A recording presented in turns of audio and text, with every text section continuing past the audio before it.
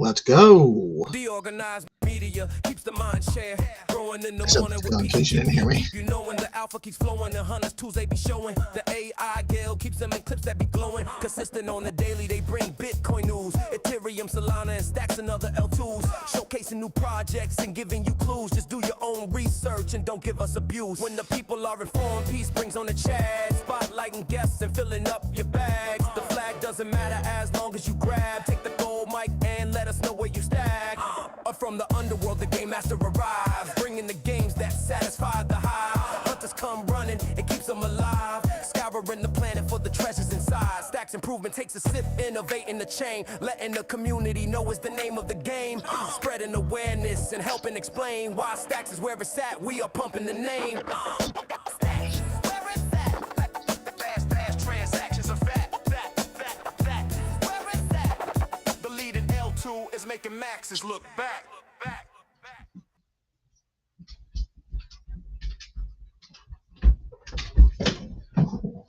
DeOrganized media keeps the mind share growing in the morning with peace and GP.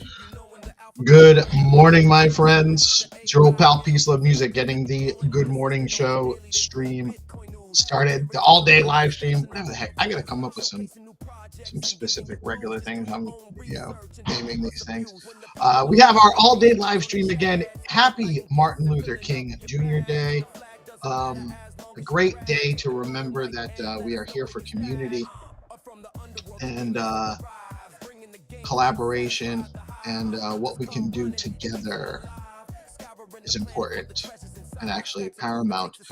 And that's the fundamental drive behind decentralization. Actually, is how you holistically leverage collaboration and community. It's the opposite of consolidation, which is exclusive if you look at it. It's Monday. We're actually starting a new thing this week. We do have the contest. Contest is open. As everybody knows, we are giving away 200 STX for the month of January. All you have to do is go to the pin post on the DeOrganized page. That's at DeOrganized BTC on X. And today's question is, how can strong community and collaboration help Bitcoin and crypto grow in a healthier way? Community and collaboration. What does that mean?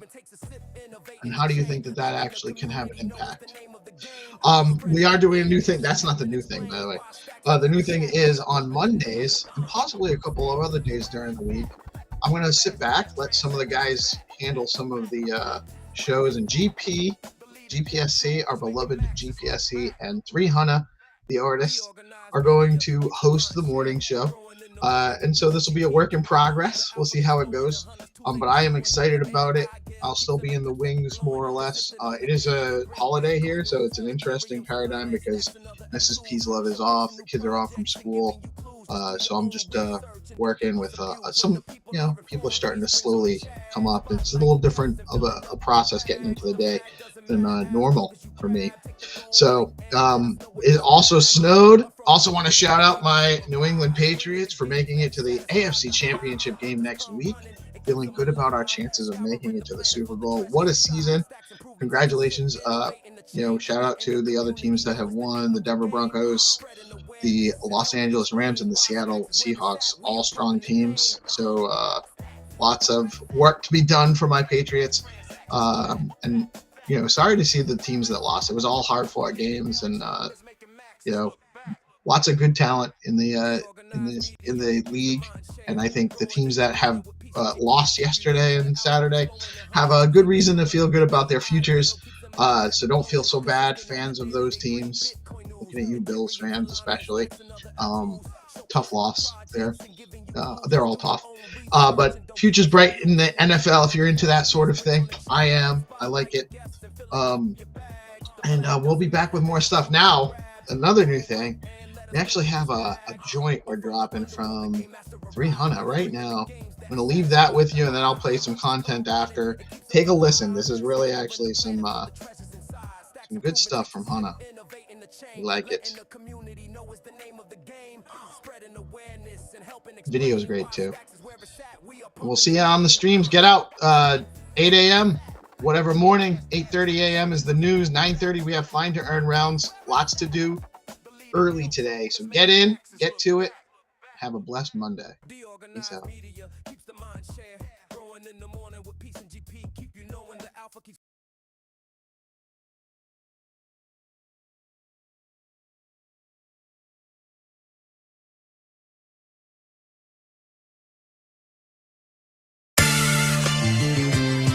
Yeah, 300, 360.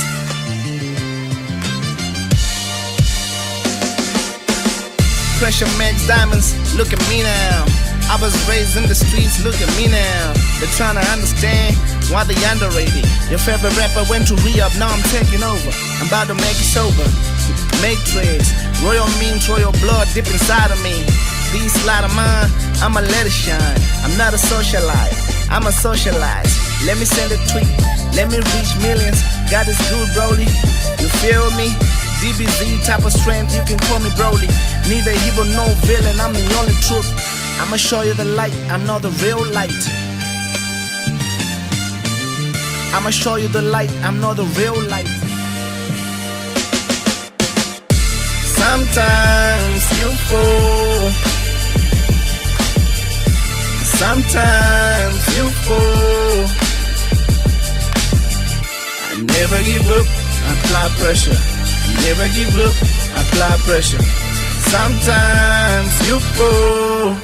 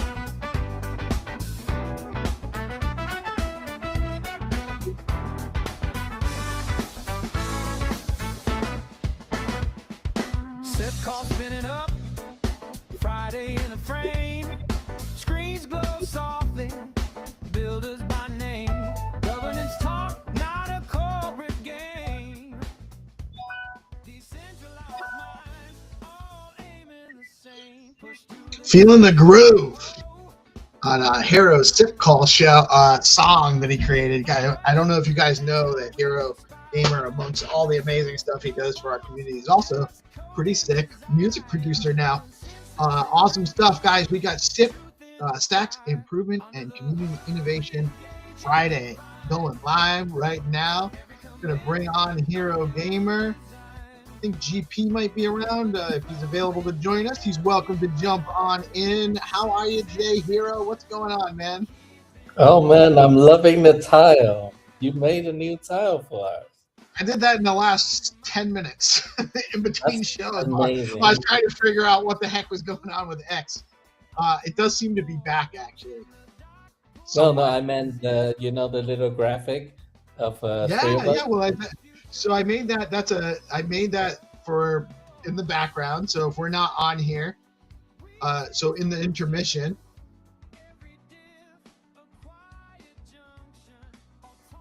And I made that in the last 10 minutes. I literally made that. I was working on it earlier. It took me about 25 minutes to make that between the end of the morning show and what we're doing right now. And actually, that's also our thumbnail, because I figured out some different ways to clip things on YouTube while we're streaming without canceling the stream on X.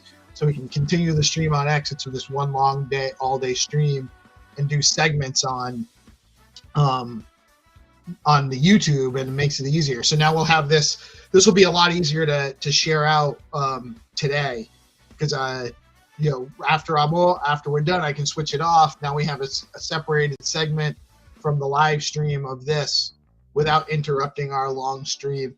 So we're excited about that. And that's why we need the thumbnail, because it also helps us identify the clips differently.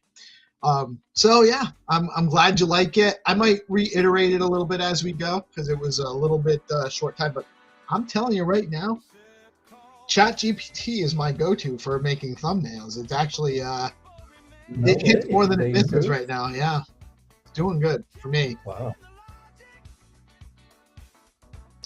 So happy Sip Friday. It's been a lot going on in Stacks this week.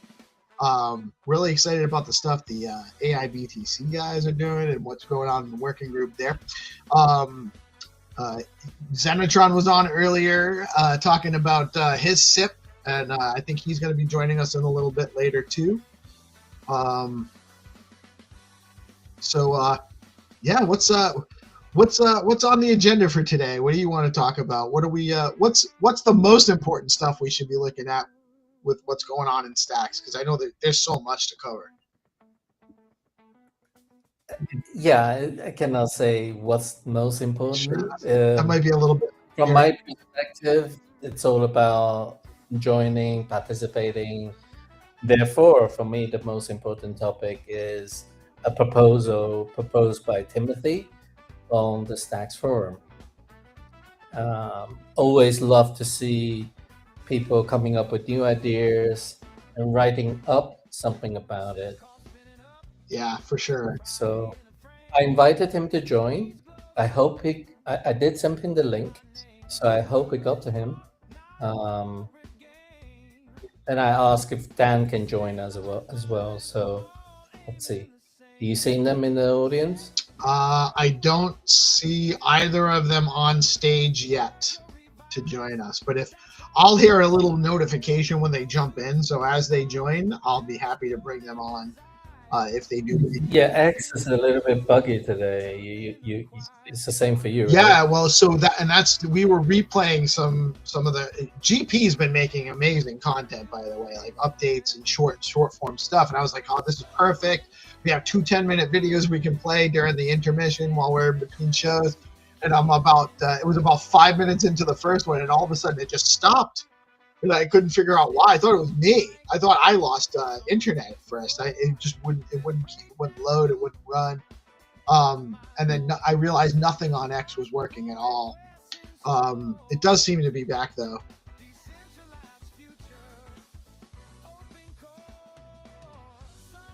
Okay, and I guess GP's got some personal stuff, so he won't be able to join today. He's going to jump out. Not a problem, though. Really cool, Hero, too. I don't know if you're familiar with a project called BTC Pay Server. We're actually going to be interviewing one of the founders today at noon after the SIP show. And it's payments infrastructure on Bitcoin. And I wonder if it actually can also help solve some of the problems that we're trying to solve, like with the Pillar project and some of the other things we got going on. I guess you can think of them as like alternative to SBTC Pay.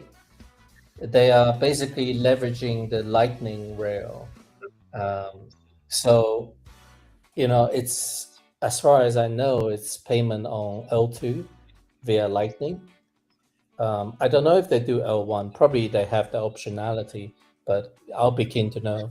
But no, they are one of the more trusted OG payment integration rail for any website that want to send and receive payments in Bitcoin. Yeah, so right. So merchants that are looking to accept Bitcoin, and we do have some options that we're working on Stacks too, like you said, SBTC Pay. When are you interviewing them? At noon today. So in about an hour and a half. Yeah. Wow. That I'll definitely be tuning into that. I'm interested. Yeah, and it probably only be like a half an hour. And this was actually like, we've actually started to get a nice little relationship with the people over at Bitcoin Magazine, BTC Inc. We had one of the George McHale from he's also part of an organization called Bitcoin for Corporations. He came on to talk to us last month. We had another potential with one of the other guys over there to come talk to us last week, but it just didn't line up timeline for when he was available. I think he got too busy for us is actually what happened. But we're constantly talking with them. They're also the ones that put out the Bitcoin conference. So we're very much in line to be press pass official again for Bitcoin Vegas in May. So we're really excited about that too. So lots developing, lots going on. So many things happening in the ecosystem too around stacks and just development on Bitcoin. It's really lots of mainstream adoption. So anyway, I'll let you kind of take us where you want to go with your agenda for SIPs today. Yeah, let me do a quick screen share. My computer is a bit laggy. I don't know what's happening today. My computer heating up. I suspect we're going to get more and more of these things as the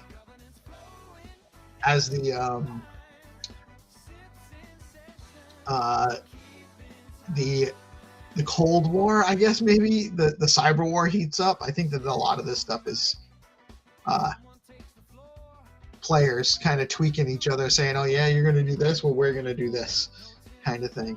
I think that's what's going on with X. That's what happened with Verizon earlier in the week, and possibly some of the bugginess of everyone's having internet connectivity issues. Things are going slower. Cool. Can you hear me? Yes, sir. Cool. Yeah. So I thought just first start off with Stacks Forum because every week before the SIPCO or during the week, I come here. I basically monitor kind of what's going on, what people are talking about, especially the ones that are more relevant to SIPs. And so this is just, I'll tell you my process. And one of the ones that came up was this one from Timothy. And he basically proposes to standardize some security traits. And I hope he'll come on and introduce a little bit more about this. But essentially, they have something on Ethereum, and he's looking to do something like this on Stacks, so that when a new developer writes a smart contract, they don't have to go through the same manual writing of all these codes. It can be modularized and be used by developers. So it's all about access control from the person who has a smart contract, who launched a smart contract, able to have more settings essentially. But I hope he'll come and introduce his SIP. So So just the landing page for that. when did he propose that? Yeah, sorry. That's when did he propose that? This week, I think, 12th of January. So when is that? Just a couple. It was earlier. About Monday. Yeah. So I haven't even had a chance. You mentioned it to me earlier in the week. But I haven't even had a chance to read through it. It wasn't long. It should be very interesting. I think I lost you here. You still with us? I can hear you now.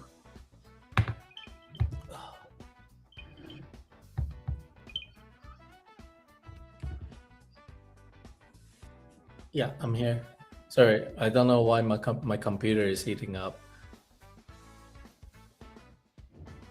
I'm telling you, it's state actors. They're making things harder for everybody.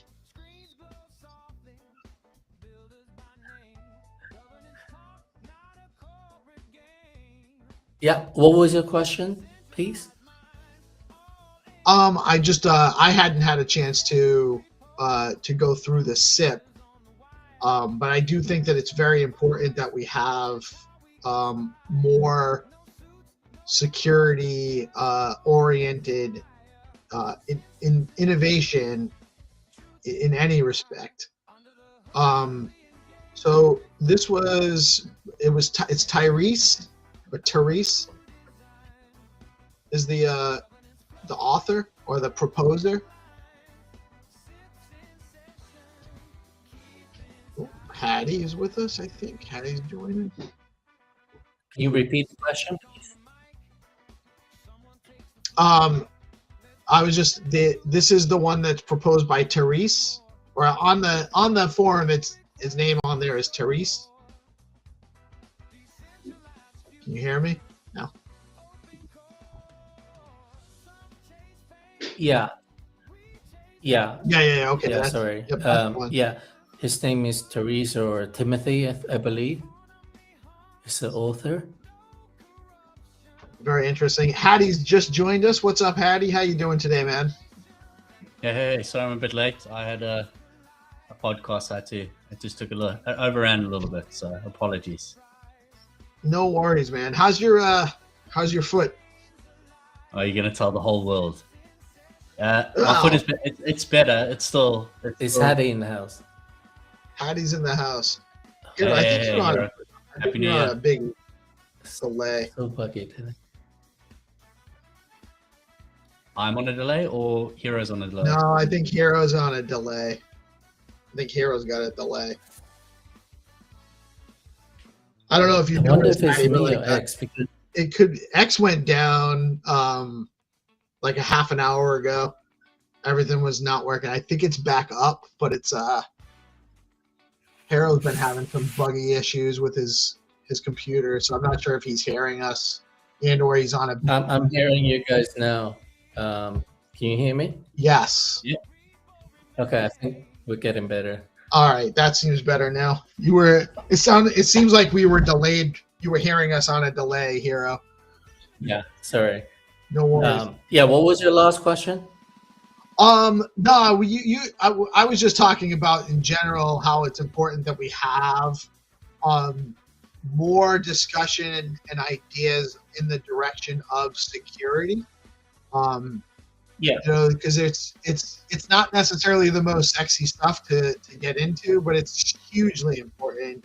And more standardizations for security is only going to make the ecosystem stronger. Is basically what I was saying. Yeah, so what I did was I threw his forum into Notebook LM. I don't know if anybody has used it, but it's a really great tool. And what you could do is you can create a new notebook and put in like the link here. So you just like copy and paste the website, and then you can like start talking to the LLM about this thing.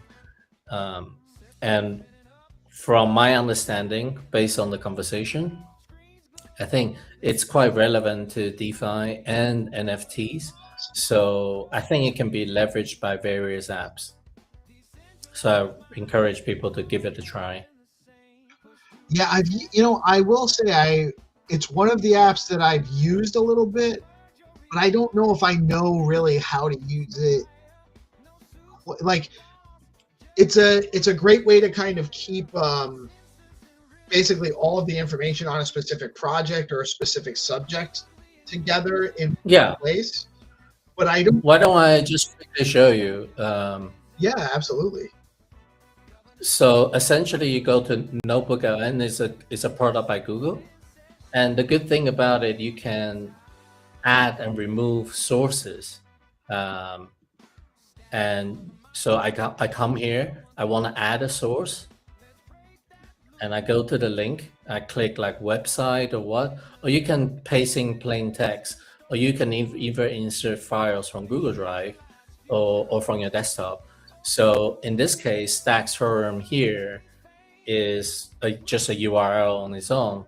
So I click here website, and I paste in the URL. So the LLM only has the context of this. So you probably want to feed more general Stacks content or Bitcoin content so that you can talk to this. But that just make it simple. Let's say you already started, you have one source, it's about the forum. It basically knows everything about what's being said.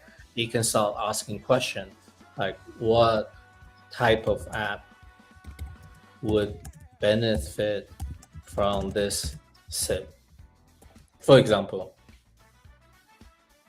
Are you guys seeing it? Yes. Yep. Yes.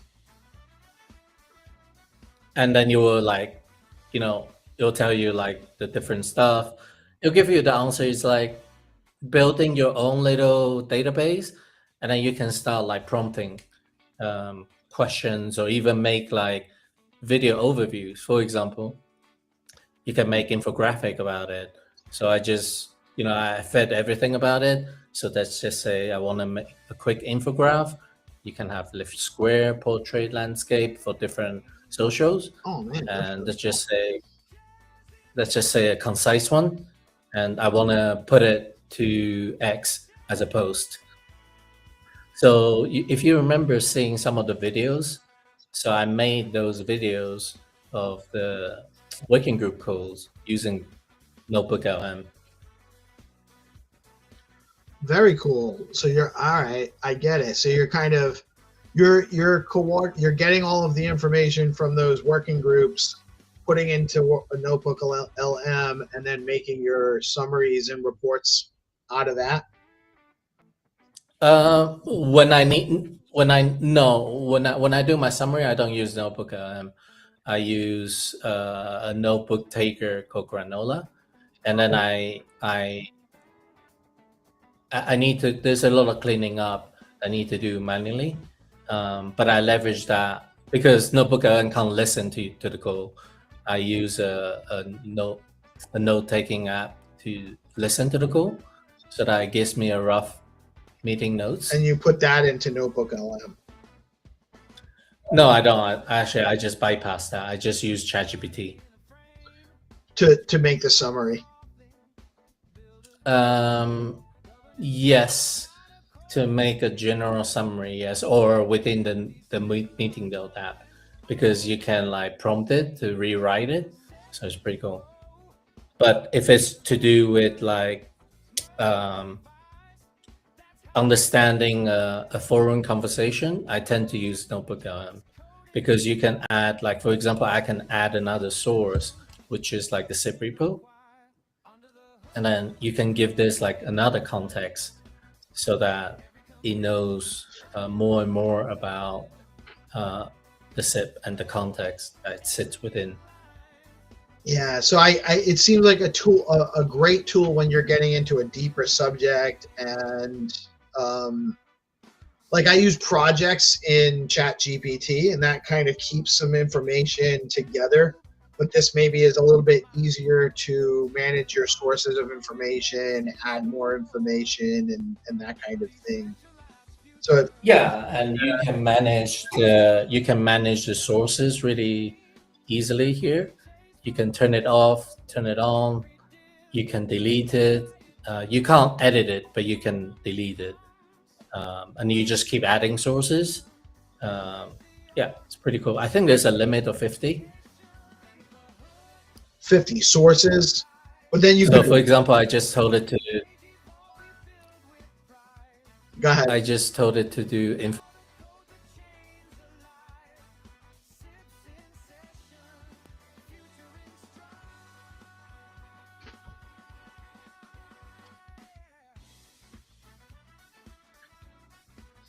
Yeah, no, I just it's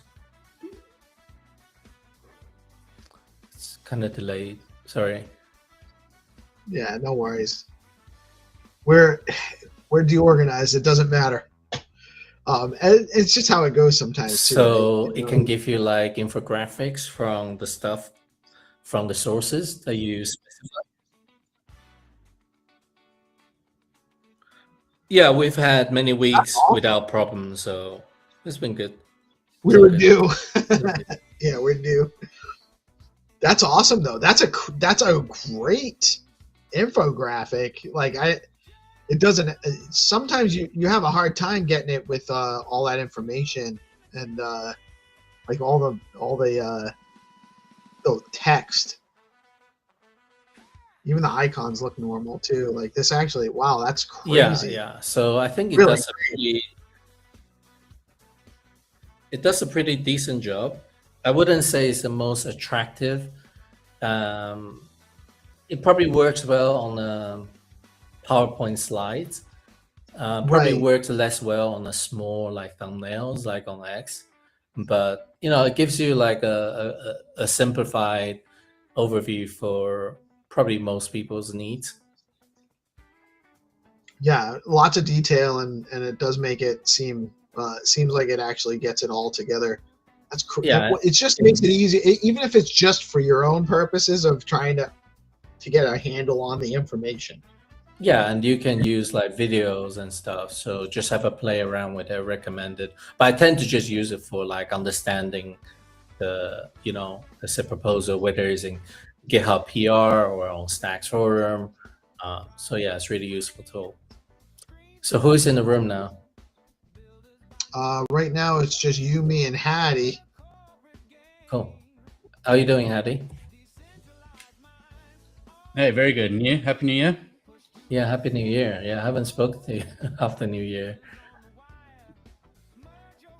Yeah, this year's gone a bit quick so far. We're already halfway through the month. It's crazy.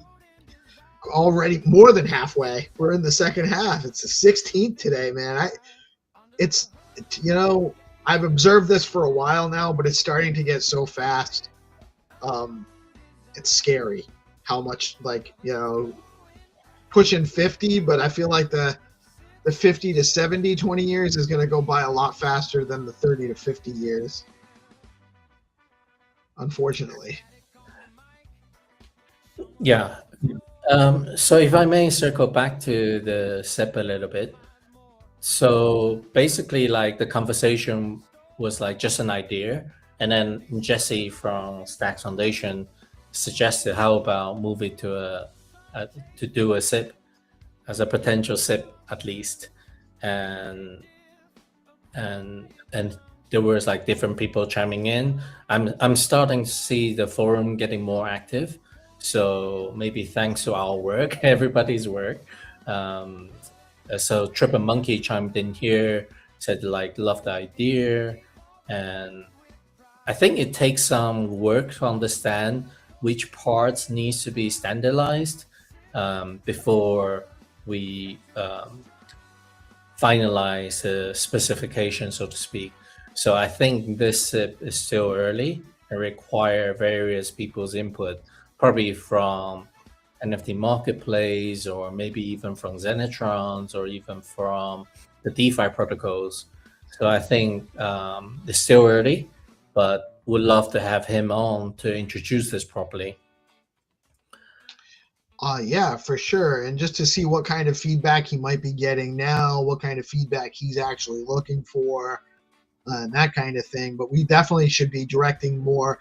Any app builder should be weighing in on this. Anyone that's developing an app or a protocol on Stacks should actually have some input on this as to what they think is useful, and what they think might not be useful for these, these security standardization proposals. So let me just ask Notebook LM, what kind of feedback would be the most useful to Timothy? We can probably, maybe we can simulate some feedback. Yeah, maybe. But anyway, so that's one item. Hope everybody go and check it out. And I'm starting to see Rafa getting really active on Stackstone, which is amazing, because this is the type of activities that we need. Because if you try to talk about this on X, it's just not going to work. It'll get lost. You can have like a brainstorming on X, but if you really want to have it down on paper and be there permanently, like people will be able to see, Stackstone is the place to come and post about it.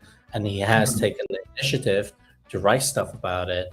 So I think you are probably a little bit more familiar with this one. I know it's not exactly a SIP, but I just encourage people come to Stackstone, do this. Yeah, you want to tell us a little bit about it?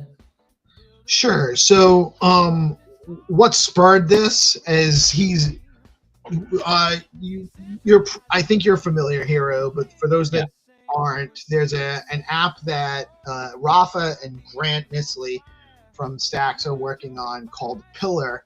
The general premise of the app is to make a really easy, like, one button onboarding and purchase BTC with leverage. So it's like getting people with Bitcoin to deposit their Bitcoin. It's built on a bunch of the primitives from the Stacks DeFi, BTC DeFi protocols now, like Stacking DAO and Zest and Bitflow.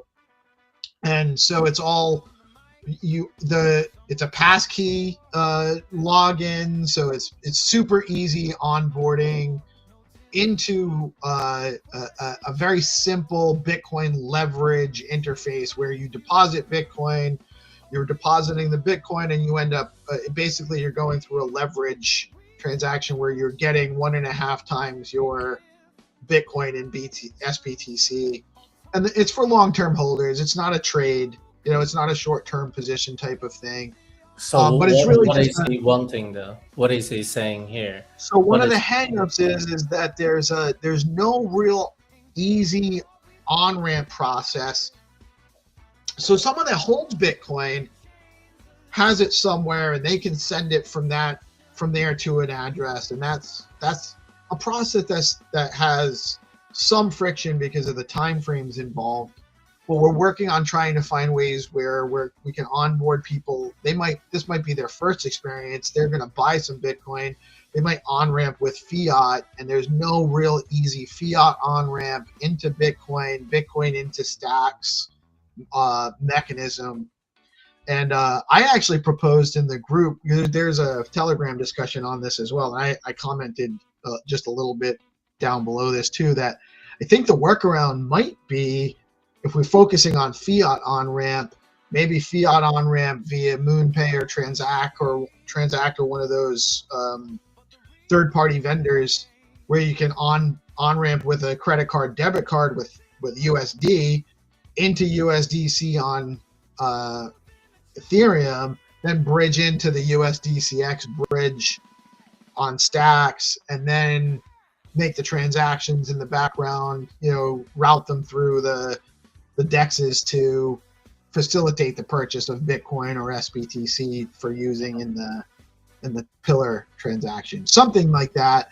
But that's really one of the things we need more than anything else right now, is more, better, easier on-ramps for fiat and or for bringing Bitcoin into Stacks through the onboarding experience in a new application.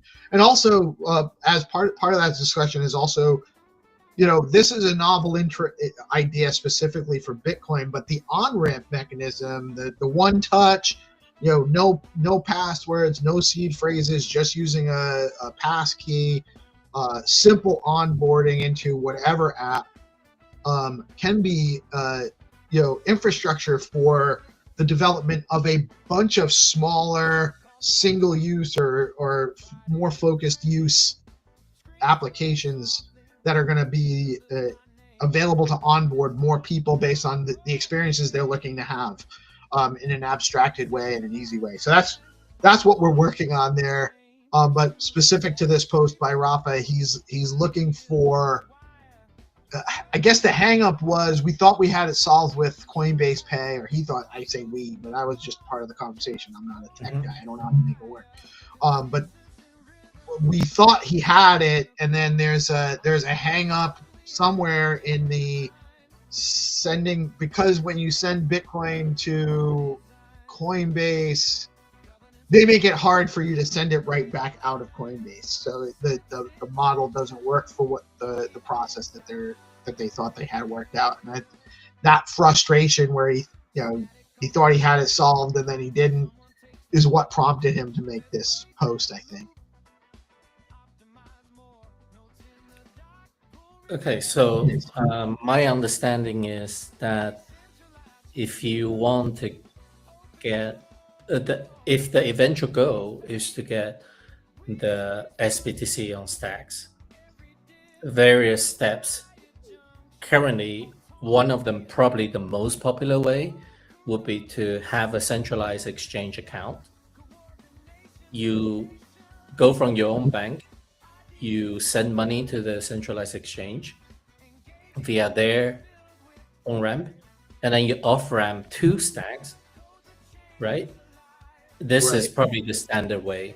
But what Rafa is saying, correct me if I'm wrong, is that he proposes to just onboard on-ramp via the wallet itself, and you can via on-ramp via passkey or no passkey, but either way, it's directly the on-ramp via from fiat to the passkey wallet, and then from there directly to stacks. Would that be correct to say? This is what he wants to achieve? What the goal is to achieve is to onboard either holders of Bitcoin or non-crypto native people, holders of Bitcoin that are not on stacks yet, and or non-crypto at all native people. Easy onboard without having to set up a Lether or X1st wallet, without having to go through the seed phrase process.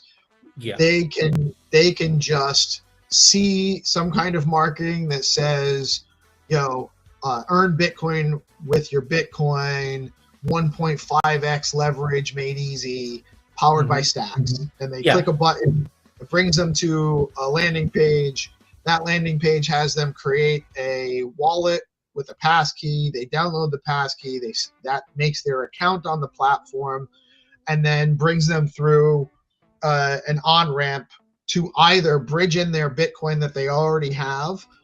Yeah. Many of these people are holding it in Coinbase, and or use fiat to purchase some Bitcoin in stacks. One of those 2 scenarios. And then when they bridge it in, they're also facilitating and onboarding with a leverage transaction for Pillar. So that's he wraps everything behind the scene and make it look like it's seamless.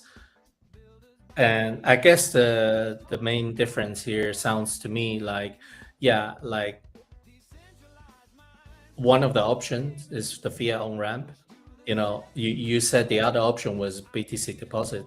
That's another option. But for those who do not have BTC, the fiat on-ramp is important, right? So that goes straight to the passkey wallet and to the leverage thing. So there's you don't have to go through a centralized exchange, in order to have your fiat to BTC and BTC to stacks. You go from just credit card to leverage. Yes, exactly. And Hero, just to let you know, and welcome Timothy. Timothy has joined us. Perfect. So he is on stage with us now. Welcome, Timothy. How are you today, man? Can you hear us okay? Yeah, I think today just X is so fucked. It could be that it looks like he might be frozen. Timothy, if you can hear us, sometimes if you have an unstable internet connection, it's best to just switch off the camera and just do audio. Sometimes that makes it a little bit more stable. Oh, there he is. I'm fine. Hello. Good day. Inconsistencies I have with the network. That's okay. We're DeOrganized. It's not a big deal. Welcome. We're happy to have you here. Thank you for joining us today. Can you hear me okay?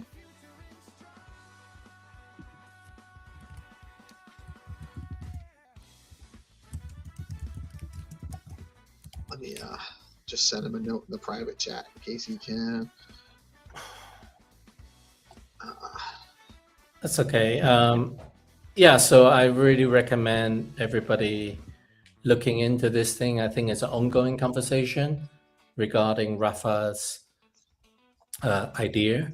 It's not exactly SIP, but I think this will improve all the experiences on stacks. At least add a huge optionality, right? Because this optionality is missing. And yeah, if there is a way to make it easier, that would be awesome. Yeah, and I think, like I said, like my excitement about this isn't just like, I know the goal of Pillar is to onboard people into more Bitcoin in and more people engaging into Bitcoin DeFi with leverage, but the exciting part about this for me is really the streamlining the onboarding and streamlining the on-ramp of funds into the ecosystem and creating that that infrastructure that can be repeatable for and standardized for whether via SIP or just because it's there and available in the library and useful, and people can build now a bunch of the heavy lift of the onboarding piece for a bunch of smaller apps now exists.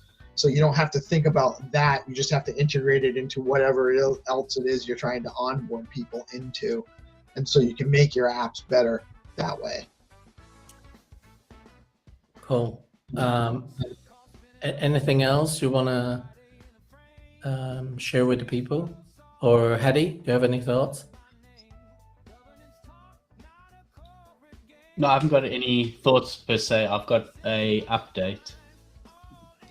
Oh, well, why don't you share the update? Yeah, so Dan from StacksPay there's a V2 that's on its way, so he's just doing the updates. The only question was whether a new SIP would be a new pull request would be better, or just to add to the present. So basically just adding some changes to make it mobile first. Okay. So some mobile elements. My personal viewpoint was to create a new pull request to make it V2. And then we can push some publicity around that and some discussion and create a new stacks forum around it. But it may be better just to keep it on the old one and just show the progression. So in other words, like, hey, this has been updated. We are still working on it. So it was just really asking you in peace what you thought about that. All right.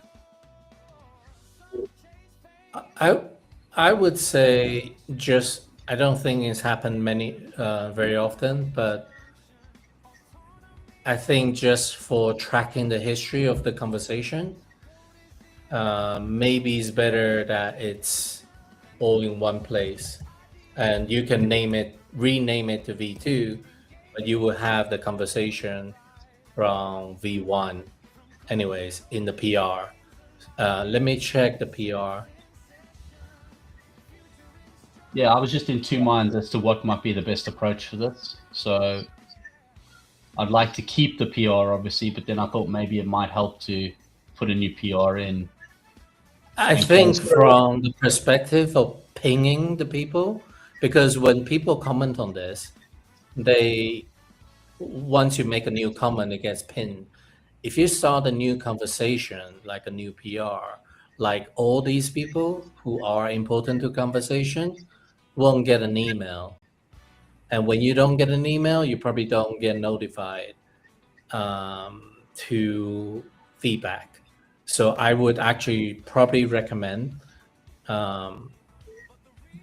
just announce like some sort of update here saying it's V2 and change, because I think as an editor, you can change the heading this. So adjust it, whatever you need. So that would be my gut feeling, to keep leveraging the same thing and just make a update, because with each time you make a update, you'll have a history here, and with up here you get like a you can say V2 update, and then you will update all the text in the original draft.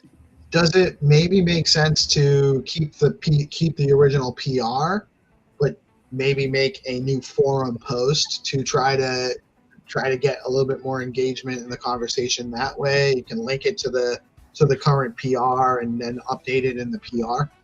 Yeah, it could be. I think that could be. Do. Mine was more the question because we haven't dealt with this yet, where somebody updates as like a significant update. I mean, it's just an update, but it's a major update versus like a small tweak.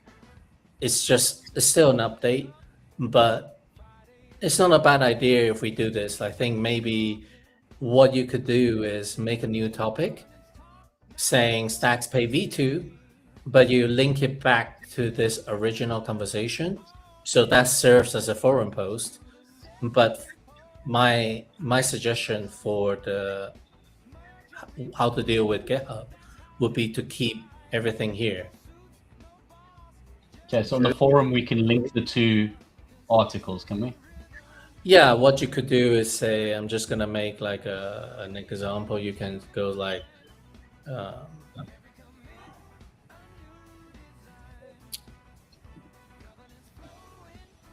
so new topic, so Stacks Pay V2, and then previously here introducing V2 and then you can link it back to what it was previously to introduce as a new update or pivot or whatever. And then once you created this, you have a URL that you could throw it back in here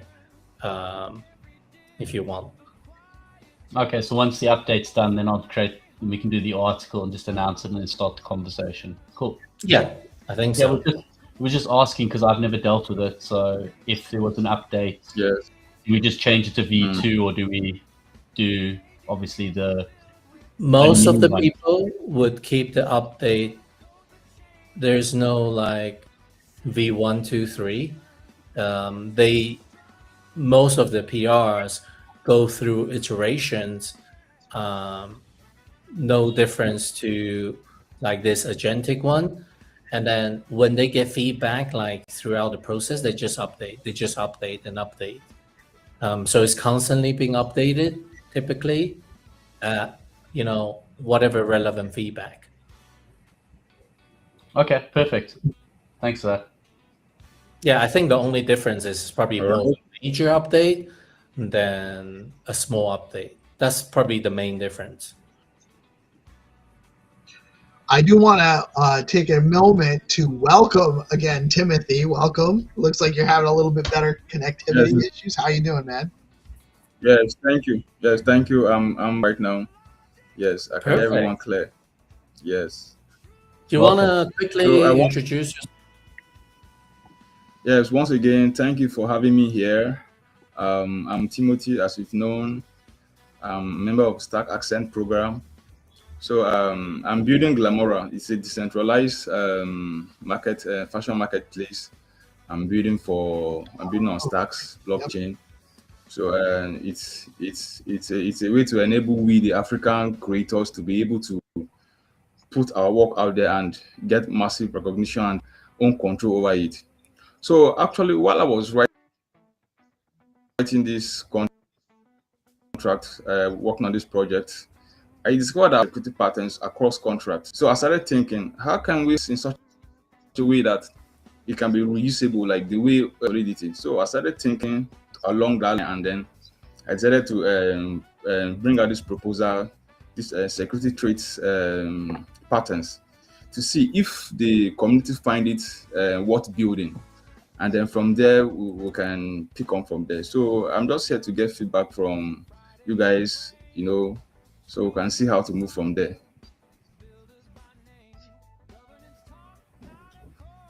Very awesome stuff. So tell us a little bit, is there any specific security issues that you were finding trouble with, or is it just the lack of standardization that if we could get it standardized, it would save a lot of work for developers moving forward? Exactly. So that we as developers wouldn't be reinventing codes. Most times we get it wrong. And the clarity is heading to a point whereby a lot of people are pushing projects out there. We don't need to push vulnerable projects.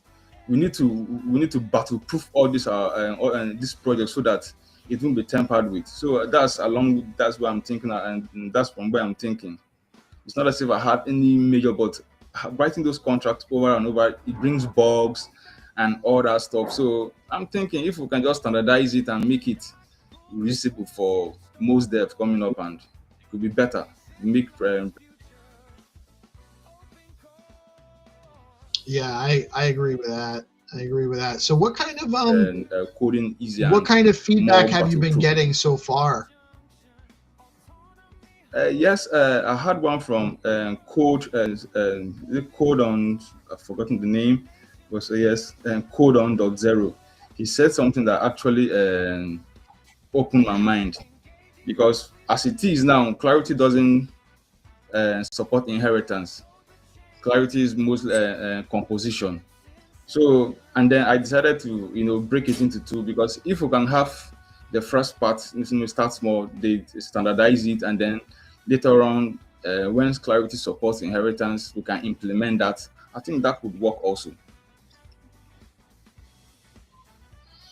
That's very interesting. It's getting a little bit over my head as far as I'm not sure what the difference between composition and inheritance is. So, do I understand correctly?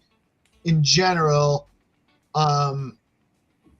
if you have security standardizations that are inherited, they just automatically exist in new contracts? Yes, you just import them. You just have to import them.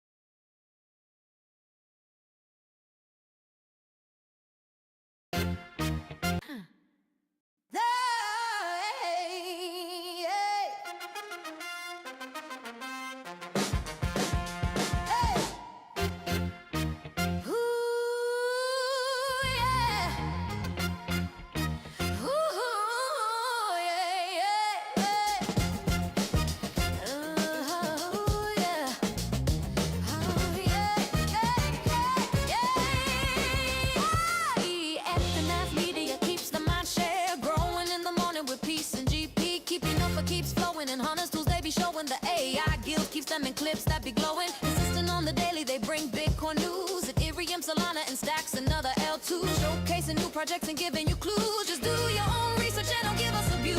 When the people are informed, peace brings on the chat. Spotlighting guests and filling up your bag. The flag doesn't matter as long as you grab. Take the gold mic and let us know where you stack.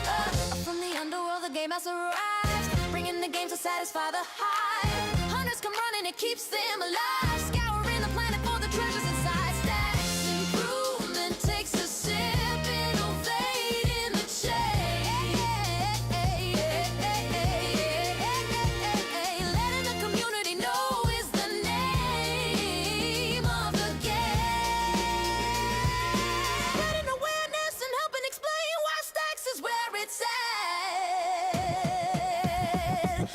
Pumping the name.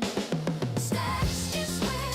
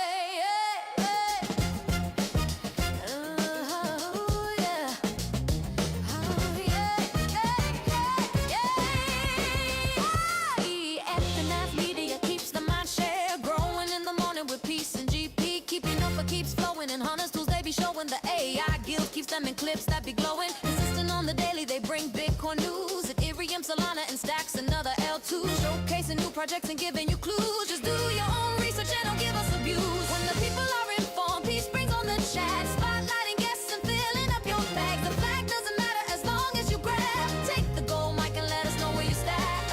From the underworld, the game has arrived. Bringing the game to satisfy the hype. Hunters come running, it keeps them alive. Scouring the planet for the treasures inside. Stacks improvement takes a sip. Innovate in the chain.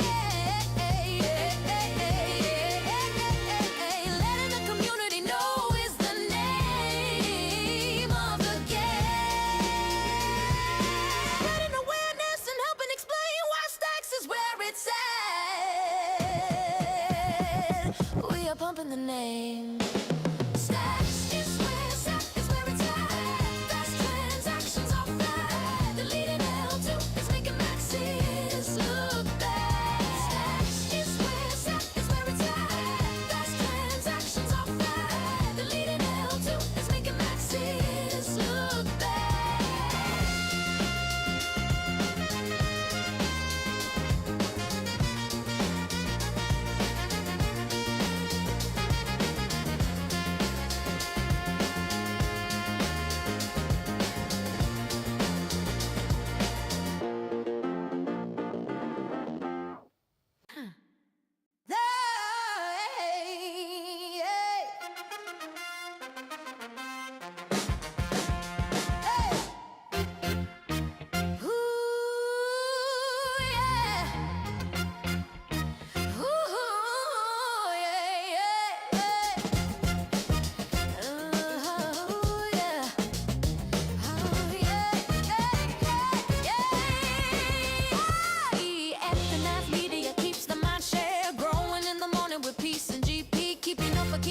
And Hunters tools, they be showing. The AI guild keeps them in clips that be glowing. Consistent on the daily, they bring Bitcoin news. Ethereum, Solana, and stacks another L2. Showcasing new projects and giving you clues. Just do your own research and don't give us abuse. When the people are informed, peace brings on the chat. Spotlighting guests and filling up your bag. The flag doesn't matter as long as you grab. Take the gold mic and let us know where you stack. From the underworld, the game has arrived. Bringing the game to satisfy the hype. Hunters come running, it keeps them alive. Scouring the planet for the treasures inside. Stacks improvement takes a sip. Innovate in the chain. Letting the community know is the name of the game. Spreading awareness and helping explain why Stacks is where it's at. We are pumping the name. Stacks is where it's at. Fast transactions are flat. The leading L2 is making maxis look bad. Stacks is where it's at. Fast transactions are flat. The leading L2 is making maxis look bad.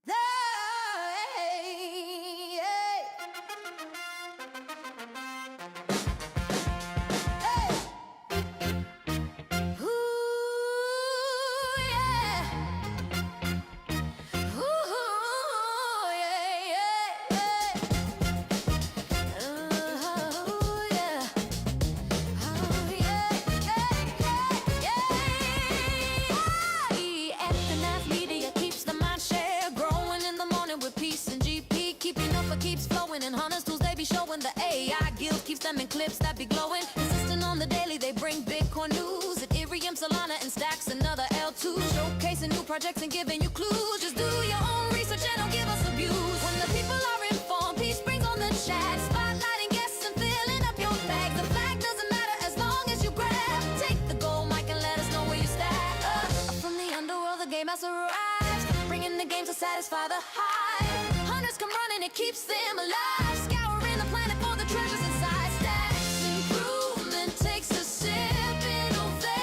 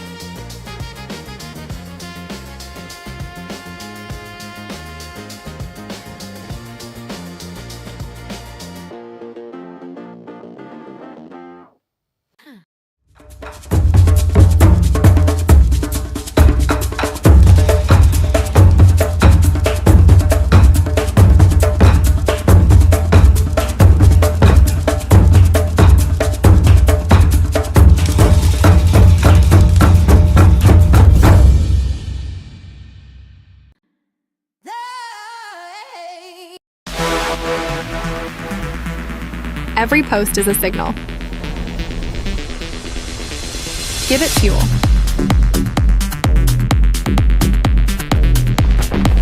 BoostEx, the social value layer.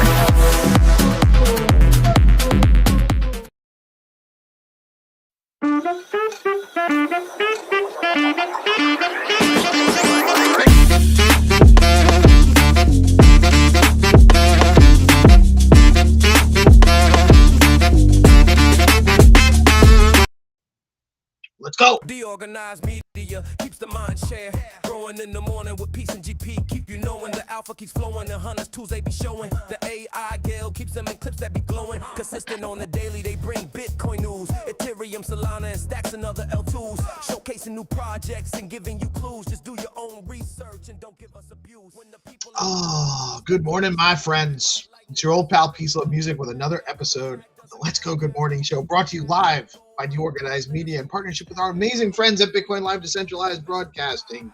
It is Monday, 19th of January. A month is almost over already. It's crazy how time is passing us by. I think it's the CERN Hadron Collider messing with the time space, to be honest. I don't think it's just because I'm getting old. It could be. That's what I used to think. But it just seems to be getting faster and faster these days. It's insane how fast time is going. Way too fast for my liking, for sure. It is Monday. It is Martin Luther King Jr. Day. Happy Martin Luther King Jr. Day today. Friendly reminder, we are giving away 200 SDX for the month of January.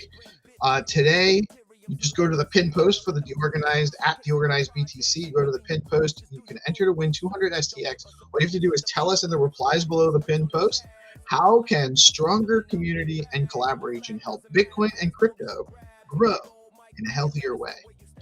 In the spirit of Dr. Martin Luther King Jr., who united communities and crossed barriers in order to achieve great things for humanity in the U.S. Friendly reminder, this is a news show. We are providing news, information, education, hopefully some entertainment, but never financial advice. Always do your own research. Never invest money you cannot afford to lose. With that being said, let's take a look at the numbers this morning, shall we? Bitcoin coming in at 93K. It did dip down. Dipped down all the way. Well, not that bad, but dipped down to like, no, hold on. Let me see the last 24 hours. What was our low? What was our low here? Get down to like 92, 285. So we're already back up off of that. Obviously, people didn't like that, falling from 95 to 92, but people that have been around for a long time realize that that ain't no thing at all. Just some really longs getting washed out. That's what's going on there. Everything else, all the other excuses is probably not really accurate, but not sustain the long-term issues. Ethereum dropping to 3,200. That's a 3% drop. So yeah, we do have a little bit of red in the market this morning. Stacks was down around 32.49, so like a 10% correction for Stacks. That might be an opportunity. I did think if it didn't push up to 43 cents and take it, which it did not, that we were probably going to retest back down towards 30 cents. So there might be a little bit more correction there. Maybe not. It might stop here. This might be where we find support. But this is actually an accumulation range for me, not financial advice, for sure. Fear and Greed Index coming in at 45. And the top three gainers, there are gainers, by the way, guys. It's not the end of the world. Humanity Protocol, which I'm not familiar with, Monero and Sky are our top three gainers the last 24 hours. Let's take a look. Whoops. At the whoops. Bitcoin slips below key support as tariff talk rattles crypto markets today. Where did I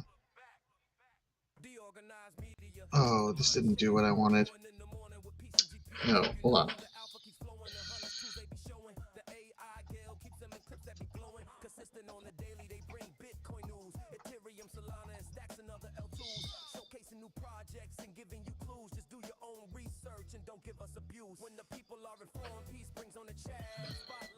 All right. Bitcoin slipped below a key technical support level to start the week, pulling the broader crypto markets lower as macro uncertainty resurfaced. Tariff-related rhetoric and thin weekend liquidity added pressure, pushing total market capitalization down more than 2% and reinforcing a short-term risk-off environment, short-term being the operative word, across digital assets.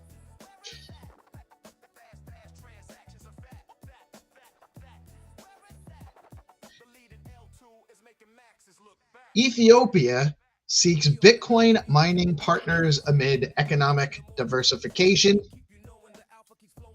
Despite a market pullback, Bitcoin adoption continues to expand globally. Ethiopia is advancing new partnerships tied to Bitcoin mining infrastructure, aiming to monetize excess energy resources and strengthen its digital economy. The move highlights how long-term infrastructure development continues even as prices fluctuate.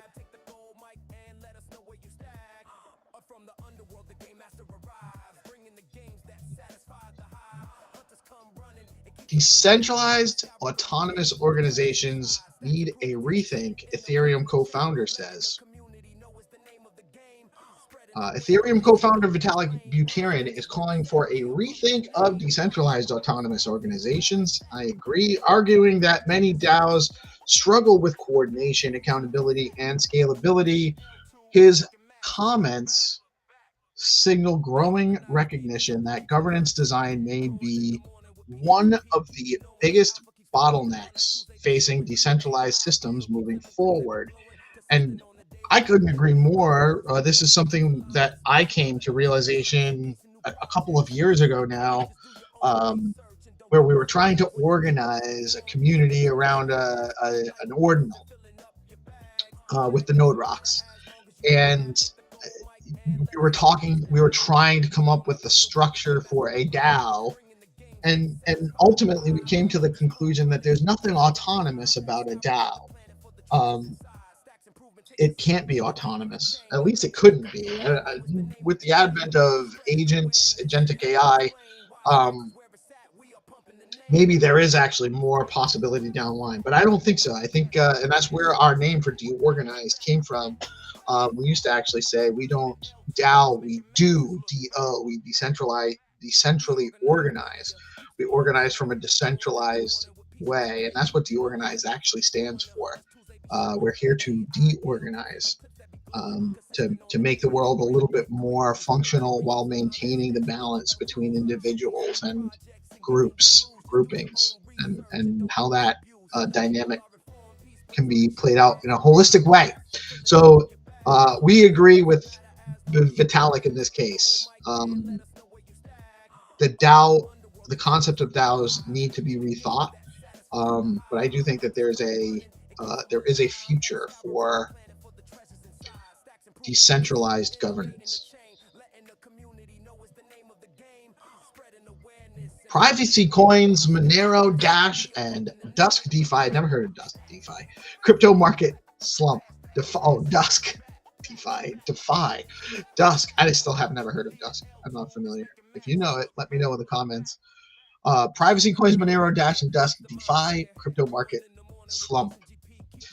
While most of the market traded lower, privacy-focused assets like Monero, Dash, and Dusk bucked the trend as surveillance concerns and regulatory scrutiny increased globally. Investors appear to be rotating into censorship-resistant assets as a defensive hedge during periods of broader market uncertainty. I agree. I think that there's a room for privacy function, I should say. I don't know that we need privacy tokens. I think we need privacy function in crypto. I don't know that it needs a token. I think the idea of trying to come up with a token that does this and a token that does that is probably just missing the mark. I think you're going to have chains that have utility and things built on top of those chains, and sometimes tokens will be warranted for certain aspects, but most of the time the token was actually going to be Bitcoin or one of the other major blue chips, maybe Ethereum. Really, Bitcoin and Ethereum are the two mains. And everyone knows I love Stacks, and there's value for Stacks because Stacks is intimately tied with connecting Bitcoin to the Stacks ecosystem, the STX token. I mean, but I'd rather have Bitcoin than STX, and my STX is only valuable relative to Bitcoin, and that's the model. STX does have value because of that, but most of the things on Stacks are going to be done with Bitcoin, not STX. In the long term, we're still a little ways to get there. Polymarket trader nets $233,000 from XRP markets in a daring weekend move, outsmarting bots. Closing out the weekend, a Polymarket trader reportedly earned over $230,000 by exploiting inefficiencies in XRP prediction markets. The trade highlights both the opportunity and risk in emerging on-chain markets where volatility and imperfect automation can still create outsized gains. Somebody was able to exploit inefficiencies in XRP prediction markets. No kidding. Inefficiencies related to XRP. Just don't end. All right, that is all I got for the news. Friendly reminder, guys, by the way, BitFlow is amazing. They are our major sponsor for DeOrganized, and we love what they're doing on Bitcoin, making more utility for Bitcoin and Bitcoin DeFi on Stacks. If you are looking to trade Bitcoin, Stacks, Runes, USDC, and more, Bitflow.finance is the place to go. With that, bring on the homie.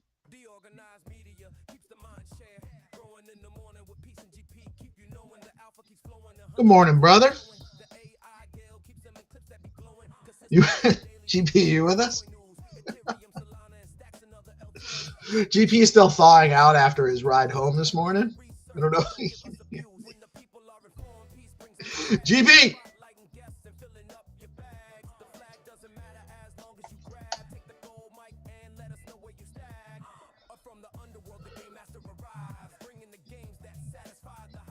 Well, one way or another, it all leads back to a peace love monologue, I guess. What's up, Lumina Buzz? GM. Oh, it's a fine morning. Shouldn't have left the, let me see if the space is still, is that why?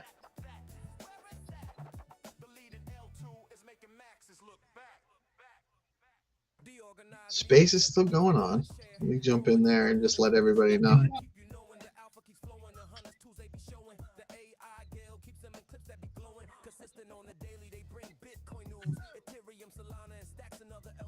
GP.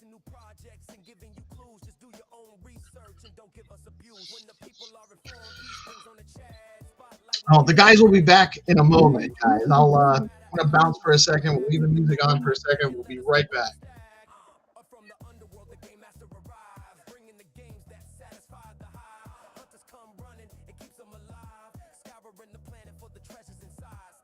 Takes a sip, innovating the chain, letting the community know it's the name of the game, spreading awareness and helping explain why Stacks is where it's at. We are pumping the name. Fast transactions are fat. Where it's at? The leading L2 is making maxes look back. DeOrganized media keeps the mind share, growing in the morning with peace and GP. Keep you knowing the alpha keeps flowing, the hunters tools they be showing. The AI guild keeps them in clips that be glowing. Consistent on the daily, they bring Bitcoin news, Ethereum, Solana, and Stacks and other L2s. Showcasing new projects and giving you clues. Just do your own research and don't give us abuse. When the people are informed, peace brings on the chat, spotlighting guests and filling up your bags. The flag doesn't matter as long as you grab. Take the gold mic and let us know where you stack.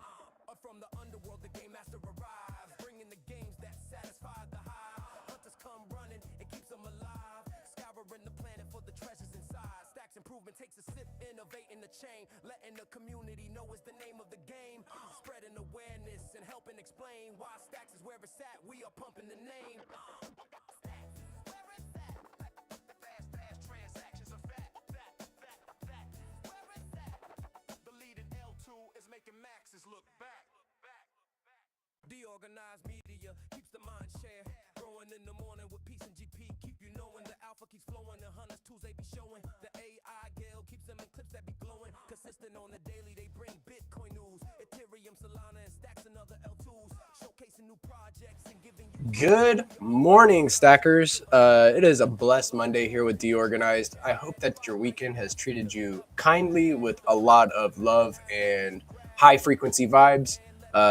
It is very, very cold in the low country today. I swear there's ice on everything. It's about 5 inches thick. I got into the car this morning and the door was frozen shut. So we are trying to warm up, and may I say we are getting started right now. So I hope that everything is going well in your corner. Let's take a look at the chart. I want to see this Bitcoin chart for the start of the morning and take a look at this volatility that happened. So yeah, let's jump straight into the charts, and then we'll do a little bit of news. I think my brother 300 is going to come on and have a talk about digital asset treasuries put to work on stacks. Very, very bullish conversations are taking place at the moment. So take a look at the Bitcoin chart. We had this big drawdown. Let me just make sure that I have my chart up and running. Yep. So looking like Bitcoin had this big flash crash. It's not doing too terribly. It is starting to get back up. But we saw as low as 91.9K for BTC. Just insane to see Trump mention the word tariffs, and we get this huge pullback. Not terrible, not looking too bad. It's not like we broke and made a lower low. If we were taking a look at the chart, our lower low, I would imagine being around 89.3K.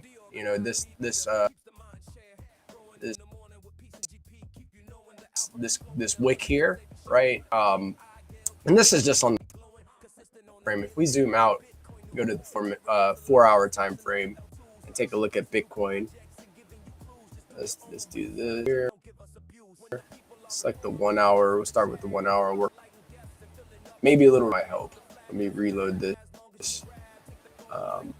Take a look. We are still pulling back for stacks. We'll to stacks in just a moment. I want to focus on Bitcoin.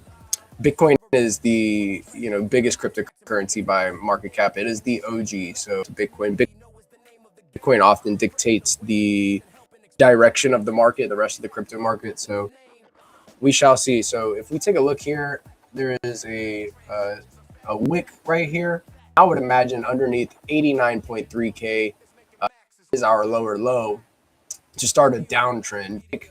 We're doing good. Closing above resistance. We had some resistance here. You can see we kind of bumped our head around 91.5K. We are staying above that resistance right now. So that is very good. Feel like we may be putting in a lower low here. And markets do not move in one direction, right? We use volatility and pack our bags as much as we can, to stack our sats. So potential lower low for Bitcoin or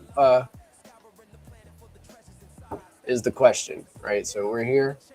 Let's take a look at the daily time frame and just see if we can get any more confluence. So looking like Bitcoin came down and tested the 20-day moving average on the daily time frame. We have not even went back up to test the 200 MA, and we have these bundled up moving average. This is the 21-day, and this is the 50-day moving average. So bundled up right now, with the 200-day moving average as the outlier. This last move, the last few days over the weekend, I think this was like Friday or something like that. We are seeing the RSI, the stochastics RSI, getting back to the medium range. We got a little overheated for a little bit, right? We were above this dotted line when we got we started running back up.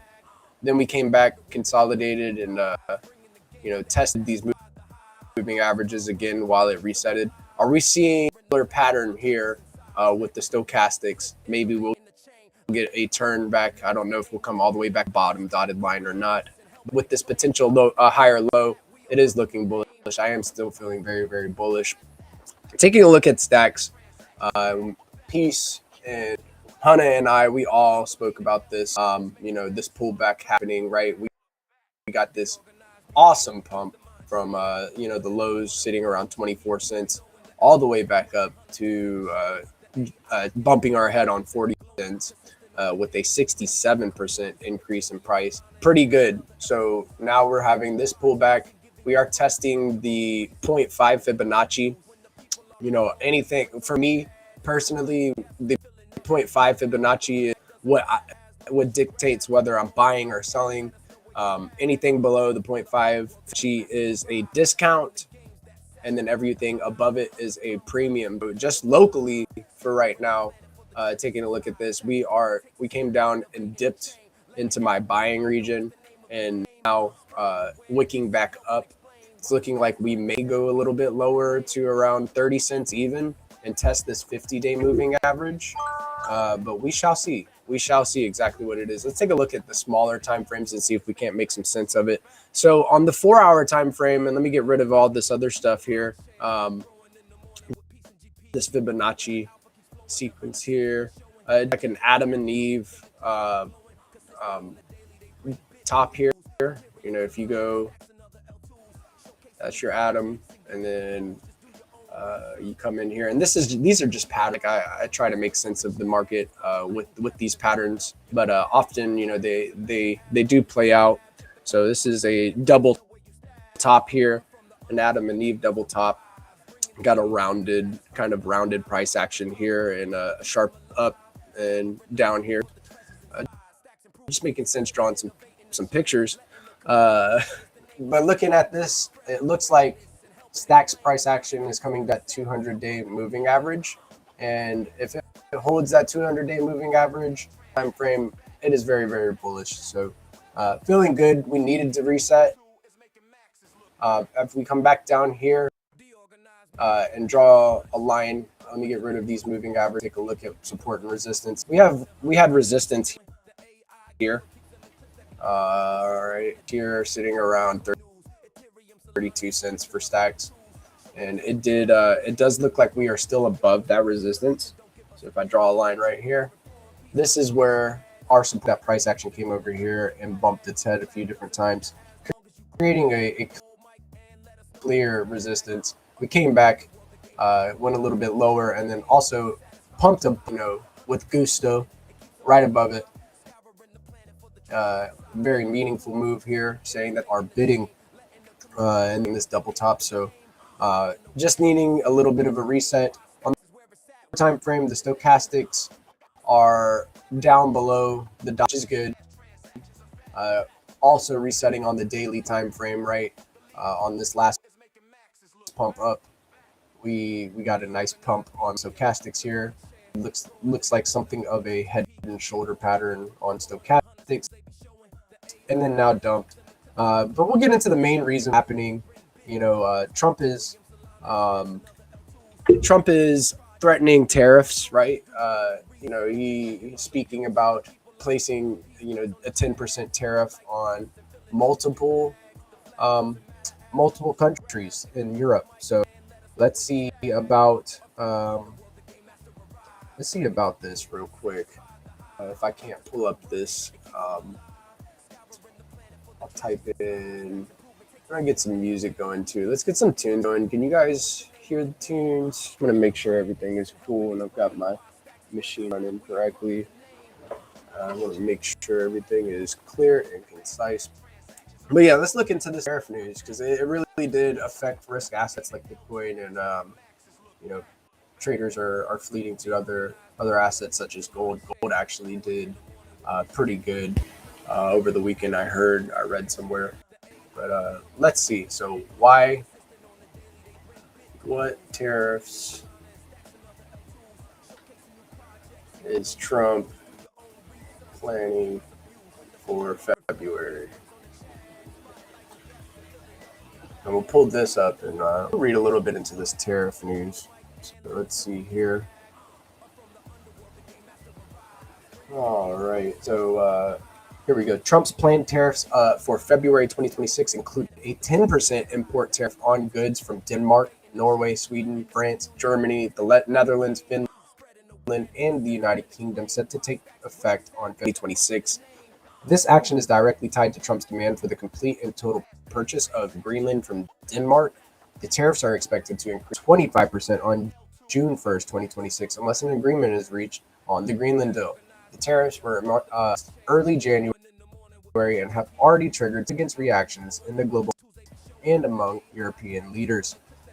So half of the reason I believe why took a little bit of a dip over the weekend. I wish that I was at my battle station. I would have bought some cheap sats.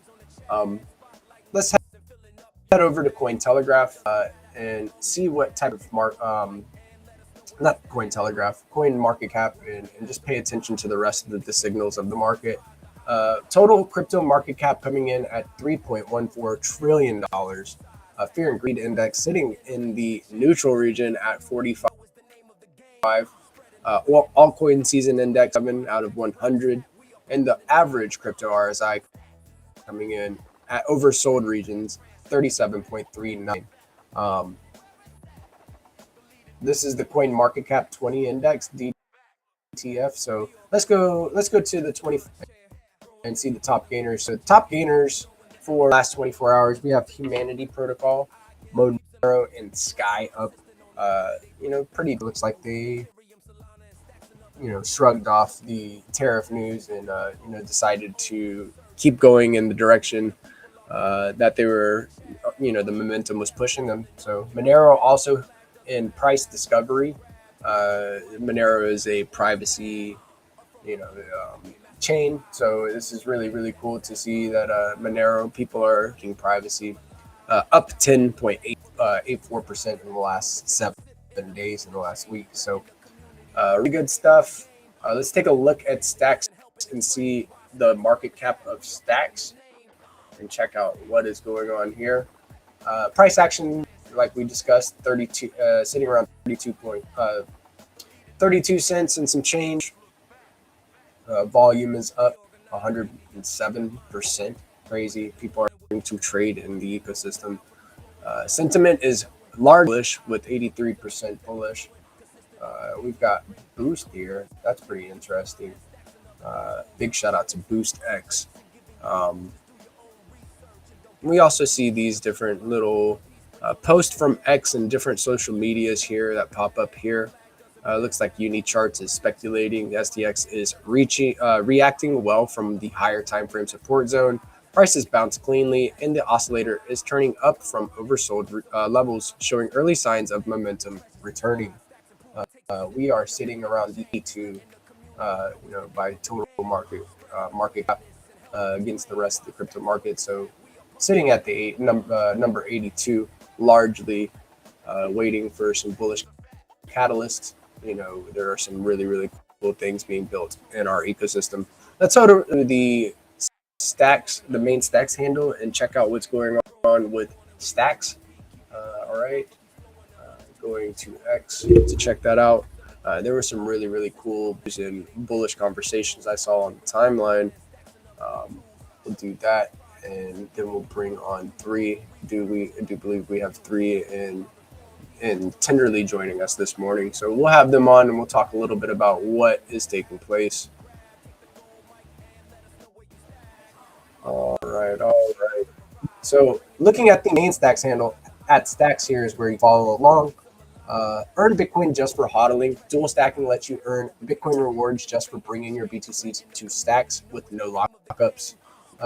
And if you deploy it in Bitcoin DeFi or pair it with STX, you'll earn even more, up to 5% APY. A better way to stack sats. All right, so this was just posted about 6 minutes ago, and I will like and share this, push it to the top of my timeline. If you want to follow along, that is at GPSC_STX. Grayscale's trust-based products are designed to give institutions standardized exposure, the established reporting and disclosures that they need. The Grayscale Stacks, or ticker STCK, trades publicly on OTCQB market, enabling Stacks exposure for institutional portfolios. In a little here, so among investable tokens, STX could benefit from a renaissance among Bitcoin scaling solutions. Stacks is the oldest project that has the second highest number of active developers after the Lightning Network, from Michael Zhao, researcher from Grayscale. So very, very bullish. Incoming stacking rewards. So if you're stacking, your rewards are coming.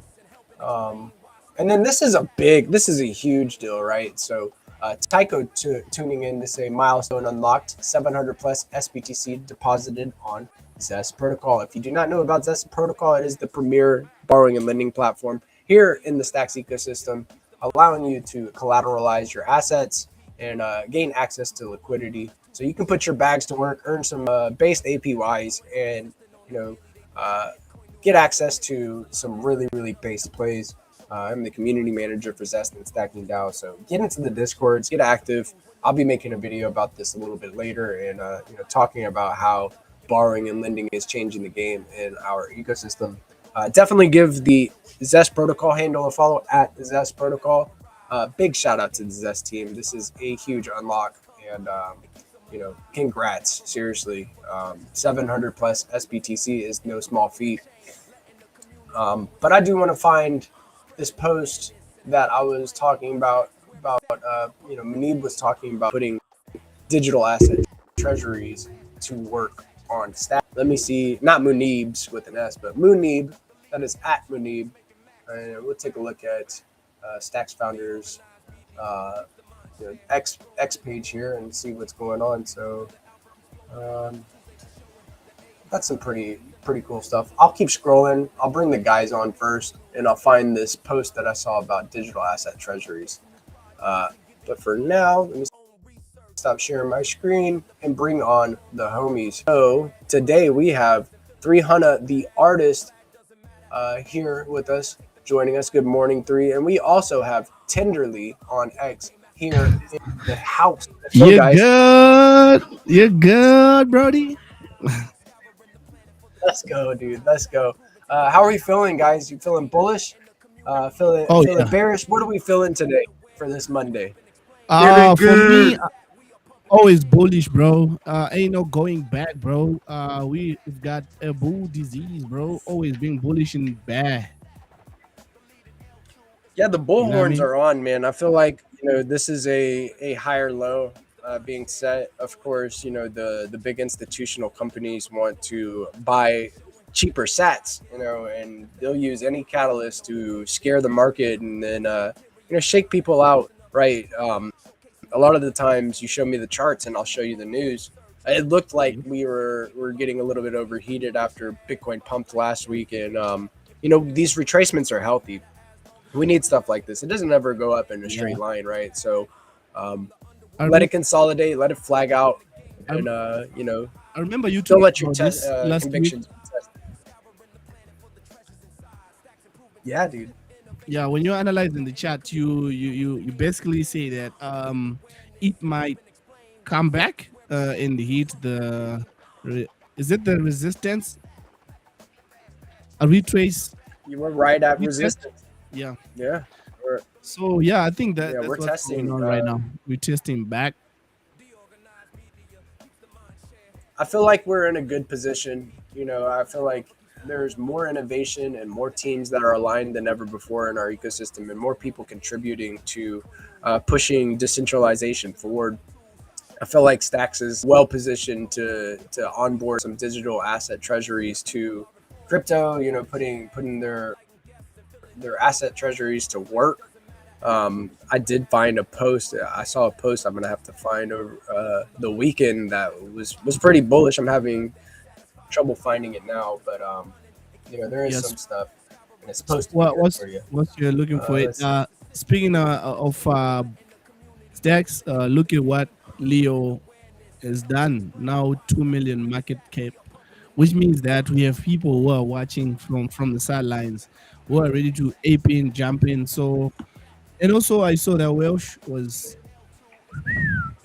So, yeah, I'm extremely bullish on what's happening on Stacks, and especially with the V2 on Zest. Yeah, Leo getting back above $2 million market cap is very bullish. That people are speculating and looking to take on more risk right? A lot of the times these SIP10 tokens in our ecosystem, these memes, they run very, very hard whenever Stacks starts to get a pump. So seeing that Leo is back above a $2 million market cap and Welsh is very, very bullish for our ecosystem. You know, the traders within our ecosystem are looking to take on more risk. I cannot wait for Woo to come back, bro. Woo. Yes, sir. Yes, sir. Rue is one of those I ones. just Do not sleep on Rue. minting talent. Go ahead, Tenderly. No, I said Rue's always minting talent and new leaders. Yeah. This is the way. This is the motto. We're taking a look at Tenero.io right now. Taking a look at Leo, the Leo chart here. Big shout out to the Tenero team with the rebrand from STX Tools to Tenero, now becoming a all-in-one analytics platform for the Bitcoin ecosystem. We now have analytics for not only Stacks but sports.fun, Bitcoin L2s, and Bitcoin side systems will be added as they continually update this. So definitely get into the Leo Discord here. Click on that, and that'll take you to the Leo Discord. They got a Telegram and a Twitter here. But yeah, very, very cool stuff happening within our ecosystem. In the last 24 hours, Leo is up cent, and in the last 7 days, up 85.24%. So there are a lot of opportunities, here within our ecosystem. Some real deal trading. It's pretty cool to see. I feel like we are positioned very good right now. If you're holding Stacks memes, you're doing good. You're doing good. Having a good week. You're so early that it hurts. And yeah, bro. Comparing with where we were the past few months, bro, it was a funeral here on all the platforms, even on the timeline. So I'm loving now that people are coming back. And also, if you saw what Hatch tweeted, they call me Hatch. I think he bought like 90,000 stacks. I don't know. Saw that? Yeah, Hutch, man. Hutch posting. Big shout out to Hutch. So I saw that. He's like, hey, man, you just need a little bit of a, you need a little bit of a be well positioned. I said well positioned a few different times because I really feel like I'm positioned pretty good right now. But you could validate the network and spin up your own, a certain amount of stacks, and that's what his post was about over the weekend. Honest. He's talking about how he's doubling down, packing his bags. To be honest, what's said is not having.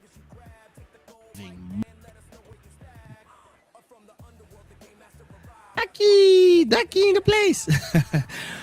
So yeah, what I'm saying, right? Oh, Mr. Taco in the building. Oh, so, bro, imagine if we had buy powder in those months, we could have loaded a lot of stacks, meme coins.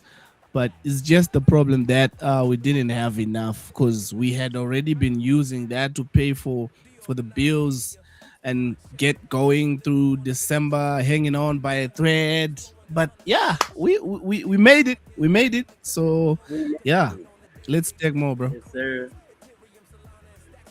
I feel like people are waking up, right, and learning real Bitcoin DeFi here in the ecosystem.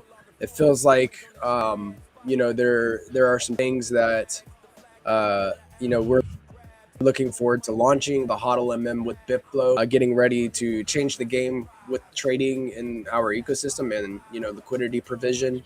You can go to their platform, the HODLMM, and also put your liquidity into these different pairs to earn based APYs.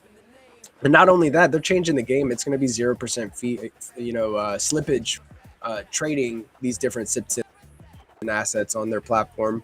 It's a very innovative thing. I'm looking forward to it. We've got Zest, Stacks Market V2, getting ready to launch, where we'll have different risk categories for the assets within our ecosystem. It's going to also give people the option if they do not want their positions rehypothecated to do that.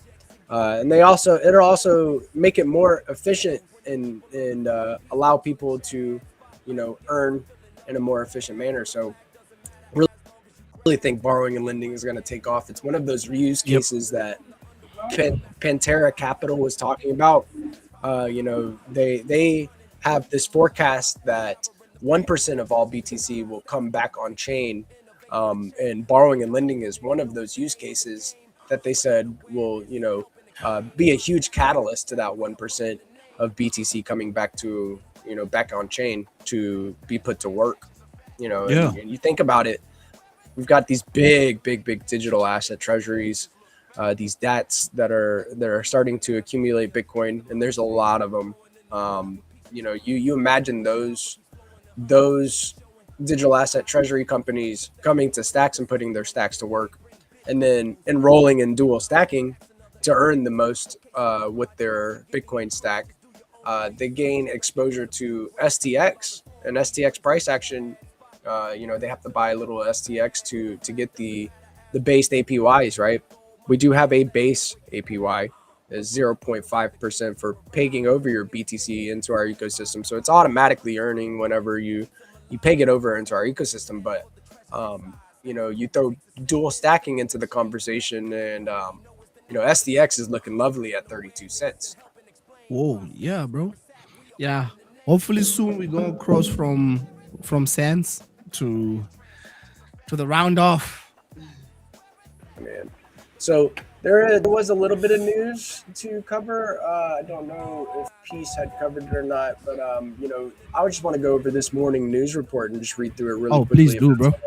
Yeah. So crypto markets are starting the week under pressure as Bitcoin slipped below a key technical support level, pulling the broader crypto market lower and reinforcing a risk-off tone across digital assets. Total market capitalization fell more than 2% as traders reacted to renewed macro uncertainty, including tariff-related rhetoric and thinning weekend liquidity. While sentiment remains neutral on paper, technical indicators suggest markets are oversold, setting the stage for heightened volatility in either direction. Despite the pullback, global Bitcoin adoption continues to expand, has emerged as a notable example of advancing partnerships tied to Bitcoin market mining infrastructure as the company looks to monetize energy and strengthen its digital economy.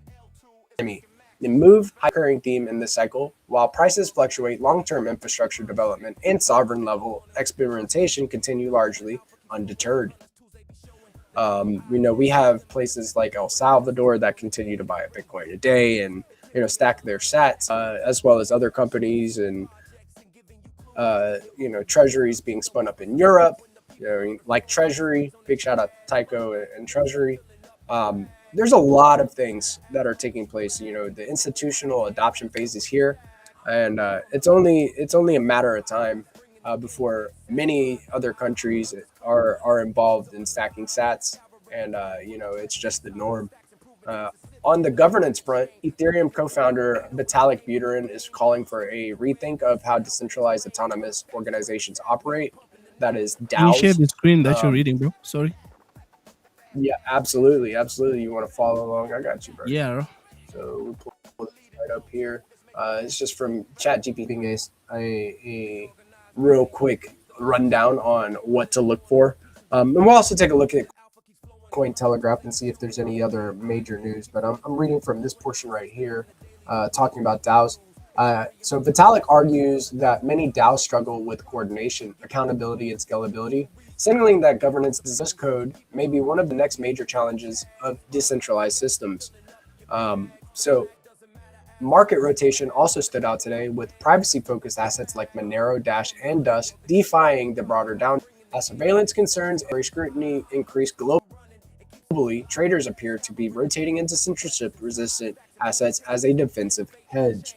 Monero and price discovery right now actually getting a pump into all-time highs, and worried about this type of surveillance, right? This predatory surveillance that is taking place in the crypto market. It is it is rampant right now. So people are rotating into privacy assets such as Monero, Dusk, and Dash. Closing out the weekend was a reminder of crypto speculative edge, as a polymarket trader reportedly earned over $230,000 by exploiting inefficiencies in XRP prediction markets, outmaneuvering bots during a volatile trading window. That's crazy. These prediction markets, we were talking about prediction markets last week on the whatever mornings with the Good Vibe Tribe. The thing is for certain is that it often is the place to get your news. If you are trying to stay ahead of the curve, these prediction markets, people are spinning up prediction markets about everything these days, from world news to crypto news. You can go and get the alpha from these different prediction markets.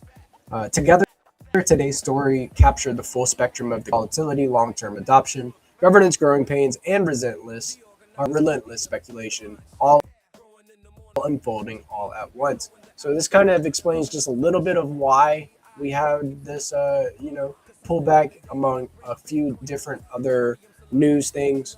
We're in the right place at the right time. I feel like there's a lot taking place. It's hard to keep your ear as low to the ground and hear it all. The alpha is there though. If you look, I'm gonna pull up Cointelegraph here and see what the major crypto market are today. So Cointelegraph, I'll get in here and pull this up as well. Just keep everybody. All right. I'm just scrolling through here and trying to find the latest crypto news. And we can also go to Cointelegraph on X. That's often where I go to kind of put my news together. We'll see what's going on. Let me pull this back up, and I'll also have to adjust some of the visuals here so we can see me. I see Tenderly and I see Hannah. I gotta figure out how to move this around so I can get on here. There we go. All right, so now I am on the screen as well. But taking a look at Cointelegraph, let's take a little scroll for the last 24 hours and see what we can't find on the Cointelegraph X handle. Just going down just a little bit here. We can scroll up from here and see if we can't find something cool to talk about. So Bitmine now is 72% of ETH circulating supply. Crazy to see that, this is a Bitcoin mining company, accumulating ETH. So they're bullish on the broader crypto market. Let's see here. So the market's wiped out 763 million in longs in the past 12 hours. With that dip that we were talking about earlier, a lot of longs got smashed. These are all the liquidations. So don't be confused by the color. The green shows that these people were long on these different assets, and they were all liquidated. So $228.03 million liquidated out of BTC positions alone means a whole bunch of other cryptocurrencies took a huge dip, and traders got liquidated. Over 132 million worth of tokens will be unlocked this week. The largest will be 58 million unlocked by ton on January 22nd. So if we click on this and pull this up, you can take a look at the token unlocks for today. Looks like Celestia has a token unlock, Black Hole, Radiant, Liquidity. These are all different crypto assets. You got Kaido with an unlock. Kaido also taking a hit from the InfoFi, ban on X. X did that change late last week, to where InfoFi projects lost access to the API for X. So a lot of these InfoFi projects, took a big. That shit was crazy, bro. Isn't it wild, dude, to see that happen? Yeah, I was a little bit, but at the same time. What did I miss, Brody? InfoFi platform, like expanding InfoFi platforms and stuff. You came on the right time. Cookie, Kaido. What else? Name a few other ones. We've got Wall Chain. All of these different Yep. Info, five projects. The Yaps. Yeah. The Yaps, man. Yappy 5. Oh. I guess X didn't really like that. The way that it was worded was, it created a lot of AI slop content on the timeline. A And lot of bots. Everybody A lot did of bots. anything stuff. for the likes. Anything for the leaderboard. Doing anything. Yes. Which, it's not very organic content, and I guess that, they weren't into it, right? So they restricted the access to the APIs for these different InfoFi projects. But one cool thing that, to be noted about that whole InfoFi attack or ban was that BoostX doesn't rely on, X APIs to get the job done.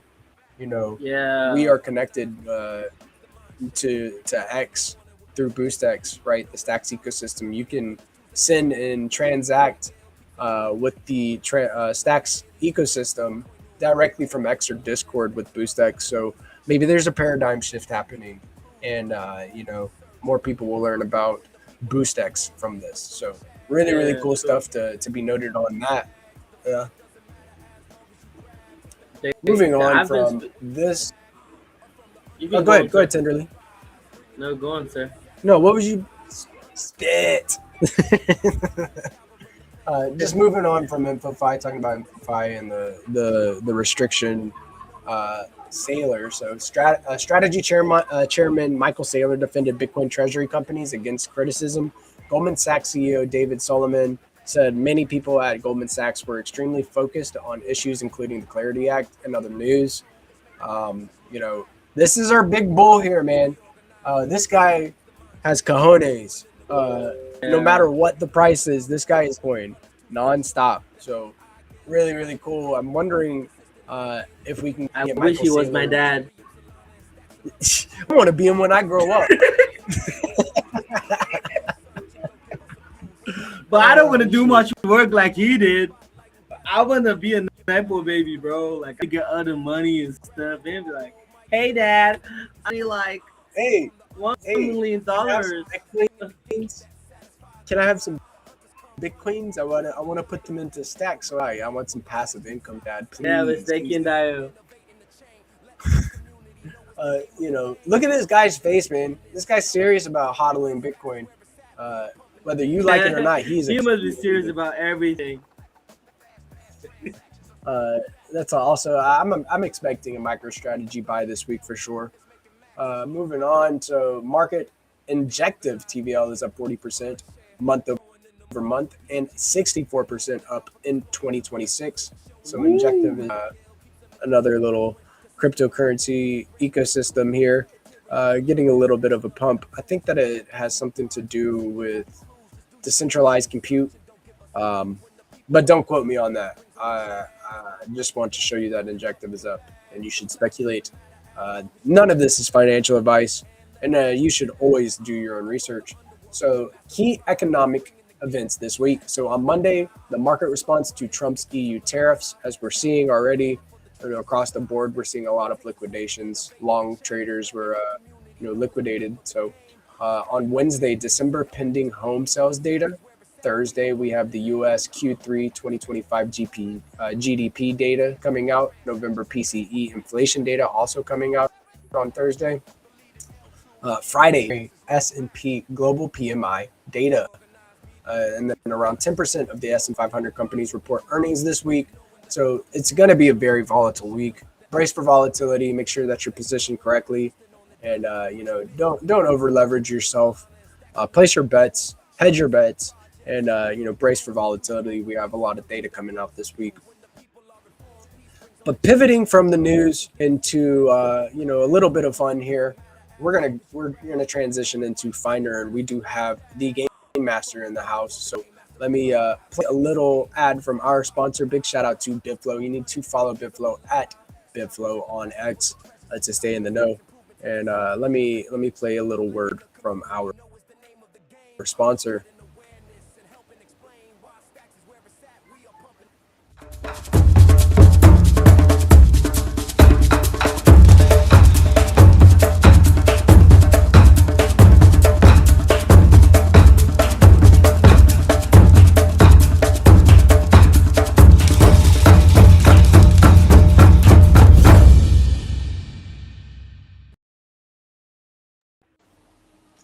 Good morning, Zenny. How are we doing this lovely Monday? Welcome. I'm Zenny. Let's have some fun. Let's play some Find2Earn and get the hunters in the chat. Let's go. Let's go, dude. How was your weekend, Zenny?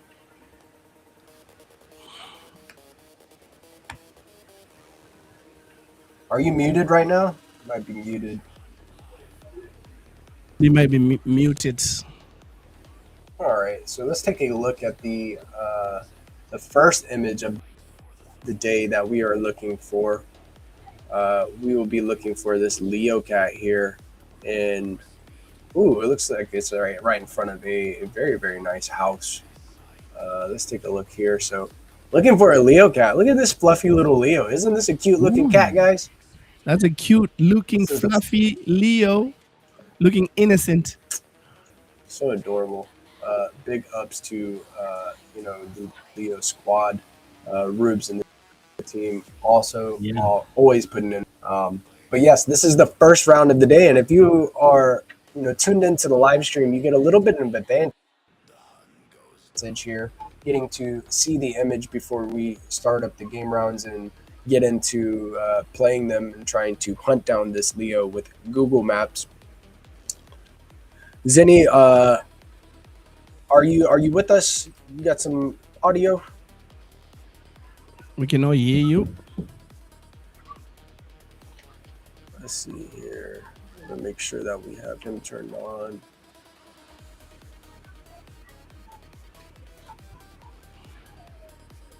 Is it? Yeah, he's turned on, right? Yeah, no audio.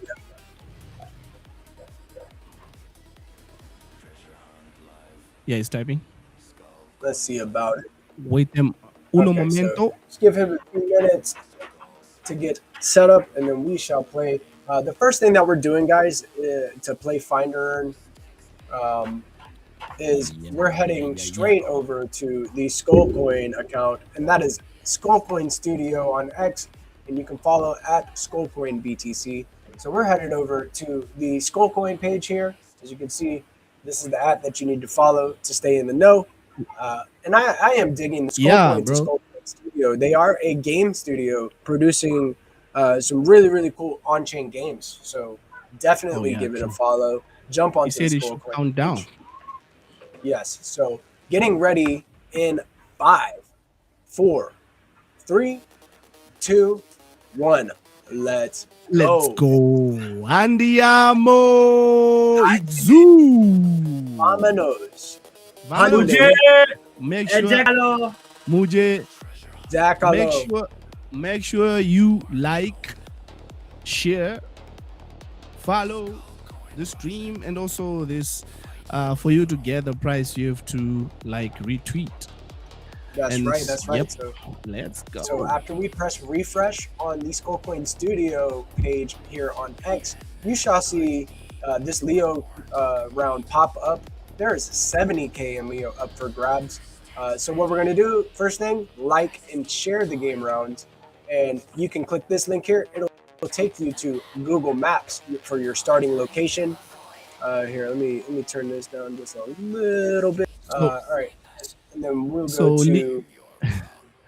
So Leo got to 2 million and it bought him that mention, right? Leo to 3 million is the next. Yeah. Yes, 3 million. Yeah. So you click on that, it takes you directly to symbolic. It is symbolic. We're gonna, if you're stacking your Leo, you will be well positioned. So we're looking around in San Diego, California. You click on that link, it takes you to the starting location. You can click this little yellow man down in the right corner here. It'll give you all the locations that you can look for this Leo cat. Let's drop right in close to the starting location for the first round of the week. So here, I'm gonna go ahead this way. Take a look and see if I can't find that house. One thing is for certain is there's a small awning of some sort in the front of the house. So I am also looking for a lot of different stone on this home. So let's see if we can't this house. You can also click this and bring up this small map, this mini map here, to give you, a kind of idea of how far away from the starting location you are. Just heading down the street a little bit, looking for this. And then popping back into Street View. I went northeast from the starting location first. Now let's try northwest and see if I can't find this really, really nice home where the Leo cat is residing at the moment. Where are we? This is San Diego in California. San Diego. Looks nice, San dude. Diego without being there. Carmen, San Diego. Yeah. Cali looks nice, bro, with those palm trees.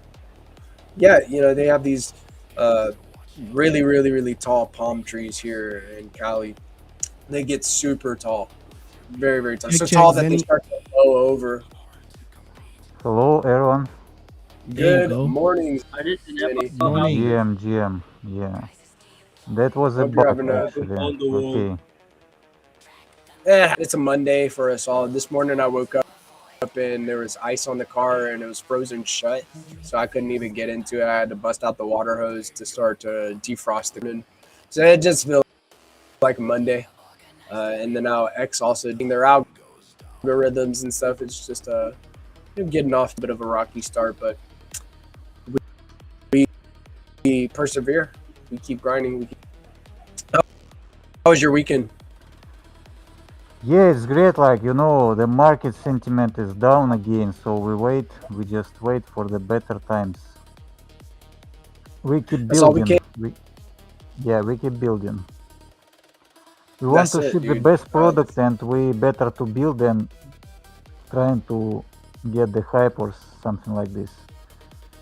Okay, we play 2 more games. We play whitelist game. We have new followers every Nice. weekday, so every day. So Nice. I slowly add them to whitelist. But in the same time, they need to understand the rules. I think the people will get it. Time to Yeah, time. most definitely. If you're liking and sharing the broadcast and then liking and sharing the game round and then getting involved, the best way to learn how to play Find2Earn is tuning into the Let's Go Morning Show Mondays, Wednesdays, and Fridays when we have these rounds. But it does look like we have a winner. So let me go to the directions and show you guys exactly how to get from the starting location to our winning destination. Let's see here. Plug both of these in, and this is the direction you're supposed to go. So I may have went right around it. I think I went straight up this road when I should have hiked to the right, and this you get to to find the Leo. And we go here and zoom in, and this is where the Leo cat was located, right in front of this, underneath this awning. So we come here. And you can see once I transition back to the Skullcoin page, everybody head back to Skull BTC on X to play the next game round. So let's replace the screen and show you exactly how cat was. And boom, boom. Where's Waldo? Waldo was underneath this. Big shout out to the Leo cat squad. So we are back on the Skullcoin BTC page here, waiting for the next game round. Yeah, okay. Did you want to launch 2? You said? What? You want to do? Yeah, we actually we are ready. Can you count down, please? Absolutely. We haven't heard a 300 countdown in a minute. 3, you want to do a countdown? Oh, in 5, 4, 3, 2, 1. Let's go. Andiamo. Hajime. Hajime. Thomas Khan. Igzu. So we are giving a refresh on the Skullcoin page. So hit F5, smash it as fast as you can, and get ready for this next round. This next round, we are looking for a droid. Big Komodo 1 team and the Lunar Crush team with droid. Jerry is a really, really good community manager. Be on the lookout for AZX Nakamoto 1 space here soon. We are planning to have one again. So we are liking and sharing the game round. This droid is standing around some spooky scenery. We got some, it looks like scarecrows sitting here, as well as this mannequin of some sort. It looks cursed. But we're looking around in a Morean kitchen. And let's go to the game round. So, like I said in our previous round, if you click this link, it'll take you directly to the start location. If you have Google Maps already pulled up, you can copy and paste these coordinates in. But for me, I'm just going to click this and pull up the game round. So we are looking here. Let's see, what part of the world we are in. So we are on 10th Street. Let me just copy this and get me to Street View and let you know exactly where we're at. We are looking around in Charlottetown, Prince Edward Island in Canada. Canada is where we are at. We click the satellite view and the scenery. Also click this little yellow man down here and show us which roads we can take a look on. And let's see if we can't find this droid. I'm gonna grab this yellow guy and drop into the starting location. I think that maybe we got some spooky stuff over here. I'm feeling like we may already be close. Let's see what they're celebrating here. They still got their Halloween decorations up in Charlottetown.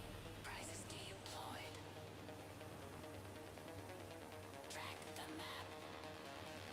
feel like I'm getting a little bit further away. I'm not seeing as many decorations here. If I see more here, maybe we keep going down this way to find where this droid is located. We pop up my mini map, go back closer to the starting location. Another thing with this mini map that you can do whenever you pop this up is that you can click this street. It'll take you right back wherever you click. So I really do like that as well. There's different play styles. Everybody, wins on their own. They've got their own metas that they put down. All right, let's see. I'm looking for the kitchen. Where are we cooking? Okay, so I am right next to the kitchen here. Looks like I've found the game round, the winning location. Droid would be right here. Let me grab this link. And what we do with this link is we just head right back to the Skullcoin page to that game round. Don't forget to like and repost the stream. And we play the last game. Like and repost the stream and we play last game. We have a winner. It's a new player. Bill Cotter Road. Congrats. He's very happy. He was the first. And we have like partnership with BoostX. The BoostX need more transactions and maybe we'll make more games soon. Okay, so we play last game for today. It's a small jackpot game. 30 stacks for the winner. We give you 5 minutes. If there will be no winner in 5 minutes, we'll move the price to Wednesday, I believe. Yeah. Awesome stuff, guys. We are ready to launch. Last game for today. Let's go. Let's go. All right, Tenderly is no longer. Is he with us still? Okay, here we go. Let's back up. Tenderly, where did you go? Let's get a Tenderly countdown for the day. So can you do a little countdown for us, Tenderly? Yes, sir. Always active. There we go.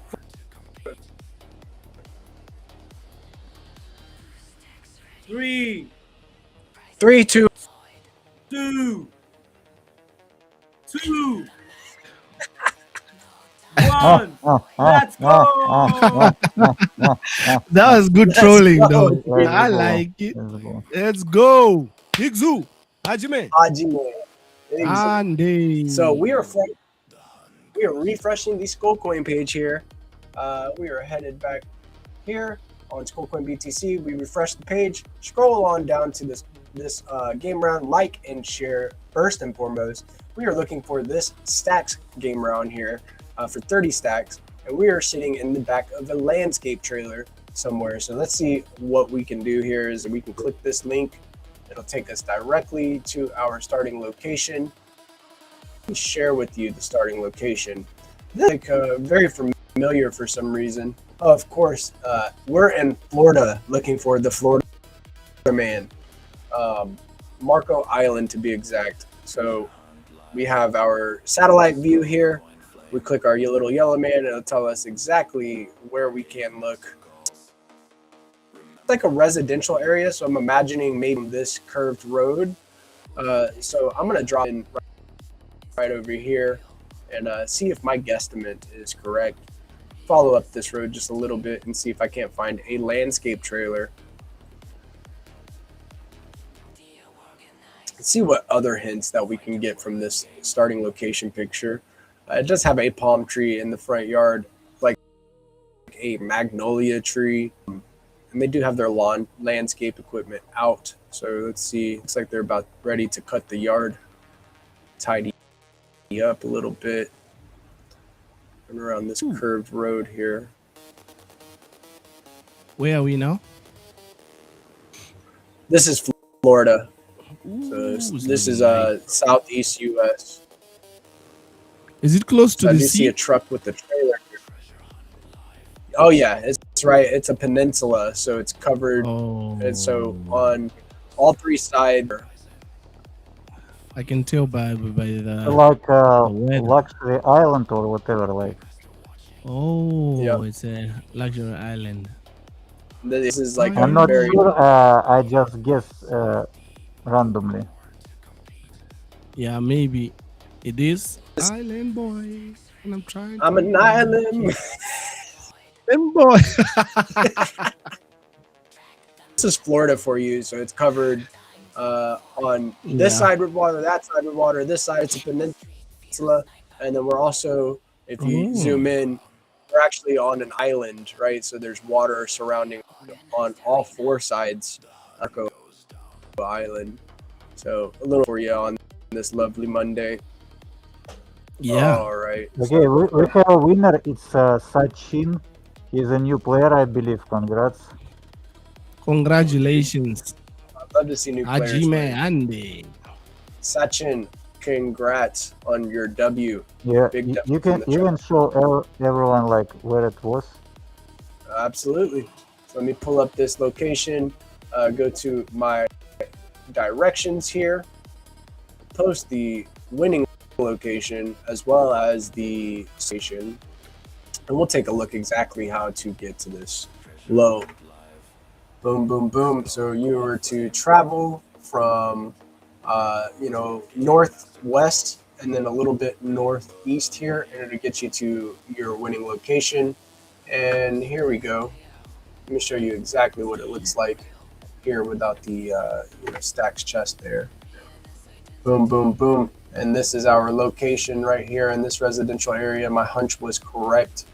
So going back to the Skullcoin page here and showing you exactly what it Okay, looks well like. played everyone. Thanks. I'm going back to Underworld, going to building, and yeah, we're waiting for the better market, but we built, and I hope we'll make more games soon. Let's go, Zenny. Congrats, Okay, dude. I hope that you have a blessed see you rest of your around. day. Thanks for DeOrganized, thanks for show, to GPSC, Go. Rihana, Timberly, everyone who participate and make this real. And yeah, Let's we'll go, make dude. more AI content soon. See you around. Yeah. See you Yeah. soon, Zenny. Keep some mind Mr. Mind shit. Share. Dude, I sing along to this every morning whenever Peace is starting up. Oh, yeah. So good. Same Like, here, bro. It's so good. Have you been cooking with Suno lately? Like, you got any new songs that you've been cooking on, or any new flavors? I want to cook, but my January, you have a lot of things that you need to sort out. So I didn't pay Oh, for my yes. subscription. So my subscription, I need to pay it. So yeah, it's crazy. I Dude. think soon when I get my things settled, I'll buy the subs. Bet, dude, bet. You were cooking with hot grease. A lot of these, you and Peace both. I want to Cooking with show you hot- something. If you Yeah, dude. if you are you Please ready? do. Are you Please do. ready? Always, always ready, always Okay, ready. Okay. Never not ready for three alpha. Ooh, ooh, is this a new track? Yeah, bro. I shot it using a GoPro. Oh yes, let's turn this music down. We gotta listen to this. I saw the So I wanted preview. to I saw the surprise you. preview. Okay, we get to see this here, right? Let me play. Oh yeah, so you're the first ones to see the video. I wanted to surprise you. Yeah. Yes, sir. Let's go. Yeah. 300, 360.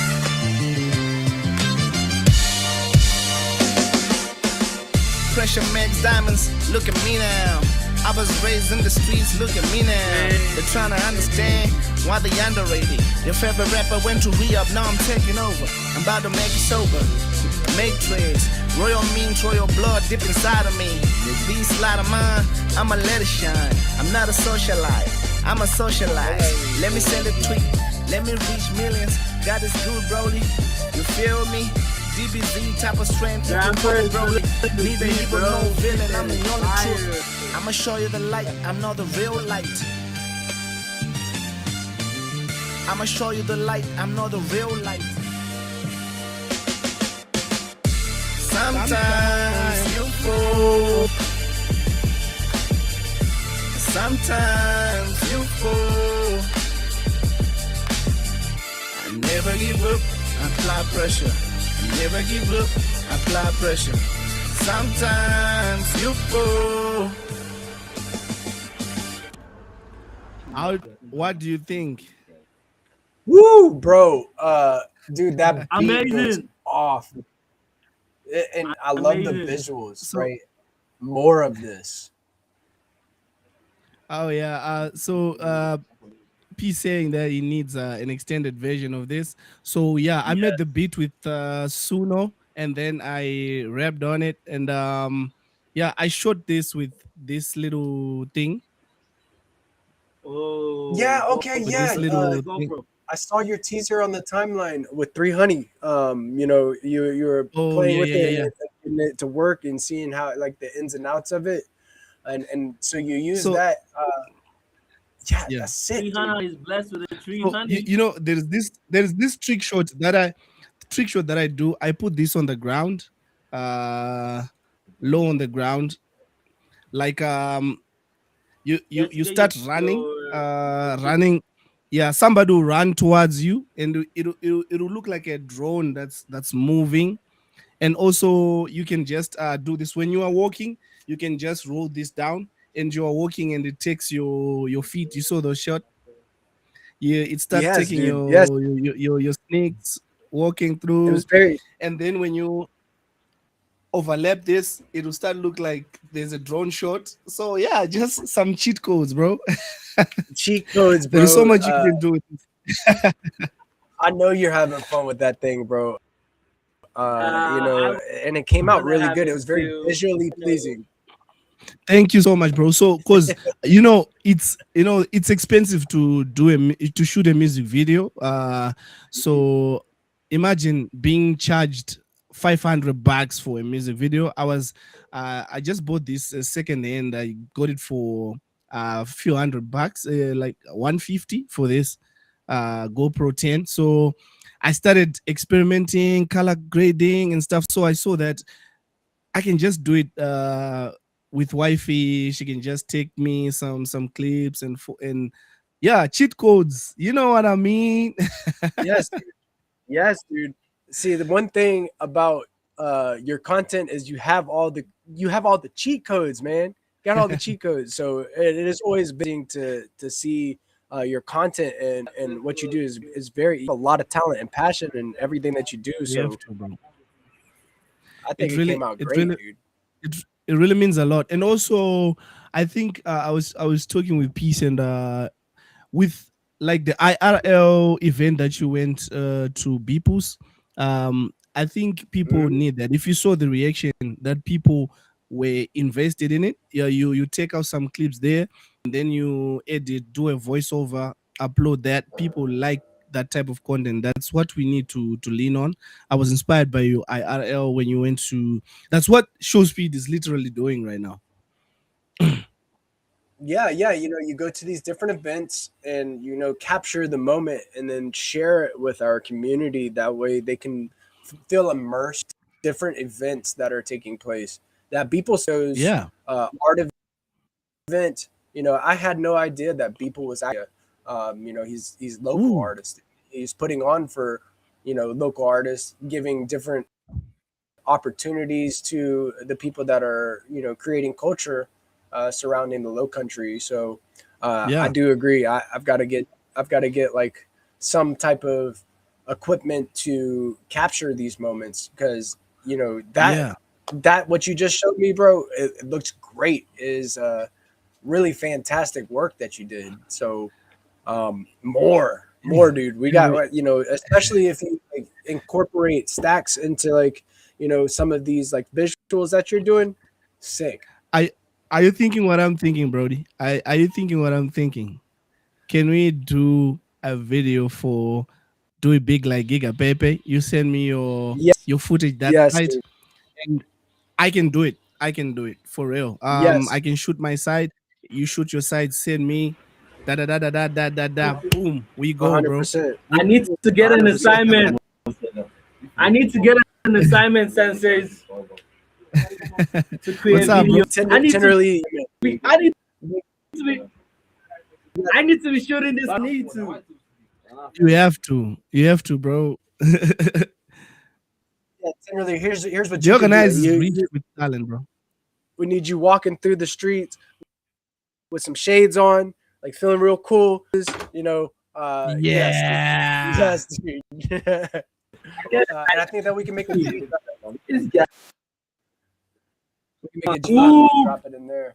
Grandpa said your assignment is one video per week minimum. Let's fucking go. One more video. Let's go, dude. Let's go. Let's go. It's gonna be a lot of fun. Let's go. For me, the challenge that I have is I have to release a song and a visual every month. Yeah, I think that it's something that I've been really leaning into is experimenting with this video style content. It seems like on X it is kind of favored with the algorithm, so we shall see different metas come from this. I've seen on like YouTube, the people will make a video and then they'll put over the video like correlated to what talking about and stuff like that. So I've kind of been trying to cap that meta a little bit, but there's just so much to learn with this medium of creation. So I'm really excited what our content creators and our ecosystem start to do. Right, we lead the way and teach them how to utilize the tools that are available to open content, and it is what is going to explode stacks out of the echo, I feel like. So that is true. On Tuesdays and Wednesdays in the Stacking DAO and Zest Discord in the main topic. And on Mondays, Mondays at 3 p.m. ET today, I'll be in the Stacking DAO Discord making a video live and sharing my screen. So if you're interested in learning how to create some of this content, come kick it with me and we'll do it. Word, bro. You're sharing so much value and you are passing on the knowledge for free, bro. Because people are making courses out of this and then they charge hefty amounts, but we are just saying that come through and learn for free. So just join the Discord. GP is always shipping, is always teaching, so it's a great place to be here in Stacks. Yeah, this is the way. Working within a decentralized, permissionless, trustless, borderless society, dude. I say this often, man, but we don't gatekeep. We don't gatekeep. We share the skills that we have, and that's how we all grow together. Rising tide lifts all the boats. Awesome, very true. That's so profound right there. Guys, Yes, so sir. do we have anything else planned for today? What we got, Tenderly? Yeah, that's what I was wanting to say, but like I was spaced around. I don't know what time is it for you guys. That would be like 2 p.m. or 3. Yeah, what- Let me just say what- 1. What time on 2 your p.m. end? Okay. Um, What time it's on your 4 end? right now. I'll Google it. What time zone? WAT. Like what time for this? WAT. It's So 4 7 p.m. p.m. WAT is the time. 7 p.m. Right Okay, now, so right now. 7 p.m. No, but what time are you launching your space? WAT.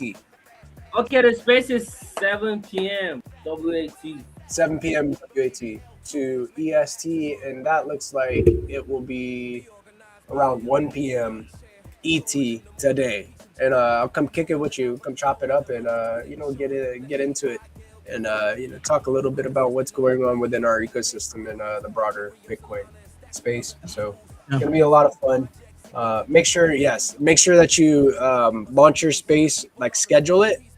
That'll help. That way we can share it out for sure. Yeah. Yeah, Let's go. What about you, I'm Clea? coming in with the new schedules. Okay. Yeah. Oh yeah. Me, I'm learning some new skills every year. You have to come up and learn new skills. Last year we were venturing into AI, so now I want to venture into AI and videography at the same time. Yes. Yeah. Yes, dude. Dude. I mean, you're like your videos are fire. So Thank you, bro. Really, really excited to see. Let's see do what this. You cook. So, We could do it Fire. big like Giga Pepe. we could do a big like Big like Giga Pepe. Whoa. Guys. This was another based Let's Go morning show with DeOrganized Media. We had the likes of 300 the artist and Tenderly in the house this morning. I'm hoping that you guys have a very blessed rest of your day. We are the wave, we are the vibe, so catch it. Get into the know with DeOrganized. Stay wavy, my friends. Stay Yes, wavy. sir. Yes, sir. Stay wavy and so Smiling, boys. Smile away, boy. Smile away, boys. Smile away. You guys have a blessed rest of your day. Tune into Tenderly's space at 1 p.m. ET. We will be over there kicking it with the DeOrganized crew. And, make sure you get into these and stacking down discords. Get activated, get mobilized. The time to be bullish is now. Put your bullhorns on. We are all going to get. You guys have a blessed rest of your day. And we will catch you on the flip side. Okay, guys. Peace.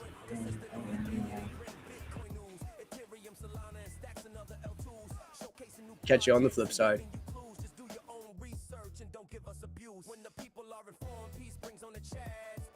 Guests and filling up your bags. The flag doesn't matter as long as you grab. Take the gold mic and let us know where you stack. From the underworld, the game master arrives, bringing the games that satisfy the hive. Hunters come running, it keeps them alive. Scouring the planet for the treasures inside. Stacks improvement takes a sip, innovating the chain, letting the community know is the name of the game. Spreading awareness and helping explain why Stacks is where it's at. We are pumping the name.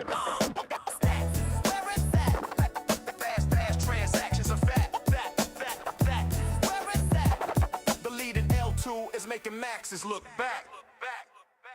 DeOrganized Media keeps the mind share growing in the morning with peace and GP. This one we got Dan and Rest joining us from Boom. The AI Gale keeps them in clips that be glowing. Consistent on the daily, they bring Bitcoin news, Ethereum, Solana, and Stacks and other L2s. Showcasing new projects and giving you clues. Just do your own research and don't give us abuse. When the people are informed, peace brings on the chat. Spotlighting guests and filling up your bags. The flag doesn't matter as long as you grab. Take the gold mic and let us know where you stack. What is up, my friends? I am excited about this one. We got Dan and Rest joining us from Boom, friends of the show and builders in the Bitcoin ecosystem. And today we're spotlighting Boom Wallet as they gear up for launch. Boom is a non-custodial Bitcoin payment wallet built on Stacks with SBTC support, and the core idea is simple but powerful. Make Bitcoin payments feel as easy as sending a message. Instead of wallets being complicated tools only power users love, Boom is focused on real-world usage, everyday payments, merchants, peer-to-peer transfers without giving up self-custody and security. The timing could not be better.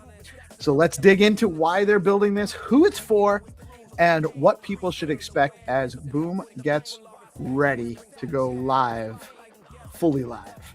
And we have Dan Trevino and Suresh Singh in the house. How are you, my friends? Are you guys doing well? I hope you're catching a break for the holiday season we're dropping into. It's great to see you guys. Hey, great to be here. Thanks for inviting us. Likewise. It's 4 p.m. here in England. It's getting dark, miserable weather. Oh, well, that's not too bad then. Yeah. Miserable is the word sunny for UK. Well, isn't that kind of just common for the UK? It is. Well, I'm being, yeah, pretty much. Yeah. No, but you know what though? Actually, I think you guys know Jamie Fletcher from the dog pool coin and all the cool stuff he's brought. Yeah. He comes on periodically, and there was one day where he was talking about it being a sunny day, and I was surprised because I didn't think you guys actually had any of those ever. So it does happen though, I guess, from time to time. We have good summers to be honest. We have decent summers. I think Jamie's I think based in Bristol, down south. Yeah. I think you're correct. I'm not positive about that, but so it varies like the US to some degree. The further north you get, it's a little cooler. Yeah. I think the only comparison I have, to be honest, I have told is actually the same, is Seattle's weather is very similar to UK weather. So that's a comparison I can give people. Anyway, so let's kick off Yeah. the So discussion. let's. So, Dan, you've been working on Boom for quite a while. In its current iteration, I want to say for probably about a year, with what you're, or maybe a little bit longer than that. But it's been about a year since we've been kind of quietly waiting, seeing this develop, to see what's coming on it. And it's a use case we really need more of in the ecosystem.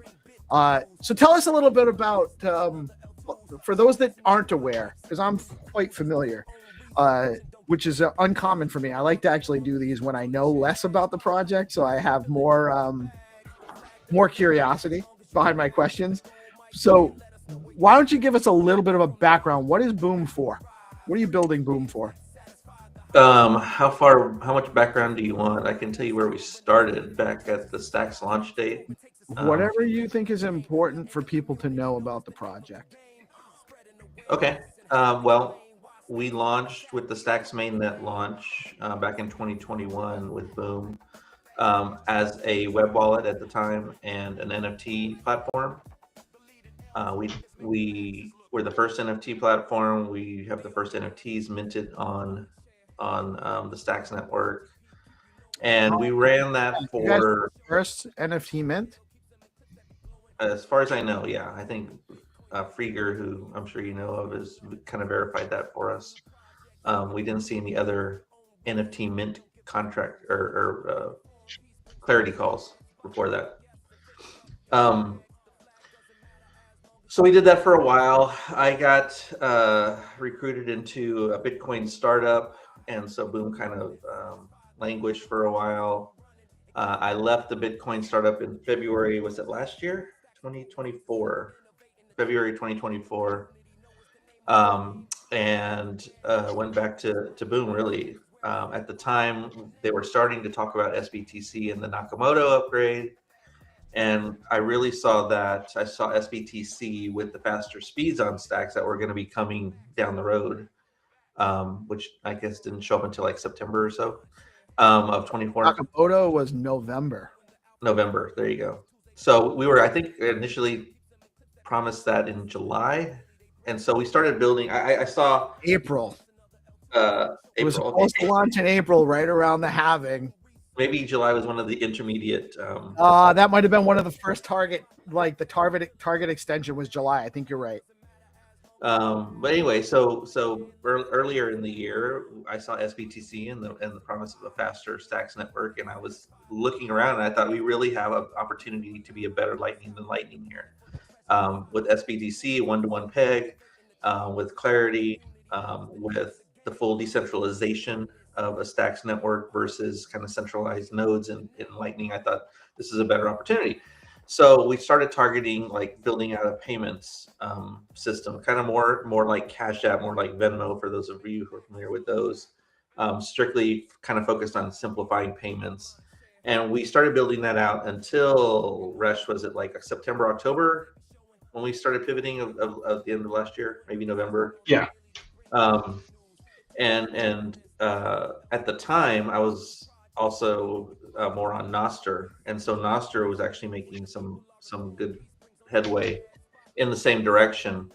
But my concern was really about trying to put Stacks activity onto Nostr. Nostr has decentralized relays. It's very cool. I love the tech and I love where they're going.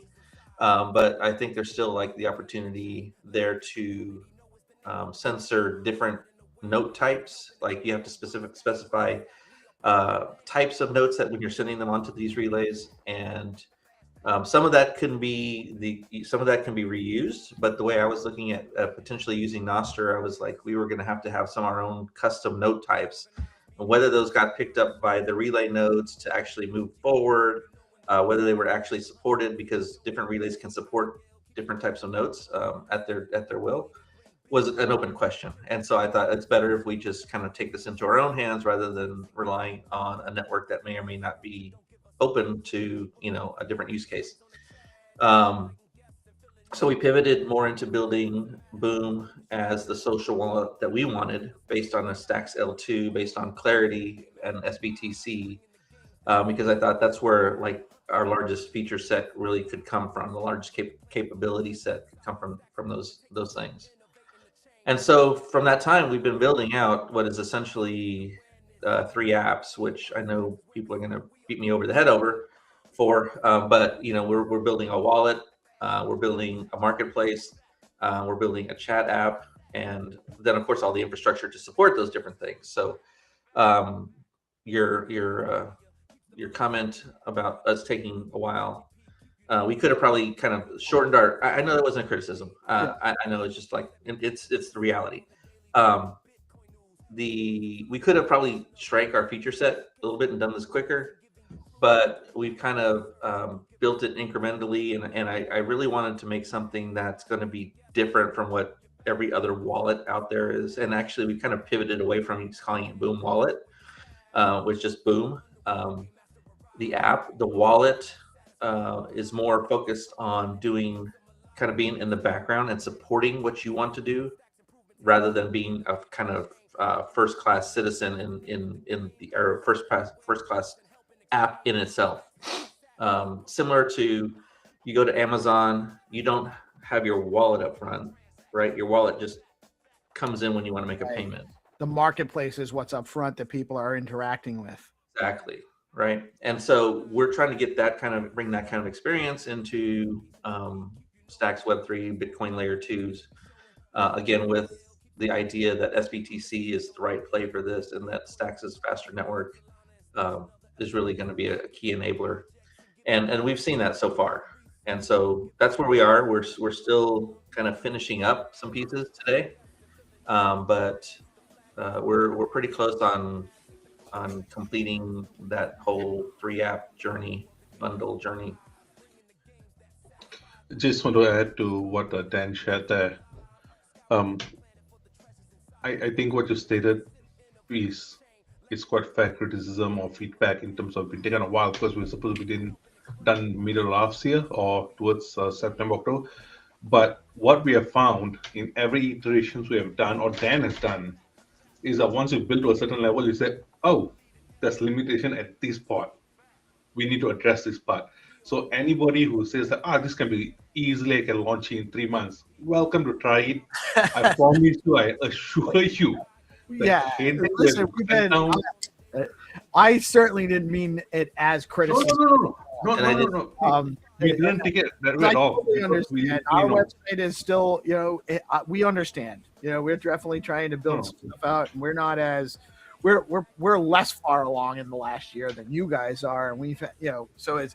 I totally understand, and honestly, you're better off taking your time and putting out a good functioning product that is what you want. And rushing to meet an arbitrary deadline. Well, I mean, yeah, there's this whole lean startup thing. Like you can argue this both ways, but it is what it is. I have certain feelings about what I want to release, just me personally, and that gets in the way of some of it sometimes because I'm like, I don't like this chat. I want to redo the chat now, or which I'm gets frustrated with. But so I mean, if I were, and you guys are, I know you've been cranking, and you're towards the finish line of getting to market. I've already played around with the app in the background. Very cool. I know that there's obviously you're still in like a beta function, trying to work out some kinks, but it's very functional, very, very much. The roadmap is clearly there, and it's only a matter of time. But you also want to make sure, so you mentioned the 3 components. There's the wallet, which is fundamental infrastructure for any application on chain, on any chain. Quite honestly, the easiest part of this whole thing. Right, but the social part of it is more important than because a wallet is a wallet, but what you can do with it is important, and the chat functionality and the marketplace functionality both make it a more engaging application than just a wallet. And those are the features that I want to play with. I have a wallet. I have a number of wallets. It's not just another wallet. That's not what Boom is. And I actually am glad you guys aren't really, I try to refer to it as Boom or Boom.money, because I realize that while there is a wallet layer, that's not what this is really for. It's about the economy and the necessary components of having an actual exchange happening. At a deeper level, even kind of below that, it's about the community, right? Right. Like my vision, when I think about the best part of, or the best version of this is a bazaar where people are interacting with each other, people are buying and selling, but there's a community formed around Bitcoin, and getting that economy moving, right? So you'll be able to buy locally with Bitcoin, you'll be able to buy remotely with Bitcoin very easily without having to go through 2 different places to do those different things with a community that you may not know, right? You're stepping out to existing Lightning or Bitcoin shops right now, and that might be fine. There's some great ones, but we're trying to kind of pull that together and kind of create a community that is interested in building a Bitcoin economy, and that's kind of at the lowest level. That's what it's about. And it's important. There's a lot of creators. Our model is more creator content focused, but content creators are looking for commerce for their content. That's the goal of creating the content, is either to get attention for other stuff you're selling or to specifically be selling the content, or both, monetizing the stuff you're creating. And there's not really a really good central place to do that right now. And Resh had actually asked me the other day about whether we were interested in setting up a smart shop on Boom, and 1000% we are. We don't have a merch store yet for DeOrganized, and it's something people have been telling me we should do. And I don't disagree. It's just it's a bandwidth issue. That's the same. A year ago I should have been putting out putting out a merch shop. I'd have some T-shirts out there in the marketplace where free branding and people pay, and some revenue streams. But this is actually going to be a catalyst for me to get off my butt, get some merch together, figure out how we're going to create a merch store, put it in Boom, and then get that on our website and be able to distribute that. That's something we can then market on our platforms and get some exposure. And Boom's going to help facilitate that, where we can, there are plenty of Web 2 opportunities out there right now, but I really want to see, and I think that not that this is necessarily going to be built into V1 right now, or the current version of Boom, but soon with like my vision, what I hope to see relatively soon is people that don't even have a crypto wallet yet are getting exposed to what we're doing. They go into one of our channels, one of our apps, something we're doing that onboards them to create a wallet through Boom. They now have a wallet. They now have their account. They are going into our smart shop. They don't even really know they have a wallet. They just set up an account. Exactly. They might have a passkey or something. They might not even have a passkey. It might even just be connected to their social media account, their whatever. And then they actually facilitate a transaction where they're just using their regular debit card, credit card. It on-ramps into crypto, abstractively, where they don't even know it.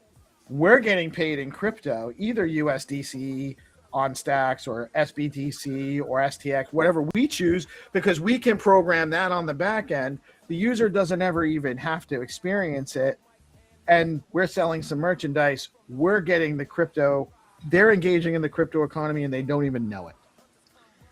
Yeah, that's one of the things I think that's kind of lost sometimes when there's been a lot of hype recently about passkeys, and I've been one of the people who's been kind of poo-pooing passkeys, not because I think it's a bad idea, but I think that onboarding to a wallet is effectively useless if you've got nothing to do with it, right? Like I can create a wallet and I can get you into a wallet with a passkey in a few seconds, but what are you going to do next, right? You've got to have something to do with that wallet, and you don't even have crypto yet. You can't go get a username without Stacks. You can't go and do any DeFi. You can't do anything, right? You've got a wallet with nothing in it. So my point is not necessarily against passkey, but that we need to focus on the larger picture, which is one of our key metrics is time to first transaction, right? And I want to have you doing your first transaction within 30 seconds. Right. So you're right. You shouldn't have to know about your Bitcoin address and like you shouldn't have to know any of that stuff. Literally just be. It really should be. I'm giving you my credit card information. You're taking my cash, putting it into a crypto account for me. Basically my wallet is my account, right? Right. And my user account, and so. That user account, though, can be composable into other apps once it exists on chain. Right. Yeah. And my ability to log into it can be part of it is when you're interacting, let's say with DeOrganized Media's smart shop, there's some value in the pseudonymity. Yeah, whatever that is. Pseudonymous. Transactions, right? Like maybe you want to go buy a mug and you don't want anybody to know you bought a DeOrganized mug. But the reality is you're going to have to ship a mug to somebody. And so there's going to have to be shipping information potentially and some identifier that makes sense to a delivery organization, whether it's like UPS or like the USPS. And they have different rules about what names you can use and what names you cannot use, right? We've kind of found this out over time. I think Resh brought this to our attention. And so we are one of the things we're doing during our onboarding is everybody gets a name, a name is basically key to the platform, and it's free. So we're not onboarding you to a wallet and then saying, here's some stacks, go buy a name. We're giving you a name at the beginning. It's free, it's fast, and that way when somebody goes to buy a mug, you know that you're dealing with dan.boom.btc or resh.boom.btc, right? And that also kind of feeds into trust building over time, right? You can see like dan.boom.btc has never, I don't know, returned merchandise or whatever like that, or never had issues with sellers. Or you can see that DeOrganized Media has fulfilled 100% of their shipping issues, and nobody has ever complained about them, right? And everybody rates them as 5-star. So those names also help you build trust over time, and that's kind of a key, right? Like I was telling Resh this a while back. One of the triggers for this whole thing about the social piece of it was the realization that money is social, right? Like that's not a realization to a lot of people, but it's a realization that I had while I was at my in-laws' place in India, right? And there, in the community, within the community, my in-laws can go down the street without cash, without money, go to a shop and say, hey, I need X, Y, and Z. They can get a short-term kind of pass, right? On okay, we know you're going to pay later, but that trust exists because there's a community that knows each other, right? It's social credit, not in the Orwellian way, but in the actual like how it exists in real life way. I know you, and so I can do this for you, right? I know that you live down the street, and I know that you've always paid me back within a day or two, and so this whole need for names and identifiers, I think, feeds into that social credit, and I think it's key to kind of helping us build out the economy this way. 100%. Do you see? So, you point that I hadn't considered coming into this conversation, but privacy is a thing, you know, and it is becoming more present, an issue to solve. Like I saw something, I can't remember the details of I think I saw it on X.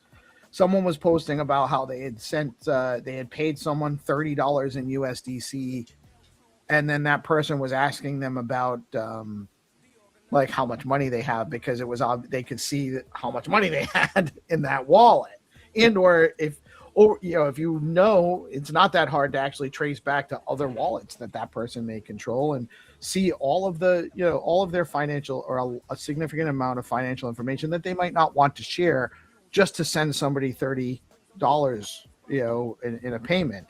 So do you guys see a lot of people are talking about ZK rollups, and my understanding as a layman without any technical real knowledge on how it works is that it's complex. It's there. It could be the solution, but it's not probably a short-term solution. It's probably going to be something that takes a little bit of time and effort to develop out. Do you guys have you guys considered privacy? Yeah, for sure. It's kind of hard because right now, and I'm not a ZK expert, but my understanding is that we're still lacking some of the primitives on stacks that would allow us to do zero-knowledge proofs. That might be something that's coming in the future, and I think it's something that's going to be key to kind of future everyday living, right? There's so much invasion of privacy today in your normal Android and iPhone apps already, right? Like law enforcement is putting apps out there like add our law enforcement app, and low key, in the background, they're basically getting access to everything you do, and they're scanning your pictures without you knowing, and they're watching your chats without you knowing, and all this other stuff. Privacy is going to be a key part of the future. Unfortunately, right now, we're just not ready for it. But it's definitely something we think about. It's something that we, to the extent that we can control on the Boom platform, we try to do. One of the things about with the naming is you are putting a name out there and associating it with things, and that doesn't really do anything worse than an address, because you can look at an address, right, without a name or with a name. But what we're going to be doing also is allowing the creation of different names for your different wallets so that you can kind of subdivide, keep your hot wallet. You might want to call it checking dot peace love, right? And you might have a savings dot peace love where you don't interact, using that wallet. People would still be able to go and trace if you're sending stuff between the two wallets, right? But you don't necessarily have to have a name for those other sub wallets as well. Boom is really focused on being a hot wallet. We're really focused on those immediate transactions. Privacy is a thing that we think about, but it's something that we're kind of stuck with, kind of the pseudonymous architectures right now. And so on the back end, obviously we don't hold keys. Everything's encrypted on your own device. All the normal kind of wallet things that you would expect.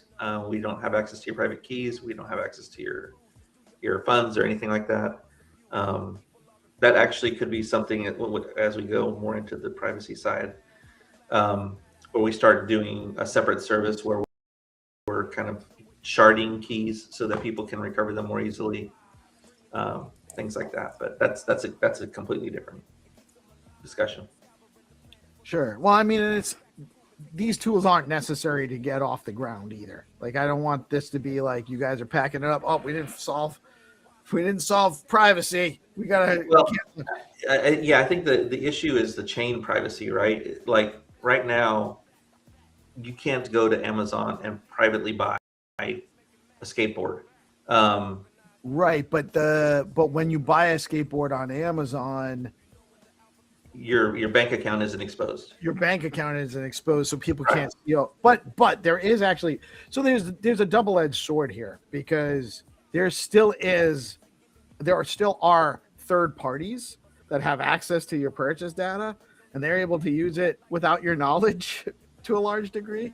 Yeah, they may not have access to your account directly, but they see that this person buys $1,000 worth of Amazon products every month.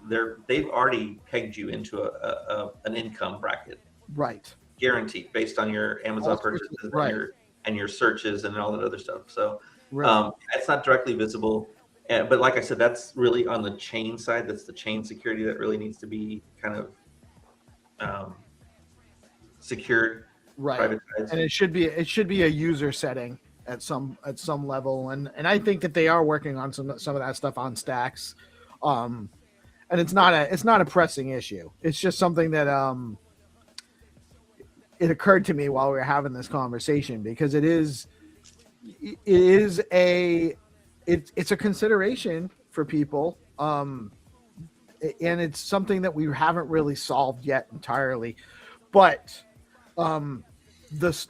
the problem you guys are solving is for creators. And I didn't get a chance to introduce GP. I think you guys know him. You might have met GP once or twice.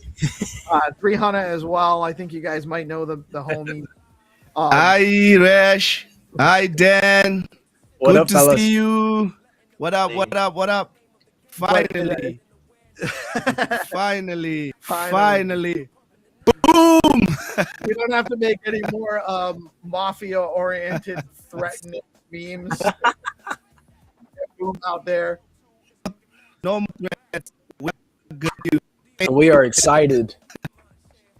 We are, but the reason I'm pointing to them too specifically here is because they're both prolific content creators. NFTs, they both launched NFT collections. They both create content all over the place. They both have communal followings in their own right. They're both contributors to what we do here, which we are also trying to grow our community. And you guys are providing some infrastructure solutions that are going to help both DeOrganized and individual projects like DeOrganized and individual creators get more organized and direct and standardize some creator economy opportunities with what you guys are building out. And I think that that's a huge need in the space, because there's not really an obvious way to do that right now. Yeah, I that's the hope. right? Like that's the goal is to kind of help people build their communities within the community. We want to make communication easy.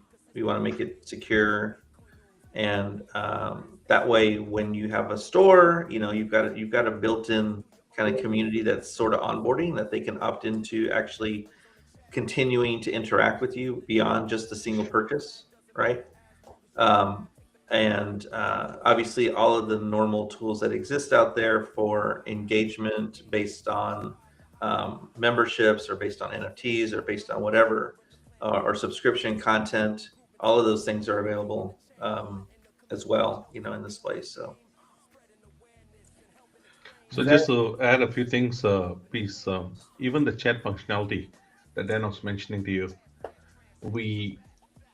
I mean, this is maybe common knowledge, but when we're looking at it, you know, when people write that BRN, for example, B00RN.BTC, for example. Now, if you look at it first glance, you'll just read it, oh, there's a boom, but it's actually not. So we actually had to think about it. Okay, how do you solve the simple issue of even visually, if you see a name, it stands out that, oh, this is not boom.btc, this is something else. So even that font and the design took us a while. Then Dan and I went back and forth. Then we came up with the solution in terms of, okay, use a certain type of font that immediately you see visually, you know, like, oh, the separation. You literally got to be visually impaired. And I don't mean that in a disrespectful manner. You literally have to be visually impaired to be able to not see this issue that, oh, the name is not what it is. So that's one thing. The one thing we also was very important, I didn't pick Dan pick this up, was that you want your social life and your business life to be separate. So when you start your chat functionality as well, you'll have your personal chat functionality, like Trihana will have his personal identity. You can just chat with me and Dan. Then he might also have his own store. And for the store, there's separate chat functionality they can create as well. Now that creates two separations. For various reasons, I think it's easier and cleaner for business transactions to be there in one part and your personal life to be on one another side. So those small nitty-gritty stuff only came into trial and error as we were building this thing out. So yeah, so that's the one thing that was very important for us to figure all these elements out. The element you're talking about in terms of onboarding creators and all, that came about while we were building everything. Came out to a later half of the year. Then I think when you're going back for how do you onboard people, NFT creators, music creators, we spoke to a number of music creators. To be honest, they shared a lot of issues they were having in terms of costing, in terms of what their margins has to be, you know, how the challenges, the type of uploads they need to make. Then we said it's going to be difficult relying on other platforms to accommodate this, and then we host it. And say, okay, we'll create our own NFT platform as well. Then, you know, so that way users can straight go to Boom NFT, upload their own designs, music, if they're doing Web3 music, and their NFT artwork or poetry, whatever it might be, and then straight away launch it into Boom Marketplace. So that's one thing very important for us. Has to be a seamless experience. And that we believe over time is going to be really impactful. Of course, the platform also accommodates if people just want to upload digital goods. You know, you could upload an MP3 music, for example, you know, or MP4, depending on what a music file or whatever file size you're uploading. Non-copyright. Not copyright, yes. that's very important. You know, so if you are like 300 great Suno musics, like amazing Suno music. I got a question. That's his copyright. What's up? So for platform that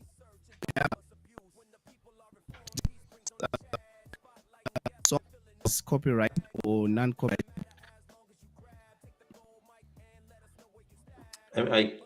We lost you a little bit, Hannah. We had a little bit of a.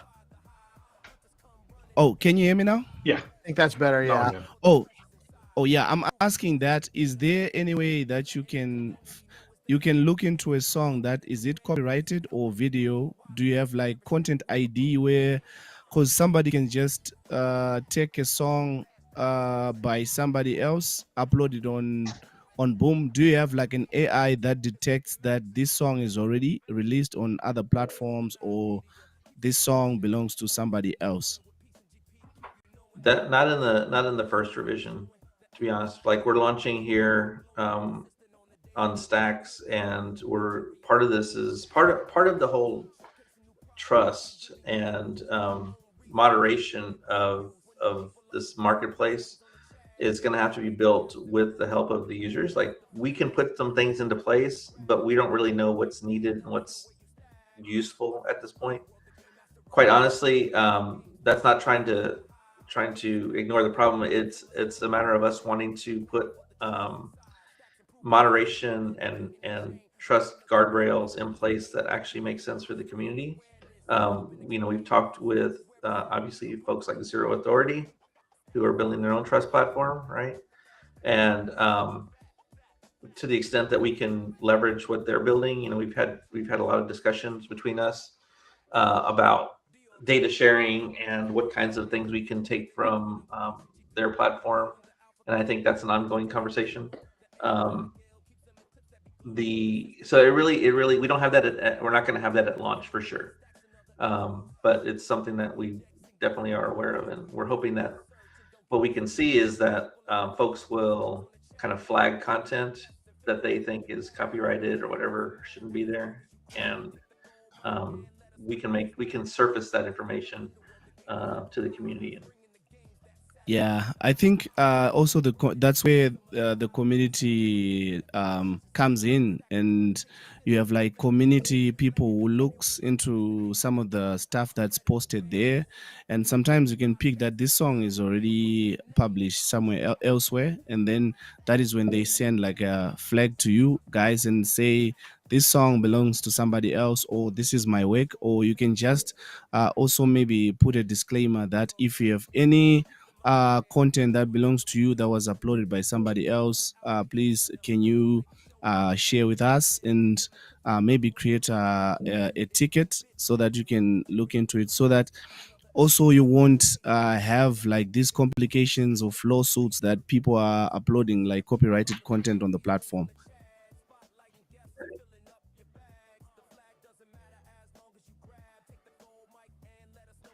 I want to go back to Resh's point about like the confusing names and things like that. That's part of being a wallet without being a wallet. One of the things we're trying to do is be very intentional about typography that we're using in specific places, right? Like, it's not just a heading and body text, content text, right? Like, in a chat, you want to understand exactly what name you're dealing with or what stacks address you're dealing with potentially, and so trying to be very intentional about how we display usernames in various places on your own profile. When you're looking at your own profile, maybe it doesn't matter as much, right? But when you're looking at somebody else's profile, it does. And so how do we handle just the different contexts for different typography for different contexts for the same data and things like that? So that's also part of like I said, being a wallet without being a wallet. Like, when we talk about these three different components, they're really all blended. It's three different applications effectively, but the way we're building this, it is not that you see something here and you go here to do X. You can interact with the marketplace in your chat. You can interact with your wallet in the marketplace, right? And the chat in your marketplace. And so all of these things are actually three kind of foundational layers, and they have to work together. And so wallet is really contextual, right? Your wallet is contextual within a chat, within a marketplace, within a game, whatever. So in that way, we have to be very intentional about like how we ask you to create a transaction, right? A game is going to ask, say, hey, if you want to keep playing, send 2 stacks or something like that. Or maybe it's a pay-per-play game that you're doing some kind of like, I don't want to say gambling, but like some kind of pay to play game, right? So the way that we surface kind of payments in these different contexts matters, and so we're trying to be very intentional about those kinds of things. And it's one of the things that we have to be that kind of differentiates us from like just being an X first or a Leather Wallet or a Magic Eden kind of thing, whatever.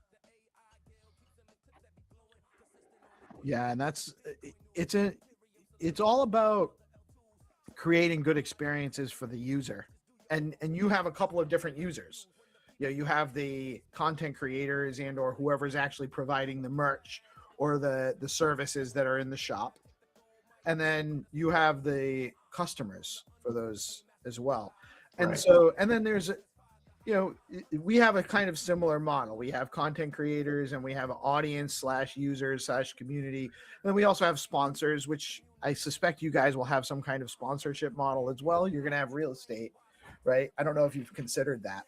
But you can go on Fastpool now. Oh, are they a Fastpool is actually a sponsor for Boom? No. Like they have their sponsored stacking thing. Oh, that's right. That's right. You can actually you can sponsor Different projects. You can sponsor projects to get your like stacking rewards from your or a percentage of stacking rewards from your stacking and stuff like that. So there's all sorts of cool things. We're at the precipice of a very, very interesting time in humanity, because there's so many technological tools out there. But so the one thing, Pete, just want to add that at the present moment, if you look across the board, the experience of using Web3 shopping, Right. if you use Lightning, you got to lock in your money your money is literally locked in the channel. You got to close. You got to make sure everything is there. Your towers. You just meant there's so much friction just in knowing about it. Yes. Just in understanding what you just said eliminates a huge percentage of any market. Exactly. So one thing we wanted to say, like if SBTC is going to be, it's amazing, and it's also going to go cross-chain. It's going to go to different networks.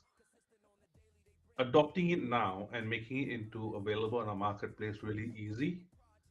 And we have individuals like Cornell in Brazil who's developed his own product base onboarding Latin America.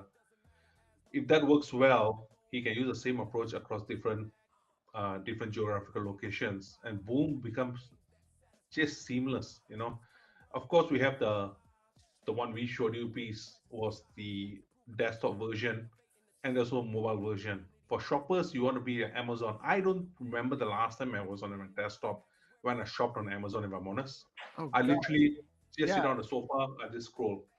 But if I'm a seller, I want to be able to do it from a desktop, makes things easy to manage. So we are accommodating both sides of it, to be honest. Initially, everything was mobile.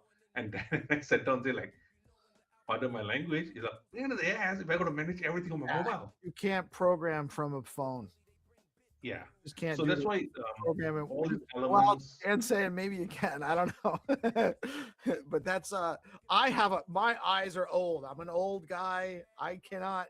Like I won't get the bifocals yet, so I'm on my phone with my glasses up, and then I have to go back, and it's just I can't. The dynamic interface is obviously a huge factor when you're trying to, add items to your smart shop, write a description, and all of that stuff. Although the AI is actually making it a lot easier to do some stuff from your phone as well. But it's still, I understand your point though, Rash. You have two customers or two clients or two users, and they need different experiences. So there's a different experience for the content creator, the smart shop owner, etc., versus their average shopper that's just their audience, their community. So please, I want to plug in terms of the benefits of using Boom NFT Marketplace, if that's okay. And this is literally a pitch, to be honest. Whatever you want to do, man, is okay. So if somebody wants to right now launch an NFT project, traditional NFT platforms, when you launch, you pay 10% of the fees. Yes. Then you get your product. I hope GP is listening. No, GP knows. We GP, what's the name? Trihana, all the other individuals that we have directly worked with know this because we, after getting a lot of feedback, 10% is very high for artists in general. So we said, okay, It's not sustainable, actually. it is not sustainable. You're right. Especially if Stacks goes into where we think it's going to go the price as well. So we said, okay, what we can do is, because we also cover our overheads and everything, we say like, we'll just slash everything in terms by 50%.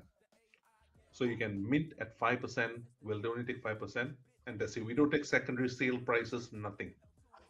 Then if they decide to purchase or mint the NFT and the NFT does well and they want to sell it on Boom Marketplace, we have to take into account not so much in terms of then that Coke can pop was damn loud. Oh, I hope he wasn't. I thought at least I know he wasn't cocking a gun. Yeah, that Coke and Dan is hand to hand. So the marketplace setting, what we have seen that it has to be comparable to Web2 experience. Just having a premium because well, Web3 doesn't cut it. So we said, okay, we'll compare what's the best user experience right now on Web2, and we say like, okay, we'll take 2.9% secondary on anything that you sell on Boom smart shops. There is a cost of listing them at one STX, and that cost is not because we need the money. It's not that. It's that there's no way to stop spamming. So in order to stop spamming, there has to be a cost attached to the activity. Right. Etsy and all charges like 10 cents. If there's no cost, you'll get overrun, and it'll Exactly. just sum up all the works. You have to have, and honestly, a one STX minting fee or listing fee is not prohibitive, at least at the current price. And if Stacks does well, you can always adjust your fee. Exactly. So those are the elements we have taken into account, and we believe that now economies where there's payment processing challenges, not so much in Western Europe and Northern America, Western Africa, Asia, having Stripe or platforms of that nature is really challenging, and they can take quite a big chunk. At least with individuals we have spoken to, up to 70% based on listing fees of various platforms they use and payment processing, they can actually only keep 30%. It's insane amount of payouts they do for what they actually earn. You know, and So we want to honestly, change I'm that. glad you brought up the NFT launch, because I actually think that that's a huge. It's much needed in the ecosystem. We need a competitive NFT marketplace and or just a place to go to launch NFTs. I love Gamma. I like the guys at Gamma. I'm not saying against Gamma, but I think that we do need options in the marketplace. It makes everybody better. You know, it makes them put out a better product if they're still trying to get that market. But there is actually a lack of support for Stacks NFTs right now, and so that there's a huge need for that right now in the marketplace, a place to launch NFTs. I have a couple of NFT ideas, and I know that there's a lot of other people that do too. And I think that's initially you're right, please. I think sorry to interrupt there. What we have seen, what I've seen to be honest, Dan, for the right reason, seeing like NFTs trend tends to go down. I just been lucky while researching this. Saw that the last from September to now, the actually trajectory on other chains, NFT has been booming. So I think chased by osmosis, by the theme as we go into 2026, that could actually pick up on Stacks as well. We are breaking into Nigeria, for example, initial launch with, we are launching everywhere as soon as global, but the target market is Nigerians. We're working very closely with Blockleaf Labs. So individuals that onboarded from these economies, we believe will start number one, something digital, which is a low lift for them, and they'll create and they'll push something out. We believe people who are in much more developed countries, and again, this is just a hypothesis that I have, that they want something to be able to retain more of their income and manage their own income tax on their own. So selling it on a platform and being able to accept cryptocurrency, like STX, USDCX, SBTC, and potentially then are we enabling a native Bitcoin from day one, or that comes native Bitcoin. Sure. Yeah. So then you see we got all these four abilities, so people can manage it straight from Boom. My personal opinion is people are tend to gravitate more to crypto economy based on how the governments are behaving currently. So that's where my pitch is. And I think if people just want to experiment, it's not going to cost you anything. Once you get a Boom wallet, you can easily just put one NFT up and you got a Boom shop. Literally, that is a product for listing. You got a Boom shop straight away. So your experience is going to be seamless. You can be able to even use Boom chat functionality to chat between you and me, please. For example, if I want to say Dan is such a pain in my neck, I can complain to you, and he will never know. Nobody will ever know. At the end, at one point, it'll be end-to-end encryption. So if somebody wants to say like, what has Restream speaking to peace about Dan? Nobody will know. It's same like Telegram. So that's the approach we're trying to use. If you don't have a mobile number, no problem. Your NFT, your BNS will work. Cool. So that's my pitch. You could have a mobile device that doesn't have a phone number attached to it, but you're using Wi-Fi, and then all you need is a BNS name, which you're going to automatically get boom.btc, whatever you pick. If it's available, you got it. Yeah. So it's attached to your wallet address, and then people can build repo and all. You can say like once you start selling, like Dan said, you have a rating functionality. Like how eBay used to do it back in the day. I mean, Amazon still does it, but eBay back in the day, I still remember people used to look at the rating. Yes. How many times people have failed or succeeded. It was the same approach. Well, and that could save you from, because that was open social media when eBay first opened. It wasn't as controlled. So they came up with some of the solutions that we're going to need now. That social credit, that's a way to develop credit or reputation, I should say. That social reputation is important. And the current Web 2 state is obviously centralized and controlled. So they got rid of a lot of that stuff because they want to be able to tell you who you can trust and who you can't trust, and who you should use, and then just basically censor the people that they want to censor, whether it's warranted or not. A more holistic way to do that is to let the community decide who they want to engage with and what specific reputation would disqualify or qualify someone to engage with, and the context of the situation. If they're selling something I want, but they're routinely not delivering, well, they probably won't have an active smart shop for very long anyway, because people will just stop using them. We don't need Boom to actually go and interject into that at that point. So I appreciate what you're saying, man. And we will remove the one thing to be very clear. If there's anything that's breaking the law and we know of that nature, we will remove either direct visibility of that particular product from the site, just because while we agree that it should be open to everything, anything illegal, anything that's breaking the law, we don't want to get a hook. Specifically, we don't want to be on a hook on the wrong side of the law. Going to jail. Yeah, literally, we don't want to go to jail. So if somebody puts, I use this as an extreme edge case, anything regarding underage kids or whatever, that without even being triggered, we'll remove that stuff straight away, Oh, and you want to, that's right. And you need to have those rails, right? You don't want to be facilitating stuff like that, period. And that's not the point. But you do want to be as open and hands off as much as you can, as long as there's. So getting into the philosophy of it, I tend to hold in the I don't like to pigeonhole myself into any ideology, but I like the concept of voluntarism, consent-based engagement, and that's predicated on a point of the initiation of force.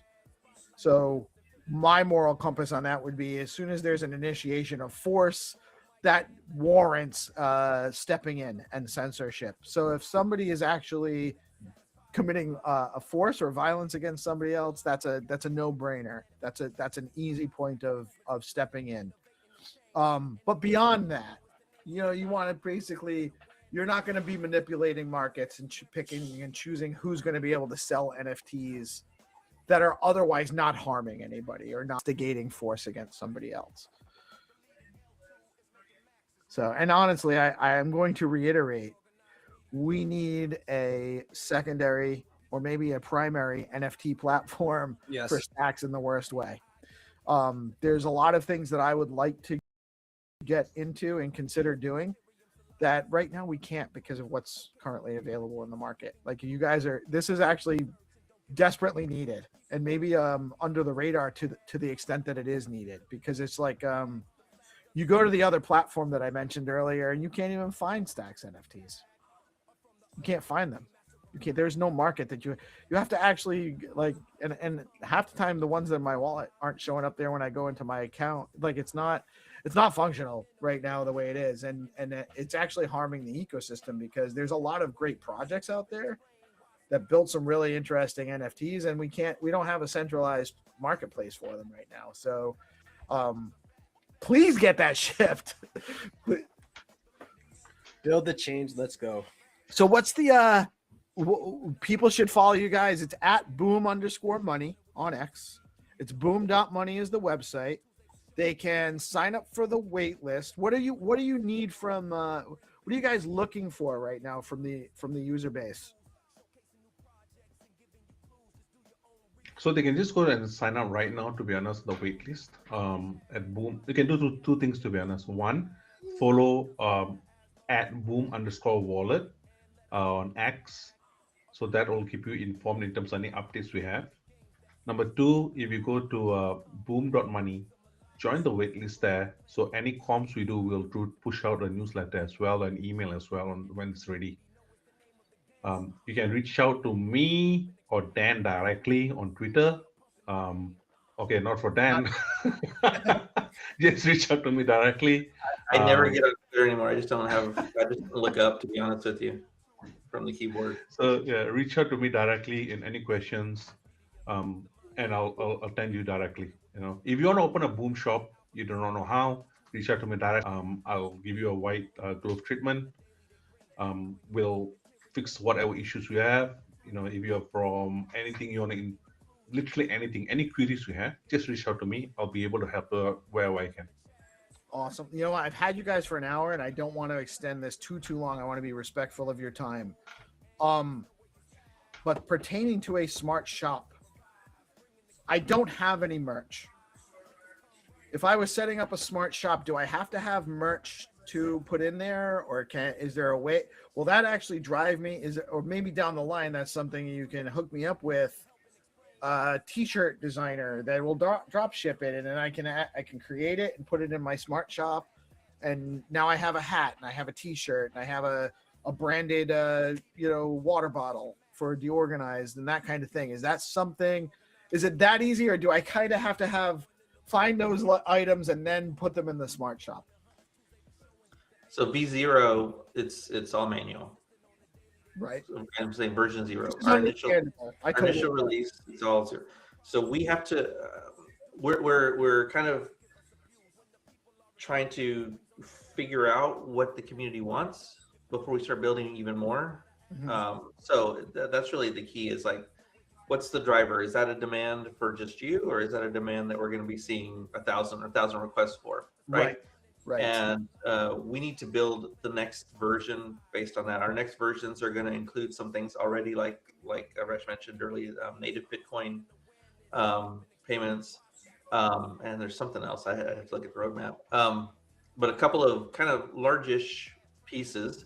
But in terms of like what the marketplace wants, what the creators and merchants want, what the users want, that's going to be driven about by requests that come in from after the launch. Sure. I will say this, and I'm just thinking about this now. Like I'm just kind of, it's forcing me to consider. And that's one of the friction points for me is I don't know exactly where to go to get started designing and where the best place to go for that is. And if I could just do it within Boom, then that's So here's that's where gonna, please. that's going to make it Like, easy for me. That's another application, like a whole web design Exactly. is a whole other application. And it's not something, I'm not saying that we couldn't do that, It's but it's another resources. thing that we Right. need to have demand for, right? So we have freelancer app though. Sorry, go ahead, Resh. Sorry. Freelance app. Yeah. So one of the functionality of Boom we didn't mention was a PC. Somebody like literally what you mentioned there offers that service for example, I don't know, Zimbabwe. I'm minting. I have a printing shop. You can engage with me, and they actually can go within Boom app. There's a freelancer app that's actually you can list services there. So I might So be you- able to find someone that can set up my merch, Yeah. my merch store for me, and then we can incorporate that merch into my Boom shop. Yes. They can't. So again, right now we have single manager shops.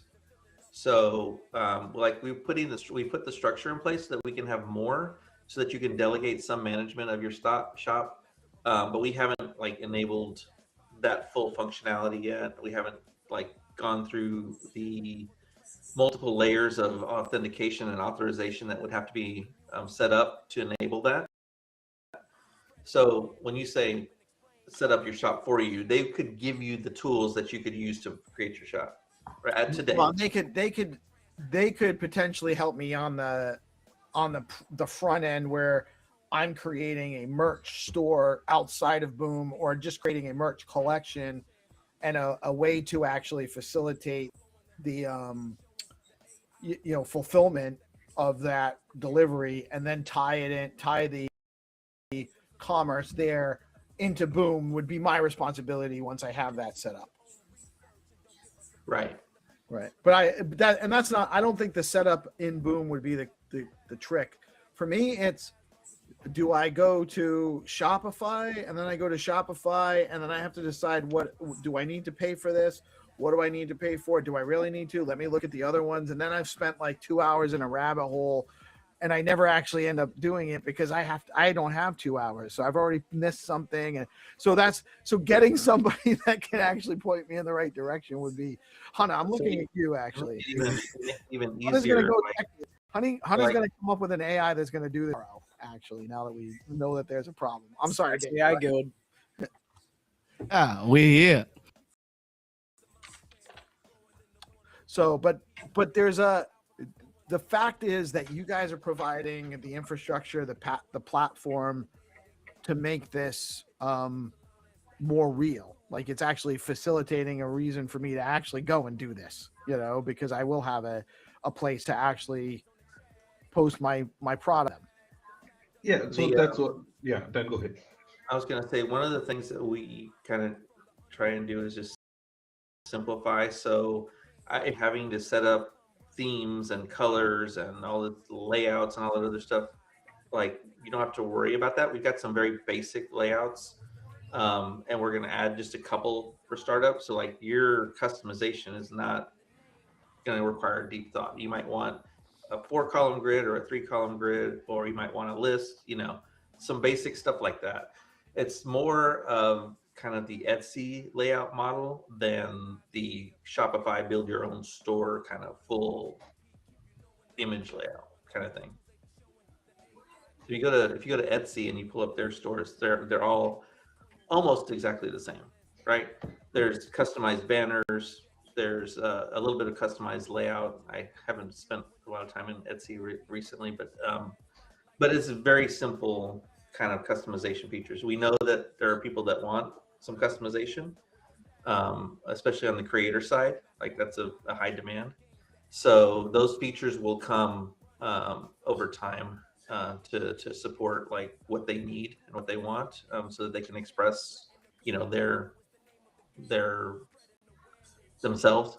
But as of right now, like, if you're just looking to start like a simple merch shop, you know, you're going to have a couple of different options and you'll be done in 5 minutes.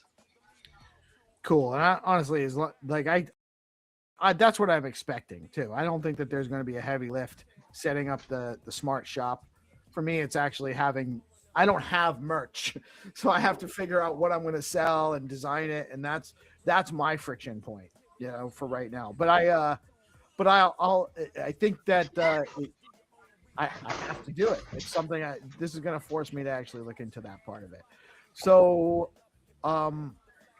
But I just want to reiterate, when people always worry that, oh, when you want to create a wallet, you got to remember it and all. I assure you, with Boom, if you're starting from scratch, it'll take literally 20 seconds to just get the wallet straight set up. And you still have your seed phrase, but it's in the wallet in the setting section. You can easily go and write it all down. So you don't have to even worry about that. You know, creating a wallet in Phantom, you'll find this experience very easy as well. So I just want to reiterate on that front.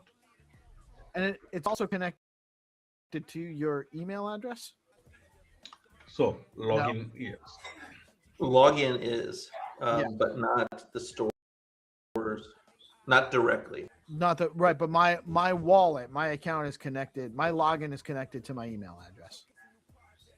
Not directly. So we don't use your email address for any kind of authentication. When you, the only thing that you're doing with an email address is authenticating that you're into the app.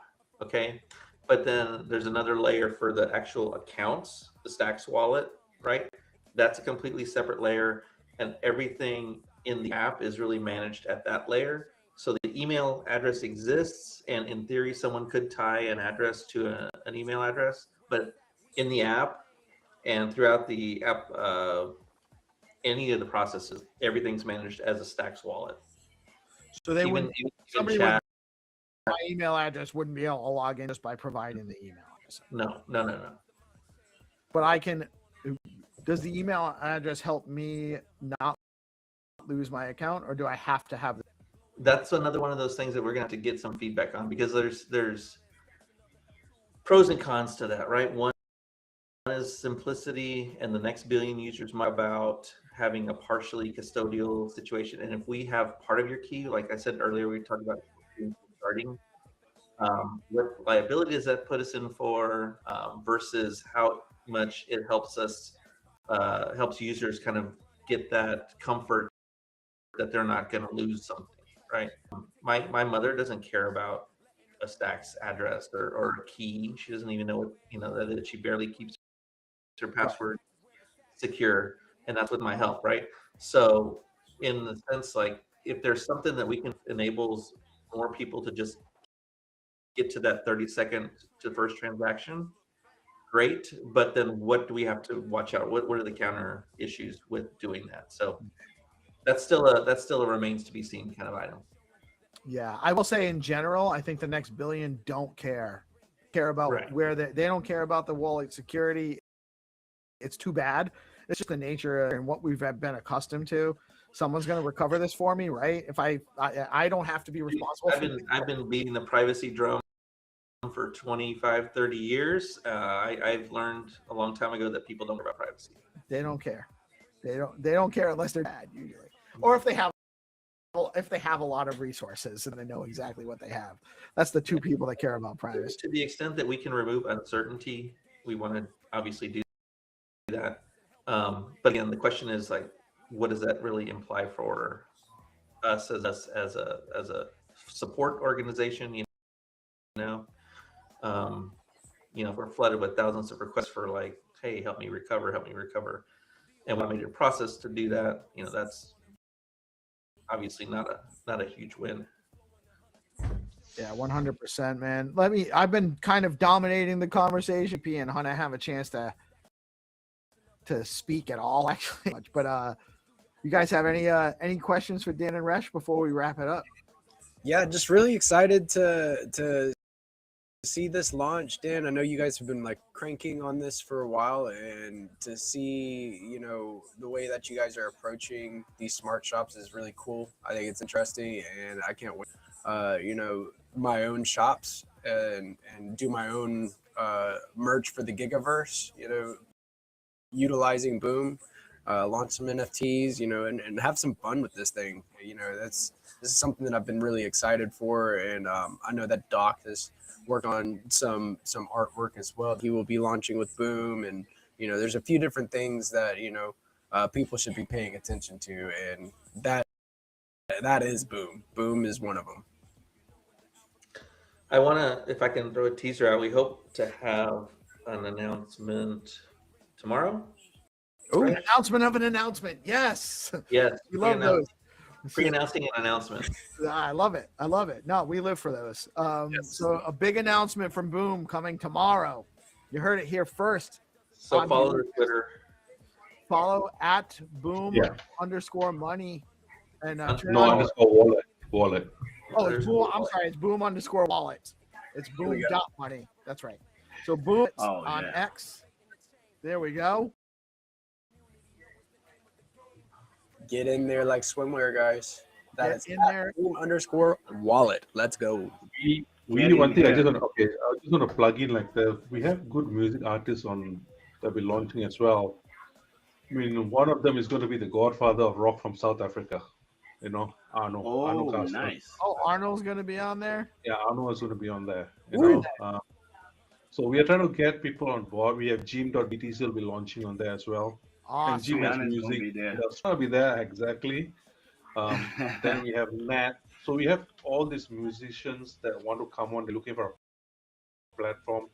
We're going to do on Boom. We do that. We believe, and this is what my thesis is. A lot of these artists, in order to own their own work and also to reach distribution, will use platforms like this. They'll mint the music perhaps on Boom and release it to the marketplace, keep a huge chunk of revenue to themselves, own the music, own a marketplace. That's our goal. And we want to enable that. Many times, sounds really cliche, but the entire aim of Boom is to enable commerce for everyone. You should be able to be, even in school, you launch it, you can just make yourself some a few dollars here and there. So that's my goal. I think Dan has been working his butt off, to be honest, on this. And I'll be throwing one or two there that, hey, Dan, we got to change this and that. He said, God damn it, can you stop with the request? Let me finish this part first. So we went back and forth on that. So, but essentially, it's going to be great, to be honest, once we launch it. Nice. There's a I missed it. Was this in the comments earlier, or did I miss it? Ooh, I just put it in there. It's just the list, just to give you the idea of the simplicity that we're going for. It's clean. I like it. Awesome. GP, you got that? You want to throw that up? Yeah, I can. Throw it up real quick. Let's walk through it. Yeah. So whenever you are taking a look at the this smart stores here, you can go and explore by categories, and you'll see all of the different creators that have launched marketplaces. Here listed here, you can see 300s right here. So it's not populated yet, to be honest. Just Dex will be populating this soon. The reason why before the Boom wallet gets launched, we just want to show what's there, so people are aware what they can anticipate what's coming, basically. Absolutely, this looks clean and simplistic. And I just want to point out it looks better in dark mode. Oh yes, dude. Oh, thick. Yeah, really. Lighting behind. That looks great. Do people still use white light mode? I light mode because I just popped it up, but looking at Pieces screen, that dark mode is very clean. It's fresh. Let's go. This is pre-release. This is just like all it is pulling the store list right now. It's not linking to anything, not listing products, right? But simple banner, simple logo. You can have a tagline, right? You'll be able to customize your store slug. So if you want DeOrganized Media or you just want DOM, you can customize, like it'll be store/DOM or store/DeOrganized Media, whatever you wanted. But again, very simple kind of standard layouts that we're trying to kind of highlight. I like the simplicity. It looks good. It's slick. It's large icons, which is good for an older guy like me. It's going to be more attractive as a store owner or a creator. Like it gives me more options to catch eyeballs with these banners and whatnot. So I like it. And honestly, I don't light mode, dark mode is not that big of a deal, but I do think that this actually looks a little bit slicker in dark mode. That's just my I agree. But it's great, man. Good stuff. Dig it. And so announcement? What's the announcement tomorrow? People need to tune into, or you're gonna? It's the pre-release announcement. Follow boom _ wallet. So probably within a couple of weeks, maybe. Yeah. All right. I like it. Anything else we need to touch on, guys? Any last words? Thank you so much for joining us today, guys, and giving us your time, by the way. Hey, thanks for having us. We appreciate it. Right on. Awesome, guys. Dan Trevino, OG in the Stacks ecosystem. Boom Wallet. Boom.money is the website. And Resh is just an absolute chat in the space as well. Thank you guys for joining us so much. Thank you guys for also chiming in. Always great to have your input. And I know you guys are both going to be utilizing the of what Boom's bringing to market as well, along with us at DeOrganized as a whole. Thank you guys for tuning in. Music is coming. AI music it's here, brother. It's here. Okay. Is this for my title? What's that? The title under my name. Your Royal Highness. Let's go. Let's go. I didn't realize my royalty. I should have known, Rash. It's obvious in your demeanor. Should have took my hat off, All right, guys. I'm off. GP. Thank you very much for having us. Yeah, man. Always a pleasure. Merry Christmas, guys. Best of luck. Happy New Year. And looking forward to announcement tomorrow and catching you guys soon when Boom is fully ready and launched. Cannot wait. All I want on Christmas is a boom. Yeah. All I want on Christmas is a boom wallet. Boom wallet. Let's go. Hajime. Full song by tomorrow. Hajime. Sunday. Yes, sir. Boom to the world. Let's boom, go. boom, boom. All right, guys. Peace out. Thanks for joining today. Merry Christmas. This is actually our last live anything probably until after Christmas. So Merry Christmas. Happy holidays. Much love to all of you. And get out and support your ecosystem. There's so many cool things happening. Thanks to Dan and Rush again. And our recent content coming at you shortly.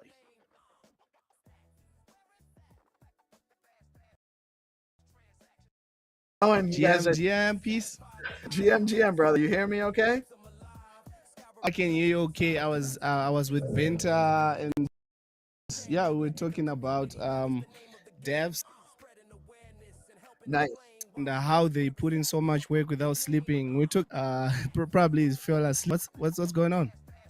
Oh, well, he actually mentioned to me late yesterday that he had some stuff he had to handle this morning. He would try to get to the show as soon as, but he might miss the show this morning. Oh so, yeah, it's all you're gonna good. have so you're gonna have to fill in. You're gonna have to be GP and 300 this morning. Oh, definitely. You know me. I'm here. All right on. To amazing guests. We got guests that have become in a hotbed of guest activity lately. We have so many things going on in the ecosystem, and now that we got the hang of running the live streams all day, gives us a lot more flexibility with what we're doing. And I'm actually really excited to get the engineer in here. I did tell him I was probably running about 10 minutes late, and I'm only 8 minutes late, so that's pretty cool. What is up, the engineer? How are you today, man? Hey, how's everyone? Good morning. Oh, good, Brody. It's actually a pleasure to be here. Honestly, it's a pleasure to be on the Stacks blockchain. Honestly, right on. Well, it's a pleasure having you. And Yeah. I've only become recently familiar with what you're doing because people are shouting you out and saying I needed to cover you. And Yeah, so I saw that. and I'm I glad they did, because I mean it does. We've been cranking here lately, so I haven't had as much time to go in and check as I'd like. But you have a couple of different projects you're working on. You're working on Takeo Labs, which I've heard of fairly recently, and then Yeah, so also it's that. two You know what? different I'll let things. you. Why don't you give us an introduction, a background? Tell us a little bit about So your journey here. to a background of like what made me come here, and then it will make more sense of like what's going on. So Perfect. I heard of Stacks a long time ago, when I think Miami Coin was a thing. I remember that, like when the governor of Florida or something, like I think it was the mayor of Florida had announced OG. Miami Coin, something like that. I bought a little bit, but I think I was don't kind really of put know off the by the I whole came in a little concept. bit after that. So I'm Oh, not okay. really as familiar with the history of that. So I know. yeah, he's really an Yeah, so OG. Yeah. So I would say but I wasn't active in the space. Like I was like, oh, let me just buy like $100. I don't know. Right. It's some sort of like Bitcoin project. The only thing that kind of put me off was the idea that you have to give up Bitcoin for STX. And at the time, like that didn't make sense to me. But then I was a project manager of like a software development team. And then as I started growing my own Bitcoin stack, I was like, I really want to make a project on Bitcoin. Like I want to do something to advance Bitcoin. But at the time, the only thing I knew of was Lightning. And then when I really dove into Lightning, I realized you can't. It's a great thing to send money anonymously, but trying to actually build something decentralized, I'm like, okay, I get why there's Ethereum. I never understood why there was Ethereum, but after I tried to build Lightning, I'm like, okay, Ethereum Solana makes sense from a development standpoint. Maybe not necessarily a monetary standpoint, but a development standpoint, this is a great tool.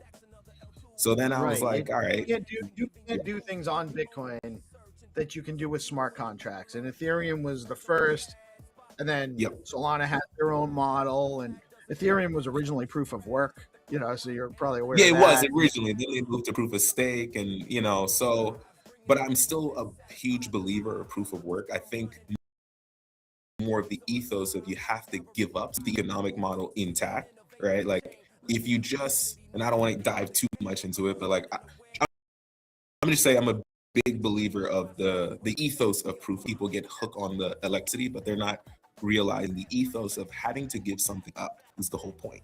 Something that's valuable to you. Right. There's no risk in staking. Exactly. They don't want to talk about it for specific reasons, obviously, but there's no real risk in staking. You're making the rich richer. And I wouldn't argue, right? If I had $1 billion and I was staking Solana, I'd be the first one to be like, "No, this is the future of the world. Trust me," right? Because there's no risk to me. But anyway, so nice. And how they put in so much work without sleeping. We took probably fell asleep. What's going on? Oh well, he actually mentioned to me late yesterday that he had some stuff he had to handle this morning. He would try to get to the show as soon as he could, but he might miss the show this morning. Oh yeah, it's all you're gonna have to fill in. You're gonna have to be GP and 300 this morning. Oh definitely. You know me. I'm here. Right on. To amazing guest. We got guests we're just becoming a hotbed of guest activity lately. We have so many things going on in the ecosystem, and now that we got the hang of running the live streams all day, gives us a lot more flexibility with what we're doing. And I'm actually really excited to get the engineer in here. I did tell him I was probably running about 10 minutes late, and I'm only 8 minutes late, so that's pretty cool. What is up, the engineer? How are you today, man? Hey, how's everyone? Good morning. Oh, good, Brody. It's actually a pleasure to be here. Honestly, it's a pleasure to be on the Stacks blockchain. Honestly, right on. Well, it's a pleasure having you. And yeah, I've only become recently familiar with what you're doing because people are shouting you out and saying I needed to cover you. And yeah, so I saw that. And I'm glad they did, because I mean it does. we've been cranking here lately, so I haven't had as much time to go in and check as I'd like. But you have a couple of different projects you're working on. You're working on Takeo Labs, which I've heard of fairly recently, and then so it's you know what? I'll let you. Why don't you give us an introduction or background? Tell us a little bit about your journey here. To a background of like what made me come here, and then it will make more sense of like what's going on. So perfect. I heard of Stacks a long time ago when I think Miami Coin was a thing. I remember that, like when the governor of Florida or something, like I think it was the mayor of Florida had announced Miami Coin, something like that. I bought a little bit, but I think I was kind of put off by the I came in a little bit after that. So I'm Oh, not okay. really as familiar with the history of that. So, I know. yeah, he's really an OG. Yeah. So I would say but I wasn't active in the space. Like I was like, oh, let me just buy like $100. I don't know. Right. It's some sort of like Bitcoin project. The only thing that kind of put me off was the idea that you have to give up Bitcoin for STX. And at the time, like that didn't make sense to me. But then I was a project manager of like a software development team. And then as I started growing my own Bitcoin stack, I was like, I really want to make a project on Bitcoin. Like I want to do something to advance Bitcoin. But at the time, the only thing I knew of was Lightning. And then when I really dove into Lightning, I realized you can't. It's a great thing to send money anonymously, but trying to actually build something decentralized, I'm like, okay, I get why there's Ethereum. I never understood why there was Ethereum, but after I tried to build Lightning, I'm like, okay, Ethereum Solana makes sense from a development standpoint. Maybe not necessarily a monetary standpoint, but at a development standpoint, this is a great tool. So then I was like, all right. You can't do things on Bitcoin that you can do with smart contracts. And Ethereum was the first.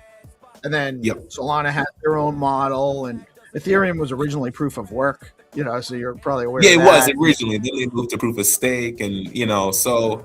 But I'm still a huge believer of proof of work. I think more of the ethos of you have to give up something to keep the economic model intact, right? Like if you just, and I don't want to dive too much into it, but like I'm just saying I'm a big believer of the ethos of proof of work. I know many people get hooked on the electricity, but they're not realizing the ethos of having to give something up is the whole point. Something that's valuable to you. Right. There's there's no risk in staking. Exactly. They want to talk about it for specific reasons, obviously, but there's no real risk in staking. You're making the rich richer. And you know, I wouldn't argue, right? If I had $1 billion and I was staking Solana, I'd be the first one to be like, no, this is the future of the world. Trust me. Right? Because there's no risk to me. But anyway, so as I started diving deeper, I was like, I really want to make something, but it needs to still align with that ethos, right? Because it needs to live outside of me. Like it can't hinge on my life. It has to go further than that. Then in around November of last year, I started really diving into not using Pump.Fund, but researching it from a perspective of I thought the concept of bonding curves was ingenious. I did. From an engineering perspective, because my background is mechanical, it was cool. We had, I mean, I'm assuming you're familiar with STX City and what Kawawin built. Yes, that's how I launched Techo. Yeah.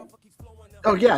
Okay. So, and that is it's a very interesting development, the bonding curve application and token launches and what Pump Fund did. I love trying things and figuring out how they work. Yes. There's a downside though to those as well, where it became way too easy to just launch a token that had no value, but very easy to get hyped. And actually there was an incentive to hype it because of the bonding. So there was positives and negatives. Yeah, exactly. So I thought in my head, I was like, the technology stack is amazing. The ability that I can now just make it is very amazing. What that is missing to me is one thing. And that was what started my journey into development. Because I said, all right, they produced the next layer of the internet. They don't know it, but they did.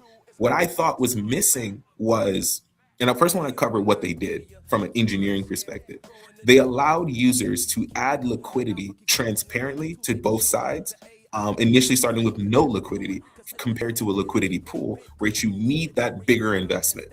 And then prices form on a, that bonding curve, that price model, which makes it easier for people in Africa, right? Like who may only have $1. That's all they have. That's all they have. That makes it much easier for them. So I said, to me, this is the future of asset trading, right? The problem is it's too easy to make the coin. Everyone dumps, there is no liquidity backing it, right? The person that really benefited is the initial buyers and the platform dev, right? The platform dev wins regardless. If it goes up, he has no incentive to monitor the platform. I'm not saying anything bad about it. I'm just saying from an economic perspective. Now, right. what Their I incentive thought is to provide the platform, and what happens on there afterwards is exactly. It's only important so long as it doesn't make people flee the platform. Exactly. It just needs to functionally work. The house in a always sense. wins. Yeah, the house always wins. So I thought, the reality is this isn't good for my family and friends in terms of the feasibility, but the engineering stack is good. So what does it need? Because what I see in the ecosystem from a whole is you have a bunch of people who are really good developers, but they're not product managers. They're not thinking about the feasibility or economic model of it. They're just like, it works. Now, what I thought in terms of product management was this just needs how all the trading fees go to like the platform. If you take half of those trading fees and you save it on that smart contract, that token has revenue. If you save those trading fees on that smart contract, that token now has revenue. Okay, great. Who gets to claim that revenue? In liquidity pools, you share the revenue. When you share it, it's not that great. It's okay. It's great that we're sharing it. It gives some value, but however, I thought, okay, what if the revenue can be claimed by the person who locks up the most of the token on the smart contract? We have a separate function that says lock tokens. After you've bought it, you can lock tokens.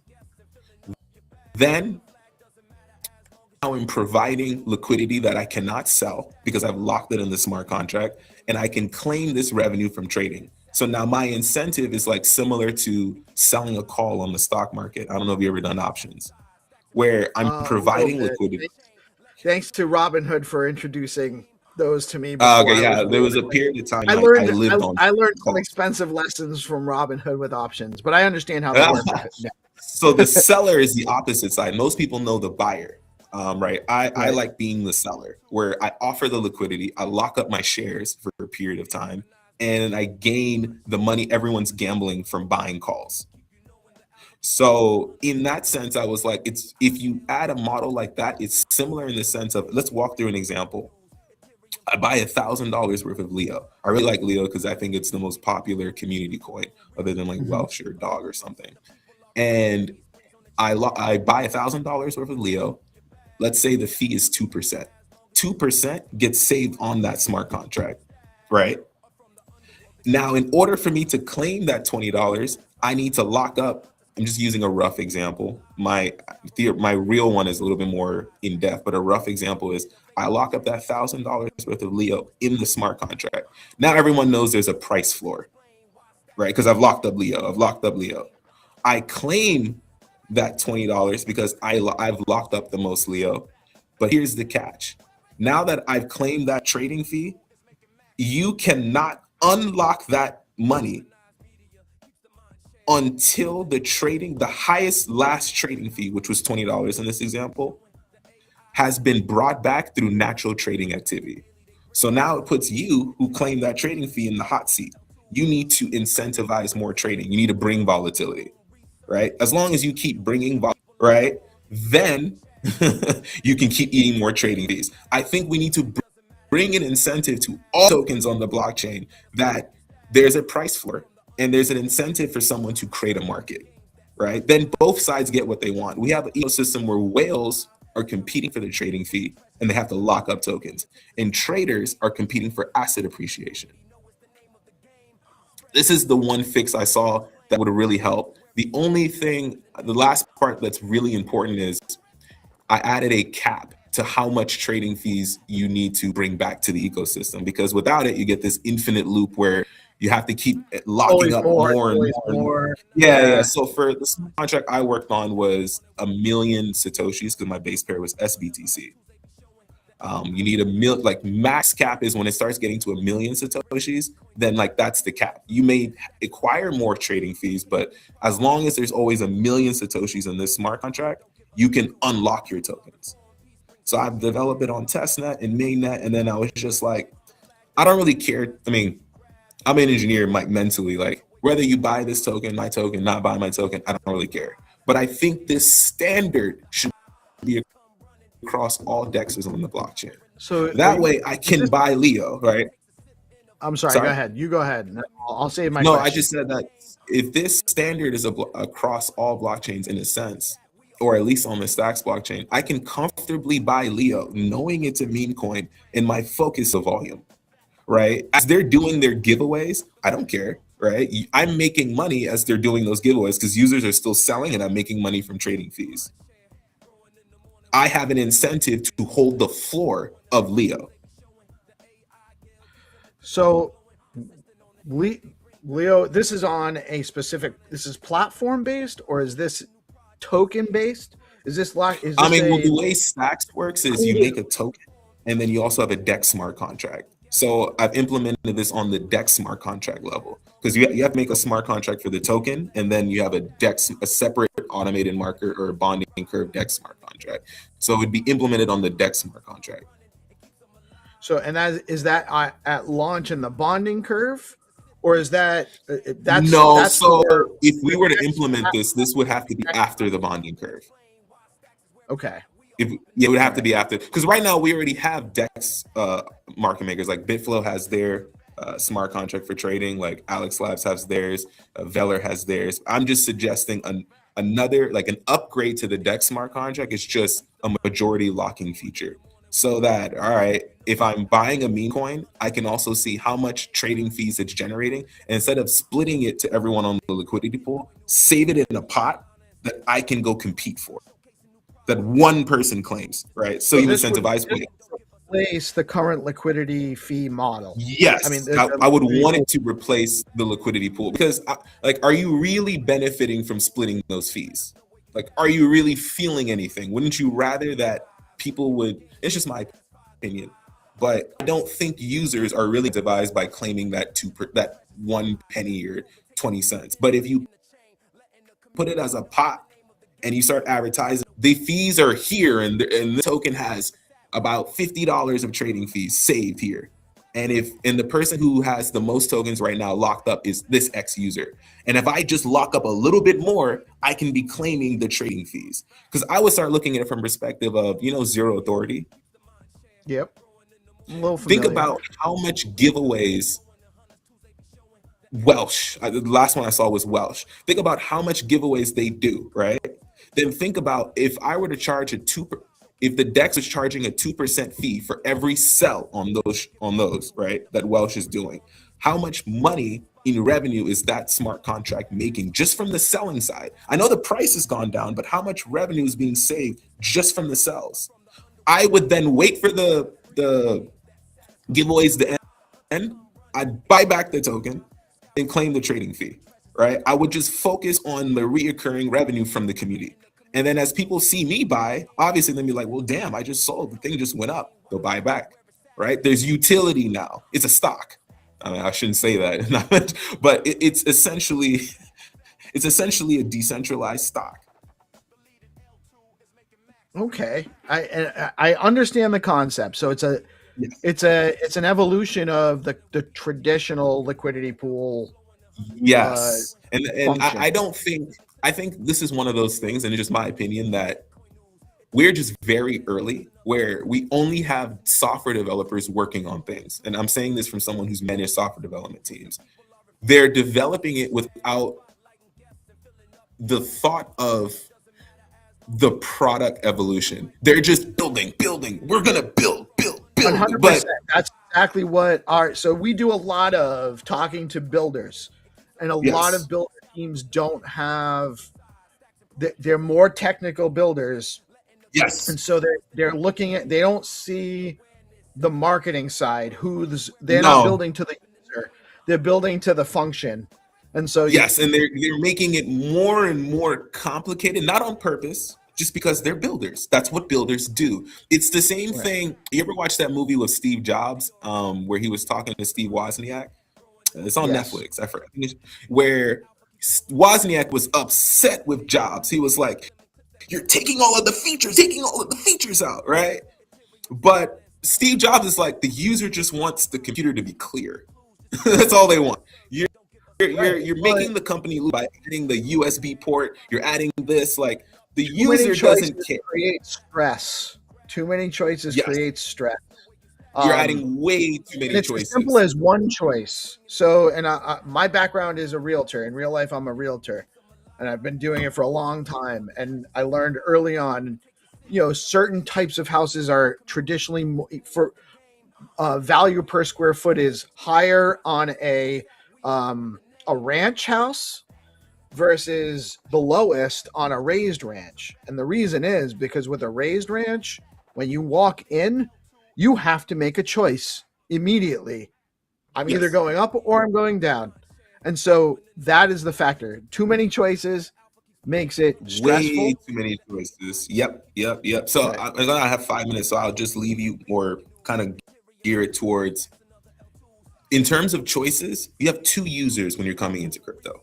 You have the trader, especially people coming from Africa or whatever their background is, who have $20. In 5 seconds, they're going to make a choice whether to buy this or not. It is going to be purely based on the chart. Purely. That's it.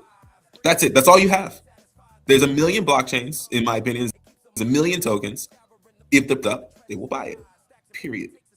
Right? And then on the other side, you have the whale. The whale is not stupid. He's not going to buy a picture of a cat or dog. He's not. So if you're saying about institutional adoption, they're not coming to buy a cat or dog. They're coming to see how much volume is coming in because there's no revenue right now. If you implement this model, they're coming to see, oh, okay, well, it doesn't have this much volume yet, but this much trading fees is being saved in a pot that I only need to have this much money locked in order to commit. Okay, cool. I don't mind taking that risk, right? I see this much volume on chain daily from this many wallets. I'll take this risk because there's this much real liquidity sitting there. What's the trading pair? SBTC, it's USCC. I'll take that risk, right? Right now, there's no rationality for a whale to come into this ecosystem and take that risk. There isn't any. But with a feature like that, the whale doesn't need to roll up this or that. They say, this much money is there, this much risk is there. I'm in. No, and that's great. And one of the biggest challenges we have right now in our ecosystem is value locked. We need to have more value locked. It's actually one of the biggest issues. So anything we can do that will help us get there is important. So this is a very interesting concept.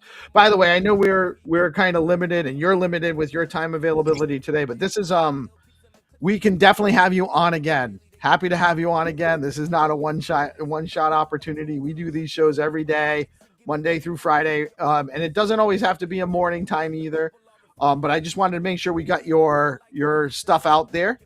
It's theengineer.btc or the-engineer.btc at theengineer_21 on X.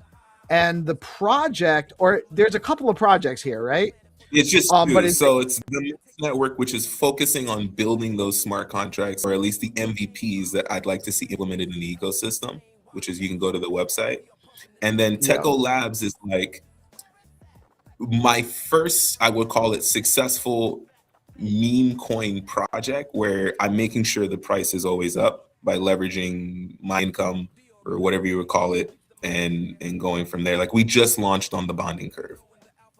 So I know one of the pain that token is relatively new, and I wasn't sure where it came from. It was. I mean, I haven't really done any marketing, right? My belief is more, I don't really want to spend too much money just giving it away because I'm protecting. I think of it like if I'm the hedge fund manager, I'm protecting the value of my token, right? I'm looking at every other token on the Stacks blockchain is like down. This is going to be the one that like is up. Right. I don't mind keeping it up. It should be up. because I have my family in it, right? I can't, like, my mom is in it. My mom looks at it because this is her introduction to looking at the blockchain. Like, she's gonna call me if the price is down, in a sense. Right. Well, and so just on the model you're proposing, and if you have to jump, just, yeah, no worries. That's cool. But you basically created a competitive model for providing liquidity.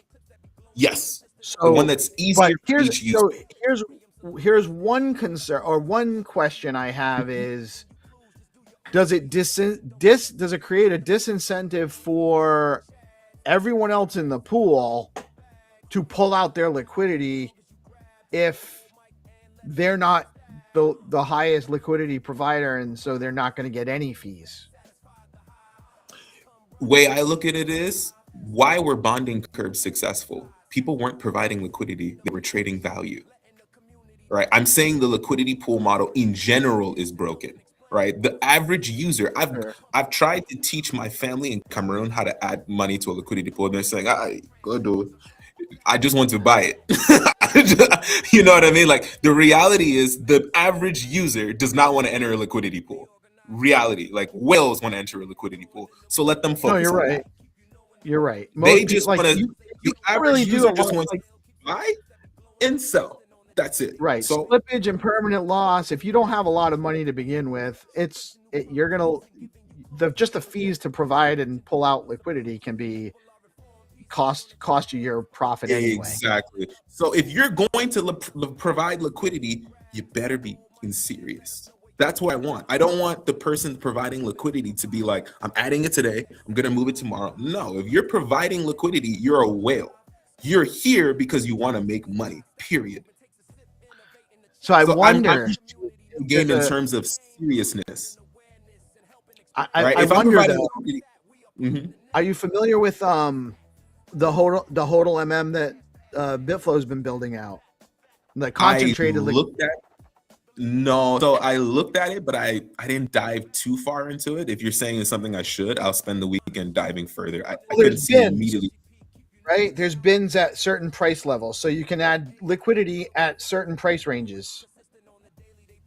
So you could actually have competition amongst bins. So it's not all or nothing. It's the highest provider in that bin. So I could provide liquidity. I might be the highest provider at a lower bin, and I'm targeting a lower price, and that way it creates less disincentive. You don't want to necessarily concentrate it where the whale has it, but you can maybe take a bin and get the trading fees for a bin that's higher or lower if there's volatility. What's a bin, out of curiosity?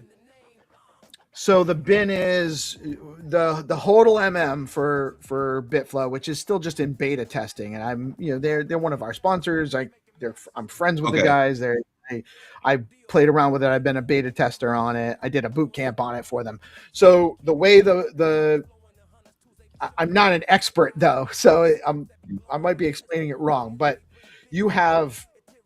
when you're providing liquidity, you have a range. You can set a range across price scales, and in that range, there'll be a number of bins. That is the liquidity pool for, let's say it's let's say for easy math, it's USDC and stacks, right?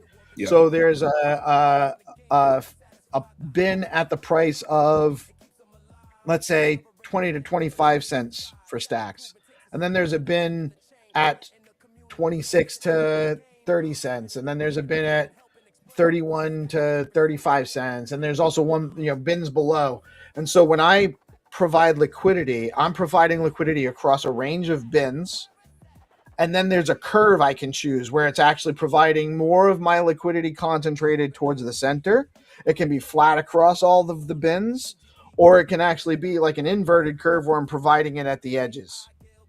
So I have control of where I'm putting my liquidity most of my liquidity. And so I'll get fees when it trades at those scales, in those bins.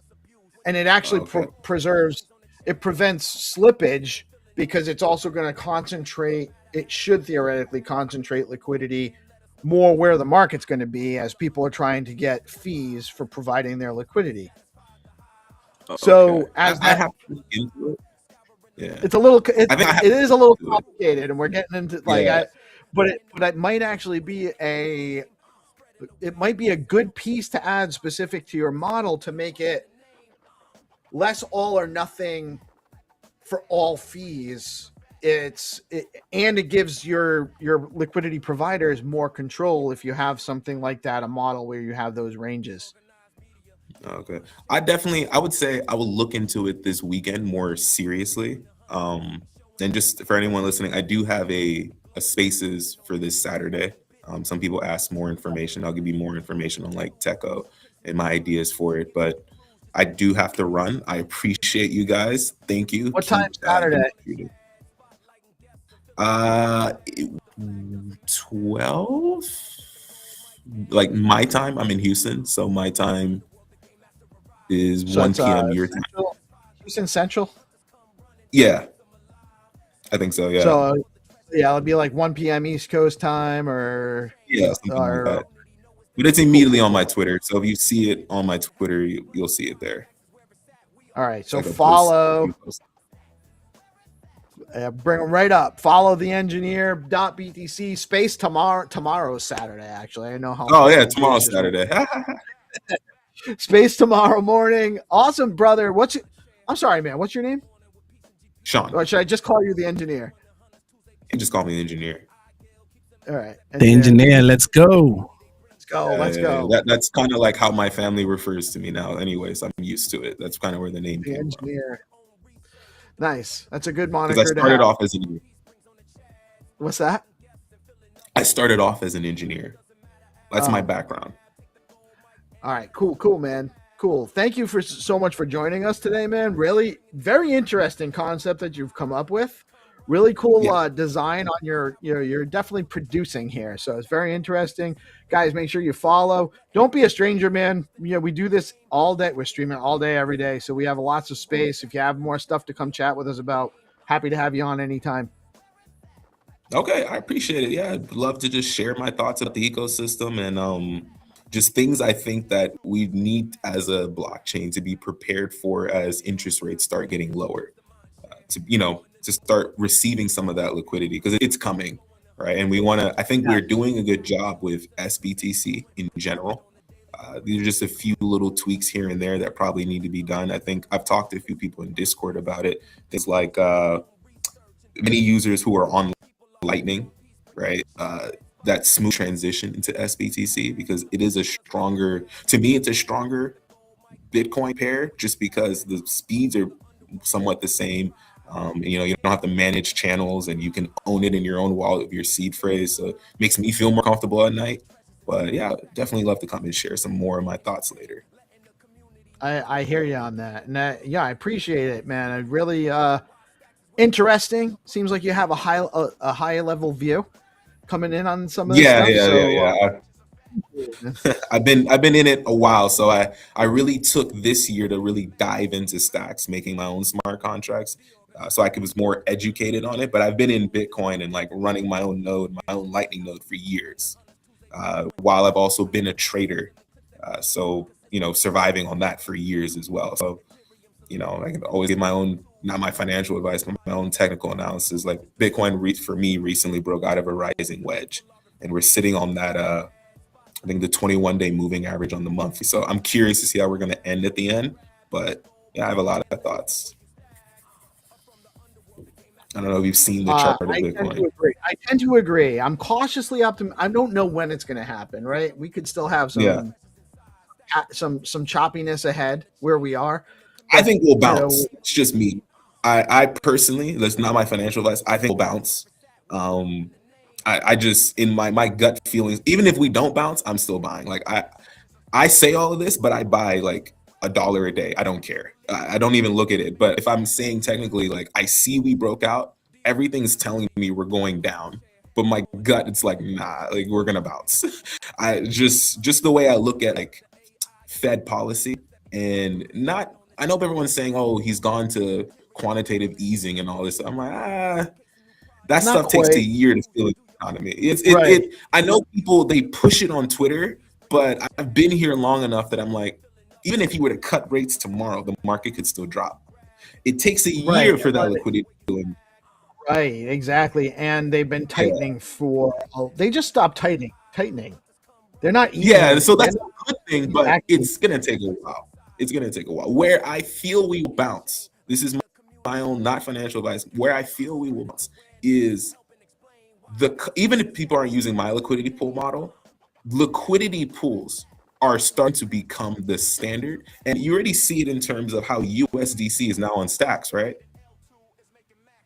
This is a huge thing. I know people don't really see it, but this is huge, right? Bitcoin's never had a programmable price. It's had a centralized price. It's never had a programmable, this is the price because of this liquidity. As liquidity pools become the standard within organizations saying, I want to be able to trade this on the blockchain, and I want to know the price of Bitcoin because of this liquidity, because there's this much USD versus this much Bitcoin, you finally get transparent Bitcoin pricing. That's why we'll bounce. But that's just me. I'm sorry I keep taking your time, but I'll head No, out. man, it's great. It's great. We actually do have the man, the myth, the legend, Rubes in the house as well. What's up? Good morning, my brother. How you doing today? GM Rubes. Yeah, guys, how's it going? How you doing, man? I apologize if I missed you sitting in there. I was engrossed in a really interesting conversation with the engineer here. He just came through. I don't know if you caught it, but he's got some really cool stuff he's working on as well, bro. Yeah, I caught the end of it. So that was quite interesting about the kind of liquidity jackpot almost, kind of take like the competitive side. Yeah, I listened to it last sort of 5-10 minutes. So it was cool to see. Yeah, very interesting. All right, my friends, it's your old pal Peace Love Music, and we are back. We have another live guest segment today. We have Jeff, the founder of BSD, Base Dollar on Stacks. What's up, Jeff? How you doing today, man? Thank you for joining us today. Hey, GM. Thank you so much. Happy to be here. And it's great. I'm doing great. I'm getting ready for the holidays. Yeah. Yeah, it's a lot. It's fine. You know, you can feel it winding down. Things are getting a little less chaotic, except for us, where we, book back to back interviews on the same day. But You seem like a very, very busy guy to me. Yeah, like when I've been watching more and more like bits and pieces and segments, and I'm like, this guy is always live on the internet, always. Well, and we started. We've been doing the daily live streams for Monday through Friday for a little over. We're just going on almost a year and a half, about a year and 4 months. We started out of Stacks D Grants Cohort 2 last summer of 2024. And, it's iterated from doing a 15 to 20 minute, good morning check-in to an hour-long show to an hour and a half show with a couple of different news segment and a guest spot and game show, and then other segments throughout the day, like different shows. We had Landy coming on and doing TA. We used to produce Melanie's good kitty Melanie's show and Bitcoin and Beyond show.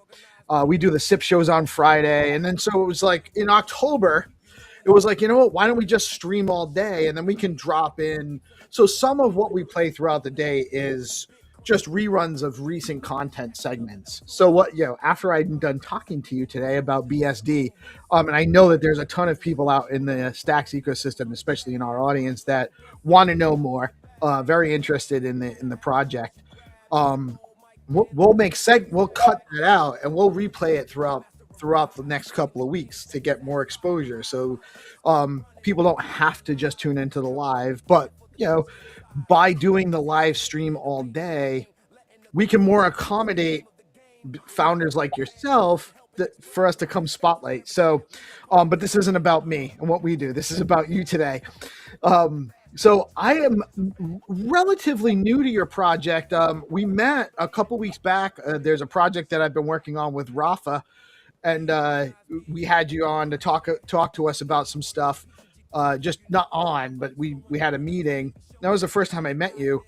and then you just happened to be on the Bitcoin and the Bitcoin Building on Bitcoin show with the Bitflow guys, which is also, they have their show today too, last week, and I heard a little bit more, but I really want to get a handle on what you're building, because I know there are definitely options for dollar stable coins is important. You know, we don't want a centralized system. You know, USDC coming to Stacks is great, but you know, I'm a huge fan of what Jacob's building at USDH, and I think just more options in the marketplace make the ecosystem stronger and better for everybody. So I'm really intrigued about your niche and what you're working on with BSD.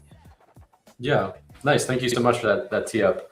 And before I jump into that, just to sort of put a final point on everything you were saying about the show, I really appreciate what you're doing for Stacks and what you're doing for Bitcoin, and there's just so much work to go around. So I think you're really providing kind of a valuable service for our ecosystem. So thank you. Thank you for saying that, man. I really appreciate it. We work hard, and there's a small team behind me. There's a lot of people chipping in, but it's a lot. Yeah. It is a lot. If I'm being honest, it's a lot. Yeah, I can imagine. Let's see here. Yeah, I'm happy to give a little intro, and then I'm happy to talk about BSD based dollar, and then I've also got I've got teed up here to do a live demo on testnet. Awesome. And I think it's the first time I've ever live shown people like how to take a loan in BSD, and there's a few other features to look at too. So yeah, I'll launch into that. Sound good? Yeah, actually, why don't we start with a little bit of your background for those that don't know? Yeah, sure. So I've been doing interface work as either a front end designer or front end engineer or product leader at tech startups for about 20 years now. Got into crypto about 2018. And really was looking for like where I could contribute, and happened to get introduced to the Stacks founders back then. And yeah, I worked for Hero for a number of years, and then spun out my company I have now. There was a bunch of kind of like Hero alumni that spun out small companies all around the same time, like around 4 years ago, when the ecosystem was really decentralizing, and the token launched, and then what we kind of currently think of as like Stacks 2, or like the first version of Stacks that had smart contracts. All around that time, a bunch of people started little development companies like mine. And worked on a couple different things in Stacks over the years, and been working on BSD now for about 1.5 years, like heads down building. And yeah, like we're finally live. We have a live beta that's up right now, and yeah, we've got real loans, real Bitcoin. We've got real dual stacking working. Like it's been also for us. It's been a long road, and when you start building one of these protocols, you just always realize that it's like 5 times more work than you thought when you first started.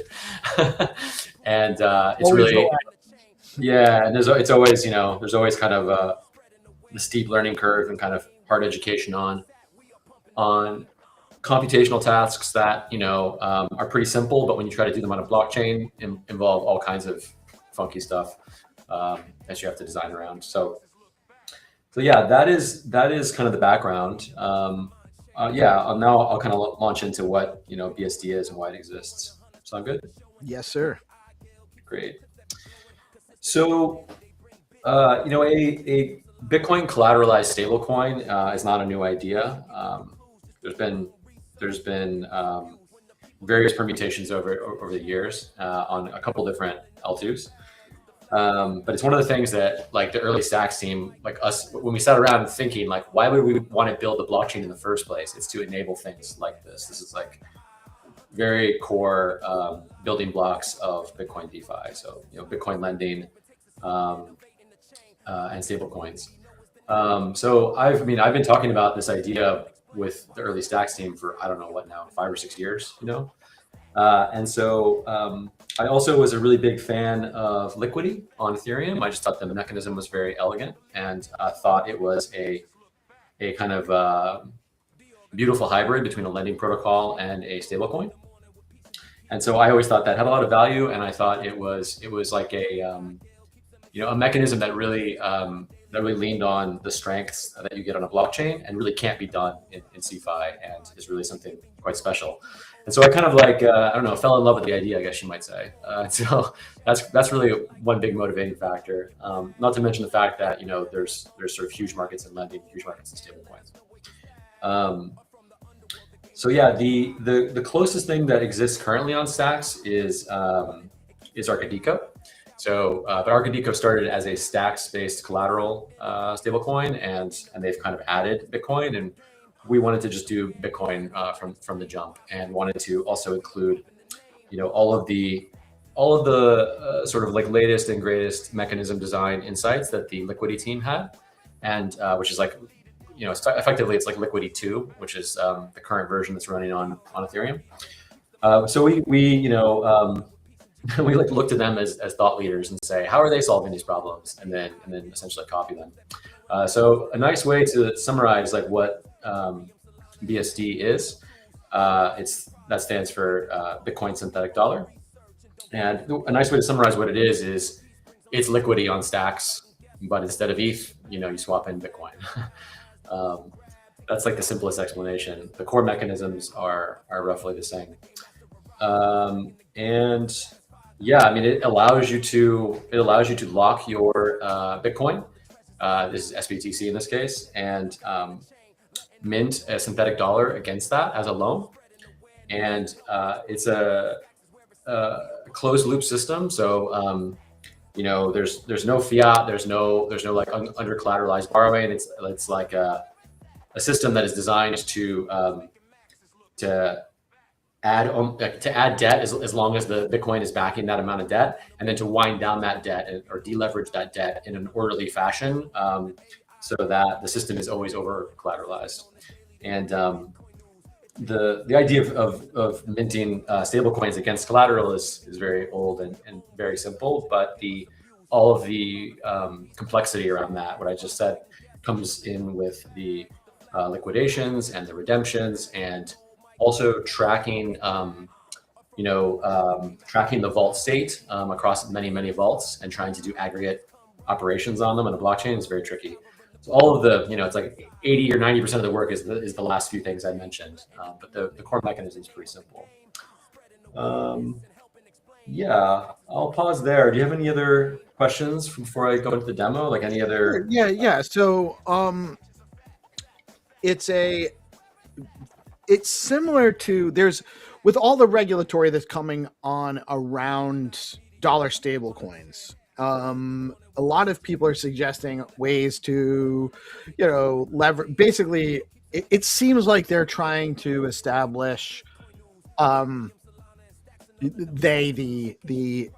traditional, the government and the traditional finance system are trying to establish rules around stable coins, which mean that they have to be T-bill backed. It seems like that's the goal. I don't think that that's necessarily the right way to go. I can see why they would want to, but it seems like what you have now and how it's designed now is basically similar, except for instead of a T-bill, you're just backing it with Bitcoin. I mean, is that more or less how do you peg the price of the dollar? How does it stay at $1 for a BSD token? Yeah. I probably won't go into a deep legal analysis, but I think my guess is that you'll probably see additional guidance and things come out in the future that specifically address mechanisms that are not, T-bills held by, a private entity, or like, I guess it could be like a public entity as well. That's like, I think that there's a distinction between those two things, and there could be further regulations around other mechanisms as well. But you were asking how it works. That was the question. Yeah. How does BSD maintain? How is the dollar value pegged for the Bitcoin synthetic dollar? Sure. Yeah. So it follows the same mechanism that Liquidity uses. And so I don't know if they were the first to figure this out, but they were one of the earliest teams to kind of figure this out, which is it's like a redeem mechanism. So the basis for it is that there's a protocol operation called redeem, and you can always bring BSD to this function in the contract and say, I've got BSD and I want to exchange it for like face value, the same exact face value in dollars for the underlying Bitcoin. So like you can, the reason it's worth $1 is because you can kind of always go exchange it for $1 worth of Bitcoin. Okay. Yeah, that's the core mechanism. And so that alone, that kind of what that does is that's almost like a singular trading venue that will always consider BSD worth $1. And then you can imagine other trading venues like exchanges where it goes off that peg, right? Like it could be just the way like Bitcoin trades for different prices on different markets. Same thing is happening here. BSD could trade for different prices on different markets. But the sort of game theory around that is that if the price is above or below, it doesn't matter. In both cases, there's an arbitrage you can do. So you can basically by minting and redeeming BSD, you can basically just make money doing that. Just make a profit doing that, and in doing so, you will nudge the price closer to equilibrium. So if it's above, you'll push it down, and if it's below, you'll push it up. And so like I said, the sort of game theoretic kind of aggregate behavior of this is that the price kind of always seeks $1 through time. And so that all sounds like very hand wavy and fancy, but I mean, Liquidity's been doing this for about 5 years without it. Sure. Well, and honestly, it makes sense because if I see it on Bitflow and it's trading for under $1, I know I can buy it and then take it over and exchange it for Bitcoin at $1 and play the arbitrage there. Correct, So that seems like a no-brainer to me. Yeah. And in fact, I think it's last time I checked, it actually is on Bitflow. Like it actually is trading above $1 on Bitflow, so you can go harvest that. I don't know what size that is. That might only be worth like $10 a profit, but anyway, that's the point, or that's the concept. Sure. No, and that's awesome. I mean, that will peg it to $1. If I can always exchange it for what the $1 worth of Bitcoin is more or less on the market right now, then it's just an arbitrage play elsewhere. So that's I like the model. I think it's very interesting. By the way, introducing you, I don't know if you've met GP, my main co-host and partner in crime over here at DeOrganized. He was handling some stuff for Zest Protocol, and he's done with that. He's a community manager over at Zest amongst many hats he wears. Hey, what's up, nice. Jeff? Nice to meet you, man. Yeah, we haven't met, so it's great to meet you. Thanks so much. Man. I've been really interested. It seems like BSD kind of just like popped up out of nowhere, and I was like, "What is this BSD?" And then I'm seeing Tycho and others post about base dollar, and I mean, it's awesome to get to connect and kind of understand more about it over the last couple weeks, and then also got to listen in whenever you talk to Diego and Dylan from Bitflow. So really cool stuff, and congrats on the launch of your liquidity pool over there as well. And yeah, man, cool stuff. Nice. Yeah, thank you so much. Appreciate it. We made a lot of noise about it when we first started developing it, like I said, about 1.5 years ago, and then we thought it would actually, development on it would go a lot faster. And so we really went into a cave basically for a while and then came back out. So yeah, thank you for all the kind words.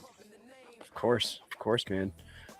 So I guess, my question to you is like, what's next? Like, where can they follow and all of that stuff? I've got your page up here. Yeah, it's on website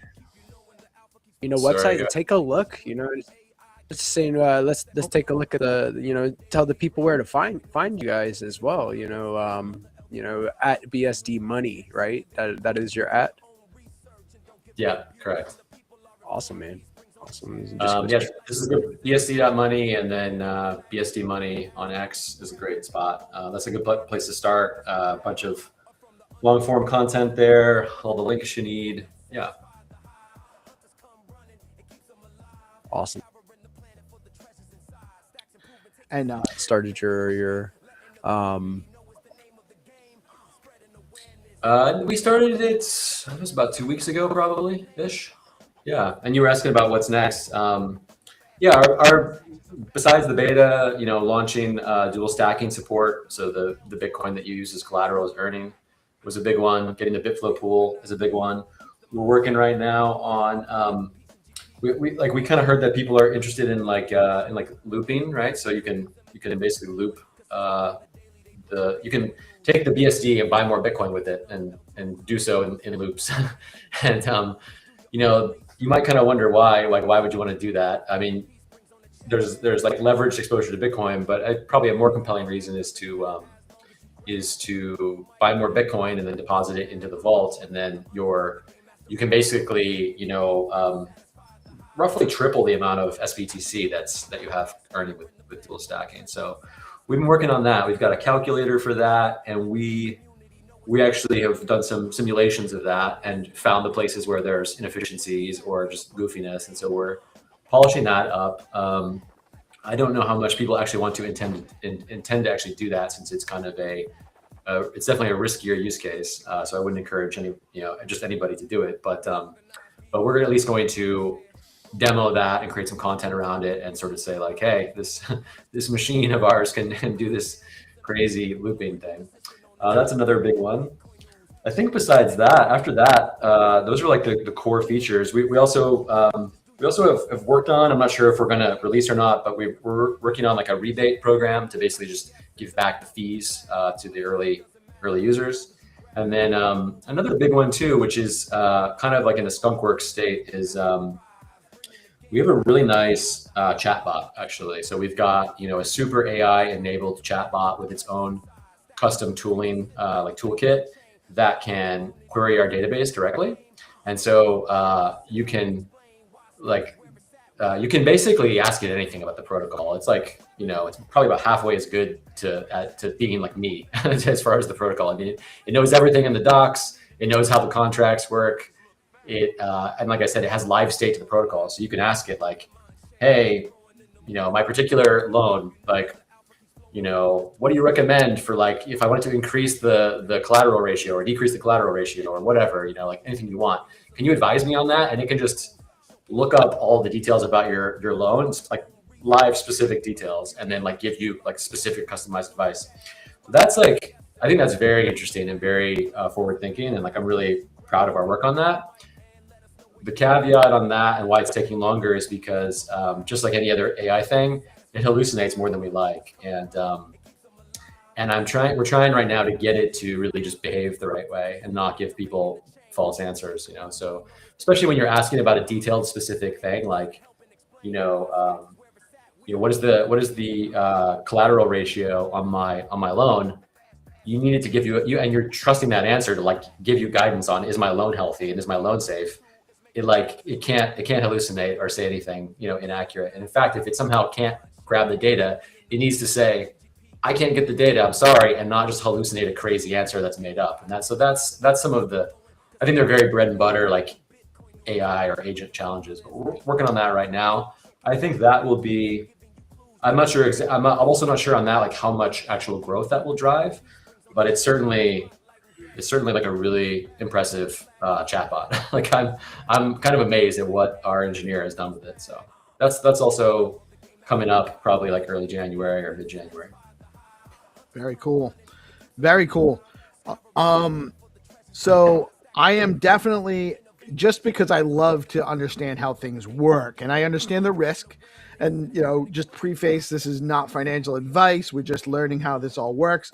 But the idea of looping is very interesting to me, because it is a way to leverage with maybe more control than in some other circumstances, and leverage your Bitcoin position and accumulate more Bitcoin. You were going to take us for a walk through the beta. Can you kind of show us what it would look like to loop to do that? Yeah, potentially. Like let's see here.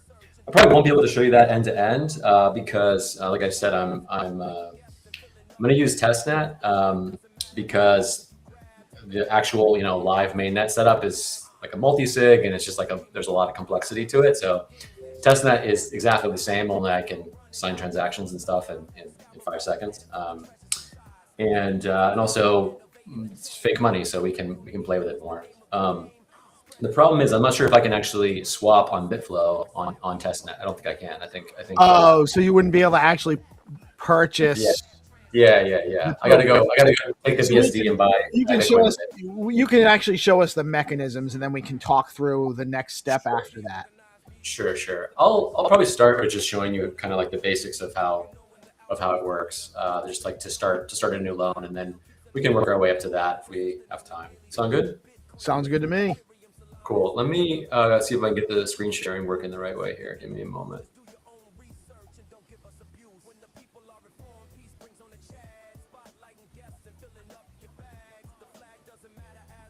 Right. Okay. I think I got it. Yep. There we go. You Cool. are on, sir. Vault 14. There we go. Right.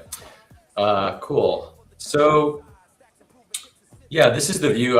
My account has already created a handful of vaults. So this is not exactly what you'd see when you start fresh, but it's pretty close. So I'll walk you through creating a new vault, and then I'll show you some of the details on these existing ones. So yeah, like the first step, this is like the core mechanism. So I'll probably kind of explain a lot of details here. So step one is adding some collateral, and kind of everything else, follows from there. So, depending on the value of that collateral, which is like computed, on the fly, that kind of tells you how much you can borrow and like what your collateral ratio will be, right? Let me see if I can get this a little bigger without ruining the layout. Is that a little bit better? Yeah, that's good. And actually, we'll put us off to the side. So nice. That's good. Yeah. So how much collateral you have and how much it's worth kind of like sets the tone for everything else. And so the app auto populates just some default values for you. Probably the one that's important and also super familiar to most people is collateral ratio. So this is like how close to the full value of your Bitcoin is your borrowing worth. So it automatically picks 150 as the default. As you can see, you can make the numbers safer and like harder to get liquidated essentially, or you can do it riskier all the way down to 120, which is 10% above your liquidation. But this is kind of like the first important decision to make. One of the things I'm really proud of with BSD and this like style of mechanism is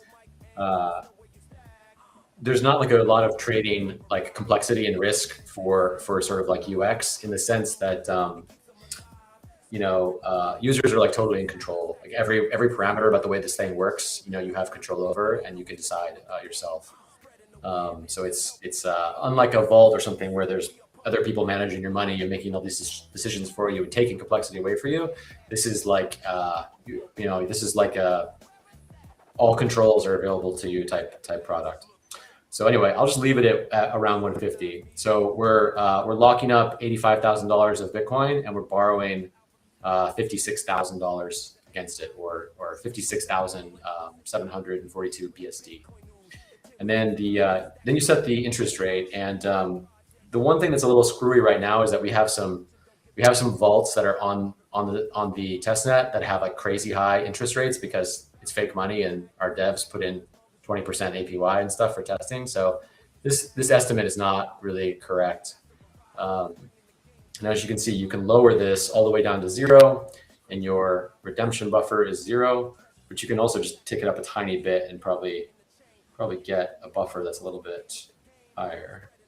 Yeah, so like 47% is a gigantic buffer at 3.29. So there's just some squirreliness around this on testnet, but you pick your own interest rate on BSD, and so the interest, the lower the interest rate, the more risk of. So I don't quite understand redemption buffer.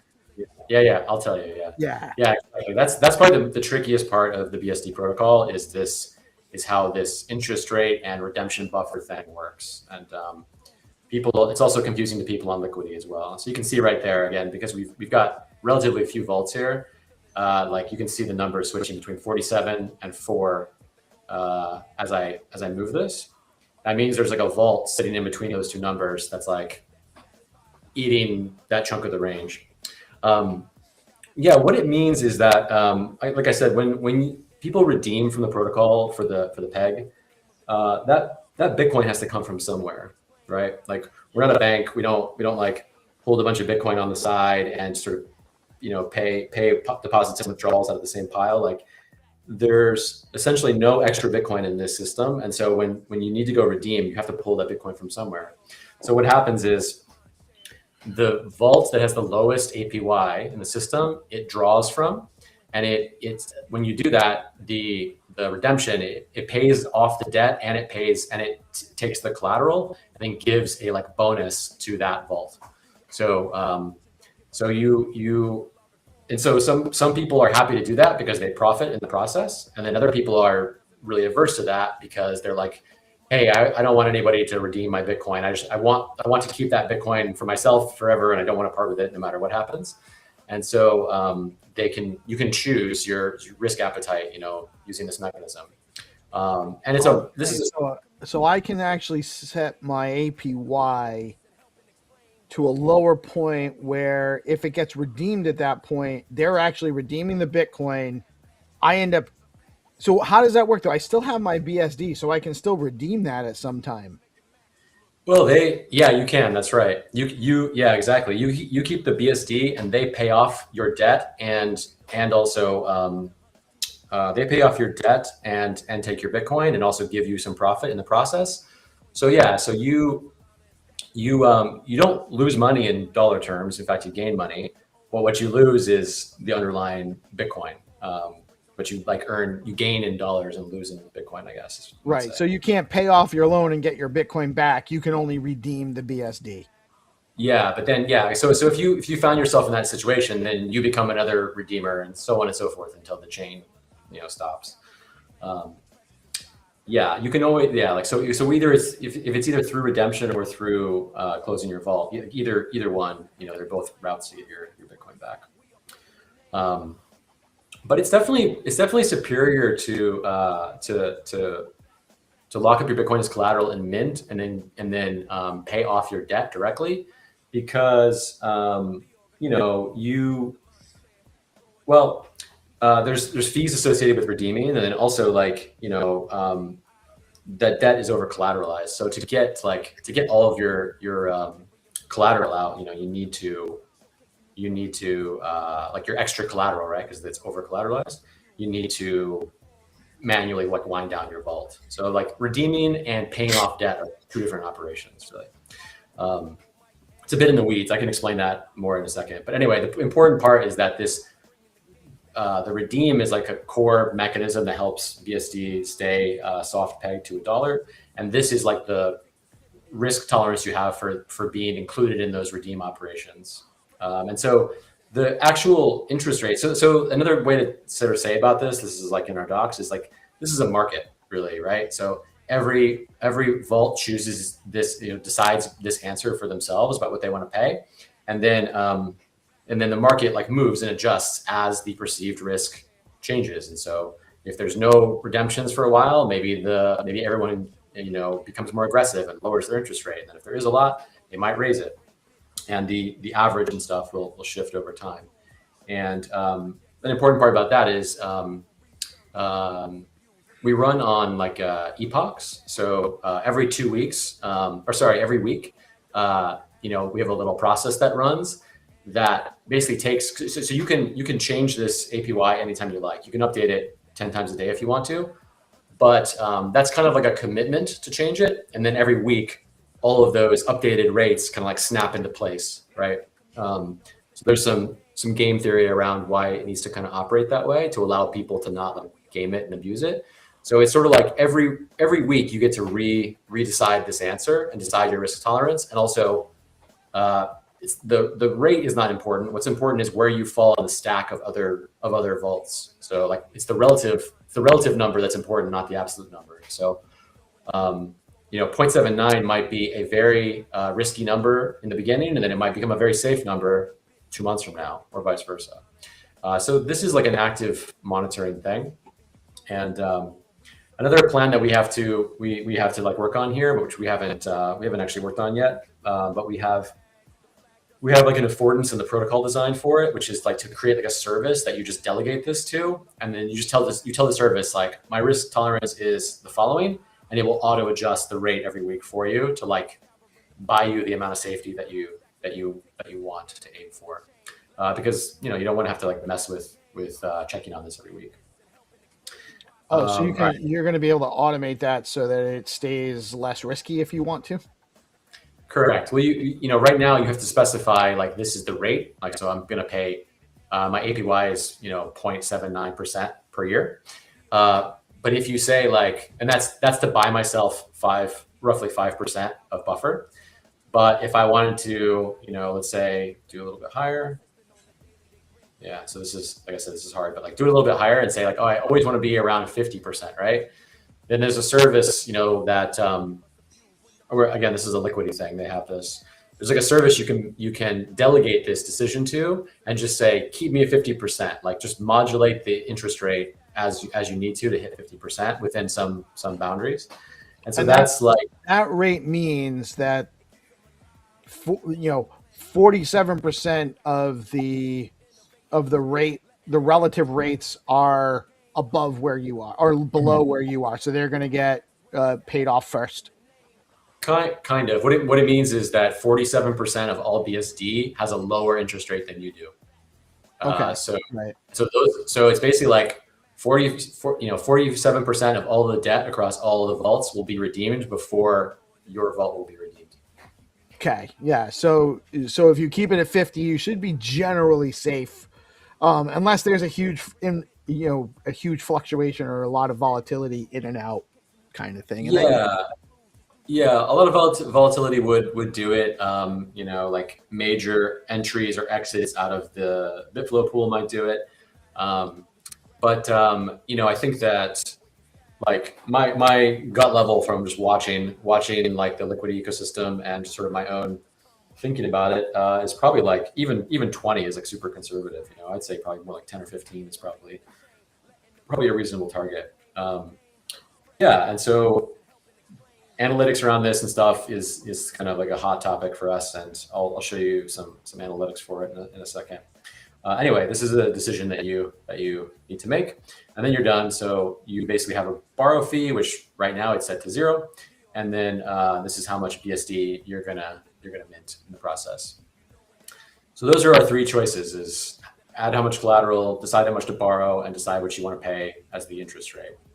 I know that's like a lot of stuff to cover, but it's just those 3 choices. But it's what makes the mechanism function. These are, and I actually think it's a really clever design. It's interesting. I know you're saying I'm not familiar with liquidity, so this is all very new to me. Yeah, it's a way to get dollar-like behavior with an over-collateralized, sort of valuable asset backing it, and no fiat and no custody, no counterparties. It's just code running. It's like it's smart contracts and a keeper that triggers some of these things, like some of these operations and things. But that's it. So I'm ready to go ahead and mint. Sound good? Yeah, absolutely. Cool. So like I said, we'll lock 1 Bitcoin and add and get ourselves 56,000 BSD.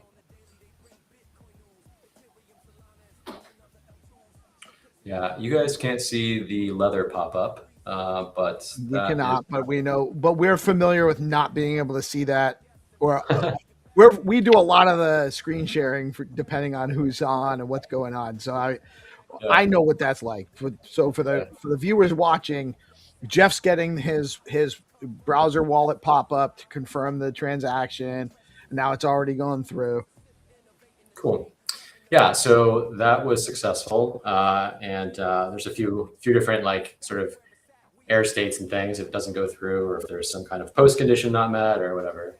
Another thing I'm pretty proud of is we've got like really good post conditions set up on all of our transactions. So there's like I don't even know. There's like probably 20 plus things that can like not be set up right. And so you really have tight assurances when you say like only this much SBTC is going to exit my wallet, and I'm going to receive this much BSD or the whole thing will abort. Like it's very, very complete in that sense.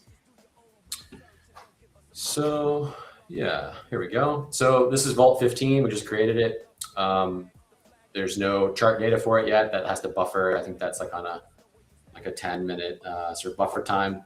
So we'll have to wait for that. But you can see just the parameters that we put in there. So we got this much.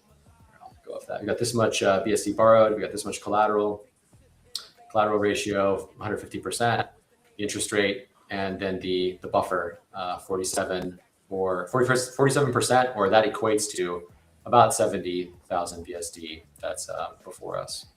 And then a few other details here. But every operation we do will also be like recorded here with the transaction, which is really convenient. And so yeah, so like I said, like this whole product is like very like very composable and very kind of user controlled. So you can at this point like everything like unlike like CFI loans or like a loan like I'm trying to give a good example, like Lendin, for instance, like a CFI loan, like that has a fixed term and it has penalties and all this other kind of stuff. This is like everything that all the parameters we just set, we can adjust at any point we like. So we can borrow more, we can pay our debt down, we can add collateral or we can remove collateral, and we can change the APY. So, and that's like a free for all, you know, you can do it. So I can, you can do it 10 times a day, you can do whatever. Yeah. So I can actually add BTC, I could buy SBTC with this, with my BSD. Yeah. And then add that SBTC right into the vault. So I don't have to create another, I don't have to redeem the vault and open up a new one. I can just add the SBTC to that vault. And then, that strengthens my position, makes me less volatile, less risk. And or I can then also potentially borrow more BSD. Yes, correct. That's the looping, right? You just keep on doing that in a loop, basically. So yeah, you can see right here in this little panel, like this is the total amount. I had some, other BSD I minted before, so that's why I've got more. I've got SBTC here, so this is like my balance, that's specific to this app. So each of these has its own little wizard, just like the borrow or just like the vault creation screen does. So like the borrow tells you like this is where everything currently stands. And if I say, what if I want to borrow 5,000 more, for instance, right? And it basically gives you a readout on like the old collateral ratio was 150. The new collateral ratio will be 139. But it's like, oh, I want even more. I'm willing to take even more risk, right? You can just see how as I'm borrowing more and more, this collateral ratio is going down, down, down. And it also should tell you, it tells you right here the liquidation price. So like I think this is a little bit easier to understand. So it's like if Bitcoin goes down to this amount, like which is not, it's not that far away from the current price. No, it's definitely within the potential. It could happen right now with where the price is. So then you'd be liquidated, right? Your loan would be like forcibly closed. You keep your BSD, but the protocol takes your Bitcoin. So you have to play with this. This is a risk tolerance thing, and this is like how actively you want to monitor the vault and what your risk tolerance is. But that's borrowing more, and then you can also repay, and then you can, like I said, add or remove SBTC. So you can say, I think this is what you were saying before. So imagine we went and took our I think 56,000 BSD, and we went to Bitflow and swapped it. Then you would get, you'd have like, I don't know, 0.6 or something more SBTC, right? And so, so your old collateral ratio is 151. Your new collateral ratio would be 242. And you would be able to borrow an additional 124,000 BSD, right? So you just like bumped up your borrowing capacity. So I can take it down to 0, and you can see as I'm adding BSD or as I'm adding SBTC, my capacity to borrow is just going up, right? So yeah, that's like I said, it's really customizable and composable. And then I'll also mention you can change the rate as well. So, and we have delegate, but it's not working yet. But you can see like just make it more risky. You can see current interest rate, no pending change to the interest rate, and your buffer information here. And then yeah, you can see like this is how this change is going to affect the buffer. So 47 down to 4. So this is just like all of these screens are basically saying you can adjust the vault setup that you created in the beginning. And yeah, I'll pause there. I can mention some of these other features if you guys want, or I can answer questions. I think there's a lot of moving parts, but I think it's pretty straightforward once you kind of get a handle on what they all mean. Obviously, this is something that is a little bit more of an advanced user. At least getting into the more complex strategies on it. If you're just looking to borrow and get a little bit of capital to deploy, borrow against your Bitcoin, you can do that. That's pretty straightforward, and you can do it with pretty low risk based on the tools you have here. But there is also a lot more. People can engage in more complex strategies like looping. I think it's really interesting, man. I think it's a great tool to have in the ecosystem. Very cool, and definitely would love to. So, what are the other tools that you were looking at up the top? Yeah, sure. I was just going to show you. This is a vault I created already, and the the charting process has already run on it, so you can see how the collateral ratio is changing over time, like with the trend of the Bitcoin price, basically. And then also same thing over here. You can see how your redemption buffer is changing in real time in comparison to everybody else, right? So for this chart, you want this chart to look like solid red lines going up and dotted red lines going down. That kind of indicates health. And when they cross, then you need to be paying attention. So can't scroll over this here, but yeah, it's just basically because this guy's redemption buffer is down to 12. It's starting to throw warnings at me and say, hey, you should be worried about that. So if that went over that top line, he would be over his liquidation ratio. They're not the same data. It's kind of maybe it's a confusing chart, but they're two different data sets. But you want to know what your buffer is and how it's trending, and then you also want to understand the average of all the other vaults. Is it trending up or down? Like you need a directional sort of understanding here. And so you want your buffer to be high, and you want to know, like, are you on the good side or the bad side of the trend, basically. Makes a lot of sense.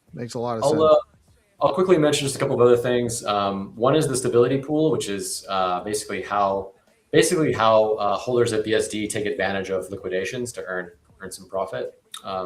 So this is another liquidity invention, and it's basically like rather than have like outside liquidators, it's like a built-in liquidator into the protocol. So this is how vaults get liquidated is with the stability pool. So you can deposit BSD here and wait for liquidations to happen, and then profit off those when they happen. And this chart kind of gives you some insights about what to expect about upcoming liquidations. Oh, so I could actually deposit, instead of depositing into a vault and withdrawing BSD, I could also deploy my Bitcoin. Or is it, I'm sorry, you're adding BSD here, or you're adding Bitcoin? Yeah. The way this works is BSD goes in and Bitcoin comes out at a 10% profit. Okay. So I create a vault. I withdraw, I take out BSD, or I create BSD, borrow that against my Bitcoin, and then I can deposit that in here. And that is used to liquidate vaults that have a bad CR, where their CR gets too low. That pays off the vaults at a profit. Yep, correct. Yeah. So the vaults liquidate when they're at 110 collateral ratio, and so the 100% is what's clears out the debt, and the and the 10%, like the remainder, goes to the people that deposit into this pool.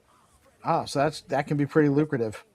Yeah, in fact, there's this is a very like bursty kind of thing. Like when there's no liquidations, the APY is nothing, and then when there's liquidations, the APY is quite high. And yeah, like around the October 10th like crypto crash that happened, like just a couple months ago, the liquidity APY on the same mechanism like went sky high. I don't know what it was. It was like over 100%. I'm sure I went, yeah, because it was because there was drawdowns. Yeah. So that's one other feature, and then the redeem is what I mentioned to you before. So like if I'll just say we've minted about 50,000 BSD, so I'll put like, I don't know, 5,000 in here. Uh-oh, that does not seem correct. Single redeem max. Wow. I don't know why it's doing this. This is funky. This is a funky thing on testnet because it's not working this way on prod. Anyway, you put in the amount of BSD that you want to redeem, and it basically gives you a quote right here, and then you just click redeem, and there's a fee associated with redeem. So you're basically again like trading BSD for SBTC. So this is like the quote of what you'll get, including the fees. Very cool though. I understand testnet's buggy. You don't ever know what's going on. We actually, for a lot of times, we haven't done it as much recently because GP got overworked. We're not doing the night show as much as anymore. But we used to have testnet devs come on all the time. And we would literally just try to break stuff. So it's like we know what that's not a thing at all. We're just walking through, seeing how it works, and that's actually almost a good sign when you see things on testnet get a little wonky. But yes, it makes sense how this would work. You're redeeming. You're going to get SBTC in exchange for that BSD. There is a redemption fee. It's like 1.7% on there. Is that is that fee variable? Like, does that change over time? Is that just what you guys set based on? It's like a pressure. It's a pressure amount, and it like cools down over about 3 days. So like when you redeem a big amount, the fee goes up, and then it like takes 3 days to cool back down to its lowest, which is 5% or 0.5%. So it's to prevent like there's a few, I think, like kind of like game theory abuse vectors where you're just like redeeming more and more and more and creating more and more and more debt. And so it's to like cool down that behavior basically. Right. No, and that makes sense because it stabilizes the platform too. It helps stave off a run. Yeah, correct. So anyway, yeah, that's just an automatic thing in the smart contracts where the fee is like basically dynamic. And like I said, if you do a big redemption or somebody else does a big redemption, you're better off waiting a couple of days for it to cool down to get the like lowest price. So that redemption fee is platform wide. It's not based on an account. So if a whale makes a huge redemption, the redemption fee is going to be high for a couple of days. Yeah, it applies to everybody equally. Yeah, correct. Is there a cap on that fee? There is. It's some parameter set somewhere. I don't know what it is. It's probably, if I had to guess, it's probably 5%, I think. Yeah, that makes sense too, because I mean it needs to function properly. It has to have enough teeth to to protect the platform. Yeah. But man, this is really cool. Very well thought out, well designed. I know you took some of the design from Liquidity, but it's still a really cool product. It's unique to what's on Stacks. There's nothing quite like this on the platform, so I'm really very excited. And are you looking for people to test it out right now? What's going on? Or are we just waiting for mainnet launch, and then at that point you're going to be you're ready to go? Yeah, I mean we're doing like a private beta, so we have like a handful of folks that have joined. I can like send a like a registration link or just like manually approve addresses, and so It's all working on mainnet right now. I've got a bunch of BSD minted with real Bitcoin. So it's all functional. It's just in a private beta. And so, happy to have people test it and play with it. And the best way to do that is just to reach out to the BSD handle, like DM or DM me. Just basically all I need to do is send you a link in order to get started. Awesome. We will definitely, both GP and I, we don't have as much time as we used to, but we love pushing buttons and trying stuff out. We do give feedback. So be happy to test out for you. Shoot me a link. Yeah, absolutely. Or we can get some addresses over if that's easier for you. We just whitelist.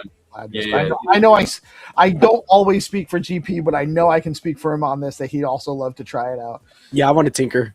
Yeah, good for that.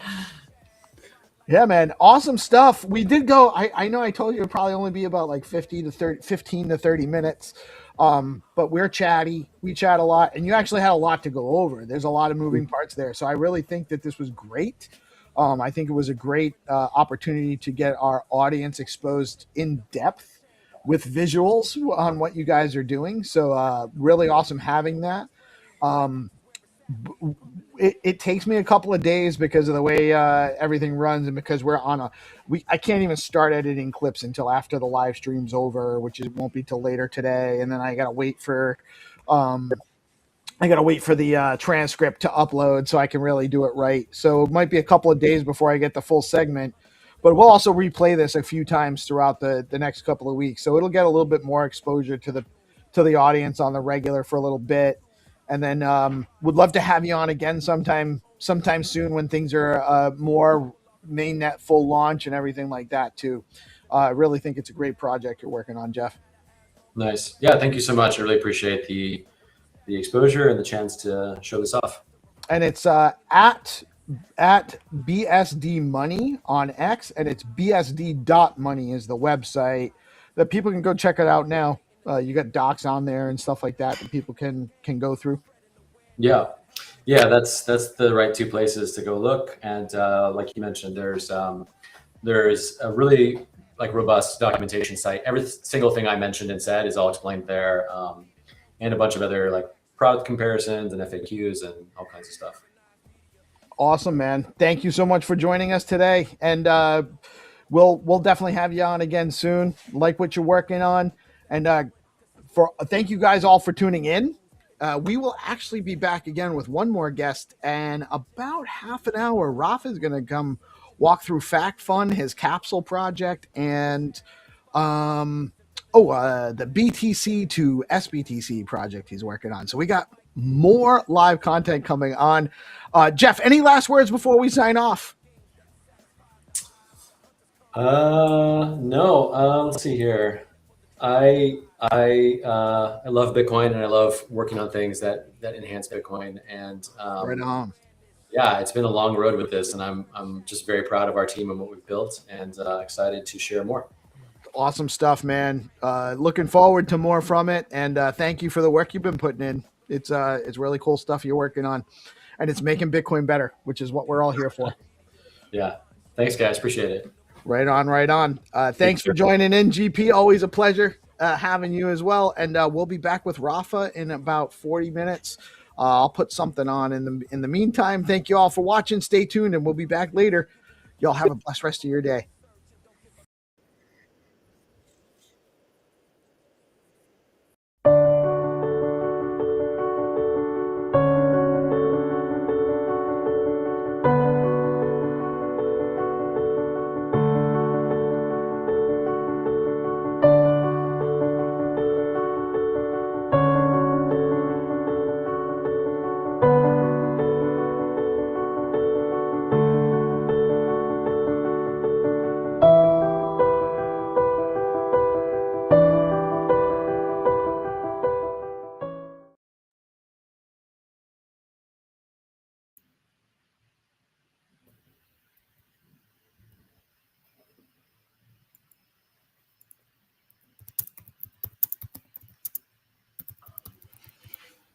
GP, I think you're having some audio issues, man.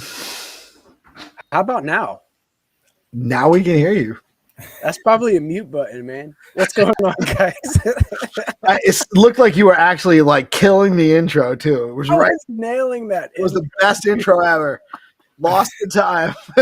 Oh man. I was just saying how this is the first inaugural episode. We're gonna get to talk to Jamie F, Mr. Bain, and two of the next artists that are gonna be contributing to Dogtail. So really excited for this first inaugural episode, and yeah, let's get into it. What's up, Jamie? How are we doing tonight? We got Jamie F in the house. We got Mr. Bain, Peace Love Music, and GP myself in the house tonight. So what's up, guys? How are we doing? Yeah, I'm doing really well. I'm excited for the show. Yeah, I'm looking forward to it. It's going to be epic. Pretty special, and yeah, I'm good. Thanks. Yourself? Doing good, man. Doing good. You know, Jamie, you spun up this awesome idea to you know, help artists and also contribute to charitable causes, right? Did you want to do a brief explainer about, you know, your ideas surrounding Dogtails and you know, how it came to fruition, and all the work that the good work that you're doing with all the artists in the Stacks ecosystem? Yeah, awesome. It's the artists that are doing the good work. Really, we're not doing too much because the stories sort of write themselves. But the idea came about as part of our just natural growth within the community, and we're a community that's sort of an underdog culture and founded on the rise of Peggy, who is the dog from Dogpool, who won the ugliest dog in the UK competition and then went on to Hollywood.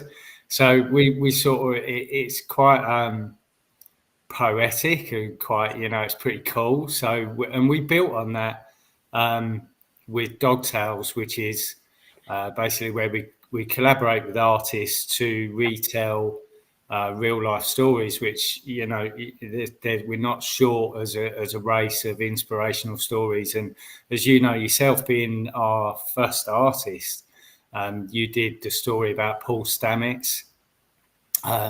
We did do a story before that, but it was just kind of a pilot. It was just a post on X, and that was about Michaela de Prince.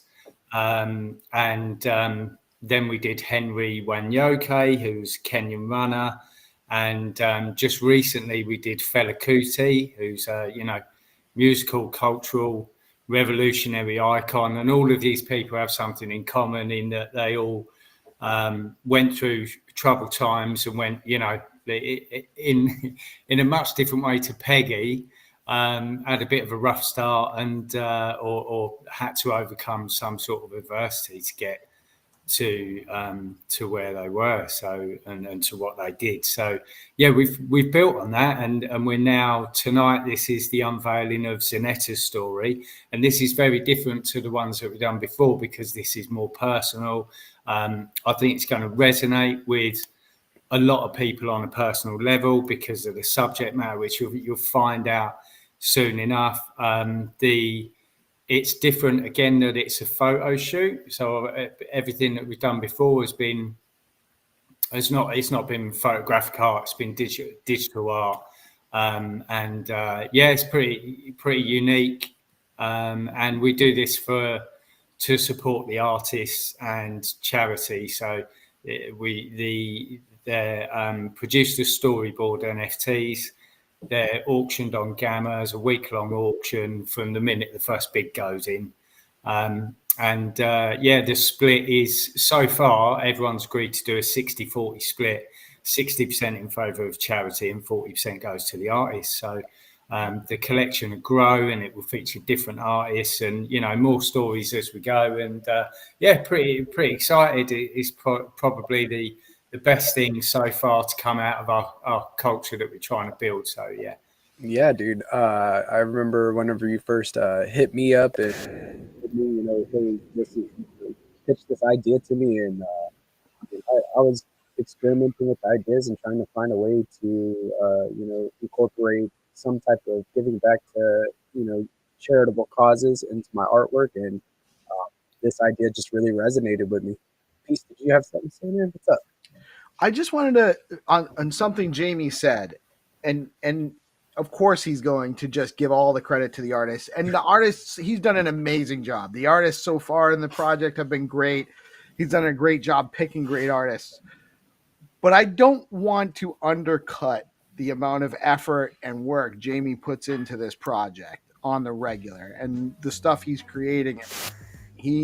Jamie, you deserve a lot of credit for what you put out as well, man. Don't sell yourself short is all I wanted to say.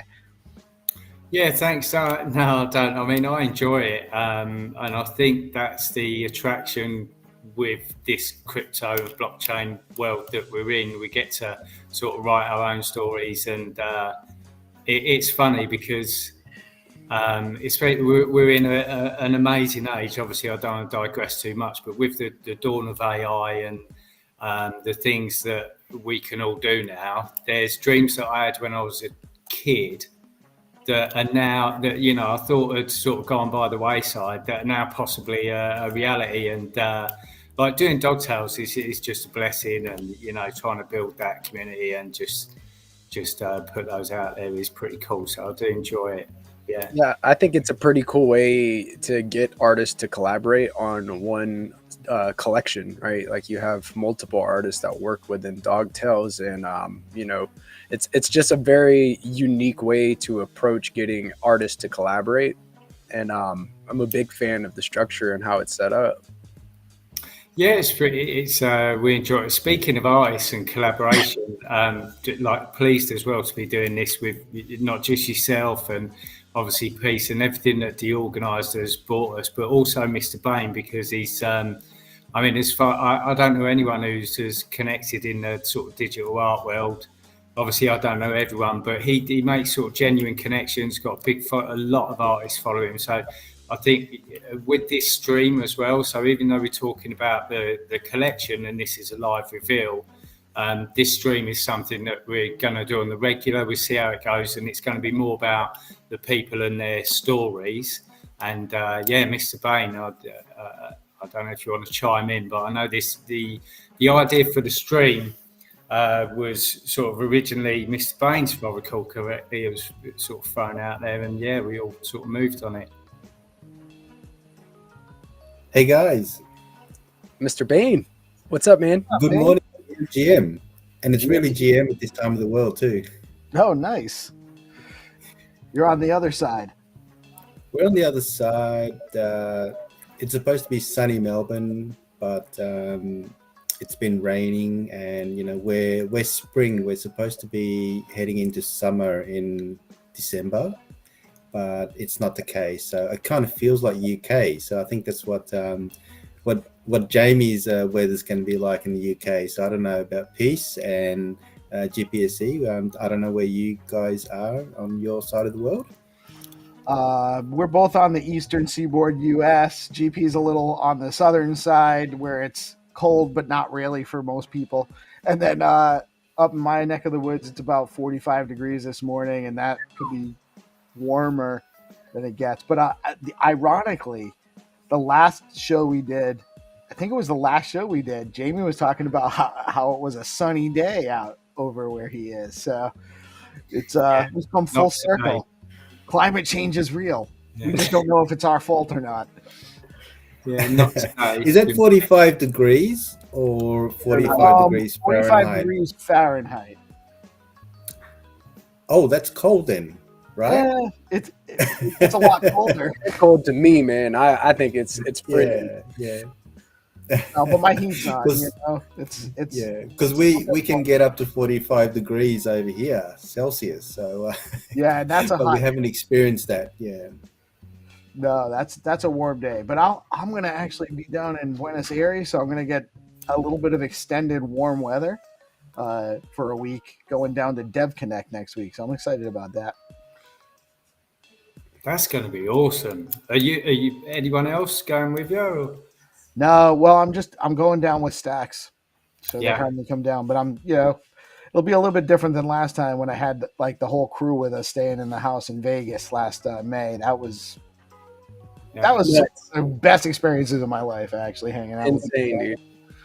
Yeah, and I'll be manning the ship here running the stream and helping. Hana will be helping me run the stream as well. So we'll be holding down the fort for peace while he's out there in Argentina, Buenos Aires, checking out all the Dev Connect and the other little get-togethers that are going on over there while they're out there. So it's gonna be a lot of fun. Yeah. Working hard. Fortunately, I have these guys to rely on, but let's stop the small talk because the ladies are waiting, guys. We shouldn't keep the ladies waiting. Yeah. So I mean, so we've got Janetta, who is the I don't like calling her a subject, but she is the subject of the story, and she's going to tell her story, and she's the subject of the photo shoot that Sashelka has done, who's the artist. So let's get him on, I guess, when you guys are ready. Right on. Welcome, ladies. How are we doing tonight? Hello, everyone. I'm fine, thank you. How are you doing, guys? Good evening. Thank you for joining us today. Thank you for having us here. Hello, everyone. How everyone is doing? Doing great. Doing great. well. Really excited to see some artwork for Dog Tales. I have collaborated with Jamie too, so now we are collaborating and we are collaborating on Dog Tales. So it's awesome. It's awesome to meet you guys. GM, good morning. Good morning, Mr. Bain. Hello. Oh my God, I'm so excited to meet you guys because it's my first experience. And when Janetta, just don't touch mic.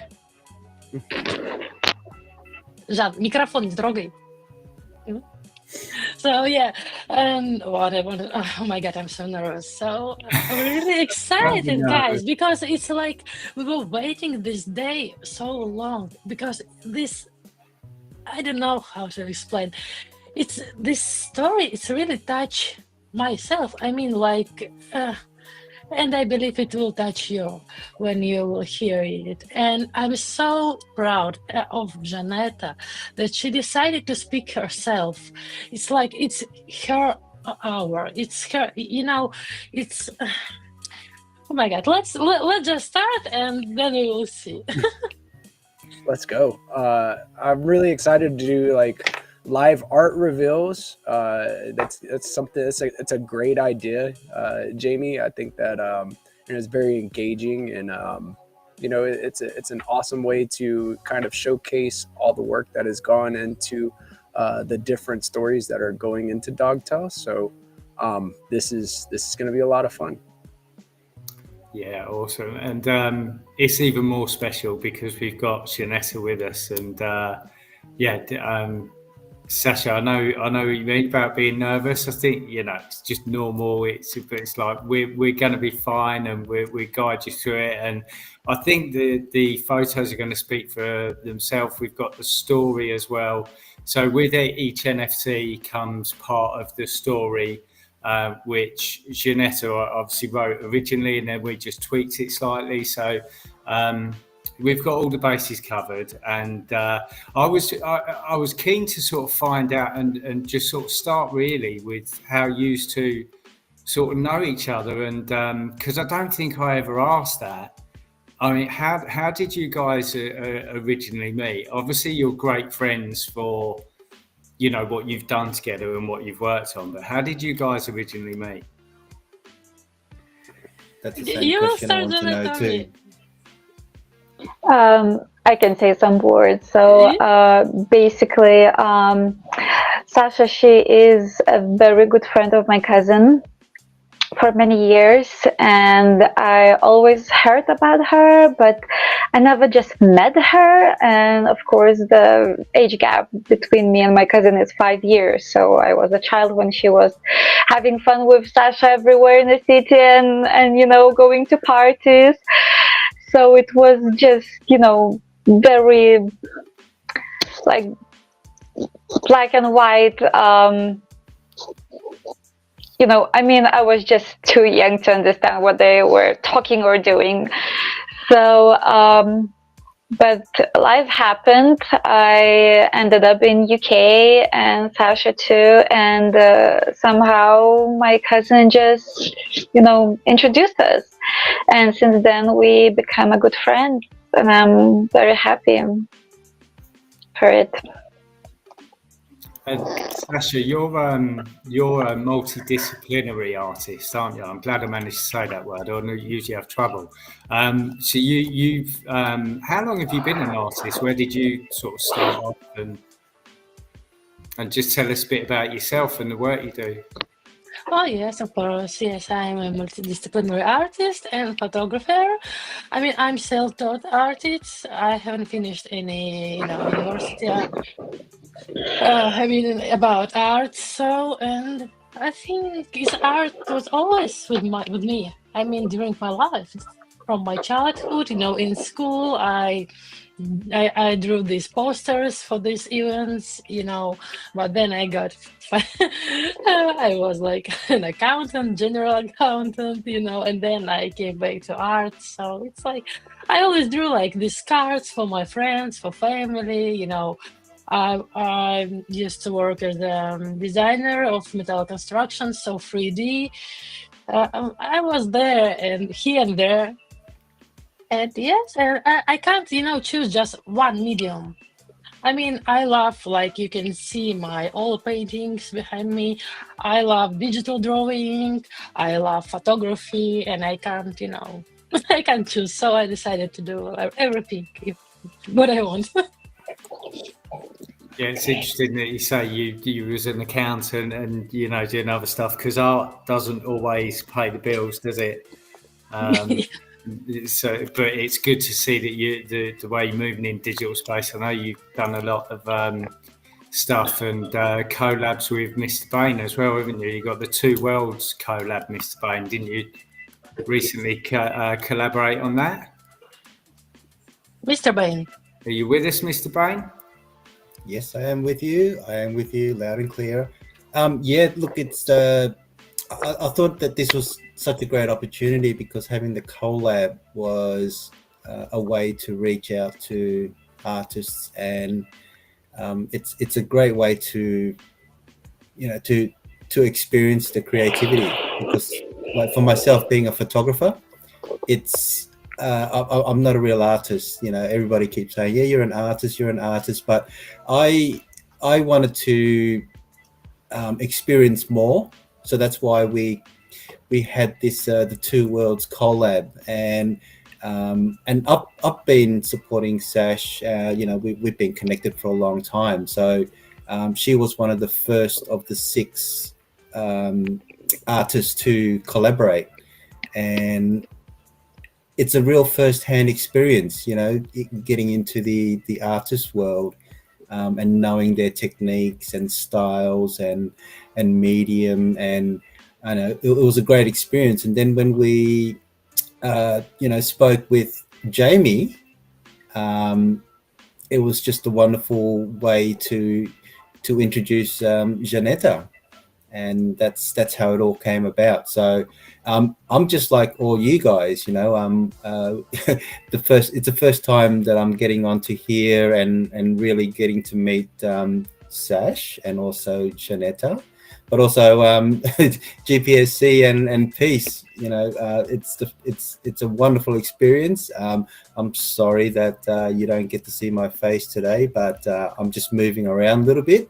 I will, one day it will happen. One day we'll have a doc station. It's only a matter of time. Once you come on DeOrganized, you will eventually dox. It happens to everybody. Absolutely.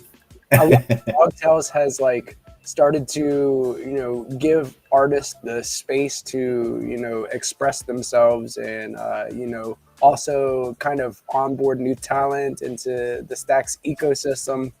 It's a really, really awesome thing to see the momentum get behind Dogtails, and see all of these wonderful artists get to express themselves on it, man. It's awesome. I think it's a great opportunity too with the collab that I'm having right now. I think Jamie has quite a whole list of artists that he can connect with, and especially if we wanted to have this on a regular basis, we can certainly meet new artists and work out something along the way, and have Dogtail become a regular feature. That's what I'd like to see. Yeah, that would be awesome. As I say, it's going to grow over time. But just going back to you guys. So before, I guess we should probably move on with the story, if you guys are ready, and obviously the reveal as well. But just before we do that, I wanted just to touch on. So the photo shoot itself is based around kintsugi, which is a Japanese philosophy, and I just wanted to touch on who sort of came up with that idea, or how that evolved, because it kind of fits into the bigger picture beautifully. The story and your, I'm talking, obviously not many people have heard the story, but from what I know and knowing a bit about you, Janetta, and your story, it's and the way it's been done, your artistic impression of it, Sasha, is just all beautiful, the way it fits together. But I just wanted to know a bit more about the kintsugi side of things, because I think it sort of sets the scene before we do the reveal. Whose idea was it? Or I think Janetta should tell about it, because it was her idea. I mean, I'll tell briefly when we came, the idea of the photo shoot came when I, oh my God, how can I tell? Because you don't know the story yet. But okay, I'll try. We could reveal. You don't have to if you. No. We can just, I just try to find the words. Yeah. When I heard the story, I knew the story, and I wanted to support her. I mean, you can't find the words, and words usually they don't help. I mean, but I thought, we're girls, we like to take photos. I am a photographer, I can do nice photos. So I decided maybe if she wants, I can make a photo shoot for her. Just to support, to show how beautiful she is. I can do it. I can show the beauty. And I suggested, and she agreed. And when we started to think about the idea, she told me about this kintsugi, and I was like, oh my God, this philosophy, I really dive deep in this philosophy, and I really this idea just caught my mind, and we decided to do it. So Janetta, please. Yeah, so basically when we decided to do the photo shoot, Sasha asked me, what type of photo shoot do you want? And I thought a lot about it, and at the time, the most what I needed was the courage, self-esteem, feeling like myself, but at the same not. And I thought, I want to see there a strong woman. And so I'm just trying not to give too many details before the reveal. So I decided to kind of introduce her the kintsugi technique. I have seen many artwork. I read about this before, and I guess some things comes back to your mind when you need that the most. As people say, everything what we heard or we read, everything is in our heads, even if we don't think about it this moment, So yeah, it actually came to me at the right moment, and it was just perfect. It was just like, boom, oh my God, this is it. This is how I can show myself through Sasha's work, who I am, not who I was, but who I am right now after all that happened to me, and I couldn't be more happy with how exactly it turned out. Everything that was broken or is broken can again look even more beautiful than before. I just need to believe in that, and I do. And I didn't before. It was hard, but when I saw the photos, I was like, oh my god, that's not me. I don't think so, that's me. and yeah, that's me. I think you've summed it up beautifully there when you said everything that's broken can be fixed or repaired and more beautiful than before.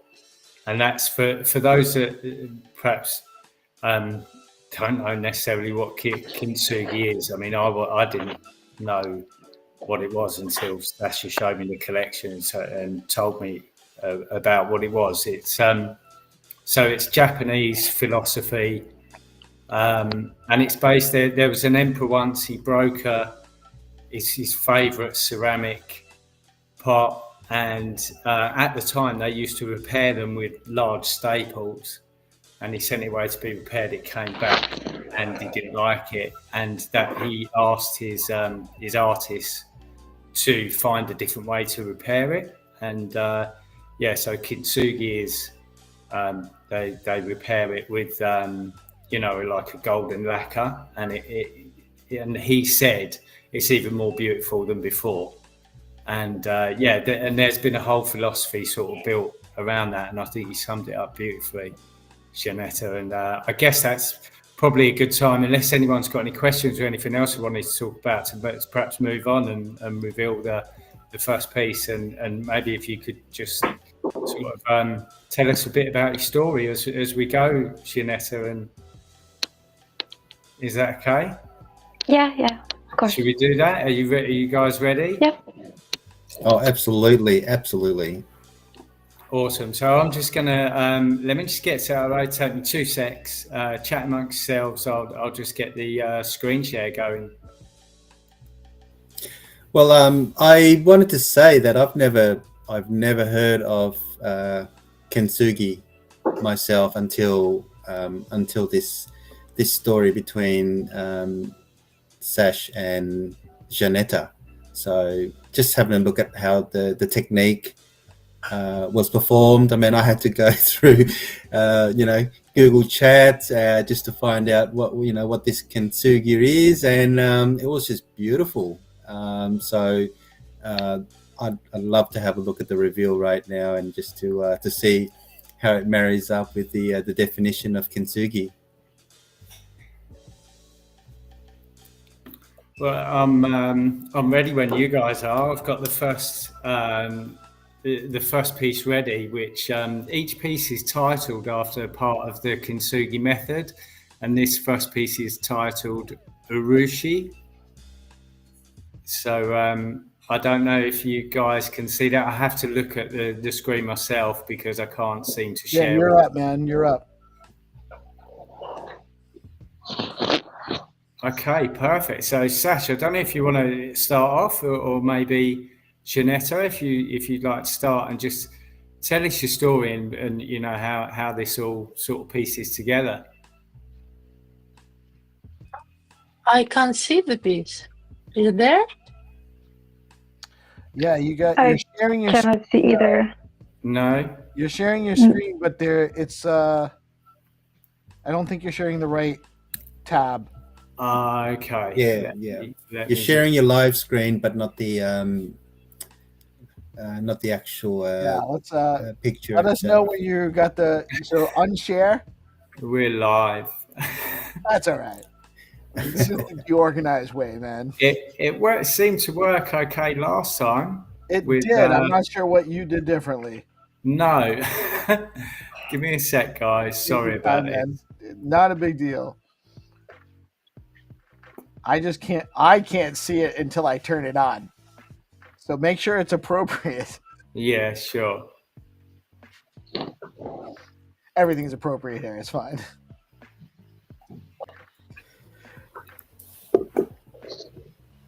Let's try again.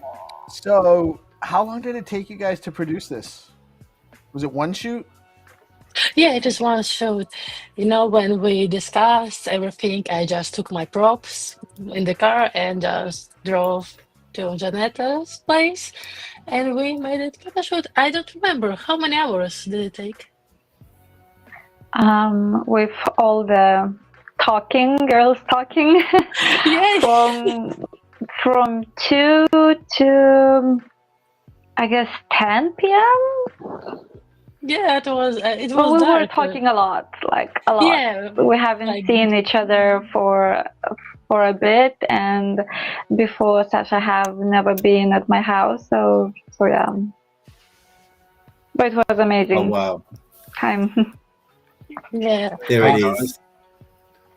Sorry, I think I'm ready. You should be able to see the first Yeah, piece. I think Yeah, now we see. Yeah, we can see it. I think Janetta, you can start with this story, and if we will, maybe later we can talk about the photos. So. Okay. Yeah. So this girl at the photo, she was 32 years old. She was an ordinary person, living her life,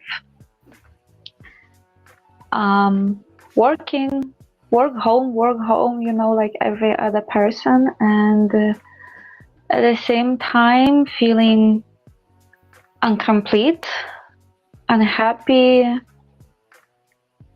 realized that hated the job, was invisible in the relationship, misunderstood, and it was just everything not right. I'm grateful that I'm alive. I'm grateful that I'm healthy, but just something is wrong. And at one moment on a holiday, I have noticed a lump in my breast. I did not panic. I'm on bloody holiday. Why should I? I cannot change anything right now, right here. So I thought I will just ignore the fact for a bit. I will enjoy my holiday and I will deal with this when I'm back at home. And I did. And time went by. Doctor's appointments, nervous thoughts, anxiety. It just kicked in. Actually, even before my holiday, I been redundant. I lost my job, so maybe that's why I was just doesn't matter. I will enjoy my holiday and then come back home, you know, deal with this. So,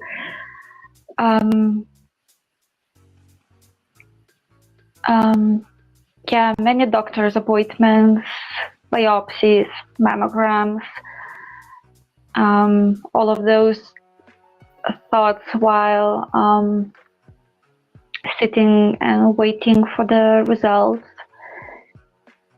In the meantime, if I got another job, I was so happy. Oh my God, I was so happy. At least, you know, a bit of light, kind of in the end of the tunnel or something. And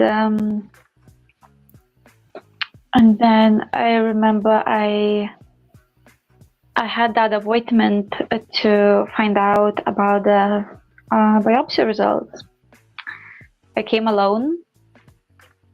I asked my partner not to come with me.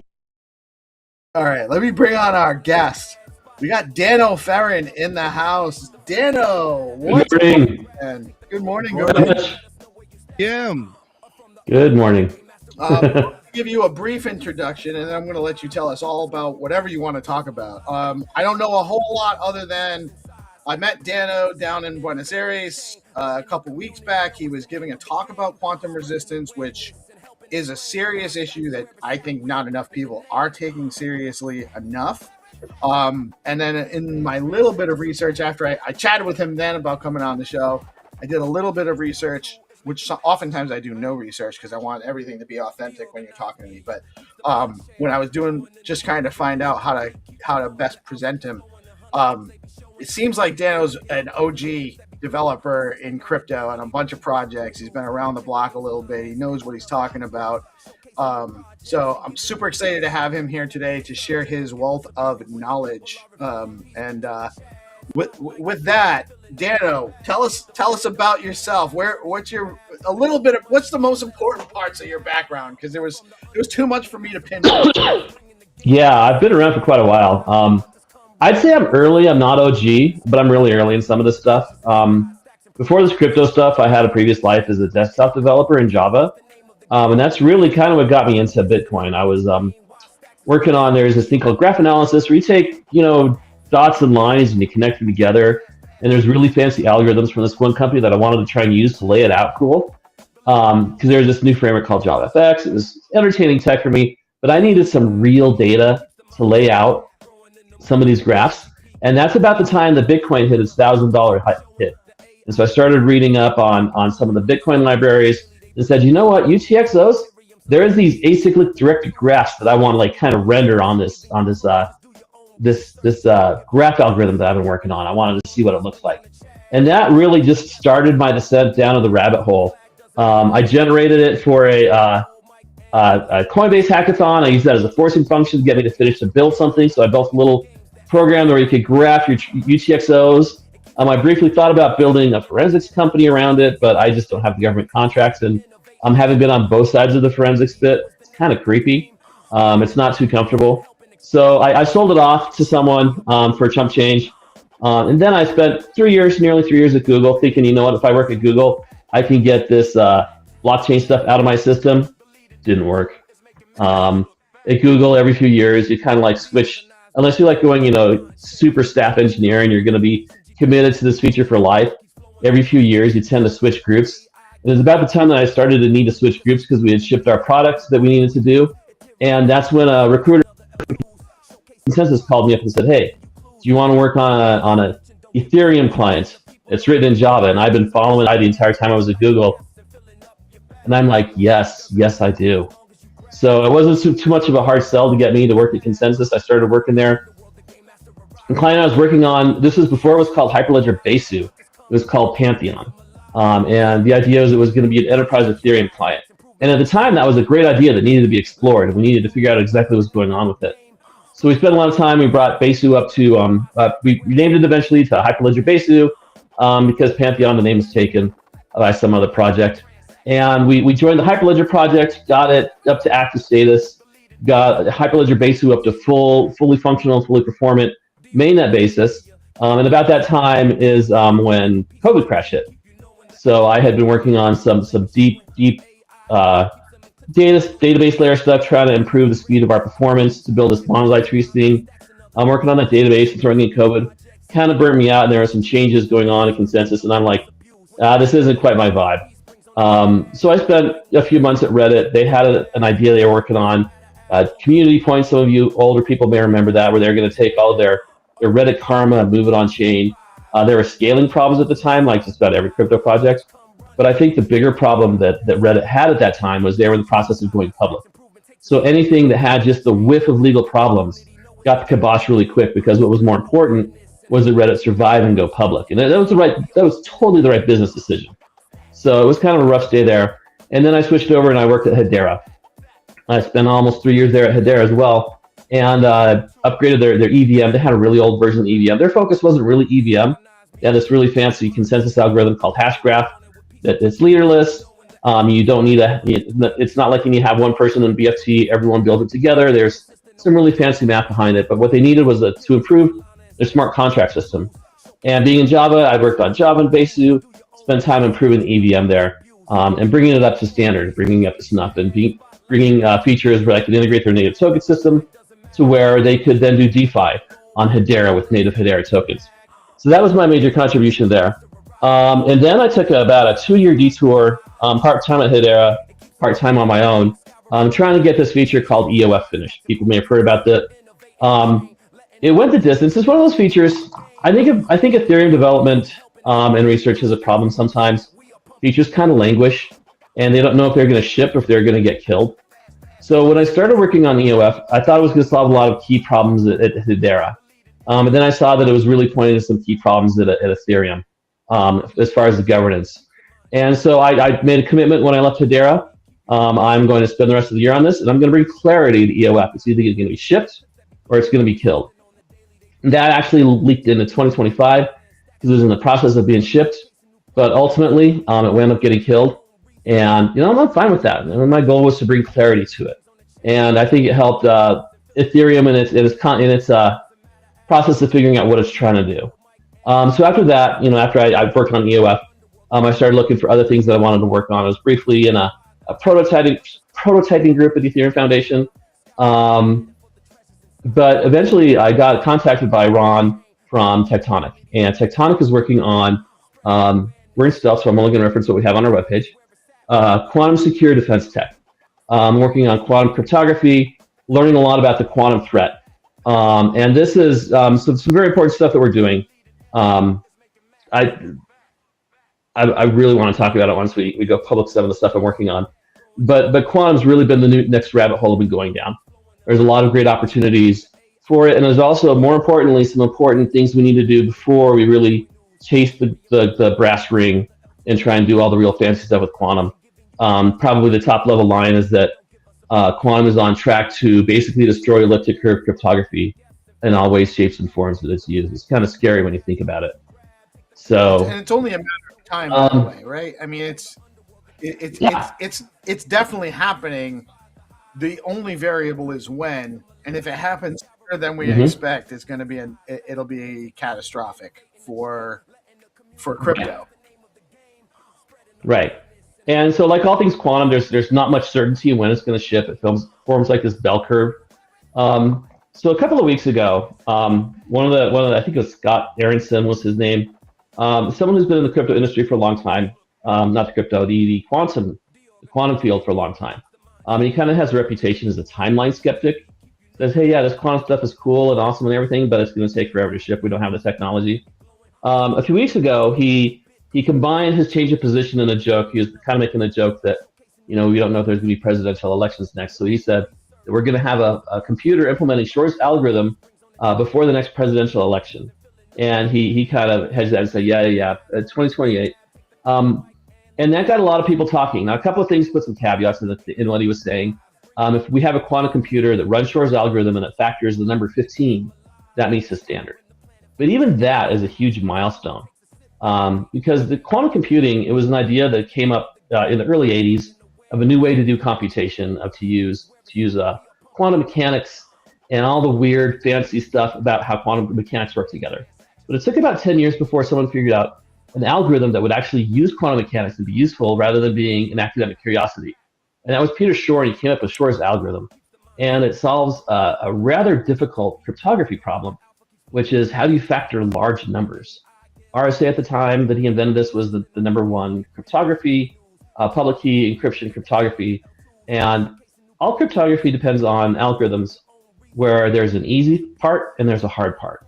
And the easy part is what you do to encrypt it, and to break the encryption is the hard part. You want it to be really, really hard, as in age of the universe, heat death of the universe hard to run backwards. So you want these algorithms that run forwards quickly and run backwards really slowly. And that's what makes it cryptographic. And so in this particular case, it was factoring large numbers. And factoring a really large number to primes can be really, really difficult, like 4,000 bits is like the typical high end that they're using for some of this stuff. So Shor's algorithm can actually solve that if you have enough of these mystical things called qubits lined up together. It can solve it in an instant. Everything will just go in harmonic. It'll figure out and reinforce the correct answers, cancel out the wrong answers, and you'll get that answer. The problem is this technology didn't exist in the 90s, still doesn't quite exist today. So that's been on the radar for a lot of people. So when elliptic curve cryptography started forming and they realized that the cryptographic hard part that they were depending upon there, the discrete log problem, the thing that you run backwards is difficult. It also depended upon, it could also be cracked by Shor's algorithm. So when this came in, a lot of the cryptographers were always kind of, keeping it at a distance. Some people were making fun of them. It's like, oh no, quantum computers will never happen. And some of them are like, yeah, they will. It's a matter of time. So that brings us to one of the early quantum scientists, Dr. Michel Mosca, came up with an inequality: x plus y is greater than z. X is how long it takes to in the concept of post-quantum cryptography, and in the concept of remediations against the quantum threat. It came up with the equation x plus y is greater than z. X would be how long it takes to deploy your countermeasures for the quantum threat. How long it takes to get your post-quantum cryptography in position in all the systems you need it. Y, in the way he framed it, is how long do you need to keep your secrets. And then Z is when will a cryptographically relevant quantum computer show up. So this is a rather forward-thinking thought to be had back in the 90s, early 2000s, about when we need to worry about quantum computers. And the math kind of scared people in the mid-teens. So the amount of time the time it's going to take to deploy new cryptography, about 10 years. And if you need to keep something secret for 30 years, which for some Defense Department standards is exactly the right amount of time to keep things secret, if not forever, and you realize that you're going to have a quantum computer by 2050, we're going backwards, and by 2010, we were already in trouble. We weren't going to be able to keep our secrets as long as we needed to do. If someone got the encrypted data streams with all our secrets, they'd be able to run it backwards before we needed to keep it secret. So in 2016, NIST launched a process to establish post-quantum cryptography standards. And that resulted in about 22. They ran through several rounds, and they came up with a few winners. Dilithium, Falcon, and Kyber were the three winners that came out of that. And a fourth one, a hashing algorithm that is standardized as SHLDSA. Dilithium got standardized as MLDSA. Kyber is MLKEM. And Falcon still hasn't been standardized yet. But those are the three cryptographic things that started showing up around 2022, and that's when people really started getting excited about post-quantum cryptography. Algorand's already got it built into their state proofing, and if you know the right stuff to run, you can actually do your transactions with Falcon on Algorand, which is kind of interesting. They're the first blockchain to actually ship a user-facing account that can be verified with a post-quantum signature. So that's kind of where we are today. And when I look at quantum, I look at Mosca's algorithm a bit differently. I look at instead of the time to implement and the time you need to keep secrets, because in top secret stuff, it's harvest now, decrypt later. You take your data streams that are given you to the public, you just store them until you have the quantum computer to decrypt them and read them. It's a bit different in crypto because you need to keep your keys, your authority to act. So as long as you need to hold your coins and act on them, I call that the diffusion. So it's time to implement plus diffusion. If that's greater than when quantum computers are going to show up, you're going to lose your money. So that's the approach that I'm taking when I look at crypto in this area. There's a lot of different uses for post-quantum technology. That's the area I'm most familiar with, and that's my particular area of practice within Tectonic as cryptocurrencies. It's not the only thing that we do there, but as far as cryptocurrencies, the issue there has to do with how long is it going to take for these post-quantum signatures to diffuse across the ecosystem. And that was part of my talk at Bitcoin Builders in Buenos Aires, where I brought up that this is where the real threat to Bitcoin comes from. So we have these computers that might show up as early as 2028. I'm more of in the camp that they're going to show up and possibly be useful in 2033 or later. They're going to be room size. It's going to take a month to decrypt your key. They're going to be more interested in trying to figure out where submarines are before they start trying to crack people's cryptocurrency coins, but you never know. Performance always gets better. A lot of people are kind of surprised at how quickly that people like Google and IBM have addressed issues related to the error corrections. They've attacked that problem much quicker than they thought they were going to get to, which is what's spooking a lot of people for when these computers are going to show up.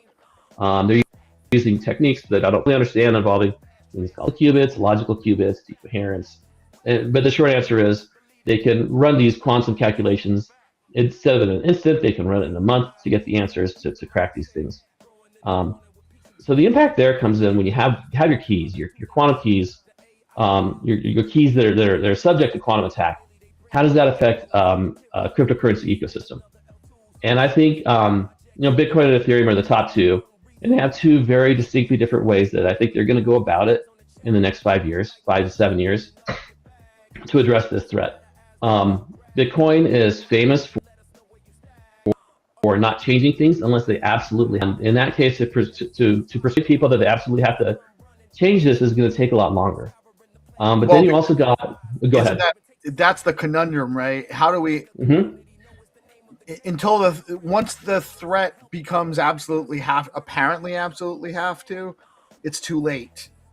Yeah. So how do you convince these guys? We got core versus knots right now arguing, and so how do we get them? It's 2 days before the day after tomorrow. Remember from South Park? Yes. Yeah. So welcome, Michael, Dano, Michael. So, Dano, it sounds like there is a countdown to someone breaking into Satoshi's original Bitcoin, broadly speaking. And it could be as early as 2028. And by the way, when someone has a quantum computer and can do this, they're not going to say, hey guys, look what we built. They're just going to have it and then kind of abscond with the money as and when they choose the timing of. So the good guys will brag about it in a scientific paper. That's not who we're worried about. Right. Yeah, it's the people who don't publish that we're really worried about. What I want to ask is, there's a difference between what's happening in quantum and reality and what's happening in journalism and white papers and papers used for funding. From what I understand, the major players here are players like IBM, Google, and Fujitsu, for people who actually want to take advantage of their algorithms. Is that broadly true? Or are there other players I don't know about? So there's an entire quantum industry that I'm learning about.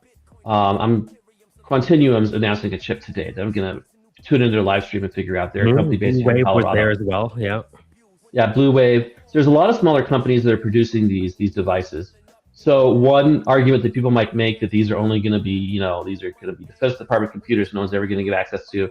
That's not the case. There's companies building billions of dollars to make these available to stock traders and people who want to forecast weather.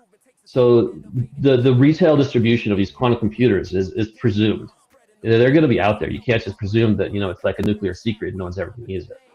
So that's one part of it. I shared a link in the chat to one such ecosystem out of Switzerland called QAI-Ventures.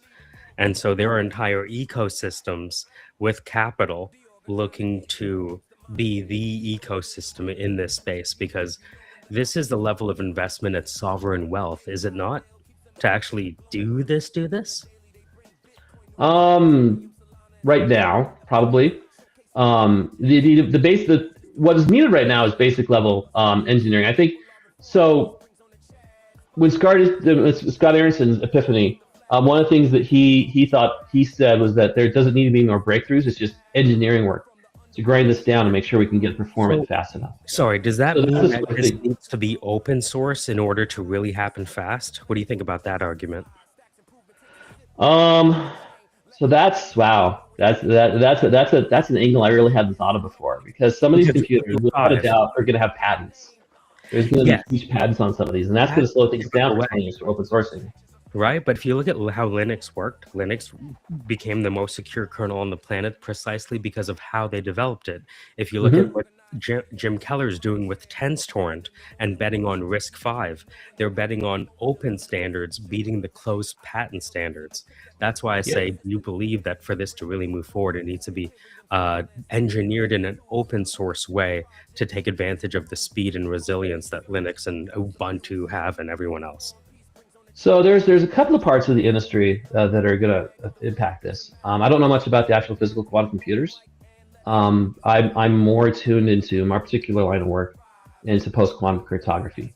And those, I think, are done without open requirement. NIST, if you're going to get your algorithm approved by the NIST to be used across defense systems everywhere, you have to sign an agreement that you're going to have a royalty-free license to distribute and share it. Right. And because of this, royalty-free, no cost, no charge, everyone can just build it and write it. People can come in and implement these algorithms, and they can get really solid algorithms. And that's honestly, the few times I've been involved. Sorry, can you explain to the audience the significance of NIST? NIST, I think, is a big player here. Sorry. the National Institute of Standards and Technology is an American department, and their responsibility is to set standards for things like weights, measures, time. To have the atomic clock was developed up here in Boulder, Colorado, near where I live. You know, just things like that that make society regulated and standard. So we know a mile is this long, a kilogram is this much, and so they standardize also things like cryptography, like SHA-3. This is the definition of SHA-3. This is how you use it. This is SHA-2. And they've defined a whole lot of things. And some of the things they publish are FIPS, which is Federal Information Standards Practices. I don't know what FIPS stands for. But what it really means is if you're going to work with a government system, this is the published standard of what you need to do. And this is the standard of what it looks like.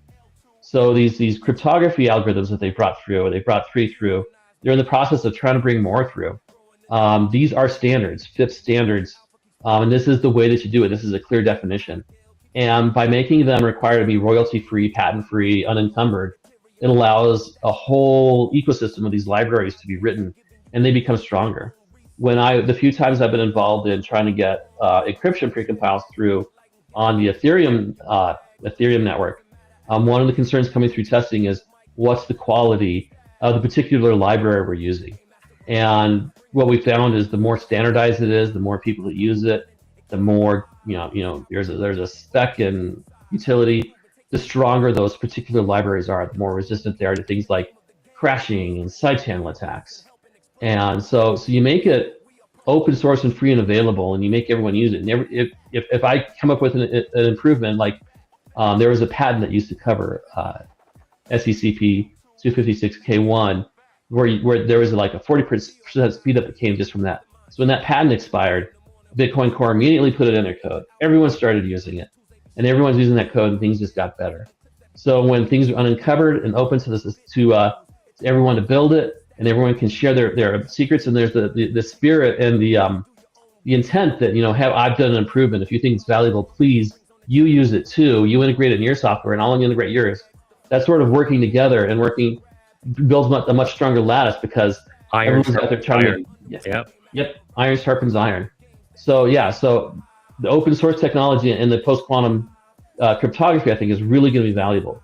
The problem with quantum technology is there is clearly and definitely money to be made. And that's where things get difficult in open sourcing, like, say, a standard quantum computer. And that gets into more complications, because there's more than one way to build a quantum computer. You could use optics, you could use trapped ions, you could use superconducting, because these qubits are not necessarily a physical phenomenon. There's just ways that you express it and get the math going with these. So it's tricky there. But can you say that part again and maybe explain? These quantum qubits are not necessarily, these are just conceptions, not necessarily what's happening physically, so to speak. Right. So the theory of what we call classical computation resolves on bits. Bits have two states, true or false. And you put them together, you put 8 of them together with these true and false states, you can represent a number between 0 and 256. And all our computers are based upon these classical bits that are either true or false. They're either on or off. You switch logic based on this. It's clear, it's defined, there is no ambiguity in it. Qubits have essentially 3 states. There is 0, 1, and then there's a superposition. And even the superposition is multiple states within that. Because in that superposition, you got to say how close it is to 0 and 1. You need to know what the phase is. Some of these states involve complex numbers. Huh? Is that the qubit trilemma, where you have on, off, and both on and off? Yeah, in a superposition. And to call it superposition is to paper over a whole lot of the complexity that makes quantum mechanics work in quantum computation. So the language we use isn't necessarily reflecting of what's happening at a scientific level. These are just abstractions we use in settings like this. Gotcha. Right. So the superposition covers a whole lot of fancy stuff of how the entanglement works and how these qubits interact with each other. So the idea is, if you make these, and there's another complex thing with quantum mechanics, in the superposition state, you never observe the superposition state. When you measure it, it collapses either to 0 or 1 based on some probabilistic function of the superposition. So it's like you got this bell curve that's in multiple complex expressions and phases, and people get PhDs on this stuff. It's that complex. This is so powerful. You're kind of describing like there's 2 points and a sine curve between the two, but every time we look, we only see the result of one of the 2 points, not the sine curve that actually is there. Yeah. So I'm yeah, gonna this stop is exactly interrupting, that. but thank you. This is very interesting. I apologize for interrupting. Oh no, it's great. It's great to dive into this. And it's not just a sine curve; it could be any curve. The shape of the probability is actually what makes it work. The So you might get- topography, yeah. So there's ways to get these qubits to interact and sometimes they entangle, sometimes they don't, but they interact with each other. And so you get these probability curves and you superimpose all of them. And what happens is the correct answers get magnified and the incorrect answers get canceled. So that's why when you get 3,000 of these working together, you can suddenly just shake out a 256-bit encryption key for RSA or It's ECB. kinda like a decision tree that gets pruned in the end. Right, except it's really fancy math and it's really hard to grok. Gotcha. But the math proves that it shakes out in the end. I mean, this is like if quantum mechanics is to calculus as calculus is to arithmetic, it's probably the way I would take an approach. I don't Can you really say understand that? much of the quantum mechanics. So Say that one more time. Those levels. there's arithmetic, there's calculus, and then there's quantum mechanics, and like the levels of logic to go in there and abstraction. It's not something that I understand. I think the math I topped out in engineering school was differential equations, and even that made me scratch my head. It's like, how on earth is this working? But I'm it still does. trying to understand what a partial differential is, and I'm learning category theory right now. So yeah, I feel like I never made it to category theory. I'm struggling my way through the monad and other Leibniz's ideas. Yeah. But what's interesting, I mean, talk about math. I learned all this advanced calculus. And I think I actually have used some advanced math. I actually had to use linear equations to do a 3D transformation, a pinch and zoom transformation. So like the one class that I thought I would never use, that I thought it was boring, that I hated the teacher in college, was the one class that I actually needed to use professionally. Never had to use calculus in Scaling of software. pinch zoom? Is it because of Yeah, the so there's- consistent scaling? Ha ha ha! Its rate of change is what a pinch zoom is. It's the 3x3 matrix. So you do, and in that you can say what the tilt is, what the focus point is, and what the You have a zoom is. 3D object, not a flat thing. It's not 2D. It's really 3D. It's 2D. It's 2D, but you need a 3x3 matrix because of the way the math works. And I guess probably a good example of the quantum mechanics. Even though we see the 1 and the 0, there's hidden variables that very much impact and influence the way the mechanics work, even though we only ever observe a 0 or a 1 when we measure it. Which brings so in a lot of the magic. Yeah. Which brings in this whole idea of sometimes the truths that we think are truths are simply truths from the perspective of one of a myriad of observers. Right. And that's the thing, is like sometimes when you observe these systems, you might think it's the exact same state, and they'll collapse to something different. So it's the measurements destroys a lot of the data. Yeah, and in fact, that property, This is all that very property where you observe it and it resolves one way or the other and destroys the information. This is some of the more exciting stuff of quantum mechanics that is like 5-10 years off before we could actually use it. But you use that feature of the state being destroyed and a measurement happening, and you can create a cryptographic key with quantum technology and classical technology, so that you can create a signature that I can prove that I've signed once and I can never sign again. So this is called a one-shot signature. One of our advisors submitted a paper of the year, Crypto 2025, on that. Wow. About one-shot signatures. What's one-shot signatures? His name's on our website, Omri. Omri, okay. Yeah, I only know first names. All their names are first names. Omri Shmuley. Okay. The reason I ask all of this is because I've had the opportunity to talk to 2 people that have graduated with masters from Cambridge from my travels to Buenos Aires and San Francisco and whatnot. So I've talked to them about this and what Fujitsu's doing and the difference between journalism and actual production ready systems. And the last thing I would say is I understand there's a gulf between the qubits we can operationalize today and the qubits we need to operationalize this and manifest reality. And a lot of people are debating on how quickly we're going to get to this gulf of the qubits we need. Is that broadly right? Yeah, that's probably right. There's people who think that we're just going to hammer right through this and we're going to figure it all out by 2028. And then there's people that think, this is going to take us to 2040. It's harder than it looks. Correct. So that's why there's like a range of estimates that we don't know when quantum computers are going to land. Because we're not actually putting 3,000 qubits and entangling them. That's something that's beyond our ability. We're entangling like 2 or 3 qubits together, and we're running like millions of these with like 9 digits of error correction on it. And from that, we're estimating what, from these gate operations, what the full qubit farm would have looked like if it would have shaken out. There's still a lot of classical computing that goes along with this quantum computing. So you're saying that we're limited by the amount of decimals we have with the mantissa that we're currently using? No, that's the error correction rate. We need we need some like millions and billions percentage of correctness. We need to be correct that much of the time. We need to have an error like 1 out of 1 quadrillion measurements. We can have an error for this to work is kind of what we're saying. And that I think is where most of the advances from what I've been reading. I'm not a PhD, I'm not deep into it. I just really got into quantum a few months ago, but all the papers I've been reading is a lot of the advancements and a lot of the excitement comes around this improvements in the error correction rate. So and that is what some people thought the hurdle was going to be. So the Thomas Edison light bulb moment is reducing the amount of errors that these algorithms produce in their solutions, right? And doing it at scale.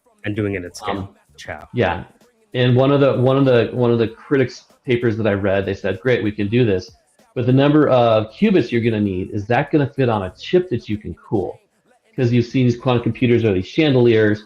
The chip's actually at the bottom. It's fancy cooling stuff to bring the bottom layer down nearly to absolute zero, and the number of qubits that they think they're going to need to solve some of these in a reasonable time, can we get that many on that chip that we bring to zero? So these are, there's no real scientific breakthroughs needed. It's all engineering for how do we get that chip bigger? How do we get more qubits onto that chip? How do we get more chips cooler and get them to interact? These are, that's I think where the real vibe shift has happened is people realize it's purely an engineering problem now, a really hard engineering problem, but an engineering problem. Nonetheless, this could be 2 to 3 years away where they realize this, though. Right, it could be 2 to 3 years. As early as 15. Yes, it could be as early as 2028. So the question I have is, do we really have the solutions available and the capacity to implement them between now and then to avoid the worst case scenario? It's the willpower, isn't it? Yeah, so we have the solution for Bitcoin. It's called BIP 360. They post a new thing, post a quant secure hash.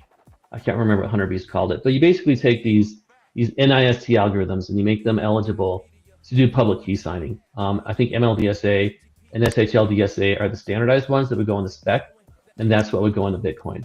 There's also some talk about some of the hash-based signatures that are looking at standardizing. But if we needed to flip it on today, we could easily get those written and integrated into the next version of Bitcoin.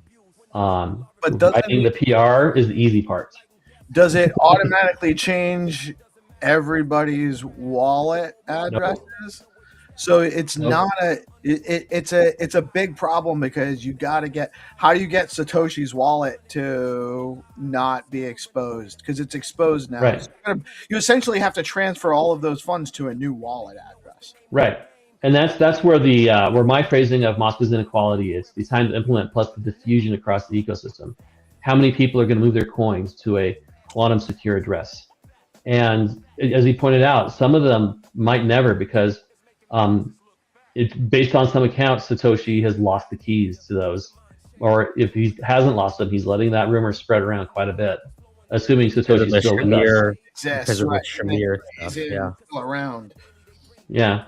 So and these keys, go ahead.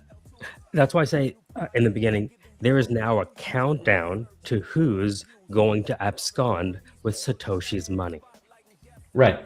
Or there could be a governance breakthrough, and another option, one is to see who's going to steal the money and just say code is law.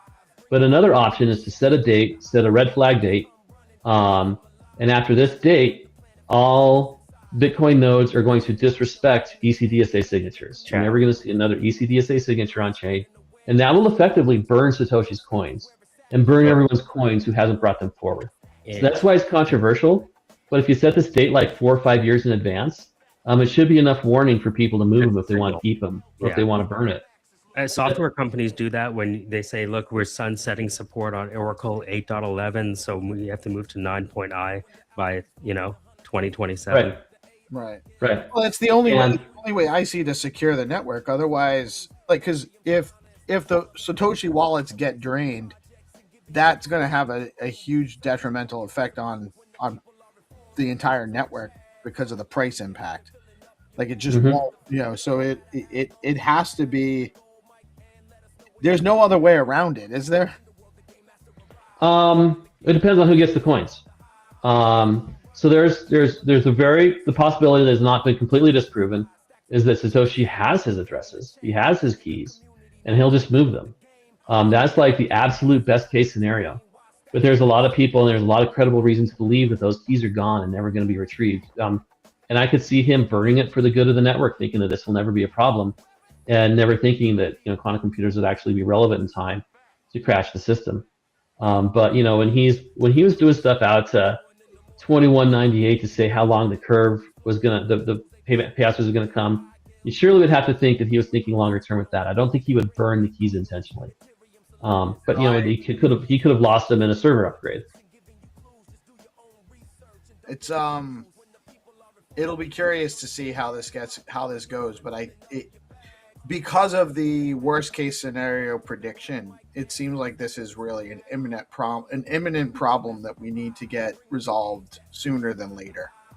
Yeah, it's something that needs to have a discussion. So as far as the deadline, quantumdoomclock.com, that's run by some people at Quip Network, who's running a wallet that's kind of one of our competitors, kind of not. We're still trying to figure out the field. But quantumdoomclock.com tracks what the earliest credible date would be. But that's just the earliest possibility that it could show up. I personally am in the camp that this is going to happen after 2030. But we need to prepare for the disaster scenario of what happens if it happens earlier. It could happen in 28. You can't discount that. But I do think that we have 5 years to figure this out instead of flag date. Yeah, so that's I think that's the earliest credible time that this could happen. Now, there's also and the way it's phrased, it's cryptographically relevant. So we may have something that could factor the number 15, but the question is, can it factor Ethereum address 0? Well, that's behind hash. But could it factor some of these other addresses that were meant to be single-use keys? That's going to be the real question. And can they steal Satoshi's keys? And we need to get the value I see in pushing this is to get us to do the first part, which is to get what is possible before we spend our time on the diffusion step, the hybrid step, where both post-quantum and elliptic curve cryptography is still in use, and we can encourage people to do an orderly and deliberate move over to it. Now, one of the problems with these post-quantum keys is they're large. They're like, the smallest signature is Falcon at 666 bytes, and that comes with an 897 byte public key. So you got like 1,500 bytes that you got to store for a Falcon signature. For MLDSA, I think it's 3,700 bytes on that order. So the arguments and concerns that the Bitcoin crew were having relating to the size of the chain and the stuff that they're putting in these inscriptions and all that is just going to be magnified in this debate because these signatures are going to take up more space. Bitcoin needs more space for these post-quantum signatures, but at the same time, they're having all sorts of concerns about putting junk data on there. But we need more data. And this probably isn't going to land in the main chain. This is going to be on the witness that's going to land, but still the witness is getting large, and they want to limit the size of the witness.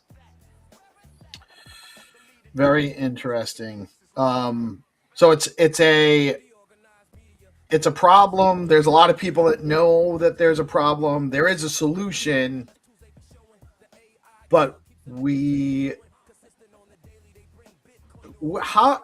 do we need to scare the shit out of to get them to really to make this happen? That's really, I think, the bottom line. So I think the right people are already scared. You got the NAST that created the standards started the standards process in 2016. you have the Department of Defense, their standard communication says by 2030, you have to have post-quantum cryptography available and use those in all your suites. And in 2035, you can't use elliptic cryptography. The EU has a similar mandate, and that by 2030, you need to have a post-quantum solution deployed, and by 2035, you have to stop using your elliptic keys. And there's been indication that US financial regulators are on a similar path. So any of these chains that have had real financial interest from traditional finance are going to start feeling that pressure to move over or risk losing their TradFi customers and the people at retail who want to use it. And chains that are really interested in this, they will respond very well to this kind of pressure. But then you have, some chains like Bitcoin and some of the Ethereum purists who say this is cypherpunk. We don't care. We're going to do what's right because of what's doing right, not because of what some regulator says. So it's going to be an interesting thing to watch. But I think some of the right pressure is coming from the right place, and the traditional finance is going to be forced to do this post-quantum migration, have it in place and usable by 2030, and ban elliptic curves by 2035, I think is the typical vibe that a lot of these regulators are going along. So the right people, I think, who have the power to use power to force this, I think are doing it. And it's just the communities where you need to congeal a community action are the ones that we really need to activate and get consolidated around this. And Bitcoin's one example. We need to convince people that having these zombie coins suddenly liquidate in the market and be sold off is bad for the ecosystem, to overcome the people that are saying, well, basically we're setting a date that we're going to steal their coins and burn them.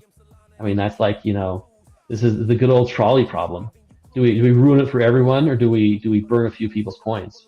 And that's classic. And the people whose coins could be burned could just as easily move their coins to a safe address, and they don't have to have them burnt. This is the ethical dilemma that's going to rage through, and it's just got potential to be as big as the block size wars. But honestly, I think it's just as existential a threat to Bitcoin as to what they're going to do with these lost coins when it comes time to activate a quantum computer that's cryptographically relevant. It's a dilemma, but I mean, at the same time, you have to do what you have to do to protect the network, right? Mm-hmm. And maybe instead of burning those coins, maybe there's a way to put them into a fund that can help maybe support. Yeah, I don't know. I don't know. I guess you're getting maybe minor rewards, or I don't know.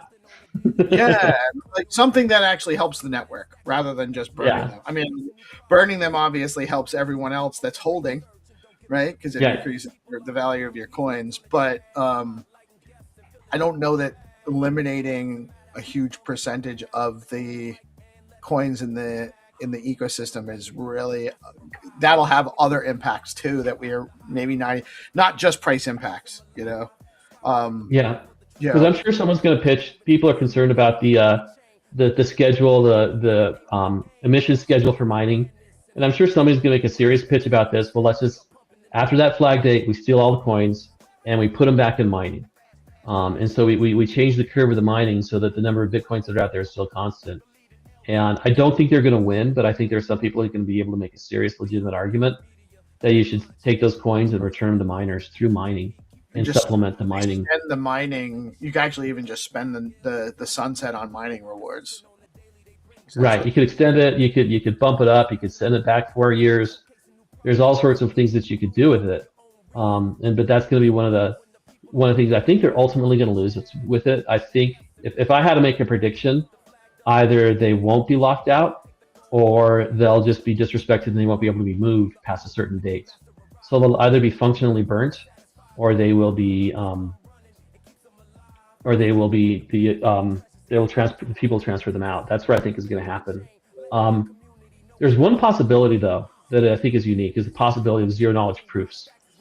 If you can have something else that you can prove it rather than simply the key, then you can use a zero knowledge proof to recover it. This is Ethereum's current emergency escape plan, is that they would have you submit a zero knowledge proof that your HD derivation key, and that you can point to your address, and you can produce the key from that, and you post a zero knowledge proof that you have the information to do that. So your 12, 18, 24 word seed phrase, that's your secret. And if you can prove your secret that it can produce the public key from that, then you can post a zero knowledge proof, and you can move your funds to a new address. So something like that could also be an opportunity for Bitcoin. I mean, you kind of got that with pay-to-script hash. So having the secret rather than the actual private key. Right, but that only works if you generated your private key from like a HD wallet or some derivation seed, and it would only work for the derivation seeds that they have ZK proofs for. So you're talking about not your average user having the capacity to do this. Oh man, this is a. But your average user still has their keys, and the solution for them is simple: move your coins. Right. Well, but even just communicating to people is a challenge sometimes. Dano, I could talk to you about this forever, man. It's really awesome stuff. We actually have a segment that we segue into usually about 10 minutes ago. We have the Game Master. We do. No, it's not your fault. It's my fault for. Well, listen. It's my show. We do it whatever I want to do it, and it was a great conversation. And I didn't prepare you for this. So we do a game show segment. You're absolutely welcome to stay. Do not feel obligated to stay. Super respectful of your time. But we are going to transition to a game segment where we have the Game Master come on. We do a Find2Earn thing where we utilize Google Maps, and we're sponsored by some of the Stacks meme tokens, and people have an opportunity to win. We'd love it if you did hang out to play, but I don't want you to feel obligated. But we'll be back with the Game Master in just a minute. Real quick, I want to just everyone follow at Shemnon. Dano Farron knows what's up, and he's working at Tectonic XYZ. That's at Tectonic XYZ. And they also are trying to solve this big problem that we have coming up. So make sure you give them a follow. And Dano, what else? We'll have you on again, man. Sometime. I have to say, I love your bio. And the McDonald's crew. Let's go, dude. Everybody's on the McDonald's. Oh, he must know Hero Gamer. He must know the Hero. It's that. What's it say? Hold on. Don't put it down yet. This is my badge from when I used to work at McDonald's. Solid, dude. Let's go. It's like faded out right here. This is legit. You got the little circles here that you would put your service awards, because I never stuck around long enough in the store to work at service awards. Very solid, dude. Awesome stuff, man. Never trust. Always verify. Hero says you guys are buddies. Also, I wanted to just earlier in the chat, I didn't want to interrupt, but Hero said if we check out Hunter Beast's X account, he is the one that authored BIP 360. So there might be some more information there for you guys to grab. And we will have Dano on again for sure. Dano, awesome stuff. We're going to transition, guys. Stay tuned. We're going to go get into Find2Earn rounds momentarily after a quick word from our sponsor. We'll be right back, and the Game Master will be with us soon.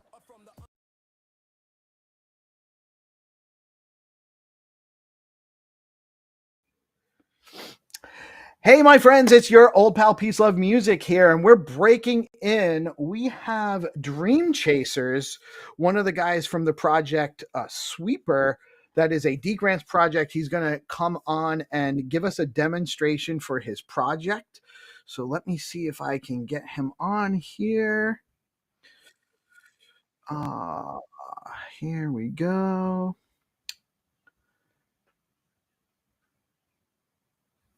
All right. So now you guys see two of me. Let me actually just take the second one of me off of here so it doesn't look weird. Okay. All right. And you can still hear me, Dream Chaser? Yeah, I can. Yeah, I can. All right. So tell us about Sweeper. Let us, what is the project? What are you looking to do with it? And let's see how it works. Okay, so Sweeper is a chance game. It's pretty simple. You click a box. If you don't happen to hit a mine, you make some money with it. So basically, this is the DApp, basically. So so first of all, this is what you're gonna see when you get to the main page. And you can see our upcoming announcement games and stuff, and weekly leaderboards where there's going to be a couple of rewards for anyone that's going to be playing. Either, more prizes basically. So let's connect our wallet and let me walk you through the gameplay. Okay, so I just connected my wallet here. Right. So on the left side you see a game panel. That's basically where you see how the game works, what current row you're at, multiplier, all that stuff, and how many lives you have and potential payouts you have. And then on the right side, that's basically the game. That's where you get to click the boxes and see if you can actually win some money. Basically like Las Vegas. Okay, so let's do one STX. So you spend SDX to make a move. Yeah, to make a move basically. So it's like you only spend one STX and then any amount basically. But the transaction only happens once, and then you can click as many boxes as you want. Okay, so one if you SDX can, or is it a wager, or is it, how does that work? What am I paying one STX for? okay, so it's not fixed to one STX basically, but it's like it's a wager, like you say. And then that wager you place is actually multiplied by, with each row that you actually win. So currently, if you see right here, it's 0.12 and it's accumulative. So, you don't really have to it's not like fixed to like a specific row. So as you can see with my potential payouts, it's increasing. If I win again, it increases again. If I choose to actually cash out then and there, no need to talk to someone, easy cash out, and you'll see it in my wallet. It's that simple. And then you can start another game again, no hassle free. It's all hassle free. So that's pretty much the entire project. But a lot is actually going in the background, making sure that you have the a seamless experience. And right now this is in testnet. Yeah. Right now it's still in testnet, so anyone can actually play around with it, break it if you want to. We're actually looking to hear your opinions as well. So yeah. Awesome. Do me a favor. Can you, in the comments, can you drop me the link? Okay.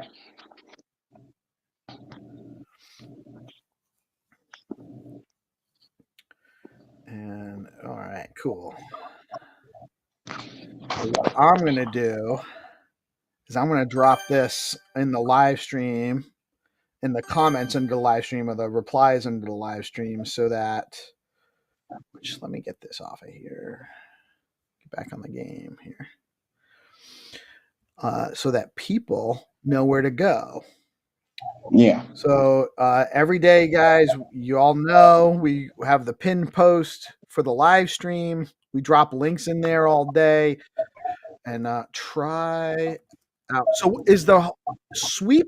There's multiple games on here, or is this link is? So far we actually have one, but we're looking to actually come up with another one. That's called Laser Rush. It's another simple game where you click a box, and if a laser doesn't hit that box, well, you get to win some money. You can cash out at any time. It's almost like the same concept, but on a different kind of game. But yeah. All right. So I just posted that link there. Okay. When I have a minute to test around, I absolutely will. I love that's.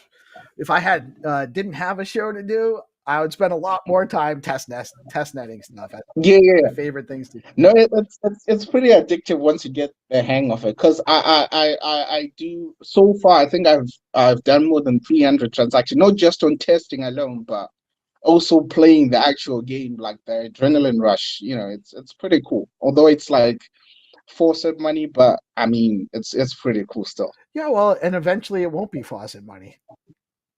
Yeah, eventually. Yeah. So what's your timeline now? I know you finished your first. How many milestones do you have for D grants? So far we have 4.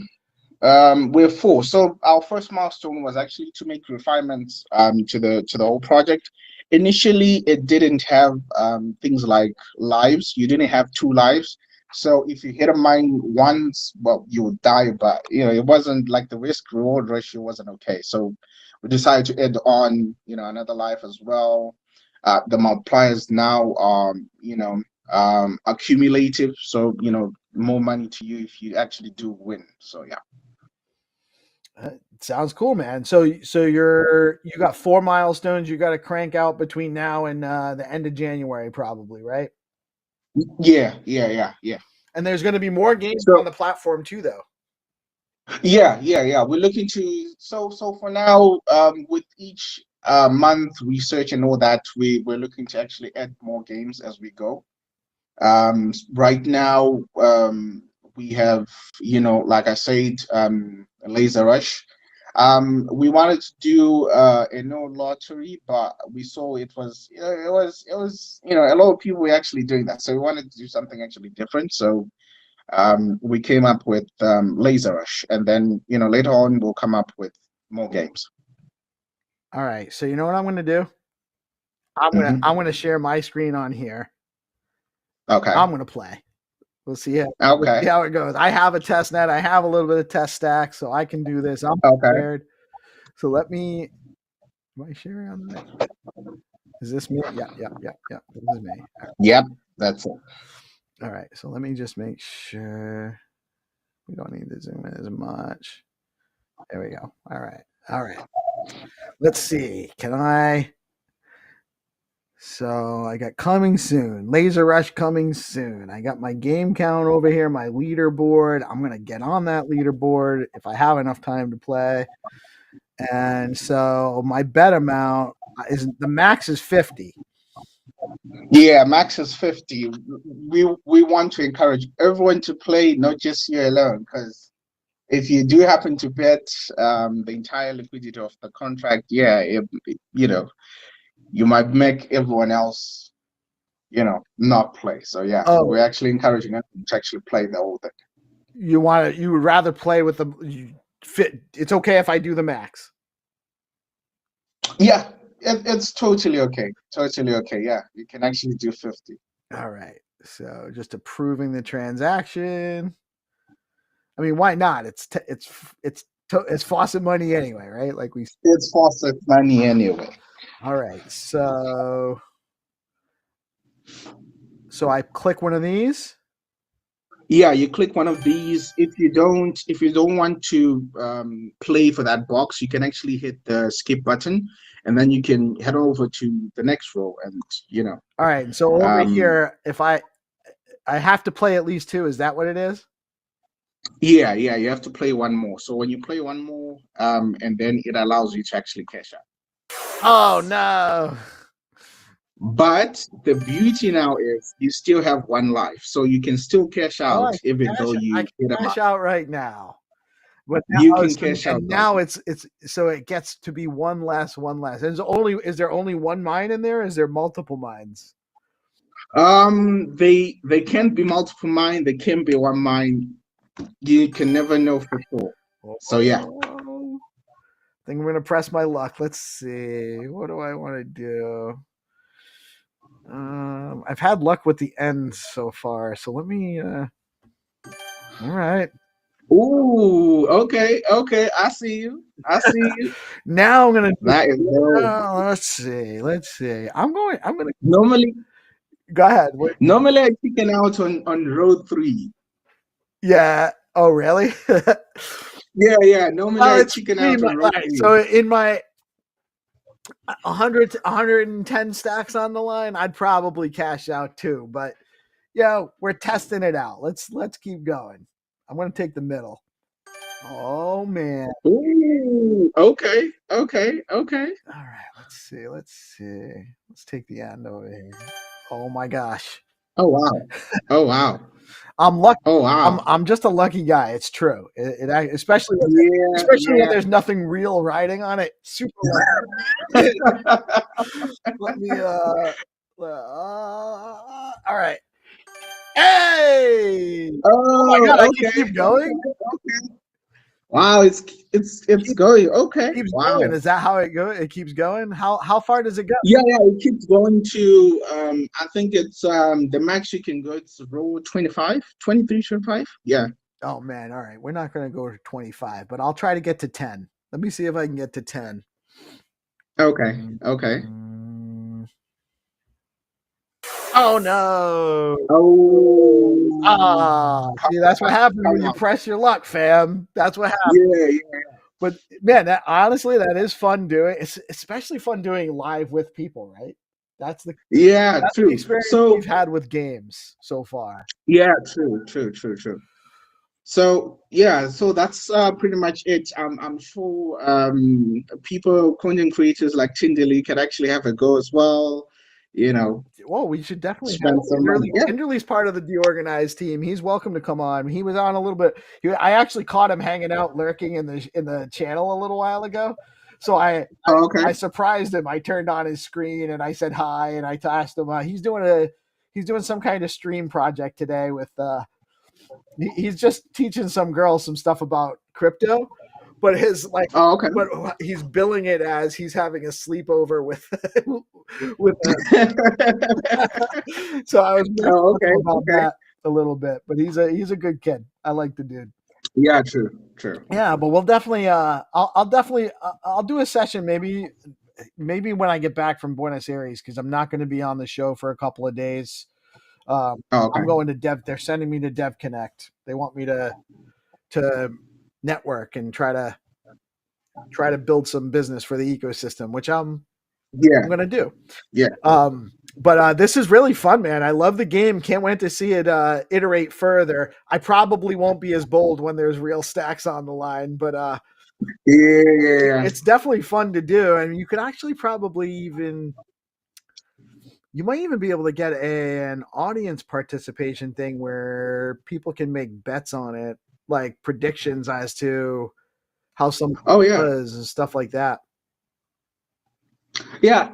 So I think one of the things that we might actually do as like a branch, apart from Sweeper as a whole, maybe to create a DApp that allows tournament bets. So if a certain player wins, anyone who plays the bet and for that person actually gets to win. So it's still in the pipeline. I think I had already created something, just the proof of concept, if you will, for that as well. I like it, man. Good stuff. Well done. This absolutely, if you need me to, I'll happily chat with Hattie and make sure he knows that this was all set. Satisfies the demonstration as far as I'm concerned, as a steward, but not the steward in your track. I hope that satisfies your milestone one. Looking forward to more. Feel free to come on anytime, by the way, man. We love having devs come on and stuff. It doesn't have to be just when you're ready with your milestone. You just want to show us something, you want to come on and chat, feel free to reach out. We'll happily cover your stuff again, man. No, awesome. Thank you for having me, though. Yeah, thank you so much. All right, man. Looking forward to more. You have a great rest of your day, and thanks for being flexible and doing this in the middle of the day, unplanned. This was unscheduled, guys, by the way. He was not so unscheduled, yeah. But he did it anyway, and we got it done. Yeah. Awesome. Thank you, Dream Chasers. Guys, if you're not following at Dream Chasers, it's with a Z, right? Yeah. On X. And is there an X account for Sweeper yet? Yeah, there is an account for Sweeper. I think it's Sweeper_STX. All right, let me actually get that on the screen real quick too. Let me triple check. Let me make sure it is. It's Sweeper_STX. O caps. Yeah, that one. Oh, I'm not following yet. All right, now I am. All right, check them out. Make sure you get it's Sweeper_STX right here. Make sure you go check them out. They're building games, real games with real crypto on stacks. That means on Bitcoin, my friends. Games on Bitcoin with Sweeper. Man, thank you for joining. I appreciate your time today, and we look forward to more from you. No, thank you so much for having me. Yeah, man. Awesome. Awesome stuff. I'm really glad. I'm glad we did this. I'm glad we figured out a way to get this on and be stable with it. So I'm glad you're actually excited as well for the project. Wow, it means a lot. It means a lot. Oh man, I love people. I know it takes work to do this stuff. I know what it takes. Yeah. And it's not easy. It's not easy No, it's not. putting yourself out there, showing people when it's not quite ready. Like it takes some work. So good for you, man. Keep up the good work. Looking more forward to more from you, and really appreciate you doing this today. And thank you guys for watching. We're going to go back to our regularly unscheduled programming, and we'll be back. We'll be back later. Yeah. And make sure you follow Dream Chasers on X and Sweeper_STX. Thank you guys for checking us out today. Yeah, we're off screen. All right, my friends, we have a great treat for you. Our good friend, hello, Mark from Cafe Crew and friend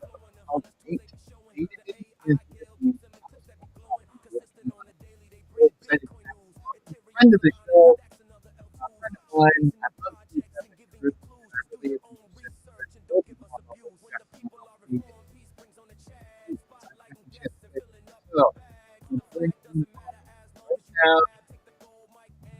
Hey, Mark, how you doing? Good morning. Good morning. How are you doing today? Can you hear me okay? Because I don't know, your audio's coming in a little weird for me. My audio?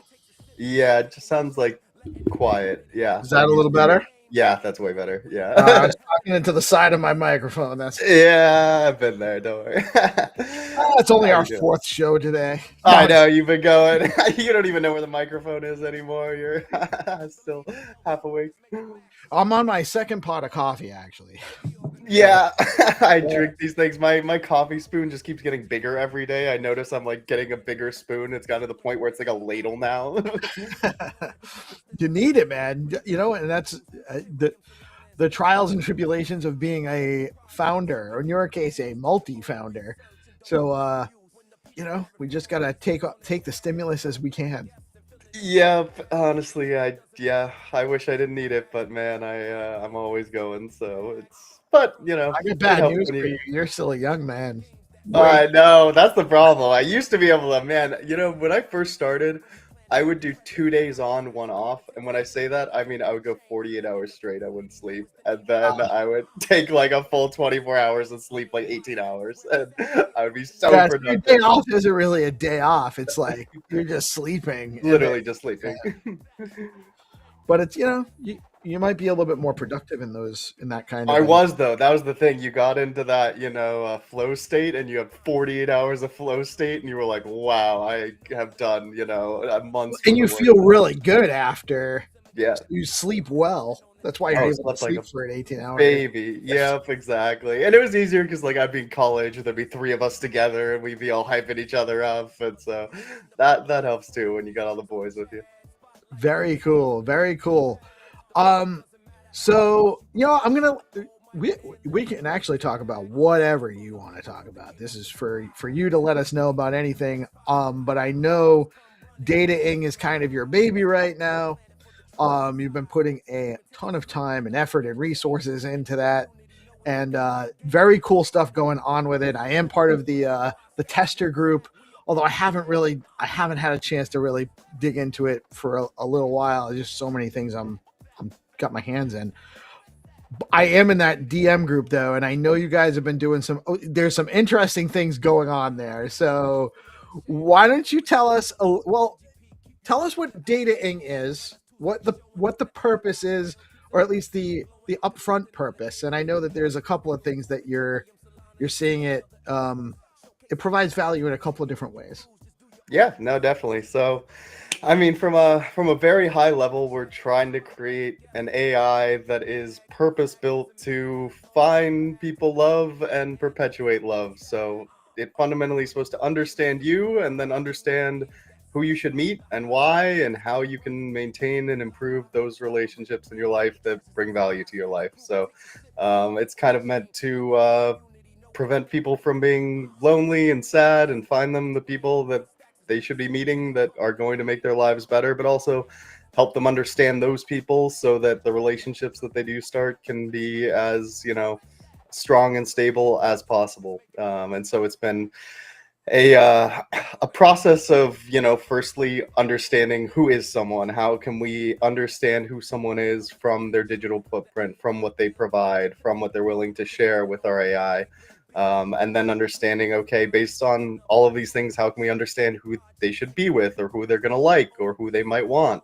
And then once you have those two pieces, then you start to figure out, okay, now how do we make this relationship even better, knowing these two people and what they want fundamentally? How can we find things that they're going to enjoy and that are going to improve their lives? So it's like three major pieces there, and so we've been working on each one somewhat independently. It requires a lot of testing because you need just enough people going through it that you have enough of a sample size to understand what works and what doesn't. And it also takes time because relationships are different in the first few weeks than they are in the first month than they are when you're 6 years down the line, and now things are a little different and you're married and you're trying to figure out, you know, how to keep the spark alive when you have kids and other things. So there's a lot to it. There's a lot to it, and people need all the help they can get, and you're sort of leveraging the modern data training capacity, or the way that we can use data in new ways to you're trying to train the AI on the available data and how to interpret it, what it actually means. You got to kind of figure out what people are looking for, and sometimes the data will tell you different people with different data are going to be looking for different things. So you're solving a big problem. We're at a point in time where the technology allows for this for the first time ever, really, you know. And 100%. so very interesting how you're applying it, though. And that's kind of how I got into it. So my last company, which we ended up selling to a crypto company, we did personal data monetization. So we allowed people to take back their data from all these companies that have been accumulating it on them just to, you know, place ads and target them.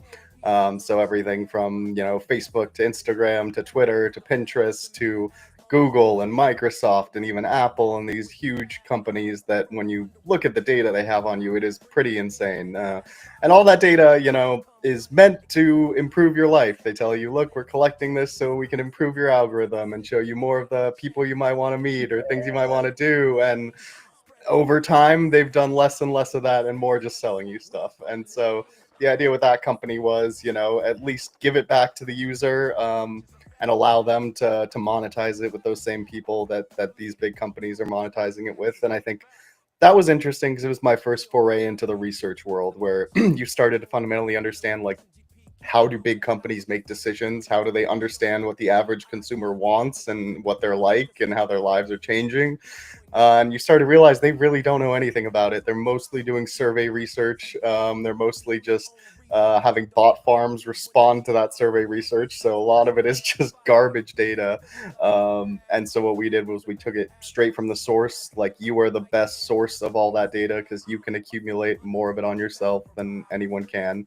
But then the hard part is anonymizing it and securing it and making sure that people have full ownership of it, and then still being able to find those people when the opportunity arises that someone wants to work with them. And so it was interesting, and I think it's only going to become more and more of an industry as AI comes. So we were pretty early. Like Cled, you know, Cled is doing this in crypto, and they love to say we're the first data monetization platform. It's like, no, dude, I did this 5 years ago. We had 10 times more users. It's been done, but it's been very hard to do because the buy side is not as fleshed out as most people think it is. These big companies, frankly, just don't have people who know how to analyze it. And that is the big thing that AI is going to change. Just now, everyone has this tool and this research co-pilot that can take in all of this multi-source data and make sense with it and tell stories with it. And I mean, it was amazing to me that you could go to Target and Best Buy and these huge multinational corporations, and they didn't have anyone who was capable of doing that. So I think that's the shift here. But for us, what I realized is, yes, that's great for researchers, but it's also great for people trying to understand each other. If you could take in all this data and you can tell a story about someone and help understand who is this person, what's their life like, what is the the mission that they're on, what are the things that they like, and how can that story weave into my story and make something that I want to be a part of, I guess. It seems like it has the potential to help people have more meaningful relationships, because they're being lined up with, they're being more rapidly lined up with people that line up with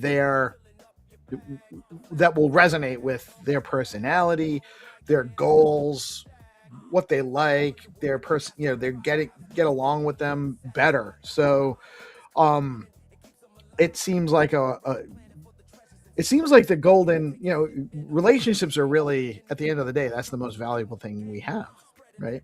So it's everything. I mean, and that's the crazy thing is most people wouldn't deny that. Most people, when you say like, what is the most important thing in life, that most people would say it's the relationships you have, and yet there's so little like time and effort and brain power being put into solving this problem, and it's never been worse or harder to find those relationships. And so it's been a little discouraging seeing that it's so small of a part of the economy. When you look at VC capital that goes into this stuff, it's like the average crypto rug gets more than this entire industry raises in a year. But it really is nuts when you look at it that way too, because VCs aren't looking to do anything altruistic necessarily. I mean, it's not in their nature. Their job is to make money on their money, so it's got to make money. And so that's another part of it that I know you're trying to work on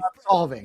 I know you haven't been on the apps for a while, but it's like $100 a week for a lot of these apps now. So there is money in it. People are willing to spend the money to find. Is it really that much for the dating apps now? I'm not kidding you now. Yeah, it's like they are literally, if you don't get like the 3-month plan, which they'll take it down to $20 a week. If you commit to 3 months, they'll charge you like, $100, $200 for a month now on some of these. And that's for the cheaper ones. The more expensive ones, $1,200 some of them now for I'm trying to remember. So my youngest just turned 14. She was born about just over a year and a half after I met my wife. Mm-hmm. And I had just broken up with my ex. She left me with 4 kids. I was 33 years old, so just wow. Slightly older than you. Yeah. And I had 4 kids. And by myself, I had custody of the kids. I had actually also just lost my job of like 8 years. It was 2010 was a rough year. Yeah. So I was devastated. My ex had moved out. I was not happy about the situation, and I actually was kind of broke. I had actually just got I had gotten let go, and then they challenged my ability to collect unemployment on my unemployment insurance because there was some shenanigans going on back then where they were routinely letting people go at the company I'd worked for, and then getting credits to hire people out of unemployment. So it was crazy. So I got my hearing. I got approved for my unemployment. So I got like 3 months of unemployment back pay. So I had some money. Nice. But just before that happened, I was so broke, my sister paid for my Match.com account. Oh, wow. That's how I met my wife. I married from Match.com. I think it was like $150 for the account or something. Okay, yeah. Back in $2010, that's like $300 now. Easily, and probably more than that, actually. Yeah. But it was more than I could afford at the time. My sister paid for it for me. And I was really I didn't even know. I didn't even want to be on there. I just didn't know what to do with myself. Yeah. And so the long and the short of it is I met I went on several dates, by the way, and I did it by being honest. Also, I explained I had 4 kids. I wasn't looking for anything serious. My wife and I, when we first went out on a date, she was just going through a divorce. She wasn't looking to do anything serious. We were not really trying to have a relationship. We were both just looking to go out and have a good time, and we did.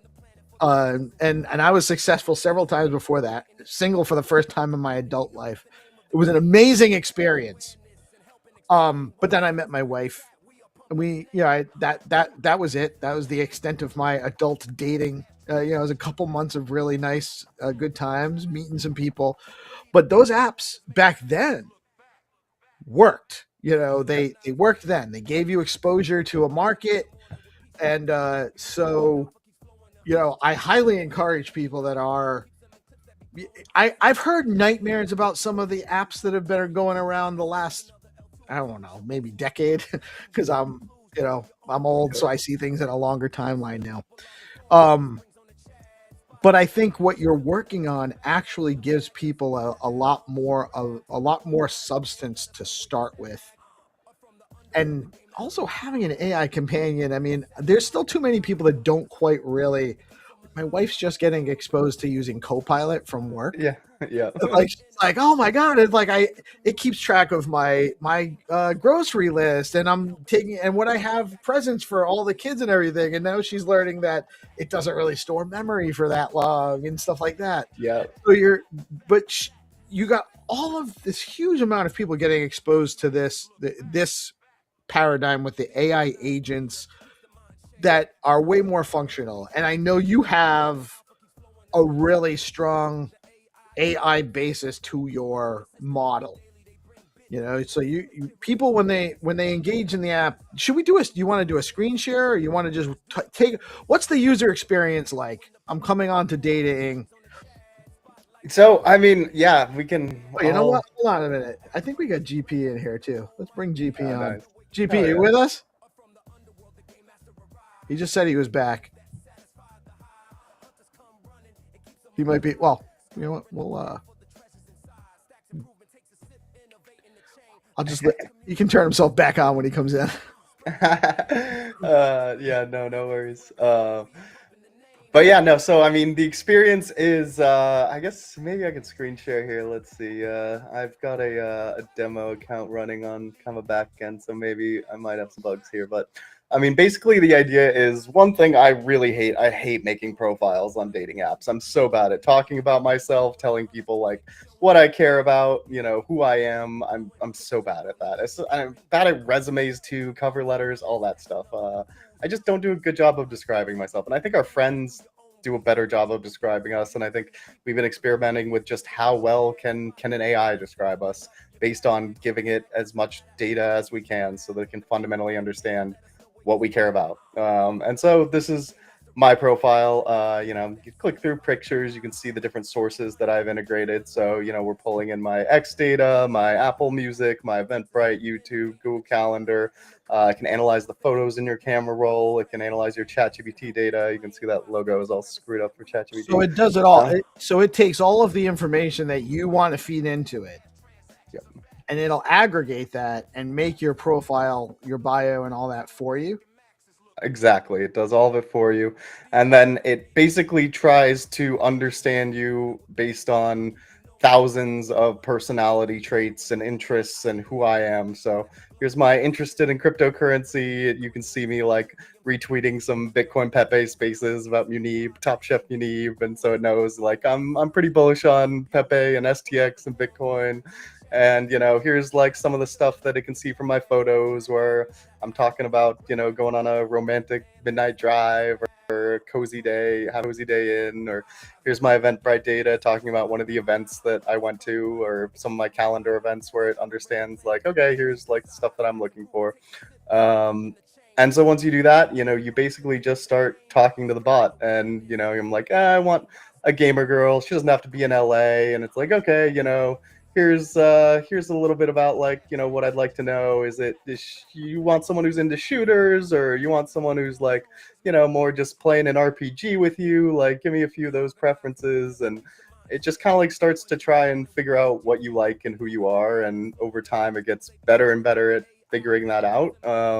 And then it just starts matching you with people, and it describes why it thinks, you know, you'll be a good match, and you can come in after a date and talk about what you liked or what you didn't like. And then once you do find a match, it'll introduce you, it'll tell you why it thinks you're going to be a good match, and then you can continue to use it throughout the process of being in a relationship. So you can ask it, you know, where should we go to dinner tonight?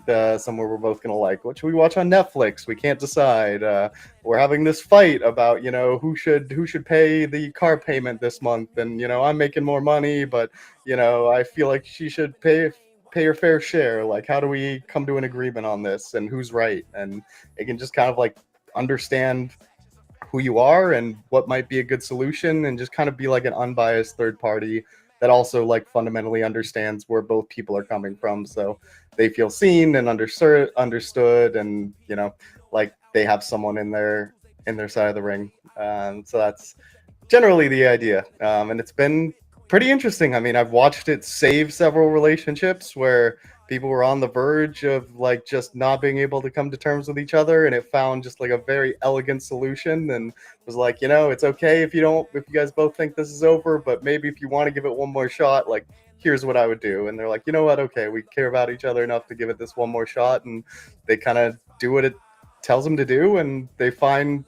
like they see each other for the first time again in a lot of ways. They are reminded what they liked about each other to start, and it helps them just kind of like remember those things that can sometimes get lost when you're with someone long enough. So I think that's really cool to see, and it's cool to also just have someone who, you know, is kind of there fighting for you in your corner, that just kind of lets you know, yeah, maybe this one didn't pan out, but you know, it's not you. I think they're just looking for something a little different. It's not that you're too ugly. It's probably just that you're too into crypto, and they just are kind of like not super into crypto. And That's less of a problem for guys than it is for women. Like, women will date ugly guys. Yeah. Fortunately for guys like me, especially. But I mean, on the apps, it's tough now. Like, it is like it's never been harder to be an ugly guy with the way Tinder and these other apps are structured, because they don't do a good job of describing all of your other great qualities. They can't translate aura and be like, look, you know, all the women he's been with say he's a vibe, though. The algorithm is designed to put people in front of the user that they're more likely to click on and engage with, and inherently you can't tell a person's personality from the image. So of course the ones with more broad physical appeal are going to trigger more response, and thus they're going to get pushed forward in the algorithm, at least in the current paradigm of the algorithms. And I'm sure that there's high tech development trying to put those people together based on their personality and everything too. But they already have their model in place, so they don't need to. If people are still using the app, they're not dramatically changing the current paradigm, and what you're working on changes the paradigm. 100%. And you know, a lot of people are just getting filtered out, like you said, because like physical appearance is so important. Like, height is the most visible of things, so like height becomes the most important metric, when, you know, 20 years ago, I don't think, you know, it was probably top 5, but it wasn't by and large agreed upon to be the most important thing. And so it's really shifted a lot of that, just because of the incentives that are in place and the information that people have access to. It's the one thing I can verify. Okay, he might be lying about his job, he might be lying about this or this, but yeah, he looks pretty tall in that picture. And so that becomes the thing that it's focused on, as opposed to all the other things that color in someone's character that end up being really important. And I think there are so many of these questions that a lot of people maybe forget to ask, that it can be good at reminding people of. Like, you know, you said you wanted kids. Well, he's going to be a really great father, I think. You know, he takes really great care of his cousins. He's always, you know, trying to spend time and play with the kids in his life. And I think he would make a really great dad. But, you know, that tall guy, he actually hates kids. He doesn't want a dog. He doesn't like taking care of anyone but himself. So, you know, if that is something you want, maybe, you know, just keep that in mind. And I think a lot of people maybe just having that nudge every once in a while. And I think they used to have a friend or someone who would kind of be that voice to them, but I think people don't have that nearly as much anymore. So it's very interesting to see how that's caused just a lot of disjointed sort of issues in the market right now. And I think the other piece of that is also just people are very broke, and a lot of the good men out there are struggling, and they can't afford to pay for the premium plans on all these dating apps and risk the amount of money it might take to go on 3 dates a week to find that person. If each date doesn't really work out and it's not very well matched, it's really expensive and it's a big time commitment. And if we can at least just minimize some of that expense and some of that time commitment and make it a little bit easier, I'm hoping we can find people those relationships a little bit easier, and just make it a fun process. It should be fun. It shouldn't be so miserable. It shouldn't be something that people dread. It should be an enjoyable part of life. Yes, I agree. It really should be the most important, enjoyable part of life, or one of the most enjoyable parts of life. Finding a person, that you fit with. That's really what kind of like a huge part of what almost all of our social interactions are about, to a large degree. It's finding a person, and then creating a family with that person, and then the extension of that, and all of the things around that, getting a good job, taking care of yourself, and all of that kind of revolves primarily around those specific events, life events. Yep. And it's a great opportunity to learn about yourself too, is what I'd say. Like every time you go out, you're like, yeah. Yeah, that's a great point. Self-discovery is another thing. And actually, so you would say that there is a self-discovery piece to this. 100%. Like, it's constantly trying to understand you, but also telling you what it's learning and saying, I do realize, you say you want a gamer girl, but I don't know if you could just sit inside and game all day. You're a social guy. You do want to get out there and you want to have friends, and maybe it can work if you've got your friend group who you go out with every week and you get that out of your system. Then maybe you are okay just cozying up and playing video games all day. But maybe you need someone who has a little bit of both of those things, and it's very good at understanding how and it's just like all of the different social medias we're connecting, where each one is kind of like a different part of you. Who I am on Twitter is not who I am on Pinterest, is not who I am when I'm texting my friends or going out and seeing people in person. And so it's about finding all these disparate pieces of yourself and really understanding, like, what is the balance that makes you the happiest, and how can you find someone who fits nicely into that balance. That's actually really interesting. I never actually saw it that way, but it really can almost help you. Sometimes we don't know really what we want. Oftentimes we don't know what we want. We have a perception of what we want. A lot of time that's actually influenced externally. So it really is almost like it's a guide to helping you understand what you want too. That's 100%. Really interesting, which is definitely a new paradigm for dating apps.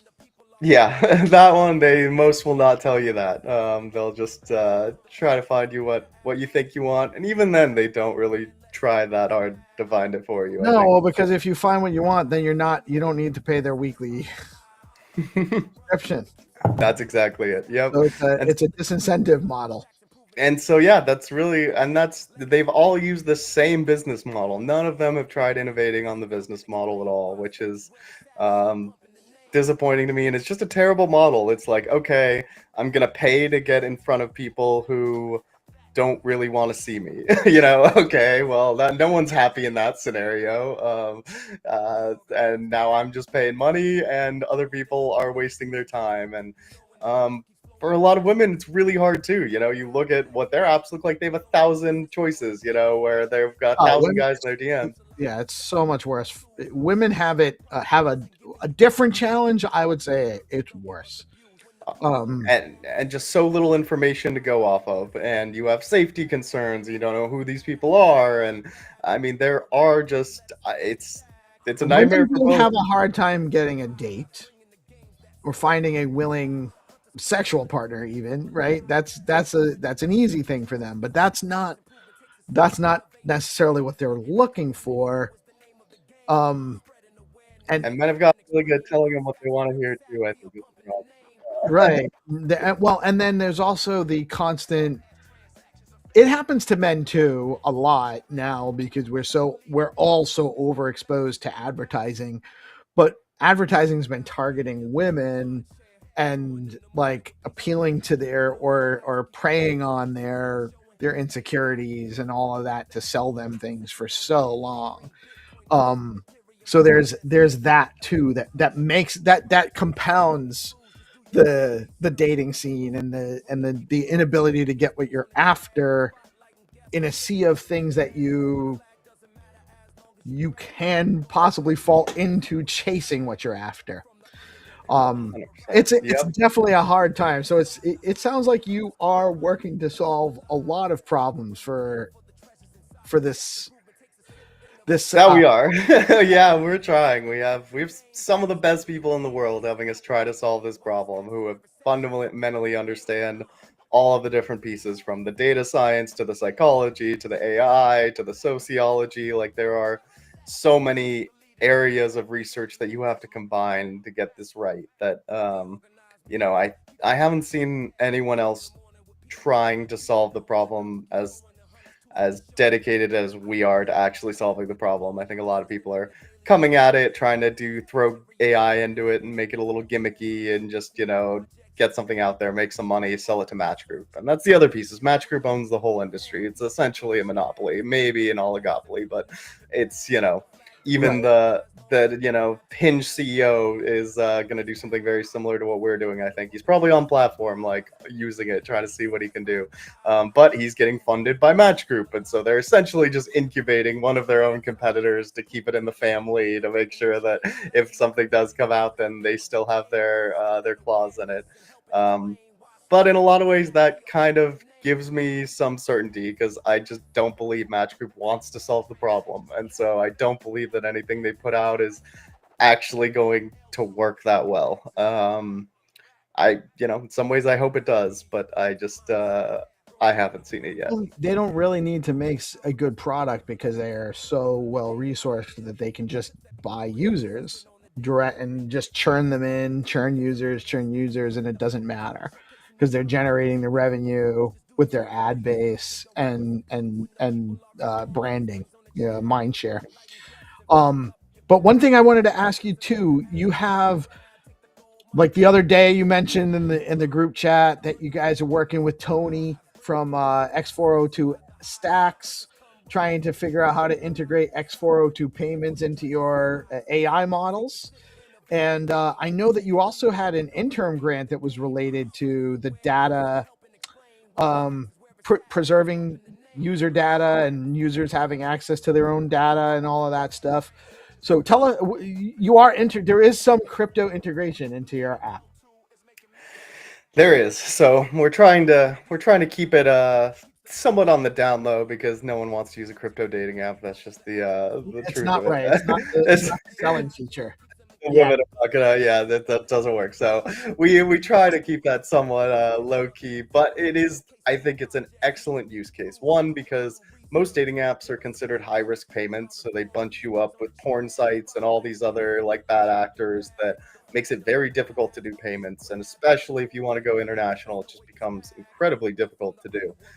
So it actually makes a lot of sense from that perspective. And what we'd always wanted to do, and part of our business model, is to take commissions on things that our agent plans for you. So if it goes through and it can book your movie tickets at AMC, then maybe we take a 1 or 2% cut when it organizes it and sends you the tickets and finds you the perfect movie to watch and the perfect place to go and syncs it with your calendar and knows when you're both available, and just does enough work that fee feels reasonable. And it'll never be a Ticketmaster size fee. It'll be reasonable. And so that's one piece of it. And then the second piece is all of this data is incredibly important for training agents. And I think that we need more agents being trained on data that is essentially focused on how do we make people's lives better. There are a lot of agents being trained on how do I make this code more efficient?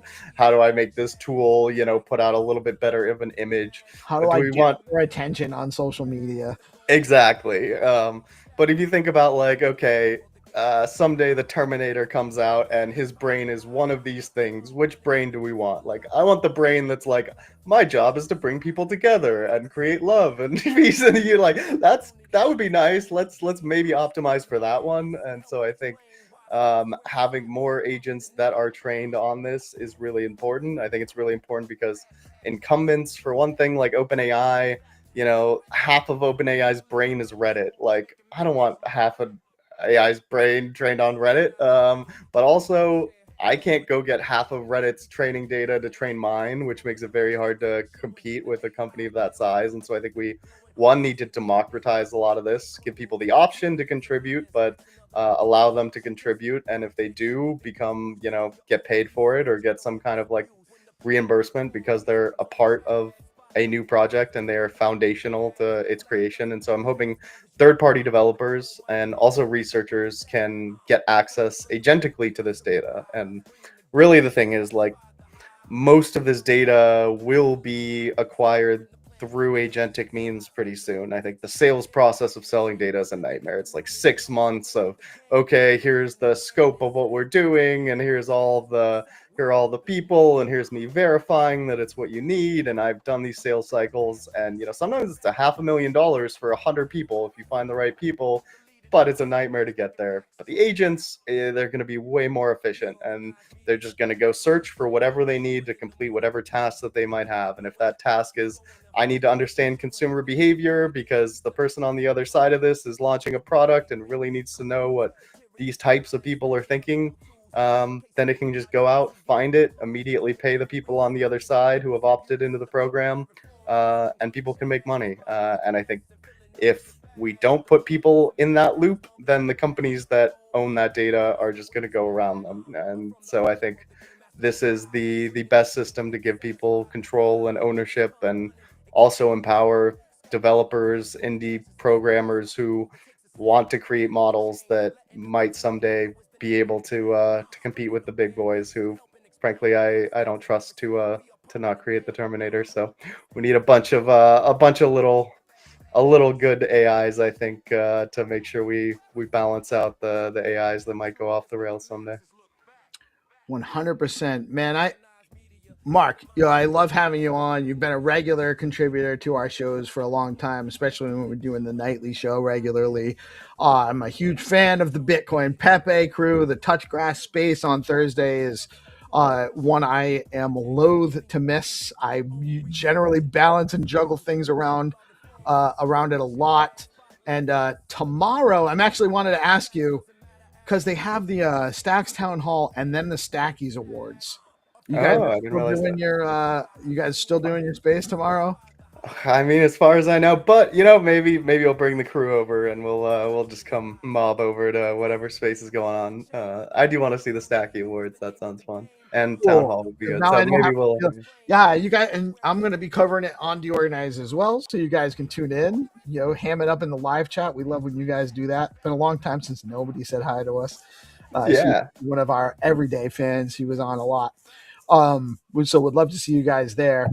I do gotta wrap because I actually have a guest I lined up for 2 p.m. So I got no worries at all. I'm like back to back these days. We're like, doing the stream is a blessing and a curse because it's because we have so much space and I've started dropping things in outside of our regular time slot. It's like almost like hard for me to say no now when somebody suggests a time that no worries at all. I totally get that. But I guess a few parting words. I'd say one, I guess I didn't really get to SBTC. I think Bitcoin will be the payment layer of agents. I think we really need to push 100%. on all the Ethereum and Sol guys. I was just like arguing with like a very big builder who's trying to build something on ETH, and I was like, trust me, like agentic payment rails, we really want Bitcoin here. Like this is how are you guys? Is that's what you guys are expecting? 402 X402 on Stacks and utilizing SBTC to be the foundational layer for agent to agent interactivity, and I tend to agree with that. I think that this is it's amazing how fast it iterated recently, you know, from just being an idea to being like this seems like it's legitimately the way. It is the way. That's why I'm here. That's why I think a lot of people understand that it's the deepest liquidity. You'll have access to the most lending. Like, agents don't want to sit on idle Bitcoin. If they're not using it, they're going to want to get more of it, and they're going to do it automatically and quickly, and they're going to want to tap into the deepest pools with the most resources. And they also, I think, just for safety's sake, it's the most distributed system we have. Like, if you think about an agent swarm gaming proof of stake, they could just go buy up all of the ETH within a fraction of a second and start gaming the system without anyone even noticing. But are they going to buy up every crypto miner and consolidate them without us noticing that shipments are all coming in from all over the world? Like, it is just a much harder system to game, and I think that's super important, and a lot of people have somewhat lost that. Are you suggesting, though, that agents could potentially, you're saying without us noticing, but you're suggesting that they could actually, AI could potentially come up with the idea of creating a company, buying equipment, hiring people to put it all together, and running their own miners? Yep, but I think it would be a lot easier to just buy up a bunch of ETH and game proof of stake stuff, and like there are a lot of other. Right, you're not right. They still have. There's the logistics behind proof of work versus proof of stake makes it really, even though you could theorize that they could do that, there's no guarantee that they'd be successful doing it. Exactly. We would at least have more time to notice, whereas the other ones, you know, they could do it in a flash of a second, where all of a sudden across every network, every exchange, you know, you see a candle on ETH and all of a sudden they own 51% of the network, and without even realizing it, you know, they've swept a bunch of wallets that they've hacked or something. Like, this stuff, you know, it's going to get crazy. So I think we really do need to plan around all of that. And but yeah, I think we're very well positioned for this. And then I guess one little other shout out. I do run the Crypto Economy podcast, and we do have an exciting guest today. Angela McArdle, who is the chairman of the Libertarian Party. She was largely responsible for getting Ross released. Like, it was basically her organizing the Libertarian Party to make that as the core request to Trump for their support. And they were like, here's a reasonable request that we think he can get done, that, you know, day one is something that's easy enough and palatable enough to his base. And so, like, she was really driving force there and deserves a little more appreciation. But I'm excited to hear how it all went down from her perspective. You're going, what time is that today? That's at 1 today. At 1 Pacific. Pacific, yeah, sorry. So in about 2 hours. Yep. Just 2 hours and 13 minutes from now. Yep. Very cool, man. That's on the Crypto Economy podcast, which is on Apple and Spotify, if I remember correctly. You got it.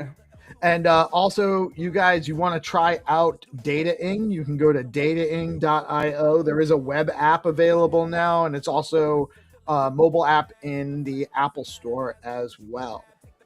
Yep, exactly. So if you're international, you'll have to go to the web app or on Android web app. The web app is a little janky. It's kind of in beta right now, so there's still a few bugs, but the iOS app is pretty clean. But we did just put in a new model. We've been upgrading the memory and a bunch of other pieces. So, I mean, it's the first time that I'm really using it side by side with GPT, and I'm like, this is just a much better experience. It really fundamentally understands me more than the GPT I've been talking to for 3 years, which is wow, that GPT's getting better too. So if your experience with your app is better than GPT, that you're doing pretty good.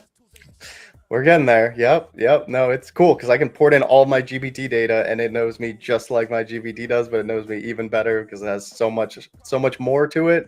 And we've given it a lot more freedom than GPT gives theirs. So we've let it kind of be itself a little more and not be so afraid of hitting the guardrails that it doesn't give you good responses. So that's been cool to see how small companies can just be a little edgier and outcompete the big guys who can't take quite as many risks with some of the stuff. Oh man, awesome stuff, Mark. Much love, my brother. Definitely don't be a stranger as things develop. We'd love to hear more on what's going on with what you're building, doing some more demos. Maybe we'll do a little bit more of a like an online thing when we did that time with the group session. Yeah, that would be great. Yep. We'll do something. I would love that soon. Awesome stuff, brother. Guys, tune into Mark's crypto economy podcast later. That's going to be awesome. You know what I'll do too? Well, no, you guys got to tune into it, and then we'll talk later. Sounds good. Thank you, Mark. Much love, brother. You have a great rest of your day. Thank you guys for tuning in. We will be back in about 10 minutes with Jeff from Base Dollar to talk to us about a new algorithmic dollar on Stacks coming to the Stacks ecosystem. Thank you, Mark. Pep Toshi, if you guys didn't know. Pleasure, guys. Thank you so much. Right on, man. Y'all have a blessed rest of your day. And stay tuned. We'll see you soon. 0% slippage with the new HODLMM concentrated liquidity market maker over at Bitflow. Awesome stuff going on over there. Well done, guys. Can't wait to play around more with it. And there is opportunities now for phase 2 of the beta testing going to launch soon. There'll be some boot camps helping people learn how to go through these later on in the month or maybe early December. And we're really excited about this project because it's really going to take trading on the Stacks ecosystem to the next level. You know, the liquidity provider opportunities are going to be really cool, and just 0% slippage on swaps is something we need, or way lower than 4%. The 4% slippage is probably something that's been holding the ecosystem back a little bit. I'm glad these guys are solving the problem over at Bitflow. Let me bring on the Chads. Stop sharing my screen. We got GP in the house. Good morning, brother. How you doing today? Good morning. Doing good, man. Doing good. Just getting started. Happy hump day.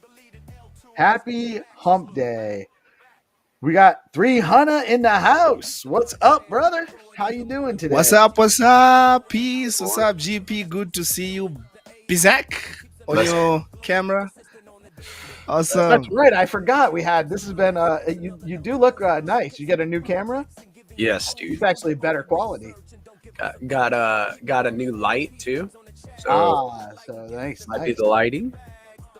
Very cool. So I mentioned in the opener earlier today when I first opened the stream, you guys will be running the stream tomorrow without me, which is, I'm sure you guys can do it, but I just I like to remind everybody, give these guys an extra hard time tomorrow. They need. So my broker, right? My real estate broker, who's an old guy now, and I've been doing it for a long time.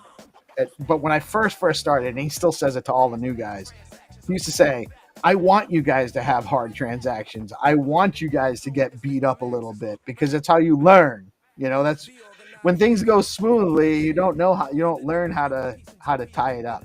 And we're easy here. We don't care. We're a little bit of out of the ordinary is kind of our thing anyway. So I'm sure you guys will do fantastic no matter what happens. But I do want you to get beat up a little bit. So people tune in, give these guys a hard time in the live chat, or don't. Give them support. Show them some love. I don't care. But just show up. Show up for the homies tomorrow. It'll be a good time. Me and 3 have ran the show once or twice, one or time or two. So yeah, I mean, you did the night show for forever. So you're not new to doing this. So I think it'll be good for 3 to get a little bit of experience with the producing side of things. That'll be cool, man. Be good. Yeah, I think so. We also got Nosferatu in the house. What's up, Nos? How you doing this morning? Nos is actually our newest producer as well. He's got some producer access. He's gonna come on. He's gonna help out a little bit, being supportive of the.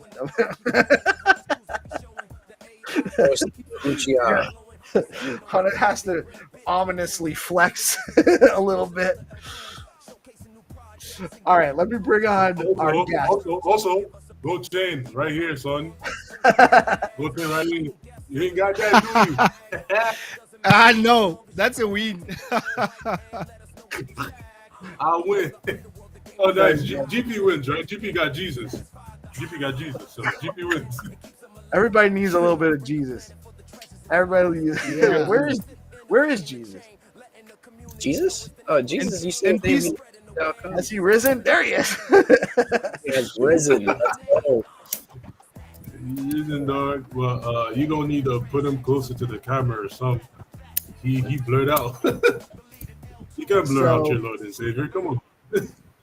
We have the homie white official Ovi Mars coming on.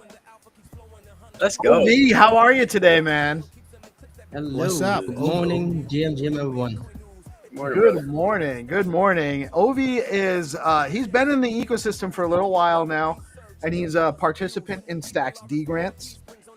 And he's got a really cool project called, is it STX Works or Stacks Works? Stacks Works. Yeah. Nice. Why don't you there's a lot to know about this guy. He does live streaming. He's a musician. He plays some music. He's really good at, he can play the guitar. He can sing. And he also is a coder. And he does a regular live streaming on Binance as well, on the Binance platform. So, Ovi, why don't you, now that I kind of spoiled everything, why don't you tell us a little bit about yourself? Yeah. Okay. So I'm just like I'm basically a physics enthusiast, and I've been a theoretical physicist and robotic engineer. So I've just switched up myself. I've been into media industry in Pakistan. Like it's been like 16 years I've been spending with the ATL, BTL, TTL campaigns with the different brands. And after that, I just realized to do something different in Web3. Then I've entered myself into different channels in Solana. Then I've just hopped out from there. Then Freddie is one of my first friend on Stacks, and he introduced me like why don't you opt into the Stacks ecosystem? I said okay, let's do it something. So I started with my token with like a white on Stack City. Then after that, I'm just trying to working on some different applications and gamification stuff as well. I've been working as a VFX artist, CGI artist as well, and I do lots of things according to like acquiring or need whatever but I'm not stuck on a single thing. But gradually, by the time I'm trying to change myself in somehow like into promote myself, promoting the ecosystem. I'm keep doing promoting on Binance we have a team matrix actually. Individually on Binance, we have like 80K people whenever we do our live together. We always say ourselves like defenders of the assets. Every single one character is representing that different chain. I'm representing as an Stacks. You can visit the matrixclan.com. So we are 9 core members, and we are keep doing promoting the different chains. But mostly whenever I hop in, I've always promoted Stacks on Binance every day. Most people don't know about it in South Asia. So we do BTC party and give away to the people on a raffle wheel twice in a month. Yeah. So we are keep building our and keep expanding. We have another group which is Portal Latino from Latino gangs, and Alondra is in our. Oh, I think we lost him. I think we lost him. Goddamn. We and did. I know We lost GP was very in the Latino part. He's like, hey, Hey, Latino. Latino. Let's go. Hey. Vamos. Vámonos. Let's go. GP was interested in the Latina part. Yeah, I'm a Filipino dude. We're like part Spanish. Like Spanish Asian. I'm Italian, which is almost the same damn thing. So, I think he's back. I hope. Oh, yeah. Maybe. Yeah. Oh, maybe not. I heard it, but I don't see him. Might be having some trouble. So. I wish he was here because I would love to have him talk a little bit more specifically about his project. It's a freelance platform, so similar, not dissimilar to the gig marketplace piece at Zero Authority DAO, but a little bit different and its own take on the process. And it's basically a way to almost like a Fiverr, but on Stacks, where you can offer gigs, accept gigs. There's an escrow piece where you offer a gig, you put up some money. It can be Stacks or SBTC, and on there, he's still just working on it. It's a new project. It didn't exist before D grants. He's literally building this as a proposal for his D grant. He did submit his milestone 1. He has a testnet MVP piece that's a little bit, I was hoping we might even be able to try it out a little bit, but I don't have the link handy. Hopefully he'll be back. Let me actually see if he's DMing me. Now that you guys all saw all my DMs. Let's go. Docs the DM. It goes down in the DM. It goes down in the DM. In the DM. Good thing I don't talk shit about people in DMs. Damn. I don't really talk shit about underscore. Just don't leak the group chat, yeah? Don't let everyone see the group chat. We be hiding alphas from You mean the Stacks alpha platform? While we are a media platform, we're going to gatekeep alpha, except you keep tuning into DeOrganized, and maybe, just maybe we give you all alpha. But until then, it's just gonna be in the group chat. Maybe. Word. Are those sneakers behind you, bro? Yeah. I'm a bit of nice. It's a good test, bro. I'm a bit of a sneakerhead. Oh, I think he's back. That's nice. I think he's back, right? He's back. Are you with us, OV?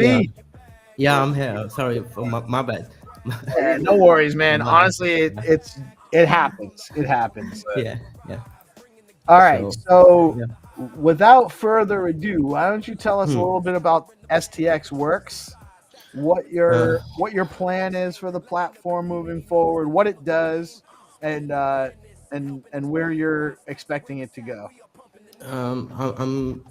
The thing is, that there are different platforms for freelancers and clients, and people are struggling with the KYC, especially, and getting the payment in the right way. And I've been experienced it in past years many times, and not getting the legit one people. Also, the different countries has a different governance terms and conditions according to the when you hop into the KYC stuff. So there is the way what we are integrating, the people can integrate here for confirmation. Also, the directly experts or Ledger wallet, you can connect it, and you don't need to. There is an escrow, and also we are implementing the NFTs leaderboard for clients and freelancers as well as a leaderboard, so they can gain some points and they can as an rewards. And the accumulating the BTC for everyone easily, the payments on SBTC and stacks, both options in it. And hopefully before what I'm targeting, if it is executed from the milestone 1 grants. So I'm pretty much sure it will be done by the mid of the December. Maybe by the first week of December, it will be beta test. It will be on for everyone. Very good. So basically, if I want to offer, I have a job I need filled, and I want to offer it on the platform, I'll be able to go in as a I guess what's that as user? A client, as a client, you are hopping. Or right, I'd be a client, or well, I'd be a client. I wouldn't be a freelancer. So or a client hires the freelancer. So I would put there'd be a job board. I put up the job, and I put in the stacks or SBTC that I'm offering for the job. That gets escrowed as soon as I offer the job, or does it not get escrowed until somebody accepts the job? Yes, until that accept the job. Once both are, because we include the chat system. So once they get agreed, then escrow will create it according to their compensation, right. So whatever I have agreed with together. I post something with my scope of work, what I'm looking to do. Freelancers on the platform will see the job, and they'll be able to kind of get into a conversation. They'll be able to maybe bid for the job or something. Yeah, maybe it can be a bit because depends on compensation. Once they got agreed with both of terms, then escrow will create it. So I'm trying to make more feasible. There are 4 milestones on each client. Once they completed their attachment of their, let's say, like if somebody wants to create a logo design, very simple, or website, the first draft has been completed. The milestone one complete from the client, and they checked it, then it confirmed it. Still they cannot get the complete payment until they finish their job, because mostly it happens like the people gone in the middle of the midway. So this is not I want, like until you can complete the job 100%. But at least it can confirm and give him the approval, like I've done like 1 or 2 or 3 milestones already, I need to complete the 4th one to get the complete payment. So you can have, similarly to how we have DGrand set up, you have certain milestones in the job. If as they reach those milestones, that might release some payment. Yeah, I can share with you as well. It's open up in my. Yeah, you can share. Or it's something like Upworks, right? Yeah, I just shared it. Is it here? Let me check. Okay, share. Is it here? I don't have a request to share. There should be a share button or just a hotkey H actually too. I think you should see a share button at the bottom in the studio. Yeah, exactly. And then when you click it, you can pick whether you can pick whether you've got which tab. You have to choose like what screen whether you're sharing your whole screen or a tab or whatever. I'm sharing. Once it loads, you can share it. Just a second. Share it is because it's on a. It takes a 1 or 2 minutes for loading for pre-render stuff on backend for server, so you can use it. So we've tested it like a couple of times, and with the different wallets, Ledger wallets, and through SBTC and STX, both are functioning very well on testnet. I'm not getting a screen share. Yeah, no, I've shared you the link actually, because there is some error glitch on my end. That's why. Oh, okay. So there's actually, can you drop it in the private chat right here? Okay.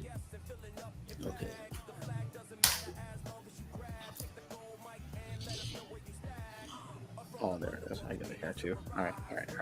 I got this. But give it like in a 1 or 2 minutes for HTTP server loading, then it comes.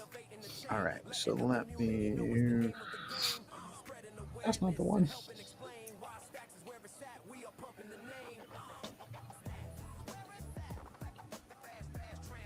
Oh, we did it. Yeah, here it is. All right. Yeah. So this is the platform, and let me get back on here. So there is nothing right now because I can create it, or you can create it as a testnet. You can test right away, no problem. Testnet? It's on testnet? Yeah. All right, so let me actually change to testnet wallet.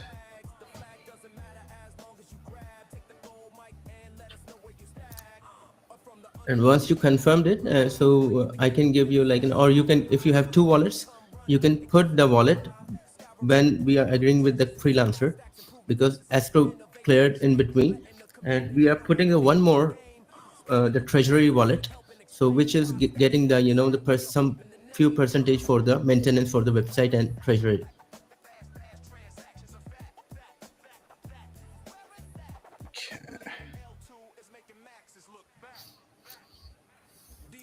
Or for the whole project free. All right, so I'm on the client page now, so I could. This is where I would create. So create an escrow is actually where I would create a gig or put forward like a scope of work offer. Yeah. So and you need to put the freelancer's wallet address. What's that? That's so it automatically The freelancer populates. wallet address. Oh, this is for. Okay, so this is after I've actually Which reached an agreement. confirmed your deal. Yeah, Okay. exactly. So let's start from. So if I was browsing, and where would I see? So I'm on the freelancer dashboard. If I was going to be a freelancer, how could I let people know what my skill set is, or is there a way like where I can set up my user account, show some of my scope and of work? profile. Yeah. Yeah, the profile thing and NFT. That's why I just hold it up, because I'm trying to integrate the NFT stuff with the profiles individually for everyone. Like once they reach the good milestone, and the more jobs you do, you were more up on leaderboard, so they can get the rewards as well. Okay. So we are just working on it. Yeah. Yeah. So For a while. So I'll have if I'm looking for work and I have I'm a content creator, I can come on here. I'll be able to set up my profile, showing like my prior work, my CV, my portfolio of prior work, and then I'll have an NFT for that. NFT, once you done the NFTs for the registration, once you achieve the good performance, then we will give the NFTs for clients for the approval, like in a 100% one, like in a legit one. Hold a second. Okay, so you're gonna use now. Will that be like a dynamic NFT that'll like update over time as I get more work done? Keep my information on there. How's that gonna function? Oh, did we? OV, you're muted. Oh, okay. Oh, I gotcha. It's prayer time. That's what I thought I heard. So very interesting though. So you're going to be able to submit yourself up there, and as over time as you do work, you'll be able to earn some reputation for completing work. And if you're looking for people that are doing work, you can come here and post your job, and they can engage with you and see what you're doing. See if you're interested in the job. That's sick, dude. Earn your reputation and get some bucks for stuff that you're already doing in the ecosystem. Looking cool. Yeah, looks cool, and it reminds me of Upwork in Web 2. So yeah, it's something good to have like a freelancer version of it in Web 3. Yeah, absolutely, and excited about seeing this come online. It definitely seems to be very fast and efficient right now in the early alpha stages. So excited to see more of this. I got a question, Ovi. So my question is, and it's pretty simple. What do you think your success metrics for this would be? Like, how would you measure the success of this application in the next, like, maybe a year, short-term success, long-term success? How would you measure that? What defines success for you?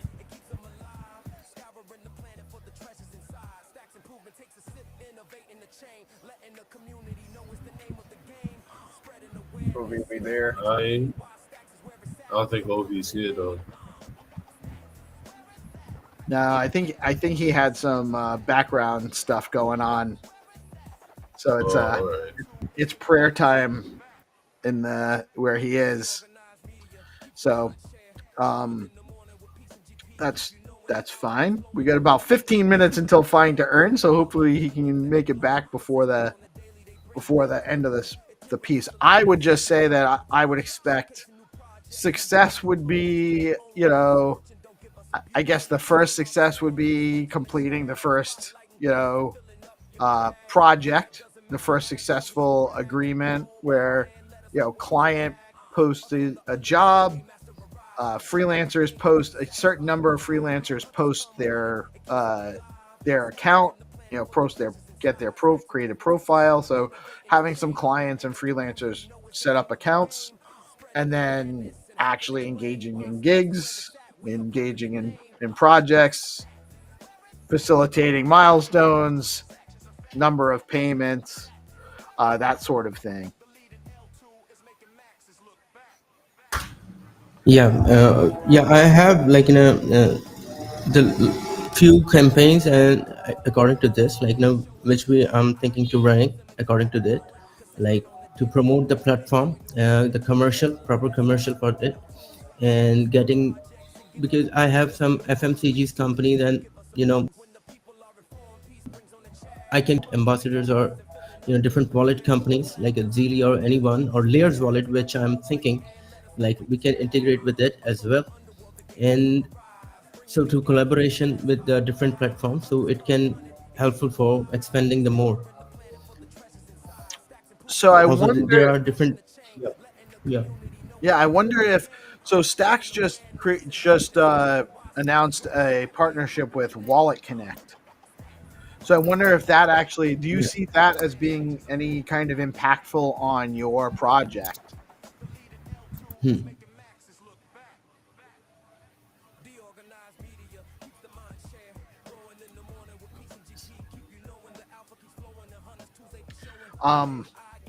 Stacks going I multi. think he's dealing with background noise. So Yeah, I think he's having trouble hearing.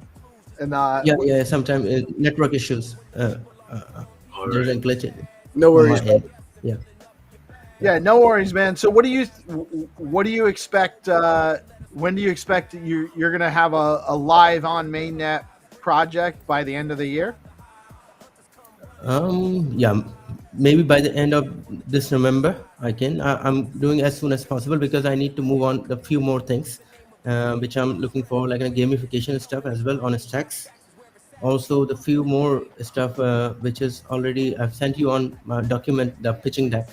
The two or four platforms I'm looking to creation on Stacks, not just only this one. I'm not sticking with this one. I'm keep going with the 4 or 5 platforms. This one is a good one. After that, the music one, regarding the interactive NFTs, which I've talked about before, like which is something different, like an FFT work. I'm creating something like a very entirely different thing. Like you don't need to QR scan or something. Just printing out. If I say the 1 GB of data, I can print it out on a A4 size paper. So anybody can, it's something different. So these kind of unusual stuff I'm trying to make usually. So I'm trying to integrate with it. Also the BSC chain, I'm trying to integrating with the Stacks actually. That's my main hook as well. Oh, On really? Binance, connecting with the Binance, yeah. You're trying to connect Stacks and the BSC chain? Yes. Very interesting. And you're working on a music Music NFT as well. project. How's it? Tell us a Yeah. little bit more about that. It's like if you got a photograph or anything, it can convert it into NFT, and you need to scan it on a decoder. Decoder is like in a user interface dashboard, and encoder is only available for the developer, not for everyone. Nobody can create it because it's something a very different thing, and it is difficult to comprise the audio waves into the photograph or any image, the multicolor image, and with the FFT, the complete sound waves. And sound waves can be scannable through the decoder through your, if you are on it, you can hear it. For the samples, people can get the samples on platform, on NFT platform, like a 4 or 5 sample of NFTs, so they can test it, they can understand how it works. So if you have the NFT, you own it, and let's say any song we have, and you own it, and you don't need the internet or anything. You just need to, same as like an offline audio, but it has image as well, the audio FFT embedded into the image form. So the the data is NFT, embedded into audio. NFT, you would need some kind of like an application to play it on. Yeah, the same platform application, the same, yeah, platform itself and an application which can So it's retrieve almost the. like it's almost like an encrypted NFT. There's some of the data is publicly available for anyone to use. Some of it needs Yeah, to be not decrypted exactly. or decoded in the Yeah, application. yeah, yeah.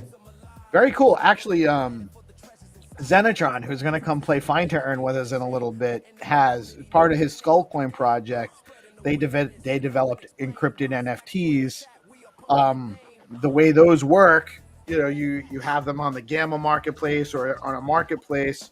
They show like certain, the NFTs are used in a treasure hunt game called Skullcoin, like an on-chain game, where you get some information like the type of NFT it is or the type of information that's on there.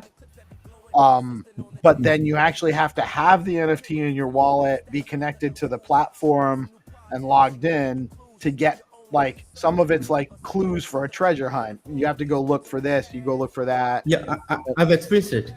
Oh, so you're before. familiar with with Skullcoin. Yeah.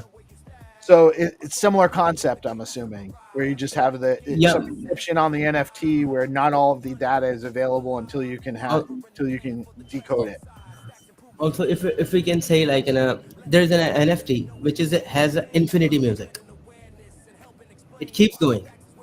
It is designed like that way, like a radio with a synthesizing sounds, and it is keep going, like a nightfall sound or anything like in a meditative kind of stuff. Usually we binaural sounds. So you the have NFT is you have a going. little Programmed you have a music generating NFT. Yeah. Infinite music generator NFT. Exactly. These kind of stuff as well. Wow, very interesting, man. Very interesting. When do you expect to have that developed? After Stacks works, I've quickly jump into the BSC connection. After the BSC connection, I'll just dig into this one as well, because I've started in 2019. I have the samples for it, but that's a very small part of audio which can put it into a single NFT. But now I'm able to put like in a 4 minute, 10 minutes of audio into one single box, which is 1080 pixels. Very interesting. And you stream, how often do you stream on Binance? Yeah. Daily Oh, daily every on day? Binance. What's the Every day you Binance. have a group you have a group you work with. I can't remember. I don't have the website handy. Team Matrix, Matrix Clan. Let me write. Here it is, matrixclan.com. All right. Let me actually put that on there. So, and you guys are all like heroes. It's a comic. Yes. Oh, you got a comic.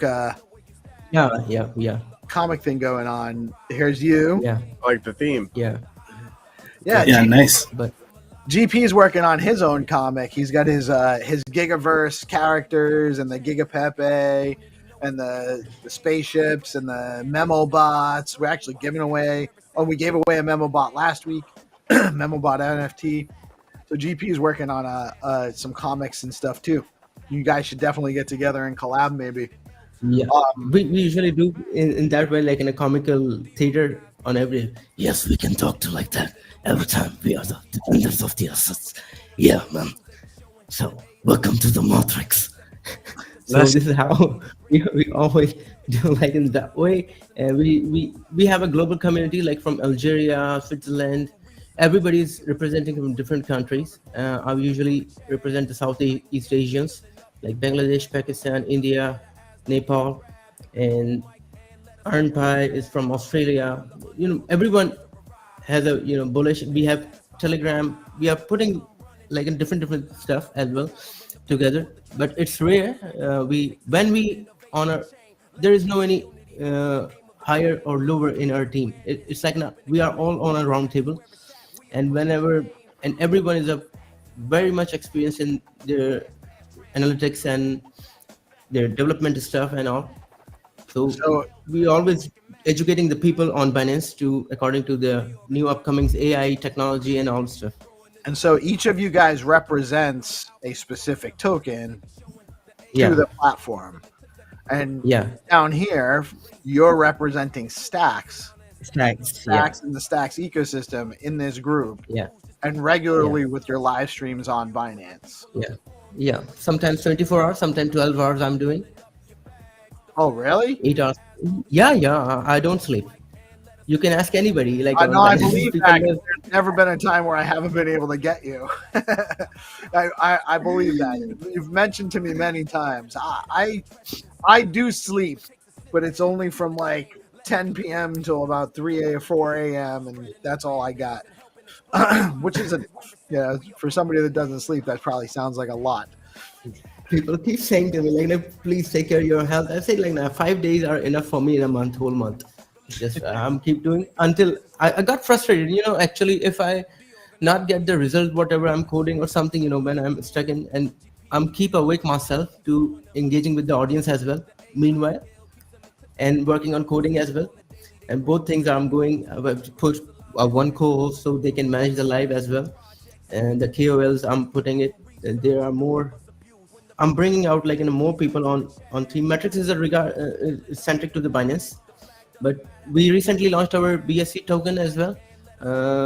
Just as like suddenly we are just doing fun, and somebody hops in our space and say thank you. I've said okay, thank you. Okay, so let's make a coin, the think tank.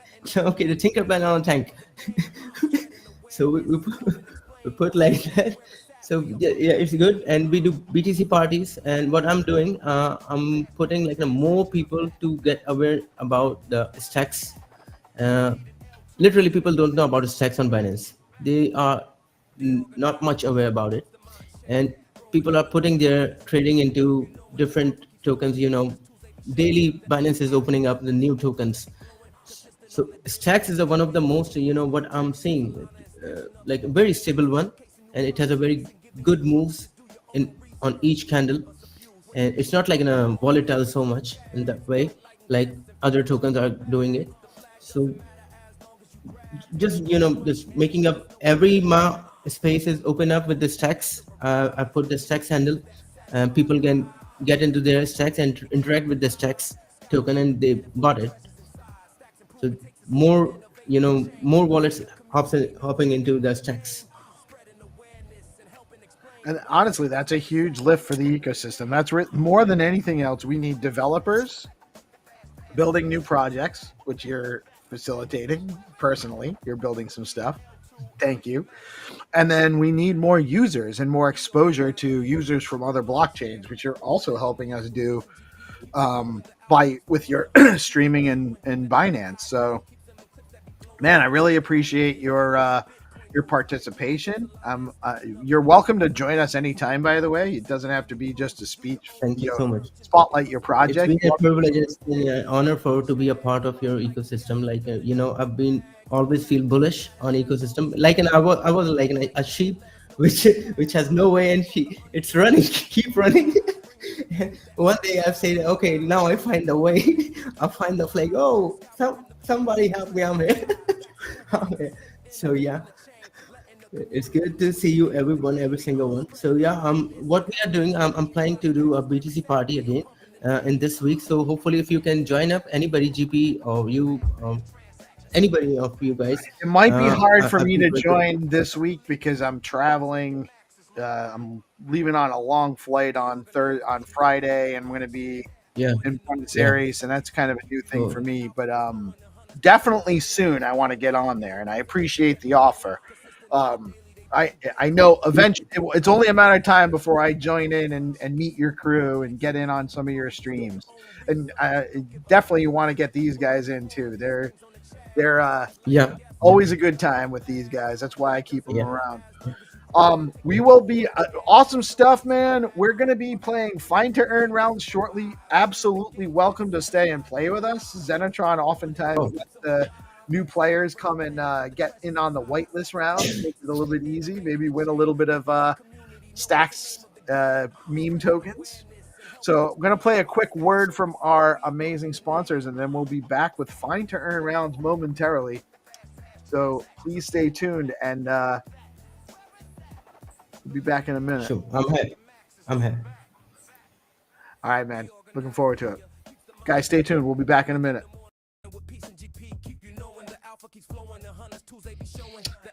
Hello, my friends. Have I got a great treat for you? It's your old pal Peace Love Music, and we are here with Stella Zhang from the Go Rosen or the Rosen Protocol. And I'm going to bring her in now. And then I'm going to make sure my music's not too loud because I think I was playing the music a little loud there. We keep it in the background, but I want to be blasting out my guest. Welcome, Sita. How are you today? Hi, I'm good. Yeah, really nice to see you again. Yeah, great talking with you again. I'm so glad we were able to do this. Little bit of a not common time frame for our purposes, but absolutely the exact reason why we started doing the all-day live stream, so we can actually be more accommodating to have projects like yours come on and spotlight and show us what you got. So I'm gonna, this is really your show. I'm just here to facilitate. You're going to tell us all about Rosen and whatever else you want to talk about. If you want to give us a little bit of background about yourself and or where the project started and all of that, and then we can definitely go through everything you want to get to. Yeah, sure. Sounds good. Yeah, because I was here in San Francisco, so I understand that time is really hard to coordinate. So I think that's quite like my early morning. But I'm not sure if there's fits for everybody's here, but I definitely would love to use this kind of time period to introduce myself, my project, and let more people to know about us. And if they have any questions, it's really easy to reach out to me or like reach out to our teams through the apps, through the social media. So yeah, it's like a good time, to meet everybody here. So my name is Stella. You can call me Stella. I was the co-founder of Rosen.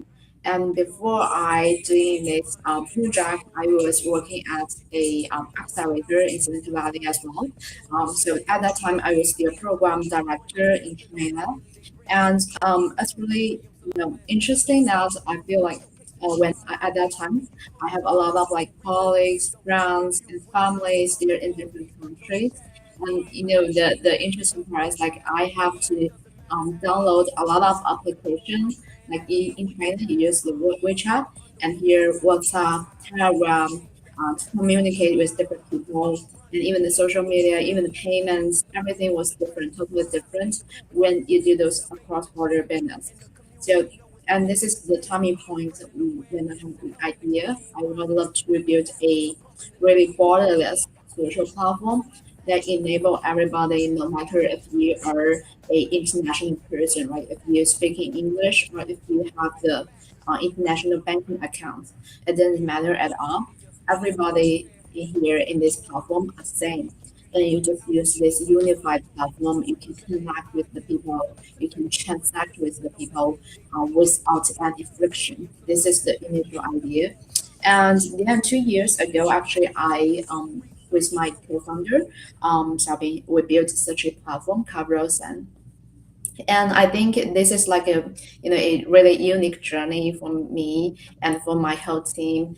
We are just build something really unique and really new. So at the beginning, basically nobody understand what we're doing here. And 2 years ago, the stablecoin is not a buzzword. People don't understand how you can use a crypto, use a blockchain technology to facilitate your dream, right? The borderless social network things. So so I think at that time we faced a lot of challenges, but this is really appreciated for me. Like we finally made this. We made this application live on the App Store and the Google Play Store, and right now we have over 34,000 users around the world. And our users are mainly coming from this South America, North America, and Asia and Africa. So I think we are still trying to grow our application in different countries as well. And yeah, and we are still hiring our ambassadors. We already have over 40 ambassadors in different countries, in different cities. We are still hiring more so they can help us to do some like ground level marketing. I just saw like we have some ambassadors in Nigeria, like they hosted those community events, represent Rosen, and we pay them in stablecoin as well through Rosen. This is like kind of like new working style, new lifestyle that we are definitely encourage everyone to join us and to experience this kind of new style of your new life. Yeah, so this is what we're doing here. I'm probably gonna pause here. Like if you like as a listener, if you have any question or you curious any part of our platform, just let me know. Or yeah, okay, just still continue Well, to yeah, talk. let me actually. So the purpose behind Rosen is to facilitate lightweight, low, microtransactions or crypto microtransactions amongst peer-to-peer, like across the globe. So it's solving a problem as far as making it utilizing stable coins, which Yeah. is obviously less volatile when you're making Yeah. payments and transacting. Yeah, exactly. Yeah, exactly. Because like if we're looking at this like nowadays cross-border business, I think the pinpoints, the first one is language. So this is why we utilize the AI-powered auto translation in our application as well. So you can chat with anybody in any language. The second pinpoint is the payment. So like the people, if you want to, for example, if I was here in the US, I want to transfer like $5 to Nigeria. That's totally nonsense, right? If like I want to transfer 5,000 US dollars to Nigeria, maybe I can do those traditional bank wiring through the Swift, and they charge me like $30 and waiting for 5 days. It makes sense somehow like that. But if I want to transfer $5, the bank is still charging you $30, and just make no Right. sense. Yeah, so and they still need to wait a long time, and even sometimes they will reject you because this is just like a really weird transaction. So they don't support this from those traditional finance sectors. So these people like they are doing this micro task. They just are micro earners. They basically are ignored by this traditional system. But actually, this is not fair, right? Even though like their transaction amount is small, but they are active. They are the real people. They have the real demand. Why not we use a new technology to serve this bunch of people? Right now, if you transfer like $5 on Rosen through this stablecoin like USDC, USDT on those different blockchain with supermulti chain. So it's just like take them like 1 second or 2 seconds, and it will arrive immediately and no any fee at all. So and we're gonna cover the gas token for our users. So it basically no any cost for them to do such a transactions. And this is when they can start considering like, hey, I was in Nigeria, but this it doesn't matter. I can earn the money around the world. I can find a client in Australia, in the US, right? In Brazil, they can support me. They can ask me to do some job in Nigeria for them, or maybe they can ask me to do some online content creation, or maybe they ask me to participate event representing them. So something like that, they can start to imagine like they can do this. Otherwise, if we have no stablecoin, we have no crypto, they can never think about that. They just are trapped in their local market and with really, really limited resource and opportunities. This is the past decades, like people never changing this before. But right now we have this AI, we have this stablecoin technology and other like, you know, blockchain, crypto infrastructure. They are more and more mature. We can consider to build such a new digital world. So this is what we're trying to do. Very cool. Very interesting. As most of our my viewers know, we're very oriented with Bitcoin and the Stacks layer 2. We are definitely chain agnostic, but I bring up Stacks because there is an app on the Stacks ecosystem being built by good friends of mine. It's called Zero Authority DAO, and they have a gig marketplace.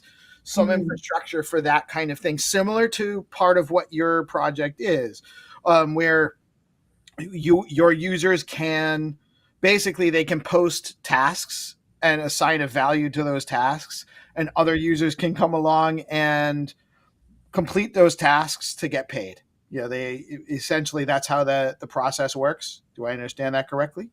Yeah, exactly. I think on our platform, not sure like about that platform how they doing, but I think this is quite like similar if you consider as a gig market, but in a new way to interact or transact. So what we are doing is like if you're the job poster, like you have a task, you want some like helpers to complete with you, and you just post a task on our platform. And for example, I can set up like I need 10 people to help me, and each one can get like maybe $1 or even lower. Like we also enable our users to post a post on our platform as well. Like you can do a survey to test out if this market people they are interested about your service or product. So this kind of post you can put some like coins, stable coins into it as well. So that's gonna be a post that with the rewards and the task is the same. You can decide like how much the task it could be, be rewarded to people. It can start from like 1 cent, as low as 1 cent, to up to like $200 on our platform.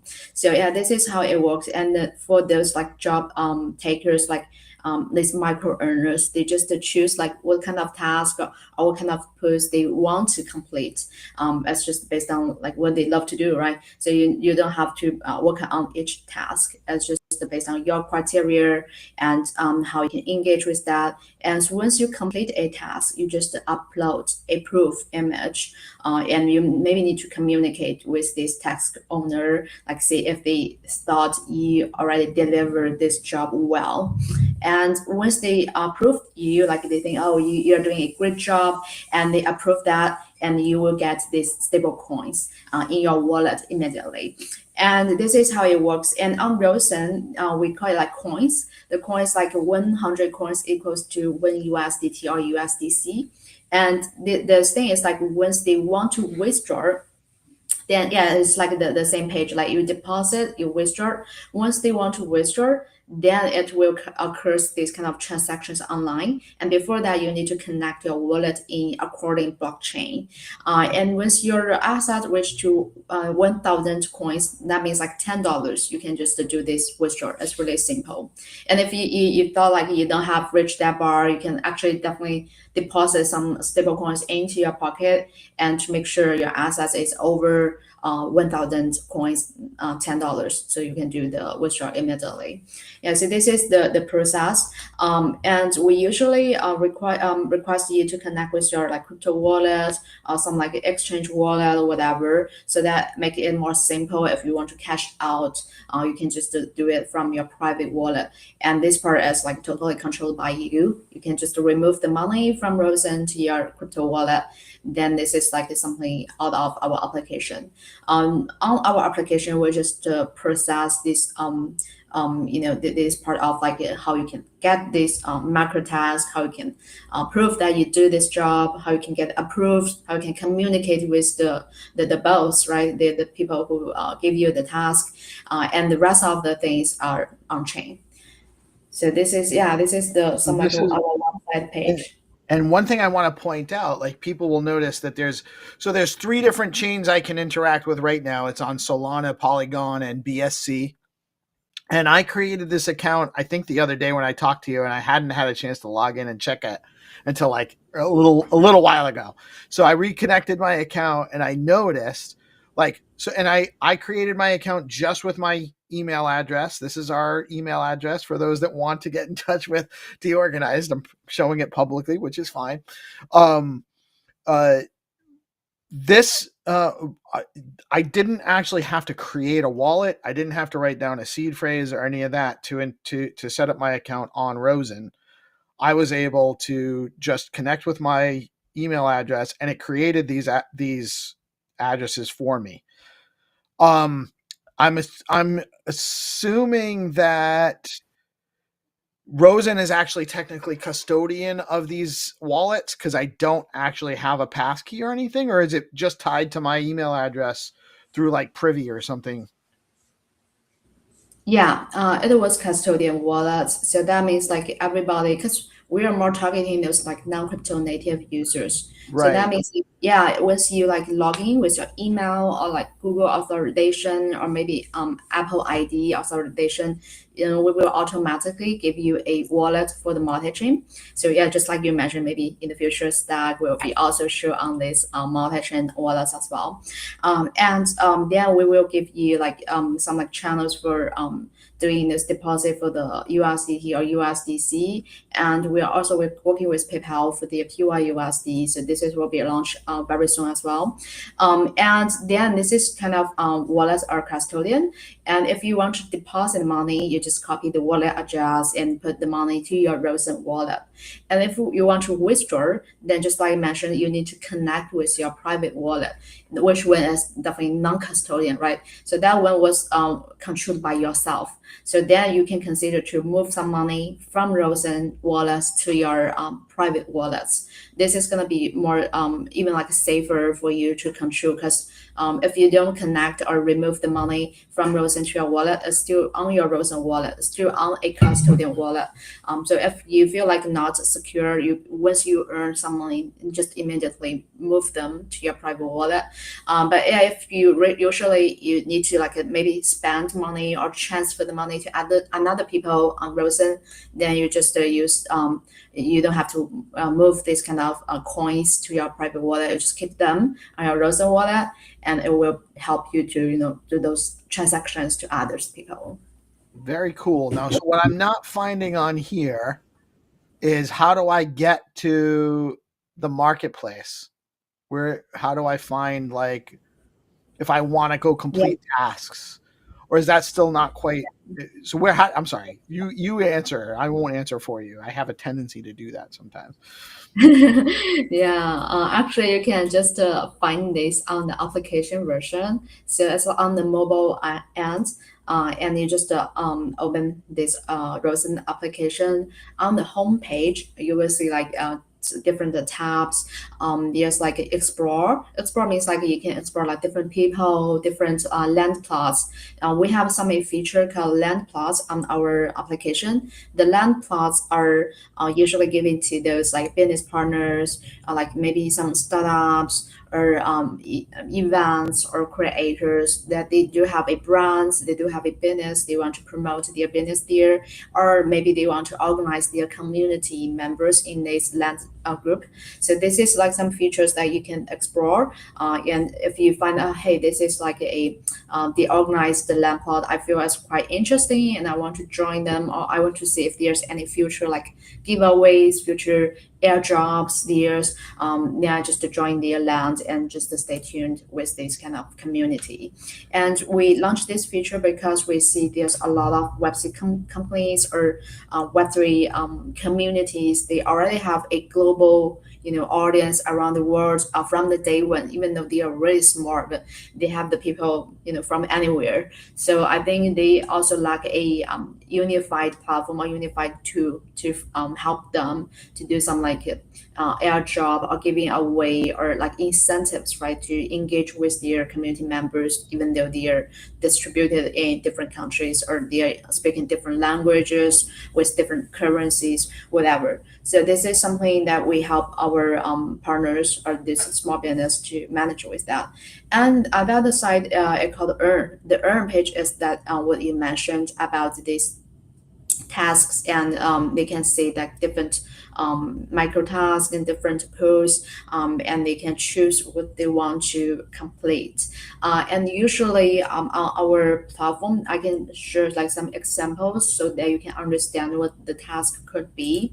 So usually the task is just like, hey, just help me to engage with me on the social media, or please follow me on the social media, or something like with more a specific location. It's like, hey, I'm gonna have a marketing plan for example, in Brazil, right? But I don't speak Spanish and I don't understand your cultures there. I'm afraid like it costs too much to test a new market, and I don't want to take many risks before I really landed there. So this usually I can say, hey, I want to hear some like hire some like ambassadors or hire some like interns, and I'm gonna pay you in stablecoin, and you help me to run a small booth or maybe participate in events in Brazil in the upcoming week, something like that. Or maybe you can help me set up a Instagram page and with the Spanish language, right? Help me to do this part market. Something like this are usually really common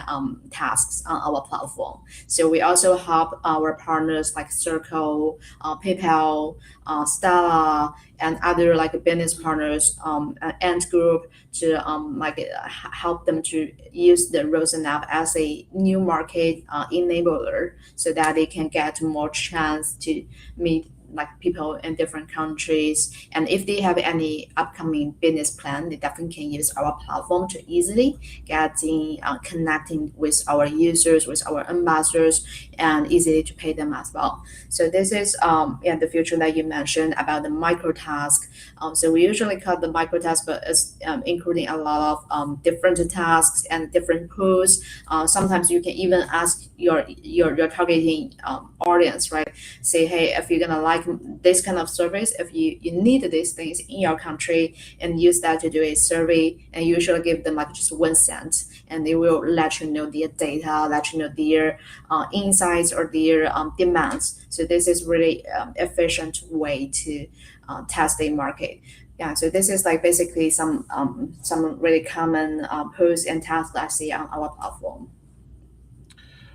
Very cool. And so I guess it would say that really, based on your mission page too, Rosen's goal is to basically abstract away language, background, and location barriers to economic activity, to creator economy, or any kind of economy, essentially, any peer-to-peer economy. You guys are solving that issue of connectedness and or the capacity to engage without large intermediary fees in the equation for low cost, lower value tasks. Yeah, exactly. So I think for our project, it just like you call our mission, we definitely want to take care about this bunch of people. They are invisible, or they are ignored by this traditional system, and maybe just because of their location, geography, or maybe because of their finance system in their country, or maybe like different culture, language, whatever. So I just thought like maybe there's too many barriers when you want to be global or when you want to be international. Especially just I mentioned this Web3 companies, they definitely should go global from day one, right? And since like you have the crypto, you have the crypto audience around the world, they should be borderless. But right now I didn't see a really domain, a really mature platform like doing this for everybody. They still have some like barriers for both like Web2 and Web3 people. For the Web2 people, I think the major barrier is like they don't have the Web3 knowledge, so they don't want to take care about those gas token, or like just like you mentioned, seed freeze, or a lot of those complexities about like how I can cash out if I earn or something like that. I previously hosted a webinar with a South Africa university. They call like Vanda University. It's a really large university in South Africa, and I co-hosted this webinar with their dean and professor. And I still feel like a lot of people, they probably are students from that university. They are really eager at opportunity. So this is why they are super active on our webinar. They're continuously to asking questions, and they really want to join this platform to find a new way to living and working, because it's really hard to find a traditional 9 to 5 jobs anymore in different countries the same. So they want a more more flexible working style, right? More instant and borderless earning opportunities. But the thing is, like, they still asking the question is like, hey, is that a real money? Is that USDC a real US dollar? Like, how can I see them just reflected on my Visa card if I earn something like that? They are just keeping asking. So they don't have such an experience. So that means like they are totally blind like about like how this system are working at the back end, right? But they want to figure out like, it's to make sure they are really secure, they are really a real money that they can use, they can spend. So this is some barriers I see still happening on this like Web2, this traditional internet world, that quite like hinder them to join this new era, this new digital world. So this is why we try to design it more frictionlessly. It's like you can just use your email to join, and you don't have to connect any wallet. You don't even have to have a wallet at the beginning. You just start to earn.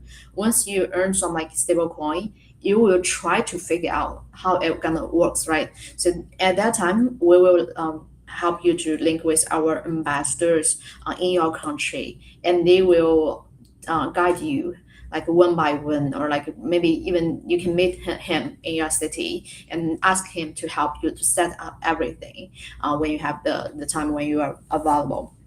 So this is like our really stupid way to help our early users, these seed users at the beginning phase. But we definitely believe that we need to bring more and more those like non-crypto native users to join this new world. Otherwise, this market want to grow, want to scale. So we definitely see this like these young people, younger generation, they are struggling in finding a good job. They are struggling in locked in their local market. They want opportunities. They want to be seen by the world. They want to be visible, right? So this is what we can provide to them. The only thing is like we need to teach them or maybe help them to at least experience at the beginning how to use the crypto, how to set up this kind of crypto wallets or accounts for them. So this is what we are considered. So this is why we also take care about the gas token. We don't ask our users to deposit a gas token in our wallet at the beginning to activate your wallet. This is like too complicated to them. And how you can buy like maybe just the one gas or like maybe two gas token, right? It's too, I would say that too small to start with that, and it just make no sense. So this is why we do the custodian wallets, but we definitely sponsor those like gas token to them so that they can have a more frictionless experience. Interesting. So they're custodial wallets, and that allows you to do a couple of different things actually. One, sponsor the transactions. Two, you're also limiting deposits to USDT and USDC. That probably also helps you make sure that the tokens that they're getting are the legit ones. They're not getting scam tokens and that kind of thing, because you're regulating what tokens can actually access the platform. Yeah, exactly. Because I think the same for those Web2 users. I think that to make them feel safe or secure is really important. Because they are curious about this new world, but they are also hesitate. I think we need to reshape some like reputation about the whole industry, and by giving them a really reliable platform. So they will say like, oh, this is the real dollars, and they're like no price pump up down or whatever. They're just a real digital dollar. So this is quite simple for them to understand at the beginning.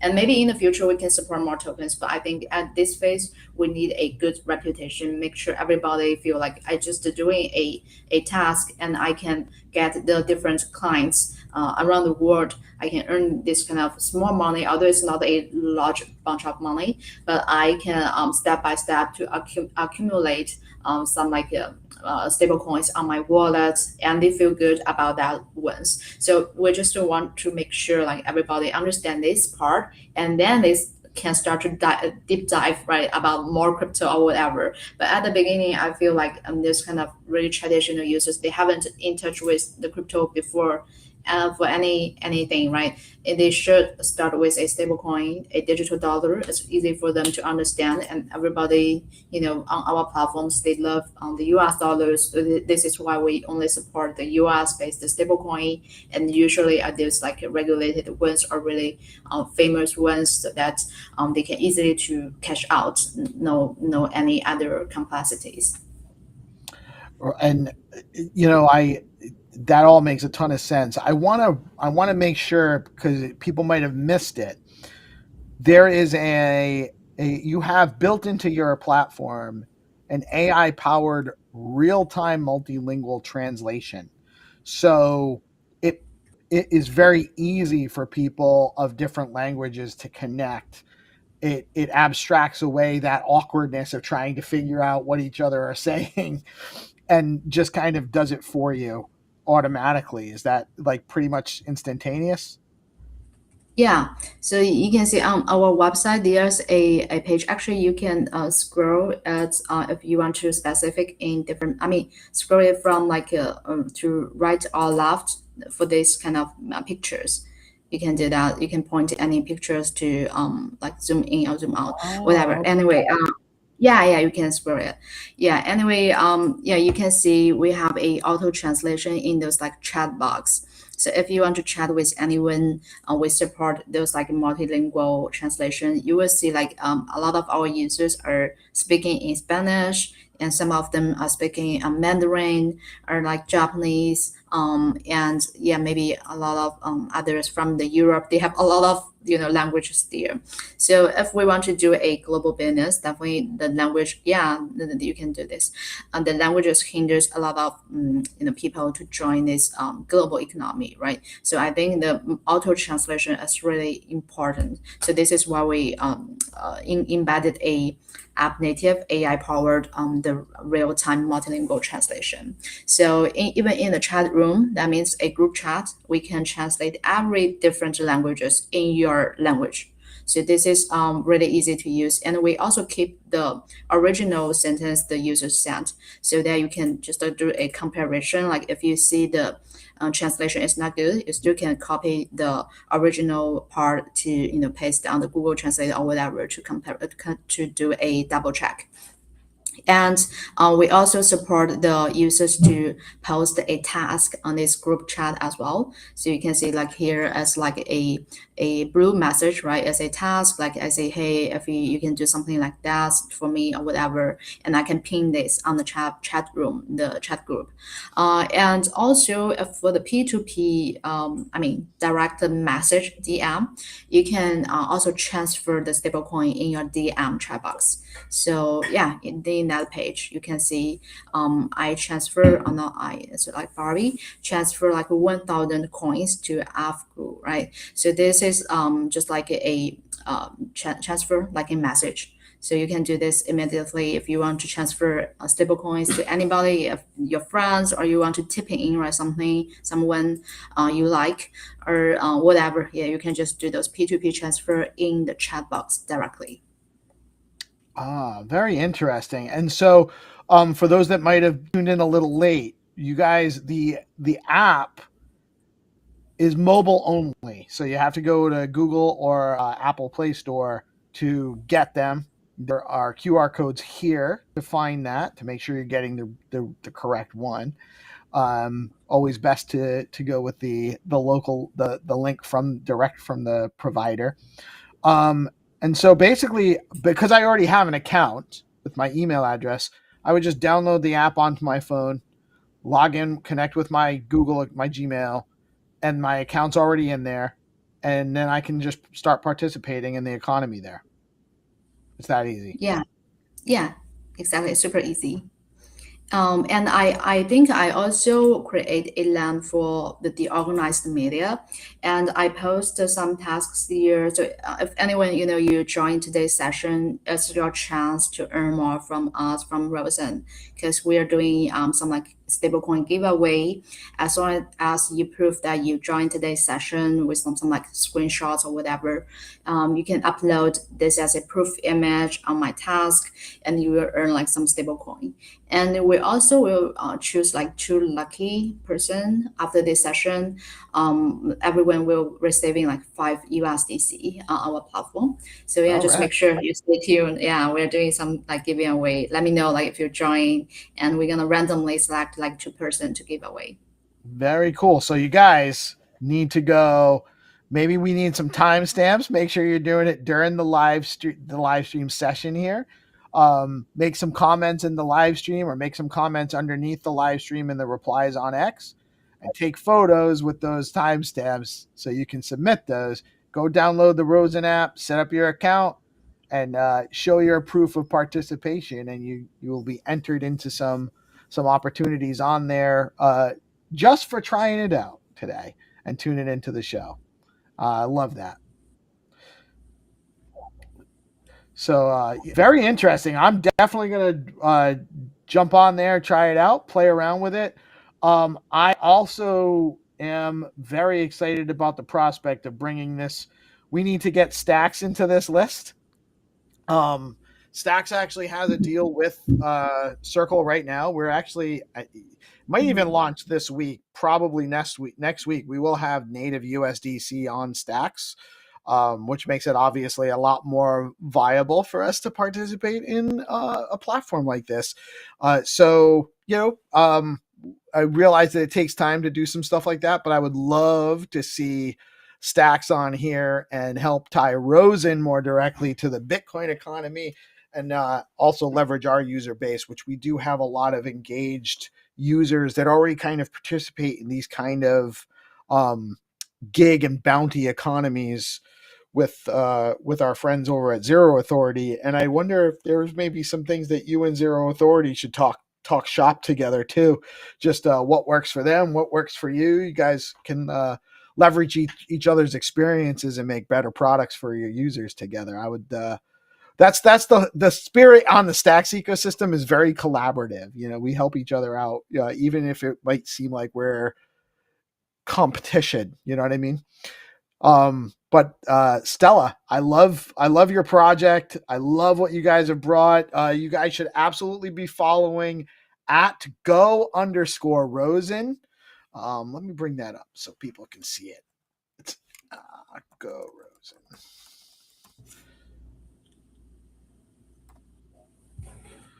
Yeah, let me bring that up. I'm going to share that with you guys. Make sure you guys go follow Go Rosen. I am following. Great project, great opportunity, some social fi, some connectivity. This is about growing outside of your local economy and being able to contribute on a global scale. Great stuff. And so people should go to follow you on Go Rosen. Anything else they should know? Where should we be directing people to? Yeah, I think they just can follow us on the social media like as Garosen, and we also have other social media profile on the TikTok and Instagram, but mainly we are still operating on the X. So you can find more like latest updates on the X platform. And just like we mentioned here, we are a AI and stablecoin powered social app for easy global opportunities, and we're powered by the Circle's USDC and PayPal's PYUSD. We are the PayPal's PYUSD Global Hackathon winner this year, and I think we are the only stablecoin track winner at their PayPal Dev Day, their annual Dev Day this year as well. So me myself also a PayPal champion, Dev champion. So we are also doing really exciting collaboration with the PayPal for the PYUSD part as well. Though like it's still in the early stage for the PYUSD adoption, but we definitely see these opportunities here. As for the Circle, we are also their partners. So we previously working with them for their developer tools like programmable wallets, and we are also working with them for a lot more users adopting the USDC. And I'm really excited to hear that you mentioned the Stack will have the partnership with the Circle go for the USDCX as well. So yeah, we're just really looking forward to see this kind of partnership, and we probably can build up together and to bring more users to this Web3 digital world, and to teach them how to use that, how to adoption with like massive opportunities right here. So this is our major partners, but we're also working with like different blockchain layers, different like wallets or other partnerships. Even some of them are really traditional partners like Ant Group, where their U and SDG initiatives partners. So we help them to reach a goal for like no poverty in different countries.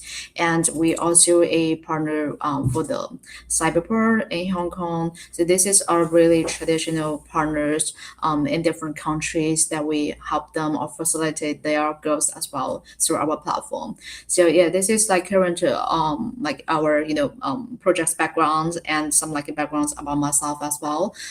And maybe you can tell like we are quite like a little bit like different with other pure Web3 projects. So that means like we are more like this Web 2.5. We use this blockchain and crypto technologies, but we are focusing a real world problems that we are trying to solve. And some like our backers and partners are half, like half of the traditional world, but half of them are from the Web3 world. So we are trying to combine these powers all together and to bring a really unique and new frontier like platforms to our users. Awesome. So, and you have your ambassador program. Are you guys also on? How do you meet with your ambassadors? Is it in Discord? I know most projects kind of do organize from Discord. What's the is the Discord on here? Is it on the, or it's probably in the link tree? Yeah, in the link tree, but we don't run something for the Discord. We usually still ask our users to reach out in our application, so the chat room or like group chat, whatever. Oh, well, that makes sense. Yeah, you have a social account, so why would you send them out of the app to do that? So you're organizing right inside the app. That's where your ambassadors. Yeah, the best way is to sign in the app to find our people and also the ambassadors. The easiest way to find our ambassadors is to log in the app and find the planet page. Planet means like the map. We use the Google map. So you will easily to find the different like headshots. If they are in a blue avatar, that means they are our ambassadors. So if you zoom in the map in the smallest level, you still can see this blue has on the map. They are in the highest display level. So it's really easy to find the ambassadors on the map. Otherwise, you can definitely explore them on the chat room or on the homepage, right? You can explore different people in different country. There's a filter button if you want to see someone specifically in any country. Like for example, I want to find someone in Argentina, then I just filter the place, the location to Argentina. Then the homepage will pop up all those face these people in Argentina for you. So this is another way that you can find a specific ambassador or specific person in a specific region. So this is different ways to find people. As for the ambassador program, I really would love to promote that once, because we are still hiring more ambassadors. Our ambassadors can get some stablecoin incentives and bonus from us as well. So usually it should be help us to onboard like some new users in your country, and also you need to have some like maybe ability to organize a small event in your city or maybe in your region as well. Usually we work with those universities, just like I mentioned. We target on those like younger generation, even though they are not crypto native. It doesn't matter, but because like we do see this our users age is usually like 20s or maybe even lower. Maybe they're just like college students or high school students, and they want to have some like digital native, right? Even though they are not crypto native, but at their early age, they already starting to use the mobile phones, and everything for them is just like based on the cell phone, and they want to use a cell phone to earn money in the future. They don't really like a traditional working style anymore. So this is kind of people are our target. So this is why we usually working with those universities. So our ambassadors should have this the skill or the capability to manage those conversation or facilitate a event, or they should be really independent to working on them own. And for me, like I will approve some like budget for them to organize a local event, and also if they get some like outcomes or the performance is really stunning, and we can give them more as a bonus to cover their like spends, and also give them some supporting, right, so that they can get the benefits from by contributing, by helping Rosen to grow in their country. And also another responsibility for the ambassador is like help our users to understand how to do those on-ramp off-ramp. Just like I mentioned, those like traditional users, I think their most headache things is like how to do the on-ramp off-ramp, and it's really hard to explain like virtually, like how can I teach you through a virtual workshop. It's really hard. So I really usually hope them to can do those like in-person meet up and help everybody to set up immediately. This is the easiest way. And once they do it this one time, they can teach their not students, like they can teach their classmates, roommates, whatever. It's really easy to spread into more people.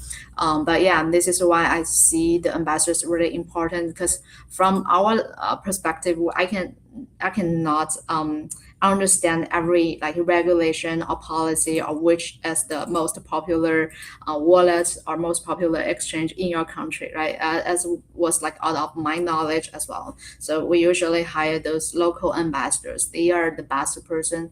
They have the Web3 knowledge. They have the passion to working with us and to earn from us. And this is the best way. So we're still hiring the ambassador. Just let you know, if you are interested, you can just reach out to me or maybe our teams on Rosen app, or maybe on the social media. Very good. And honestly, I think you got a bunch of ambassadors chiming in our live chat here. Many of them seem to be in Spanish, but we got Mary saying what's up. We got Bachi. We got DPAV. We got Marlene. We got Fernando. Marlene again. Angelus. Bob XBT. And now the last one, my ambassador who put this together, P-Lord, Pip, my buddy. And actually that's why I wanted to ask you, like, even though obviously you want the boots on the ground so you know what's going on at the local level, but Pip is very integrated into the Stacks ecosystem. So we essentially do have an ambassador that, like, it's not a local, it's a broader, it's a decentralized community, right? So we would still be able to kind of lean on Pip for our purposes as an ambassador for the obviously I can always reach out to you too, right? I have your contact now. You're never going to get away from me. But I just wanted to, like, Pip is probably a good point man for connecting Rosen with the Stacks ecosystem. Yeah.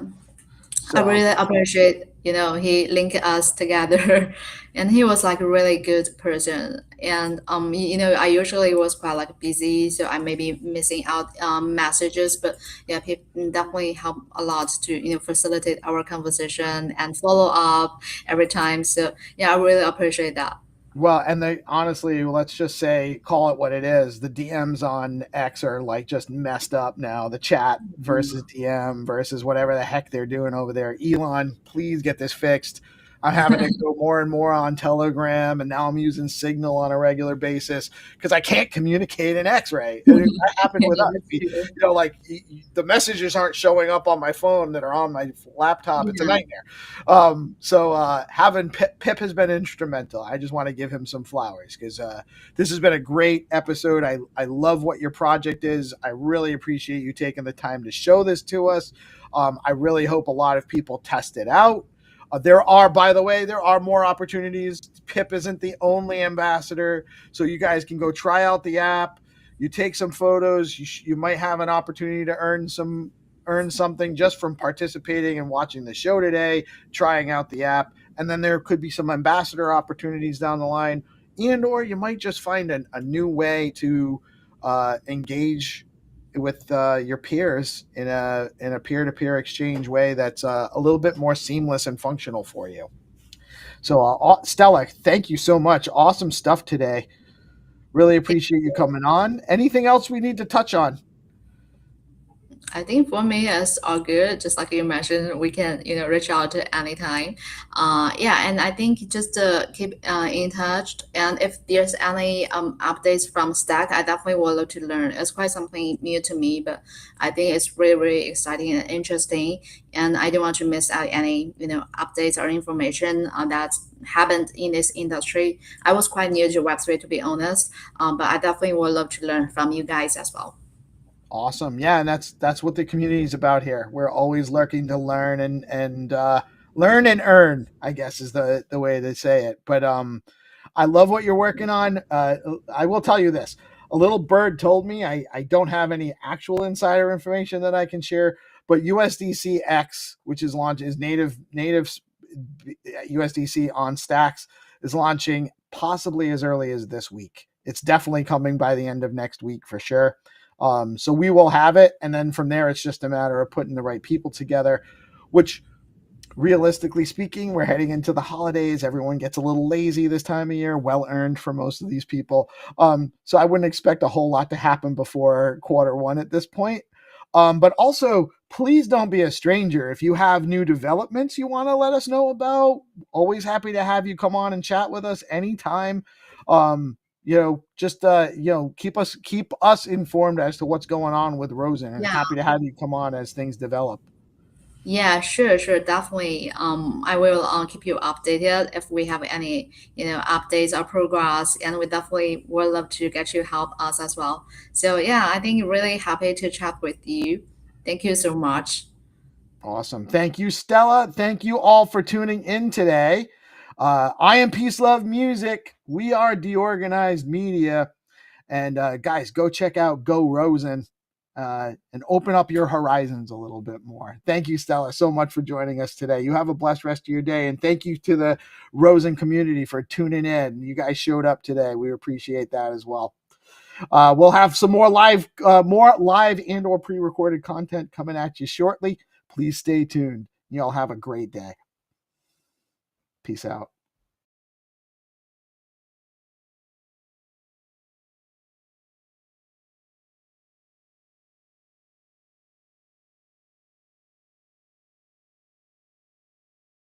Keeps the mind share growing in the morning with peace and GP. Keep you knowing the alpha keeps flowing. The hunters tools they be showing. The AI Gale keeps them in clips that be glowing. Consistent on the daily, they bring Bitcoin news. Ethereum, Solana, and Stacks and other L2s. Showcasing new projects and giving you clues. Just do your own research and don't give us abuse. When the people are informed, peace brings on the chat. Spotlighting guests and filling up your bags. The flag doesn't matter as long as you grab. Take the gold mic and let us know where you stack.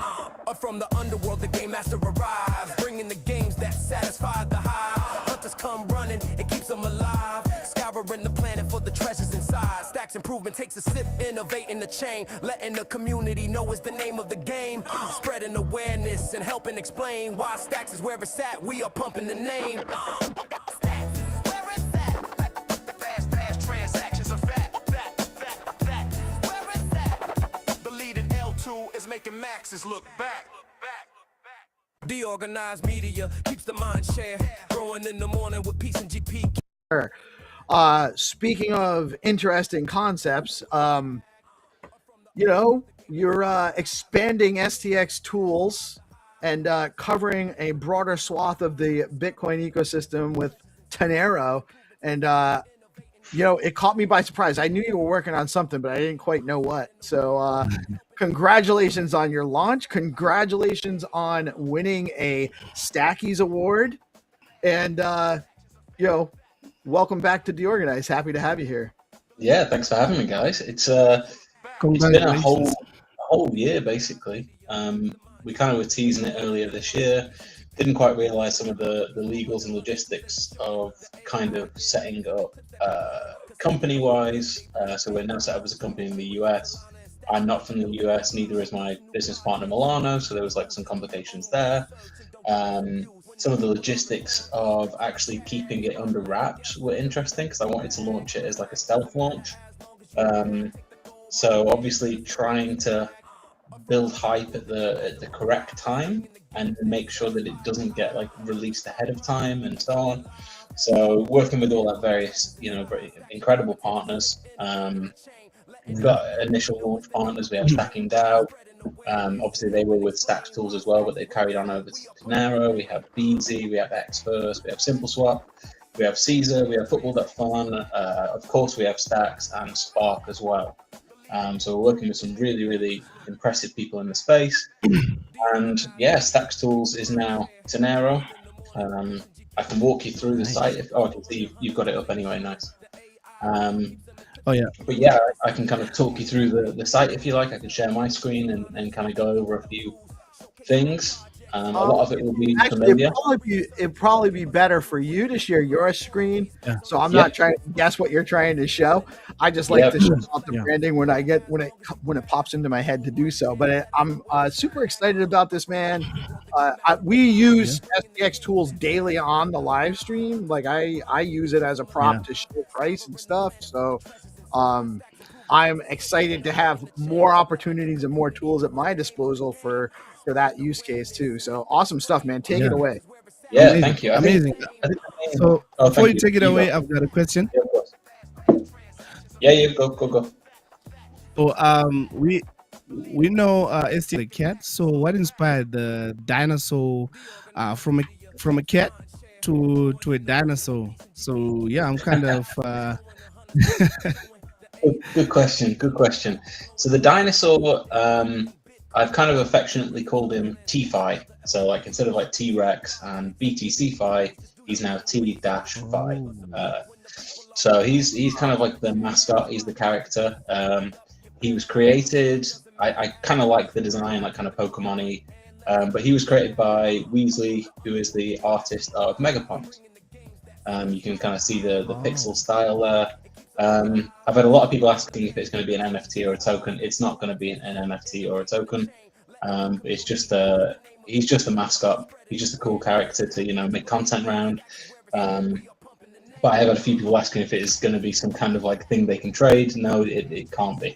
It's just a cool dino mascot for the platform. So yeah, that's the kind of thing behind there. I thought it looked cool. But it's been amazing to see the reception from everyone. So we have the main page. This is the home page, and this is the multi-chain page. So you can see at the moment we have Sport Fun, Stacks, and Spark. The ones that are coming up next will be Runes. We have OpNet, which is testnet at the moment, but that will be coming on mainnet when they go live. And also Citria as well. So we're working on their private mainnet at the moment, but again, once their mainnet goes live, we'll feature them for day one. So this will only get better now as we have more chains. This first landing page will become a lot more interesting as well. You can see market share, you can see volume, traders, how much percentage is dominated by each one. So Stacks is currently 31% of the market. You can also see the platforms, so that's the DEXs within that. So you've got Bitflow, some of the sport fun ones. Flashnet is from SparkNet. I've just clicked off that. Let me go back on. We have Alex, Velar, the usuals there. Obviously plugging Leo with the updated socials. One of our partners is Caesar, which is the AI. So we have all of the various Caesar articles there. We have XFirst, who is our API partner. And also we're going to end up having in-app swaps as well, which is very exciting. Ooh, cool. Which, you won't have to leave Tenero. You'll be able to swap within that. And that will kick off with, we're kicking off with Runes and Spark, because that's what they have the API for at the moment. But they're also working on Stacks as well, so that we'll be able to swap Stacks tokens within there as well. You can see the chain overview, how much inflow is coming in. So currently slight outflow on Stacks, but really being a big chain, that's not really that much. Quite a big inflow to Sports Fun. And then this below here is all of the tokens that are currently tradable. And this is trending on an hourly basis at the moment with the most volume. Sorry, the 1 day actually, not 1 hour. 1 day, so the most volume is Stacks, the actual Stacks token. Then when we head into, let's go into Stacks, we can now see what you're probably more familiar with and looks a little bit more like Stacks Tools was. So this is the same for other chains like Spark. You can kind of see the tree map and the trades. It's also the same for Sports Fun. slightly different because they have more tokens and NFL and football, but we'll go to Stacks as we're a bit more familiar with what's going on here. You can see the net flow, the tree map. So you can see 30-day, 7-day, 1-day, see what's going on pretty instantly, whether it's red or green. The recent trades, now this is live, you don't need to refresh this like you would have done with Stacks tools. So if we happen to see a trade come in, you know, in the next 10 seconds or whatever, it will show here. So you don't need to refresh that. You can also see the market flow, Stacks chart. Again, we're going to cover a weekly ecosystem report with Caesar there, which will be all the goings on of Stacks at the moment. Again, the platforms. I've logged in with my wallet here, I think. Hopefully it shows. And if not, it means that I don't think it will share because of the screen share, but I have to go on a different page for that one. Yeah, it won't show it usually won't show the pop-up, which is best. Yes, yeah, true. We have the tokens, as you're more familiar with. We have the different modes, whichever one kind of colors and preferences you like there. Now we have the pool, so this is like, obviously, if you've got, say, let's go on to, let's pick, we'll go with Leo, just as, you know, we're more familiar. This is Leo combined across all of the pools that it trades on. You can see one of our partners, SimpleSwap, there. Pools, now Leo obviously has multiple pools. We have LR, Alex, Bitflow. So if we head into, like, say, the Bitflow pool and click onto the specific pair, it will bring up the Leo pool for just Bitflow, as well as the combined view. We have the tracker, which this is a customizable thing. I haven't currently set mine up, but I could actually like rename, say, for example, I wanted to track like Peace Love Music's wallet maybe, or maybe I wanted to keep, you know, an eye on a certain whale. Maybe they're unnamed. Maybe I don't know who they are, but I find their movings quite interesting. I can actually rename their wallet, like say Whale 1, and then on personalized to me on my platform, not everyone else's, but if I then see that wallet move, it would show as like, you know, how it would say like a .btc name, it would actually just say Whale 1, you know, so you can kind of like start to track things that you think that is not a feature on STX tools right now, correct? No. I didn't miss that. Okay. Yes, this custom is quite cool. Yeah, I can see that. I love using STX tools and the data and everything, but that is going to be a time waster for me. Not a time waster, but I'm going to have to carve out some time. It's fun as well because, you know, there's been so many times I can count, and I'm sure other people as well, but where you think like, oh, that's an interesting wallet. I'm not quite sure what their motive is perhaps, or, you know, they've been buying a lot or selling a lot, and you kind of want to just track it. And, you know, you're not going to remember the whole SP, you know, the full wallet, but you can just kind of think like, oh, okay, that's interesting. I can kind of rename that. You can do it for friends and, you know, other reasons as well. We can see the market thing, but this is kind of like how the Whale Watcher was, except it's expanded on now. So we have the inflows and outflows per wallet across different time frames, not just, you know, one day. We also have the market flow, and then individual whale trades, which you can customize again. And also on the token page, we can now customize this as well to however we like. And this will stick with like your cookies essentially. So you can kind of click on which ones you want to see all on these. So you might decide that you only want to see, you know, certain tokens with liquidity, or a certain type of transaction, or a certain type of volume. And this is all customizable again for the you know, user, and this will stick with it as you go. And that's kind of the profile. We built it with mind of what is actually useful. Obviously, you know, I've been in the space for like 5 years now, full time. What would I like to see? What I think other people would like to see, what I find useful. And now we've had the year to build it out. V2 will be shipped very quickly. It will be weeks, not months. We already have a whole list of new features to add, including runes and in-app swaps. And then, yeah, V3 following that will be also very quickly after. We're going to add more chains very, very quickly now. Wait, you have V2 ready almost, and you're already working on a V3. Yeah, so we've obviously, if you remember back to when we initially launched Stacks Tools, we shipped very quickly.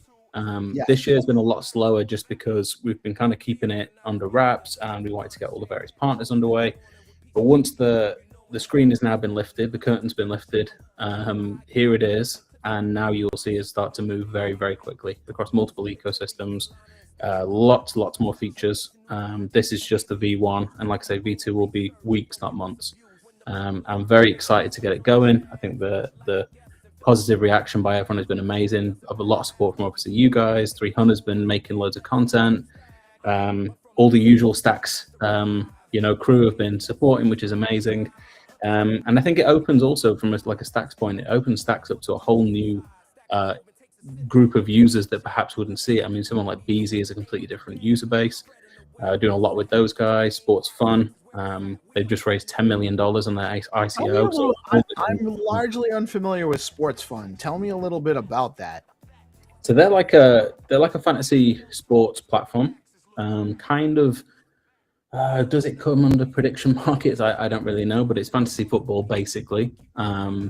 You buy your players, you buy your shares in your players. If they perform actually in real life, actually during like the game weeks, so like NFL or just football, the higher they score, if they come in the top 5, you get points. That opens packs, which contain players, which you can sell for like dollars. Basically, is the idea.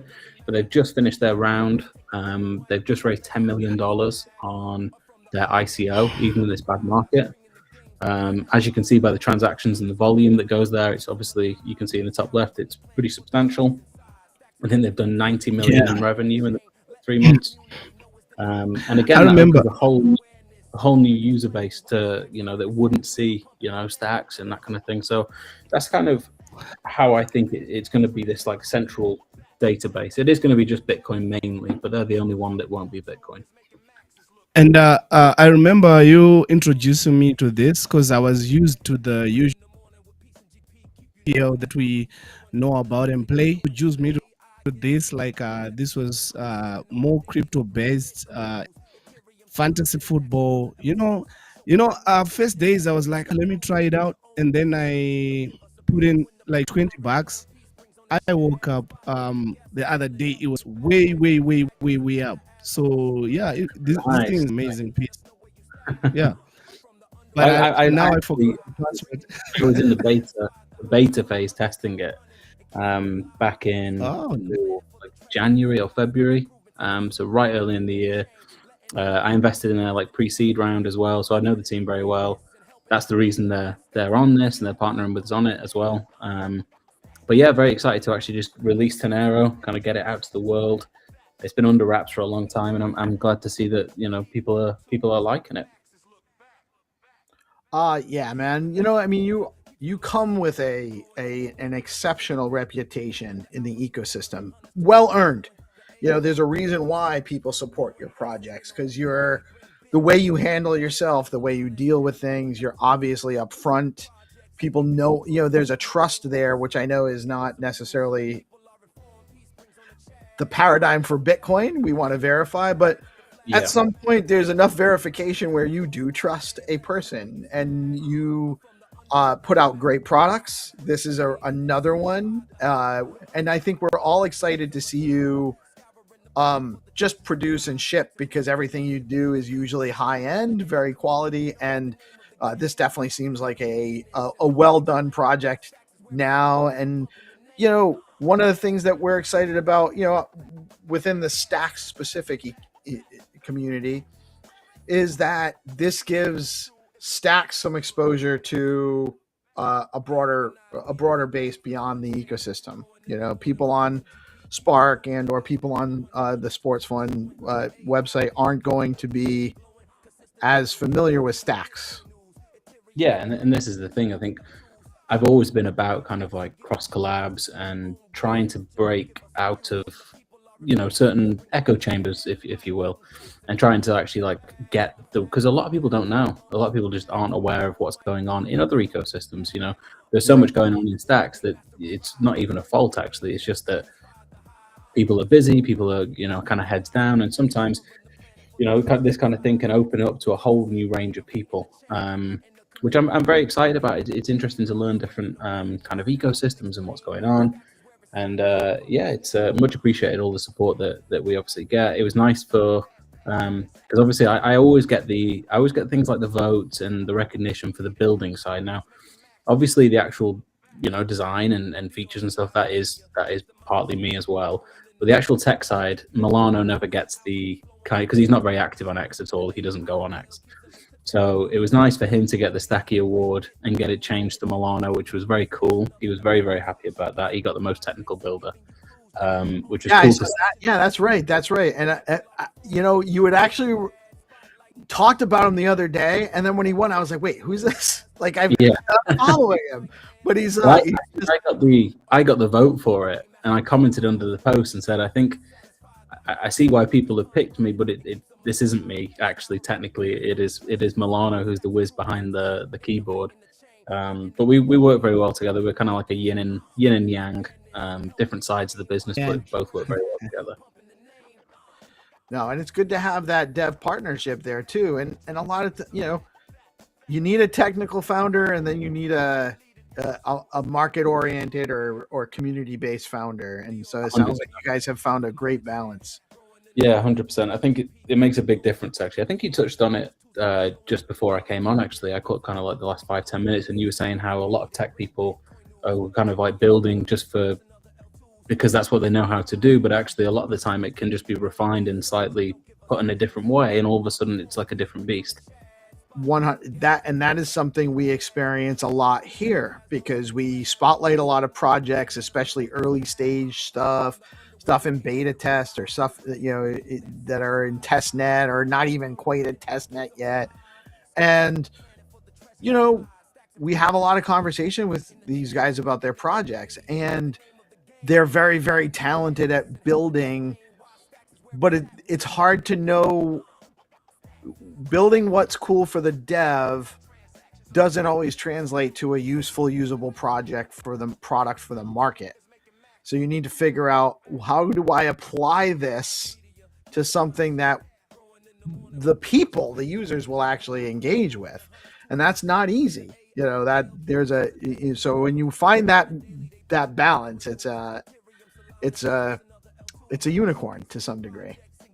Yeah, I would agree with that. I think it's definitely skills for both sides. I think the term building can kind of cover, both in certain respects.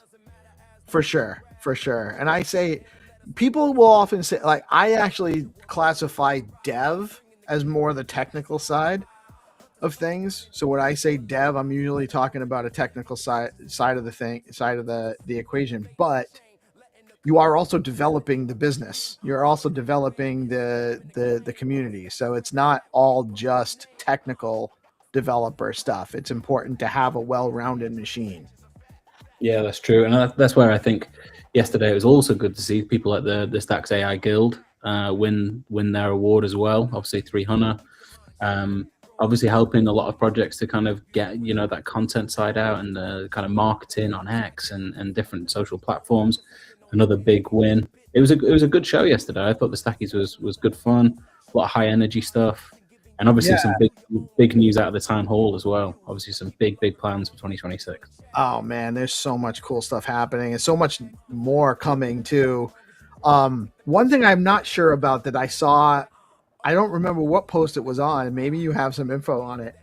But something about stacking on the L1, like. Yeah, that's going to be the huge one in my opinion. So it's going to be, they're exploring self-custodial staking through L1. So L1 Bitcoin to earn L1 Bitcoin. Now the only other one that I know of that does something similar is Babylon, except they don't earn Bitcoin, they earn the native baby token. Right.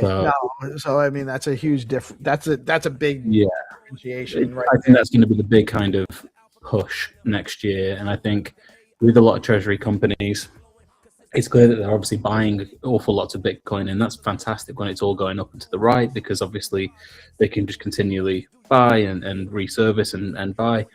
But if the market stays like quite choppy and kind of, not necessarily goes down, but kind of stays choppy, they're going to look for places to service that debt and be able to buy, or even leverage it to buy more, whichever kind of method they want to pursue. And I think if they don't have to go down the L2 rabbit hole and just leverage the rails of it and kind of natively deposit L1 Bitcoin to get Bitcoin, that's a very, very interesting prospect for the institutions, in my opinion. And obviously through stacks, if they then want to go down the rabbit hole a little bit deeper and buy stacks to pair it with to increase that yield and go down the dual stacking route, even better. But if you can meet them where they are, which is they're holding their Bitcoin on L1, that's kind of, you're offering that olive branch to them and saying, oh, here you go. And then the more people that take it might end up going down the rabbit hole. Right. It's a numbers game at that point. It's just a vector to get people in. Yeah. You're giving them the reward. They're participating in the network. And then, well, if you want to earn more yield on your Bitcoin, you can do this, and you can deploy it to, BTC Fi or just TFI, as we're calling it now, I guess. Yeah, TFI. But that's the thing, though. Like, if you can say, okay, thanks so much for staking on the L1 for the past, 3, 6, 12 months.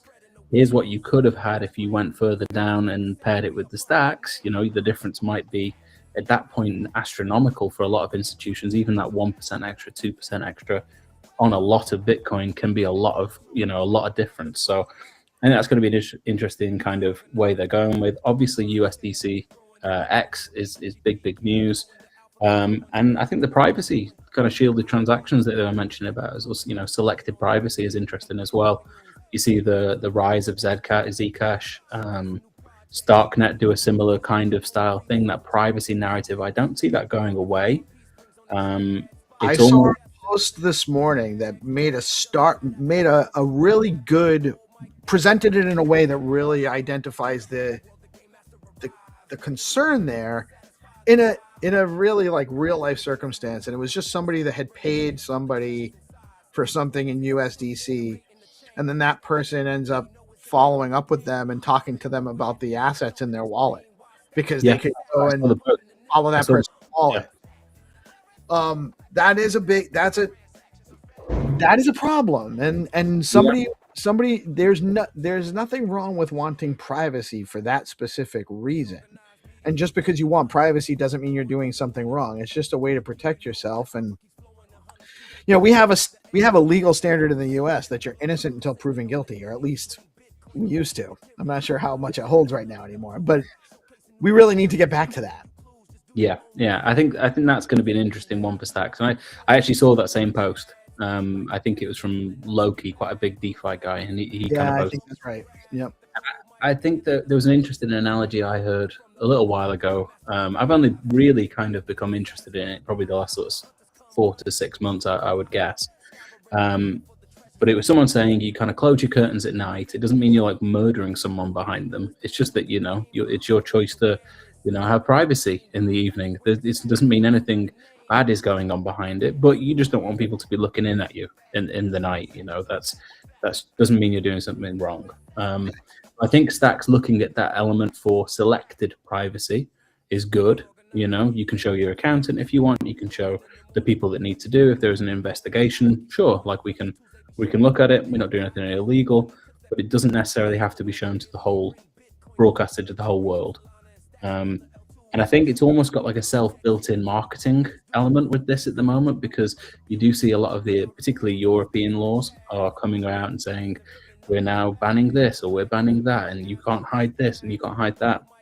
So the narrative almost writes itself. So I think that could be something that might creep up on the rails for stacks a little bit. That could be a good one. Yeah, for sure. It's needed.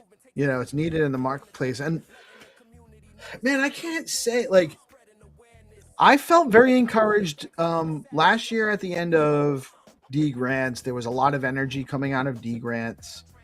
And it kind of tapered off into, we had just had the election. I think there was almost like too much excitement too fast around there. And right around this time last year is when things started tapering off. It was bad timing for stacks because it was right as we were launching fast blocks with Nakamoto, SBTC. And I really think that that's actually the story of stacks price. Everything else has been crushing. Stacks price is just the victim of just a number of bad timing events outside of control. that have happened, and that actually leads me to believe that there's even more upside, potential than where it is. But I haven't felt the energy like this in the ecosystem yet. Like, I feel like there's just, with all of everything, the shipping, all of the people that are solving real problems, all of the building that's going on across the ecosystem, the Stacks Labs entity, the endowment, the accelerator that they're talking about. This is the time. If you're looking to build on Bitcoin, Stacks is where it's at. It's undoubtable at this point. And it's like to have people like you in the ecosystem.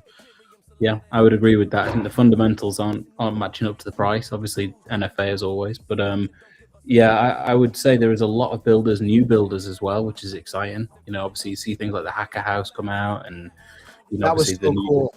Yeah, there was so much. There was amazing. Yeah, absolutely. And I think it's good to see a lot of different projects. I saw you had on. I was watching a clip on the DeOrganized show. I think it wasn't live. I don't think. Are you doing it now, where you like kind of play clips throughout the day? Yeah, because we're running the stream from like 7:30 to like 5-6 o'clock at night, East Coast US time. So I have time to replay it. And now it's forcing me to go make these clips, share them out, get them on the stream and stuff like that. So I saw an X402 one. I think it was Tony. Tony, from I think it was last Friday morning last week. I think, or maybe the week before. I can't remember now. It's been, but that shows it's working though, because I thought it was live, and I tuned in and I was like, "That's interesting." And I would not have seen that. If it wasn't running, I would not have seen that clip. And it was interesting. Yeah. So. And, people drop in to see what's going on, and we have lots of content to expose. Lots of stuff to keep amplifying. So we're slowly but surely figuring out our model and doing more with what we have available to us, and we're doing pretty good. We're getting a little bit of slumpy Friday morning numbers right now. Okay. We're not getting a ton of viewers right yet. We only got a couple hundred this morning so far, but I mean, most days we're getting at least 1,000, a couple thousand. Some days, that's incredible. Incredible. It could just be coming close to holidays as well.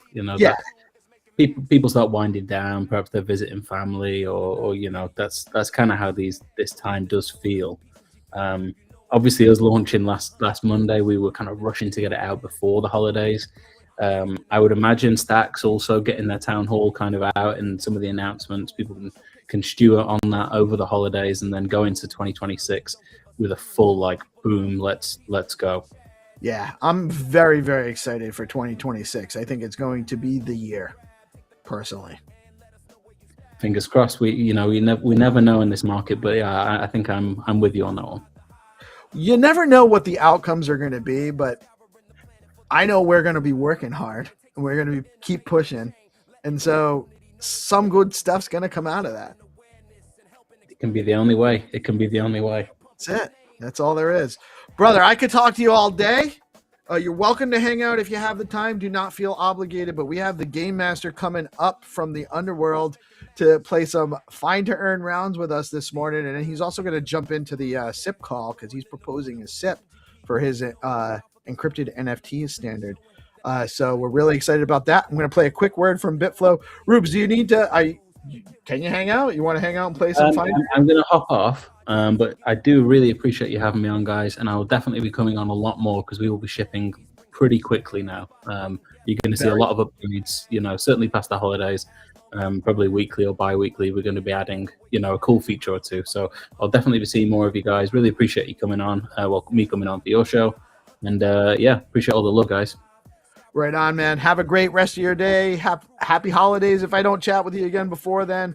And you're always welcome. Just let us know when you want to come on, and we'll drop you in. Much appreciated, guys. All right. Have a great holiday, Rubes. Have a good one, guys. Have a good one, Hannah. Have a good one. Peace. You too, man. Awesome. That was awesome stuff. Really dig it. And guys, stay tuned. We will be back momentarily with the Game Master and some Find2Earn rounds after this quick word from BitFlow. We'll probably do a little bit of more research and some posting on it, so I might line up to get a little bit of pop when it comes out. But I think it's a very interesting concept. and I'm interested to see how it goes because I think a more holistic, fair launch platform based on what they're trying to achieve is much needed. Not every project needs a token. We don't have a token for DeOrganized. People talk to me about it several times. I feel like we can probably just use Bitcoin for things, especially now with SBTC on stacks and others that other options in the marketplace that are not 10-minute block times and expensive to use. If we needed a token for something, but there are definitely projects that need tokens, and there's definitely a reason to launch tokens for a number of, even if it's just a fundraising round kind of thing for a specific project that warrants it. And tools to launch a token in an environment that is less that is less risky, less exploitative, less extractive is important, because I do think that a lot of what we're experiencing now in the price action in crypto in general is a direct result of what went on 12 months ago at pump.fun. You just saw the recent Monad launch, right? Monad exactly the same. It happened exactly the same. And it still happens practically daily, even with good projects. They need the VC funding to build their stuff, right? And they involve VCs. And what do VCs want? They want return on investment. Simple as that. So as soon as the price goes up, they dump. And you cannot, like what Roger's saying also, is you cannot even blame them, because that's just the game. That's how it's designed, how it's engineered. You cannot blame the degen. The fastest click win the most money, right? So it's not even to blame people, although a lot of people mostly get hurt. It sucks, right? But it also sucks for the project itself, because to over that dump and beam on your tokens and get rid of the before you're completely sustainable, or you go strapped, have an tokens in your value by creating community and having a system that doesn't dump, that allows you to a way more organic growth path and lifespan to become product market fit, to do something that both benefits community as well as your own product. And that's right. I think the most important part that sticks to a lot of people that find aligners, that way of thinking, because you and I, we know, right? There's a lot of brilliant minds. We know it here from the Stacks team as well, right? They sit here in like a shady little room discussing on a Twitter space what they want to go and do. Boom, brilliant idea, like right there. But they're getting killed by all these big VCs, because when they need the money, there's always that counterpart. Like, what do we get in return? And 9 out of 10 times, that's the big token dump that dumps on the projects and then moves on to the rest.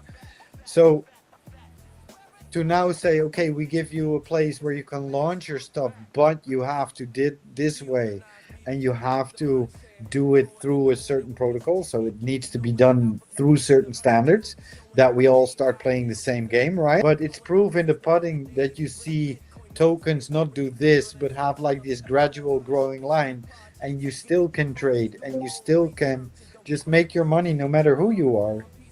Then you give a project a chance, the little investor a chance, but you also can show your product to the world in an organic way. And I think for the future of blockchain, without decimating and turning off your community through, a massive extraction event. Yeah, and not have to be annoyed by people showing Lamborghinis on a luxury island on Instagram saying that they're so cool, like Right. It is a kind of way, and I do like innovations that actually bring something to the space that can make a difference. And like blockchains on its own makes a difference, right? but it needs to be done in a good way and not only be used as an extraction mechanism that only like sucks out the life of 90% of users and the rest is but anyway. I dig it. GP, what do you think? I think this is really awesome to see how they've merged FTs and NFTs to like solve a problem. It's very interesting to me. I don't like to buy a token and then get dumped on. So I think that this is necessary and the approach is novel. So yeah, this is exciting. And I would love to see, what others, how it inspires other builders to approach the same problem. Yeah, true. No, well, we need to launch, or at least Linus needs to launch first, because they're saying like at this point we're not launching any tokens or take no project on before we have proven the tech works. That's his approach. Sure, and I wouldn't do it. That's how I would do it too. Smart. I think that's a smart way to do it. Yep. Yeah, and he says like super transparent. He's like, and he's always telling about like, I want people to come at me with the hard questions, and he's transparent about anything. So what he wants to do is launch early January, show that it works, and then he is like, he has the vision that says like, if people start seeing, then there's this beautiful chart after TGE, right, that doesn't crash, doesn't do anything, and the project is still there. I said, then the proof is there, and we can start working from that point out and show the world that ICOs are no longer needed for you as a project to gain your funds. You can play the game in a different way than be victim of game theory, fastest click wins, right? Like, no, it shouldn't be that way. Of course, there will be some gamification in the whole bidding system. I mean, that will be absolutely fun to watch, because the whole equity sandwich thing, it probably will create some sort of like bidding war. So you have to be very careful and very alert on how. But yeah, even if you didn't do that, bid your time and your money, and you miss out on all the pulls, you automatically get refunded. It's not that your money goes somewhere. So pull 1, pull 5, and all missed get immediately refunded directly, and only the ones that made the cut, they will have their TVS. So there is gamification, and that makes it fun, I think. But yeah, if there's enough tokens, I mean, Aligners has 26 million tokens. But if you want to launch through them in the future and you say, I want to do 1 billion, hey, who lets you? They're all locked up anyway.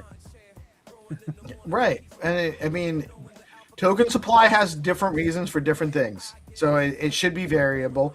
But really, everybody wants to get into a low number token, right? A low supply token, because that's the one with the most. If there's demand created, then it's obviously a better option. Like I'd rather have a Bitcoin at 21 million Bitcoins than,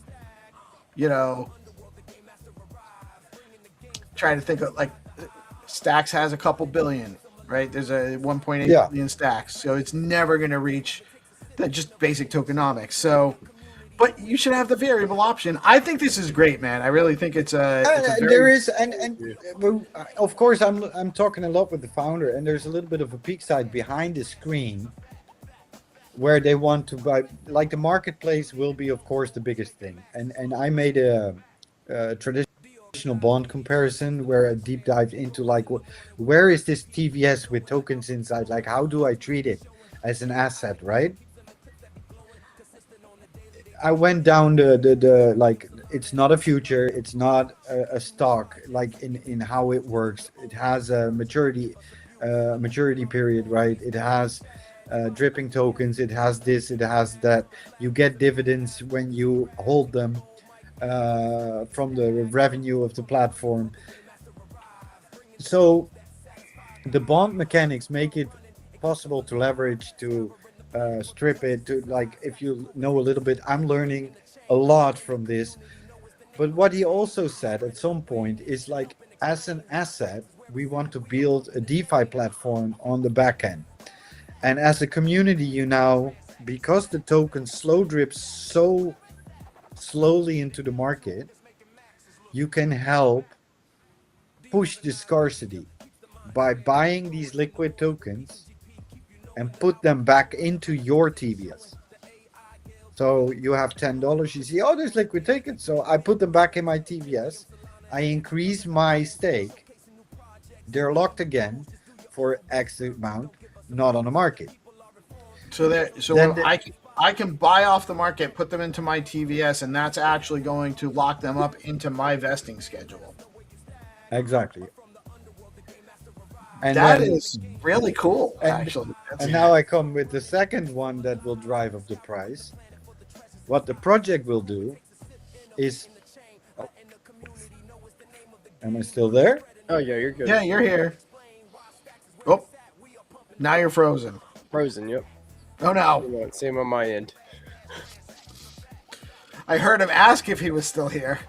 Yeah, he might be coming back after it. Just a little lag spike.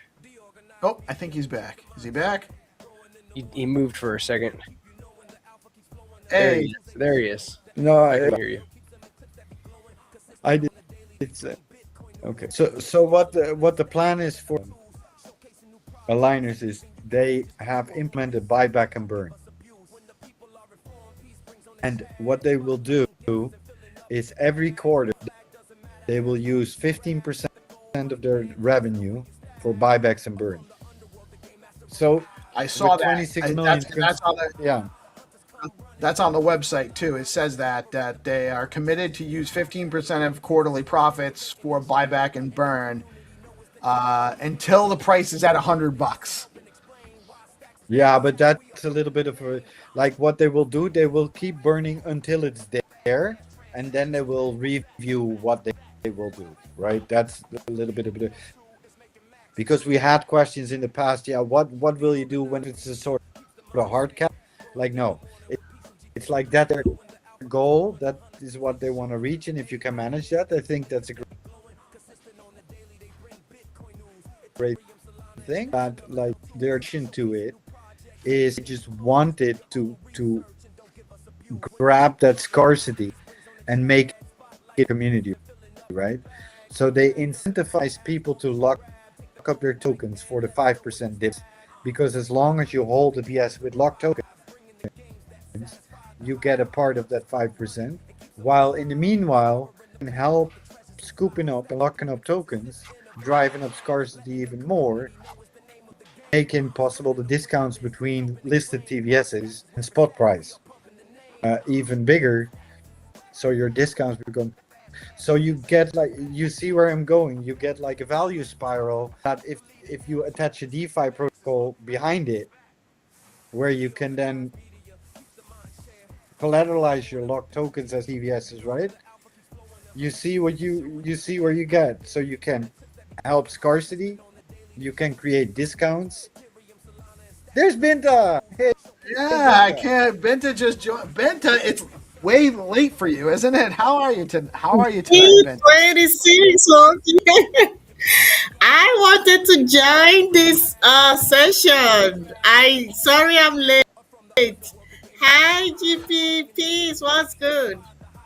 What's up, Binta? Welcome. We were just chatting with the doctor himself. Some awesome stuff he's telling us about what's going on with aligners, and we're pretty excited about it. It seems like a very, very interesting platform. Are you participating in the the quacking for aligners, Binta? Hell yeah. I am. Whoopi actually introduced me to the project. I read about it and I got really interested. And I made the cut to Epoch. I think I was among the first 500, which was really, that was my second badge on World Chain. I've never been the type to like, okay, I need to talk about project over and over again, but with aligners, I keep having to say because I love what they're doing. I'm interested and I want to be part. And the community is very, very solid, very supportive, and Dave is there as well. So it's a good place to be. Awesome. Well, you're gonna have. You know what? We can talk a little bit more about it on the space tomorrow morning too. For sure. It's definitely an interesting project, and we're absolutely going to be keeping more tabs on that. And, What time is it? Oh, our spaces are we do That tomorrow. 8 p.m. Eastern time. We do every Monday through Friday. Benta hosts spaces for DeOrganized. Yeah, She's our 8 a.m. DeOrganized space host. So it's 8 a.m. every Monday through Friday. That's my 2 p.m. It's like 2. Yeah, it's probably like 2 p.m. I should still be. Or 2 I p.m. mostly cannot join your It's 2 p.m. for me as well. But I do know tomorrow, 8 p.m. Well, EST, you know what you for can me, do? it's 6 Like, hours just later. Yeah, so it's like 2 p.m. No, in the for tomorrow. afternoon. For so tomorrow, you'll have to just kind of yeah, like. Now, for tomorrow, have the to- thing you'll is, just know have- that I You'll just have to you'll have to multitask at work, is what you're gonna have. to do. Yeah, but the problem is spaces and mechanics right next to me. That's a little bit difficult. So like, it's like yeah. people constantly bugging me. Like, I Yeah, work in no, a I'm- pretty demanding environment, but I do know that I have to go to a football game tomorrow night at 9, and I want to quit early. So I have to see how early I can quit because we're right before Christmas, right? End of year, the whole shebang, BS in IRL, like busy, everybody running. But if I can make it, like I'm happy to join again. And at least next week, I know I can join for sure because we'll be working alone. Everybody has vacation, and B, it will be the last 2 days before my vacation. So next week will be possible for sure to join. Doc, we want you The any spaces. day. You are obviously always welcome. Feel free to jump in anytime. We do it every Monday through Friday. Might take a couple of days off around the holiday, but definitely will be on Monday, Tuesday next week. Oh, please take days off. It's I'll be important to. I'm very much available. But Binta's gonna do them every day now that she thinks you might show up. She's gonna. No, but Binta and me, like I don't speak so much in the groups, but Binta knows where to find me, and she can DM me if she needs me. So. Yeah, no, and honestly, getting Binta to do an opening morning space for us was one of the best decisions I made, because what gets you into a better positive frame of mind than hearing her smiley voice? Yeah, it's the best. It's absolutely the best. My only problem is I'm so busy trying to get the news and everything. You know what? One of the most beautiful things is, and Binta knows this, we now have a lot from Nigeria and Ghana and all these countries, like also in the aligners community, right? And when you get them on spaces, it's 1,000 Bintas, all different voices, but they're like, the energy of these people is so high.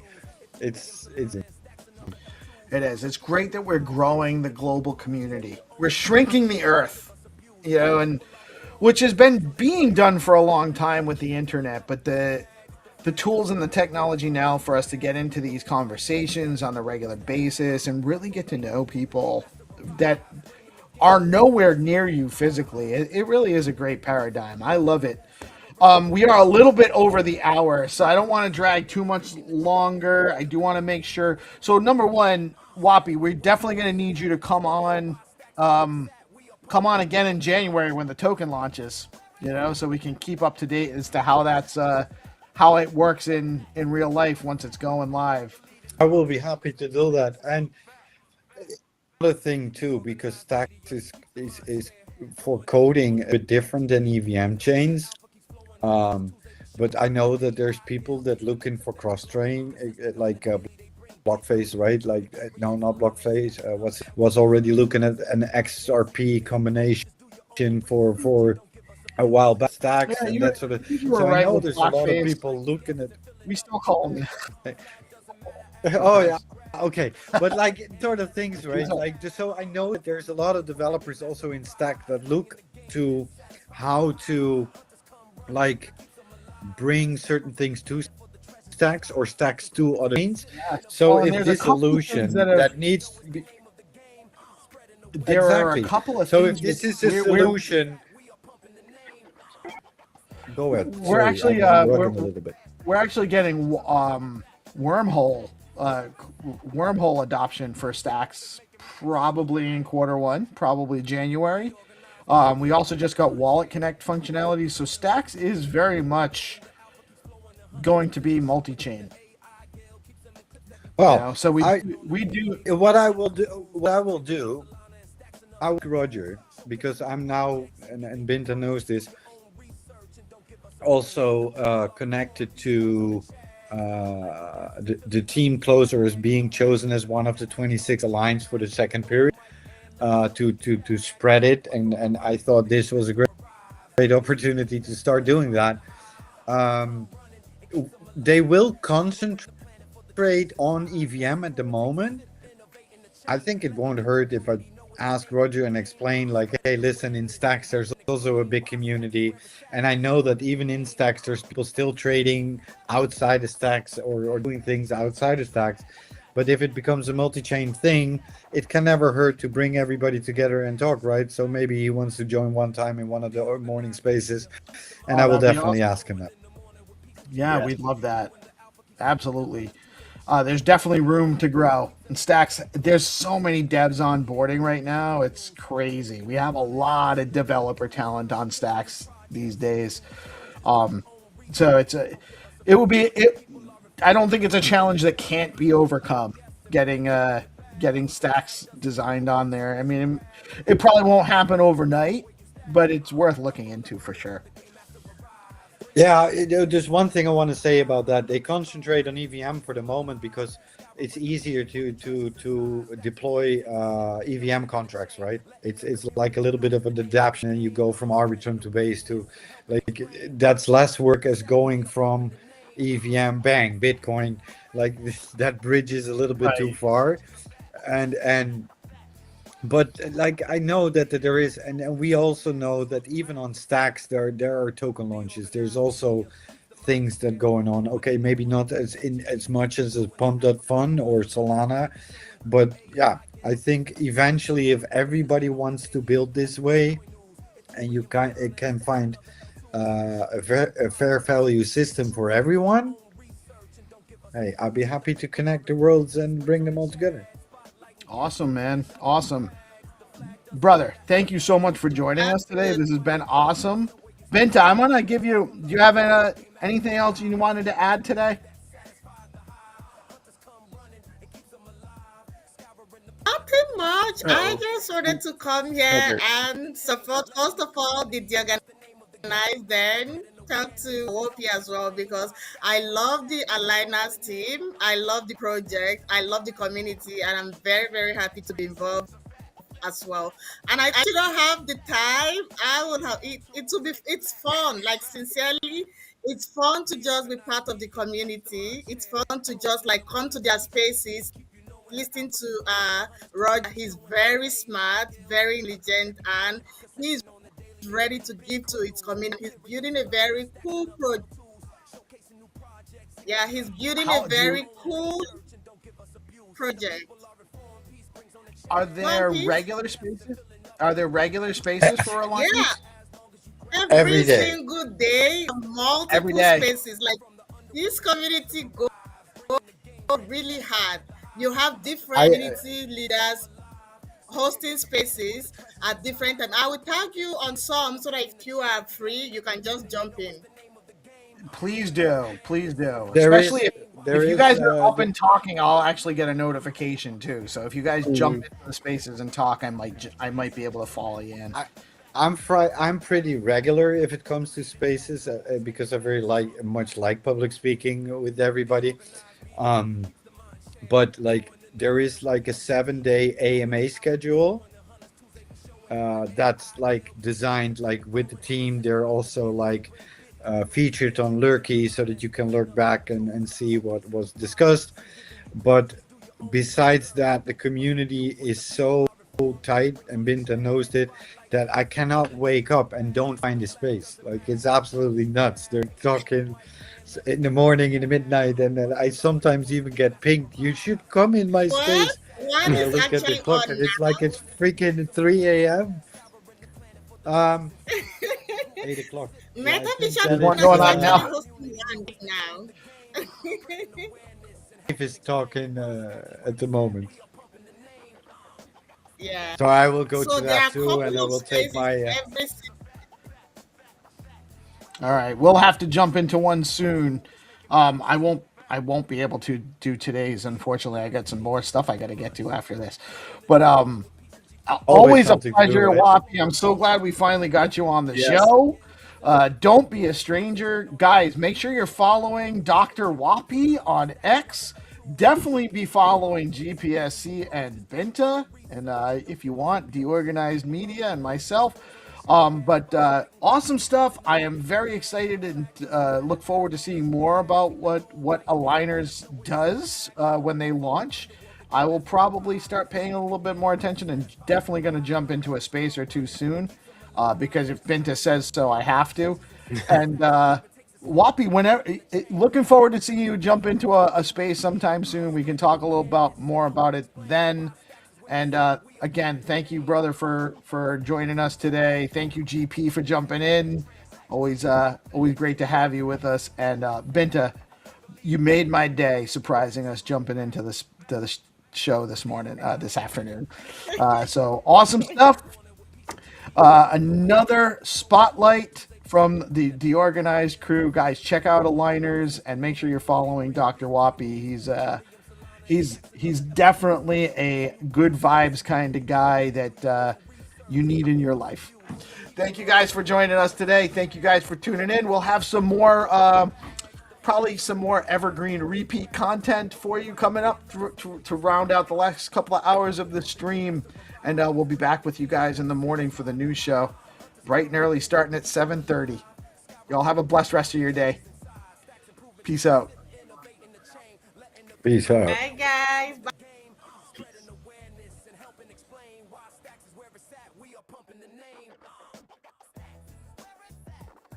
Fast transactions are fat. Where is that? The leading L2 is making maxes.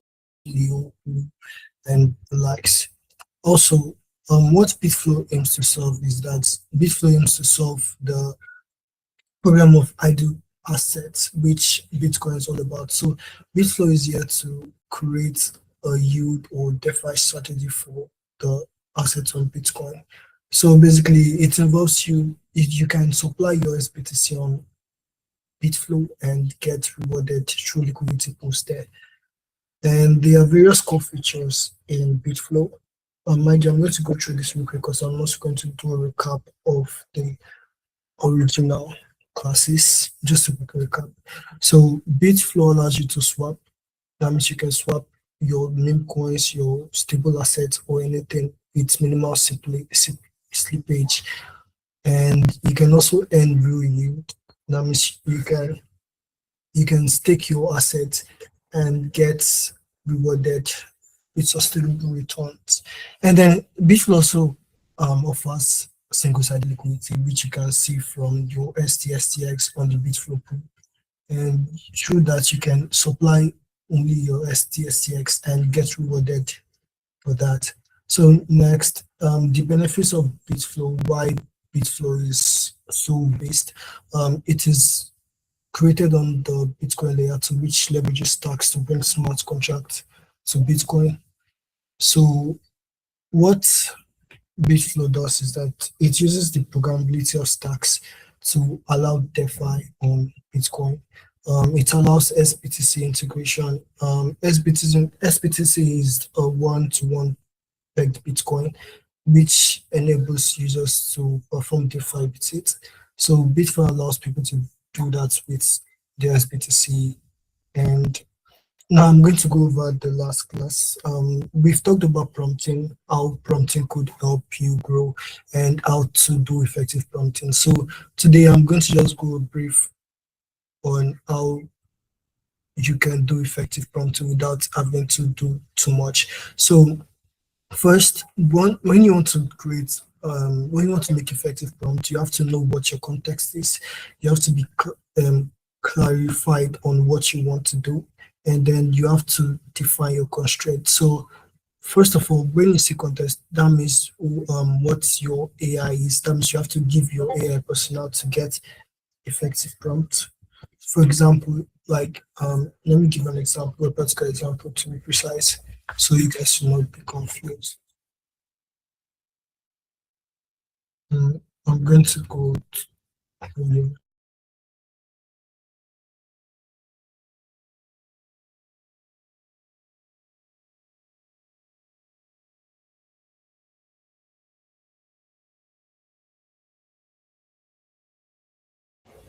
okay, so hold on, my screen is not.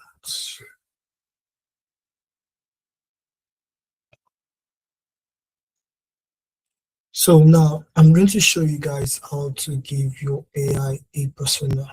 So first of all, you can use any AI for this, mind you.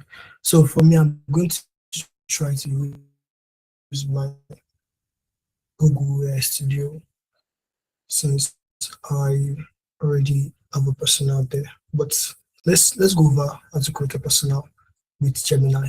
Okay, so first of all, you have to think about what type of persona you want, or what the features you want your persona to have. Like for example, I want to create a prompt engineer that is well versed in the creation of AI images and AI videos that looks more like 3D animations. So I'm going to tell my AI to give a set of system instructions that gives I hope my screen is visible, that gives an AI the set of personalities. Personalities. So now I'm going to, although it's advisable not to use bullet points or asterisks or stuff like that, because some AIs do not work better with those. So I'm going to try to do this the easy way. So I'm going to ask it to tell the AI that you are a very advanced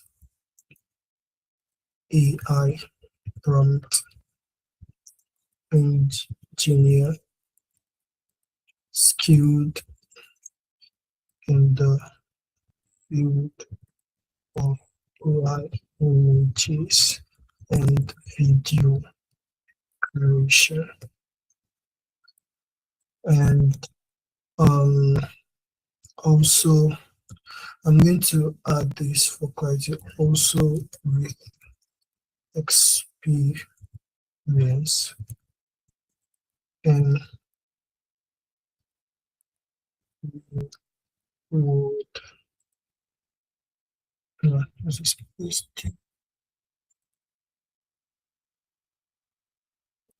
reward photography. The reason I said photography is because when you want to create an image, the photographers have better sense of how to create images, what images should look like, how they should look like, the best way it can come out, the best angle, stuff like that. So I'm going to run that and see what Gemini gives me. So it gives me this. So what I'm going to do is that I'm going to copy this system instruction and then take it to my Studio. I'm going to show you. So the site is aistudio.google.com, and you can access it. It's basically free for everyone in case you have no access to subscription. So I'm going to put this in, and then I'm going to switch this to Gemini. Okay, so now I want to create normal image, but I don't want to use a reference image. So I'm going to tell you to create an image of. Oh yeah, another important thing. The best way to use prompt is by using them as JSON files. So JSON files are like super important trying to when you're trying to create a personality. So always make sure to add the fact that all its output should be in JSON format. And so I'm going to add that all output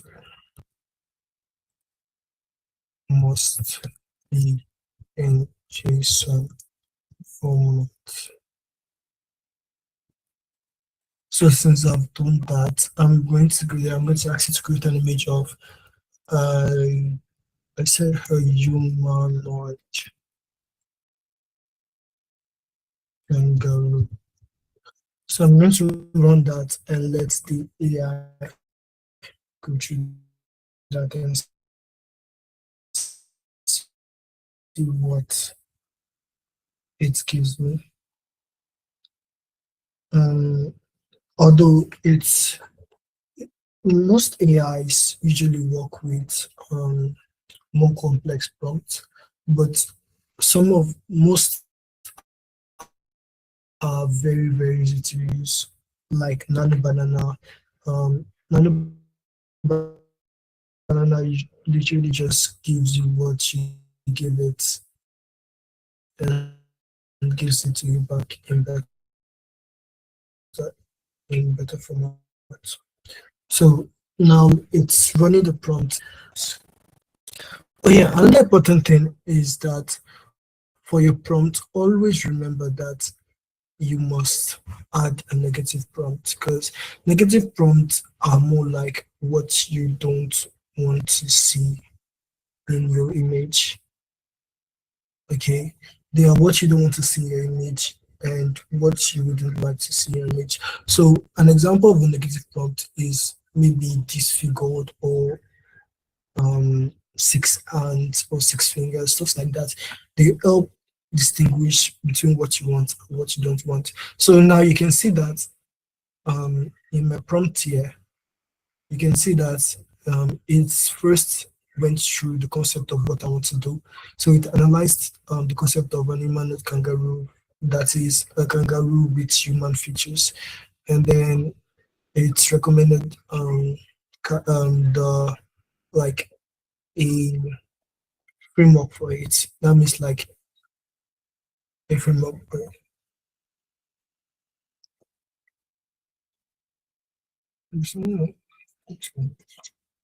So wait, was someone on the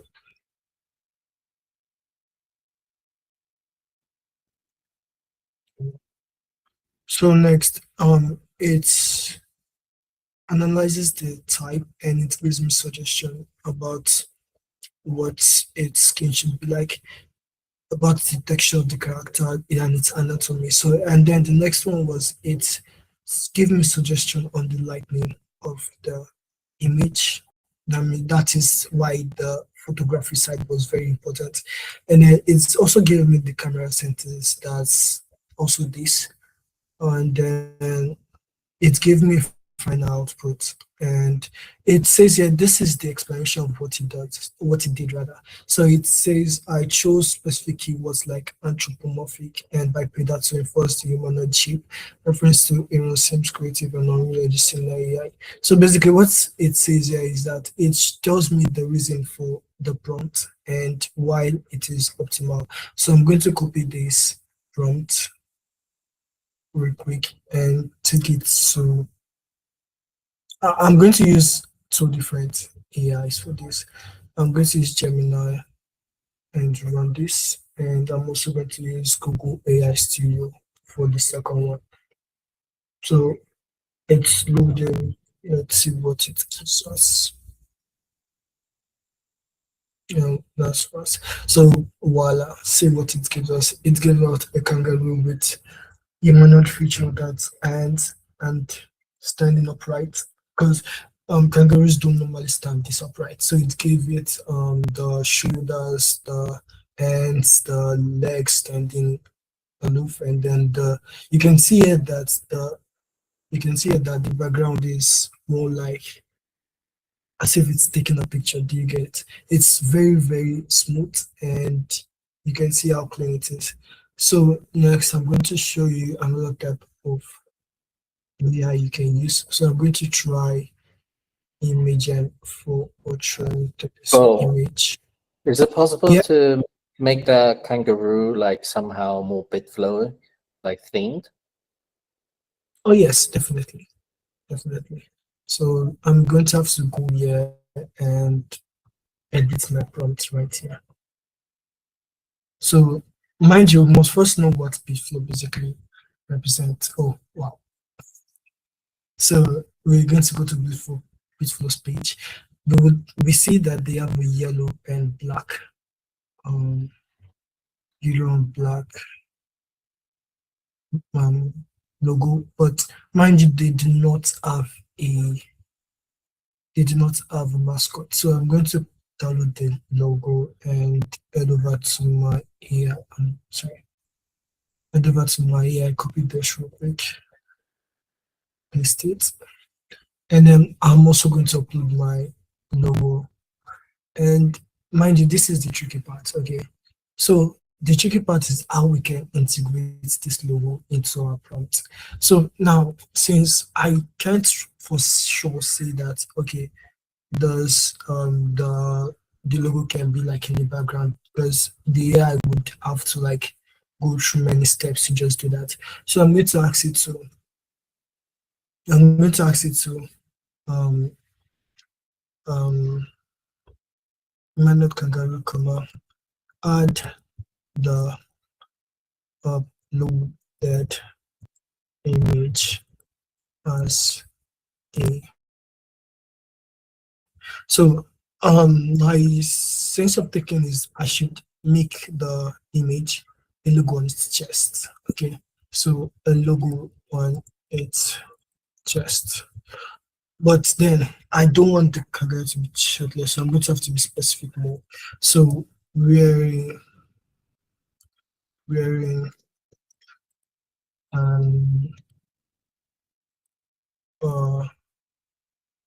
I'm just going to go with the black shirt. I'm going to add the plus on its chest area. And then I'm going to run that and see what it gives me.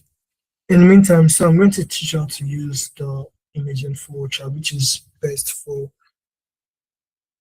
JSON prompt. But today we're going to be using this now. And we're going to be using this. And mind you, your aspect ratio is very important when you want to use an image for something. So if you want to use an image for a video, but then video is a landscape, you choose the 16:9, which like works because this is the standard video mode, that's landscape, or you want to do a portrait mode, that is 9:16.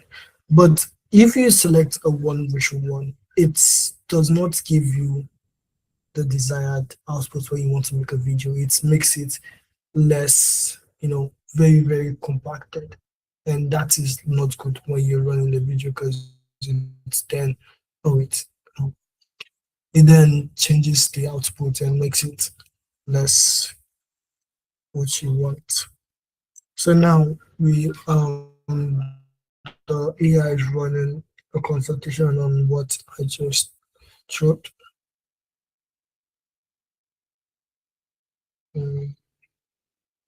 So they want to invert. It thought about the fact that if it adds a black logo to a black shirt, it will basically be invisible. So it thought about a more better way, but I don't think it's what that's. Let me check. Pixels. Okay, bright orange. Yeah. So although the image may not be concise, it may not be the way you want it, because for most of this AI, they do not do well with already uploaded image. So I'm going to have to upload my image here again, just to be clear with the AI what I want. So now this is the tricky part. So pixel art logo, I'm going to put in bracket right here, image provided. Okay, so what that tells the AI is that, hey, I uploaded an image already. Why don't you use that image to create the logo that is in the centerpiece? So now I'm going to run this and see what the AI gives me. In the meantime, this is what is given for the other AI. You can see here that it gives the kangaroo in human form. You can see how better it looks than the nano banana, but it also has its benefits. You can see the yes, but yeah, you can see that it's quite good the way it looks. So I'm going to save that. Mind you, once when you're creating with AI, don't think that the first image you create is the best one. Okay, always try to create more than once to have a proper, should I say, average image, like the best image possible. Okay, so once you keep it, okay, yeah, this is what we've gotten. Can you see my screen? Yep. So this is what we got. Because of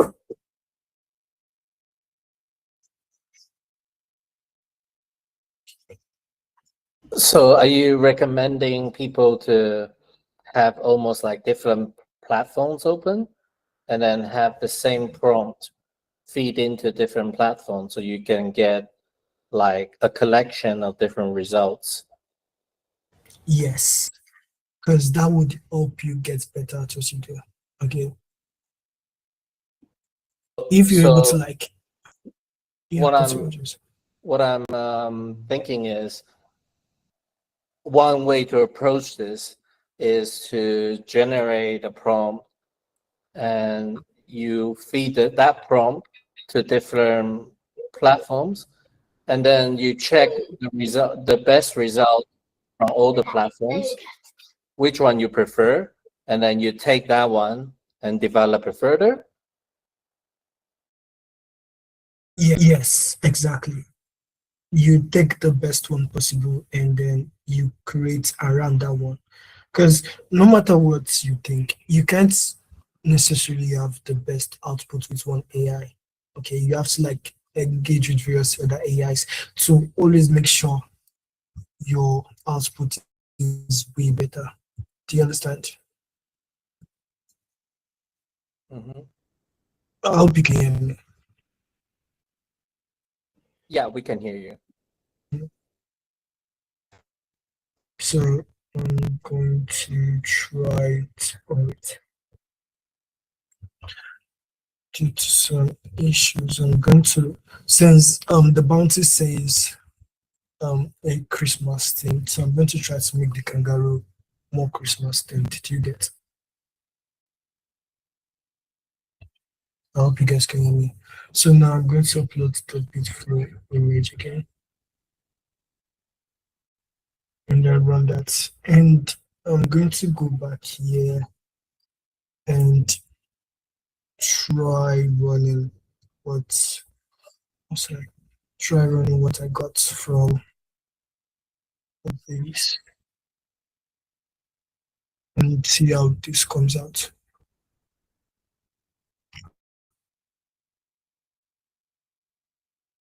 So, mind you, I will drop this personality in the Discord for anyone that wants to have access to it.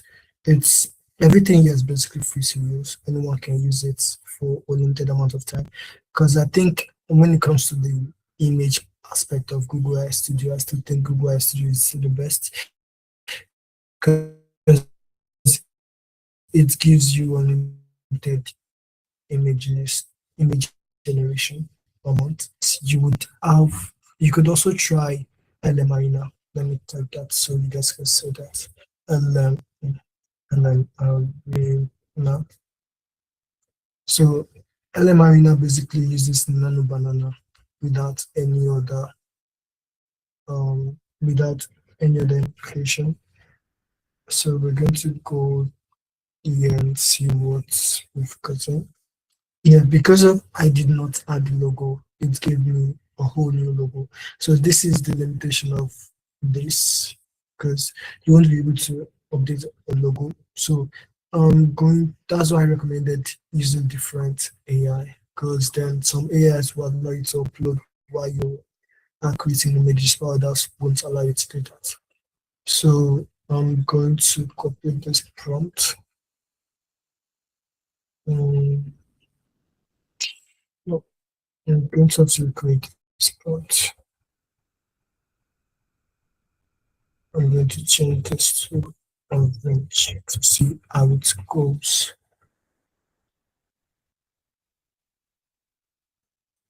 I'm going to see how it goes because for some reason, because of I made the shirt black, the AI decided that making it black and this one like that doesn't work.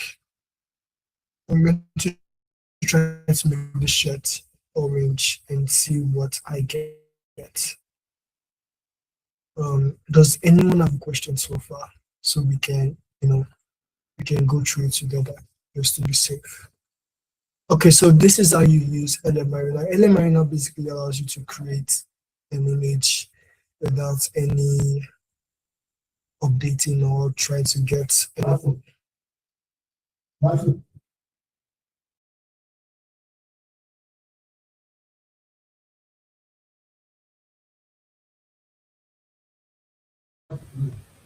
So now I'm going to try to upload the image. This image? No. I'm going to try. I'm going to upload the image. See, I can upload the image with this. So I'm going to have to add the fact that this is the image. Uploaded.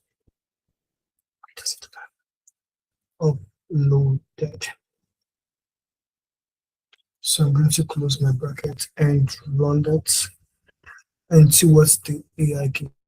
So in the meantime, let's go check out our last prompted.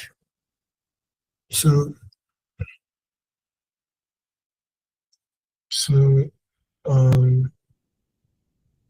since the background is orange and the shirt is orange, it makes it even more better. So let us see what the AI gives us, and maybe we could work with that. Now this is loading.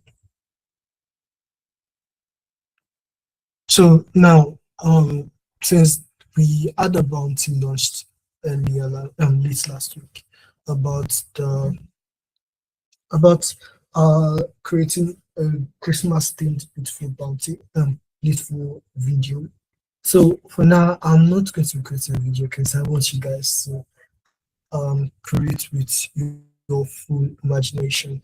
So what I'm going to do is just show you how to create a themed image with what I'm doing. So now I'm going to wait for this to load and copy this prompt and run it. So let's check on our, okay, so and the marina is done. Oh yeah, you can see it now. You can see the two different types. Although this one did compromise the image, this one brought out the image perfectly. Hero, did you see it? Yeah. So you can see that this one compromised the image, although the character looked better. But this one brought out the logo better, but the character is a bit, not octopus, so I'm going to save both of them. Okay. So now we are going to go to Gemini to try the festive aspect of this. I'm going to upload that upload the image. Mind you, the reason I'm uploading the image, like I said, is for the AI to have a, should I say, like a preview of what it wants to create. So it wouldn't like have to hallucinate and create its own image. Okay.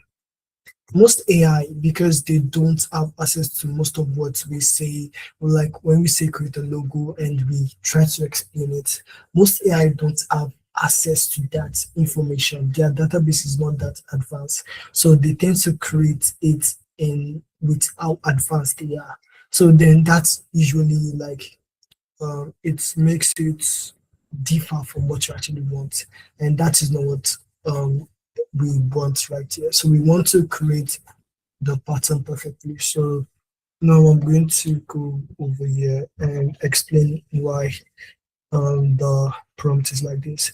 So it says that I define the shutters vivid orange to blend with the logo background, ensuring the black pixel art geometric wave stands out sharply as the brown element. That means it made sure that the Bitcoin logo is very, very evident and it's not like reversed like the other images. So now we're going to go here and voila. We have Rue in the Christmas art, wearing a That's beautiful really shirt.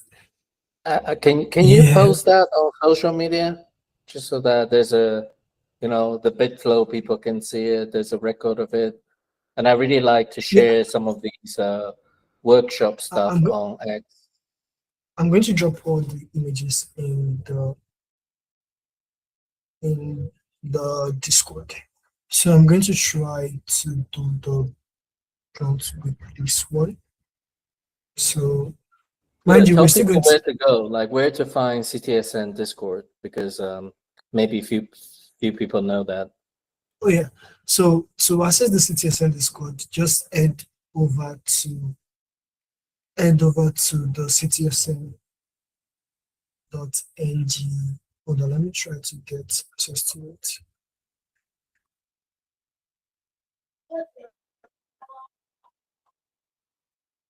So you can always have access to the CTSN Discord through the CTSN X profile.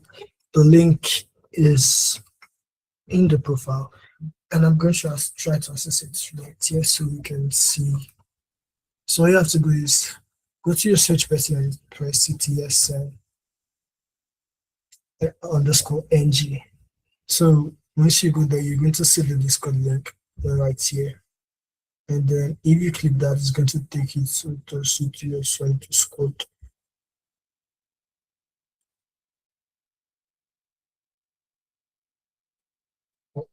Is this the right?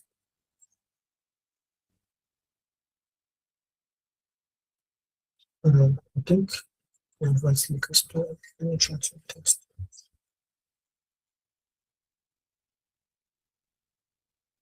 So it's going to take you to the CTSN Discord. Let me try to confirm it's working. Yes, it's working. Yeah, I still that. Wait, why does it say that? I can just read the interest rate.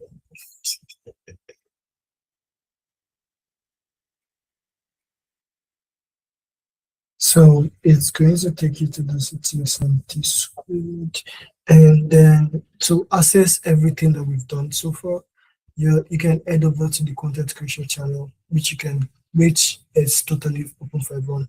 But just to be clear, you can get role at state channels and roles, or you could get it.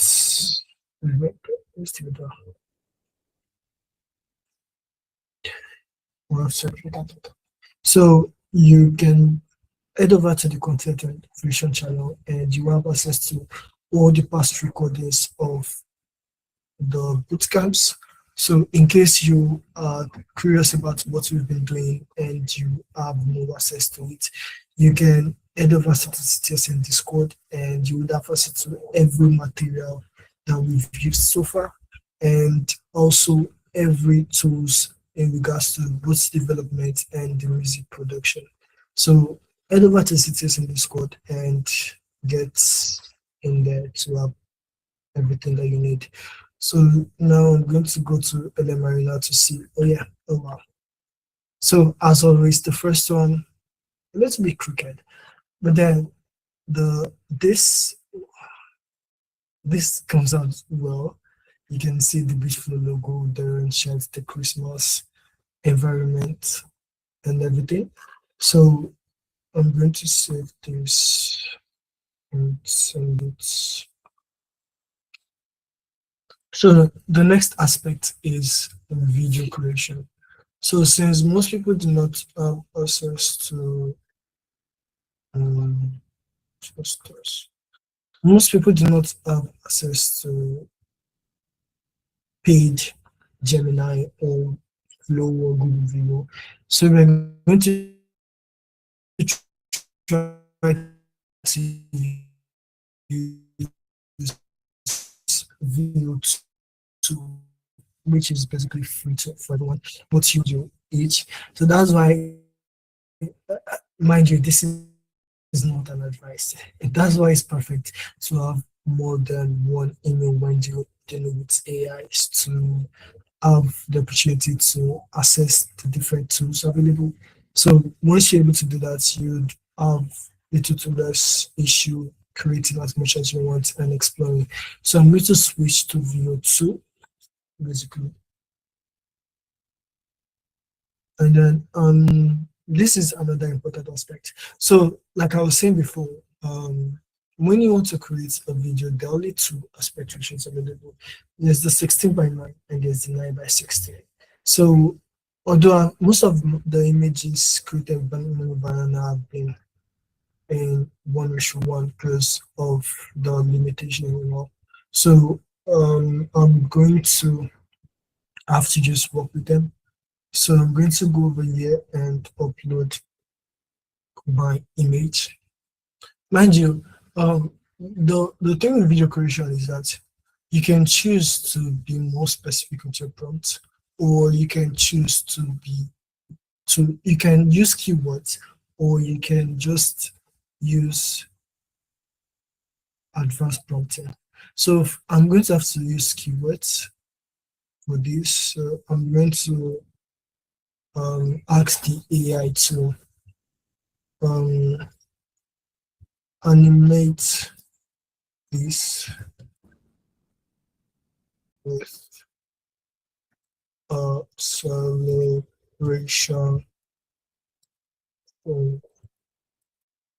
aspect. And although this is just for show, it is not like the normal web prompt. Now you don't prompt like this because this is not advanced.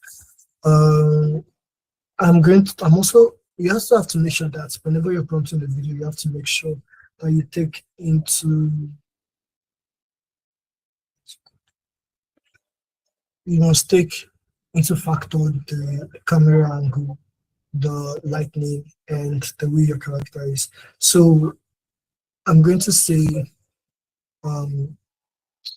let character work with camera move.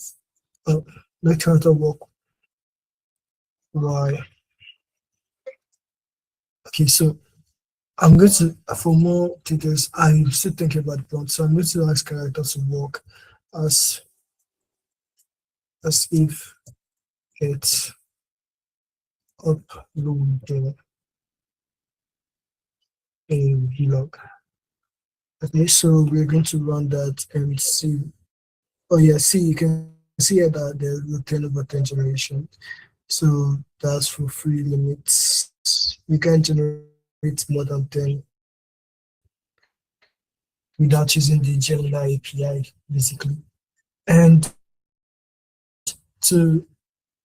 although you could just subscribe to your Gemini and get a more better option, but for those with no access to, no access to exclusive aspect of it, So I'm going to ask Gemini to do the same for my image.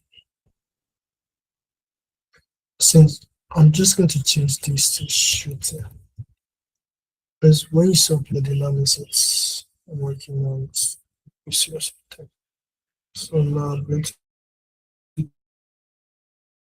check on this. Yeah, it's downloading, and now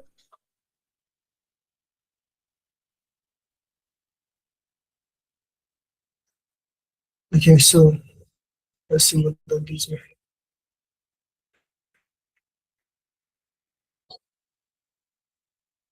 So I hope you can see that. You can see that, like I said, because of it is not 16 by 9, the image is cut enough. You can see it is not even in half, it is more like in quarter. You cannot see the logo, you cannot see the art, you can only see the little background and stuff. So I'm going to save that, and we're going to have to work on this aspect again. So another thing you can do for this thing is to make sure you add that the aspect ratio in your prompt. Okay, that's another important thing. So if you say you want to like create an image and then you add it to your prompt, the AI would, okay, let me try to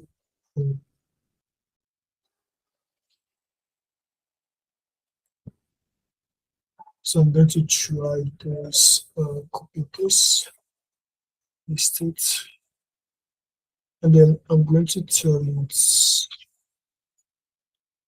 AR, which basically means aspect ratio 16. So now this is the important part.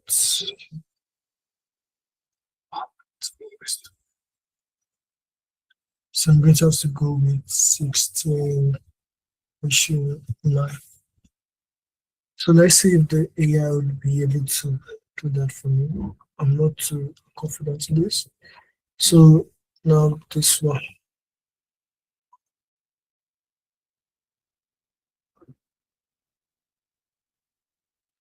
So because I did not put a dialogue, the AI had to generate a dialogue for me. So I'm going to be sending this to the chat for those who want to listen to it and see the difference between both generations.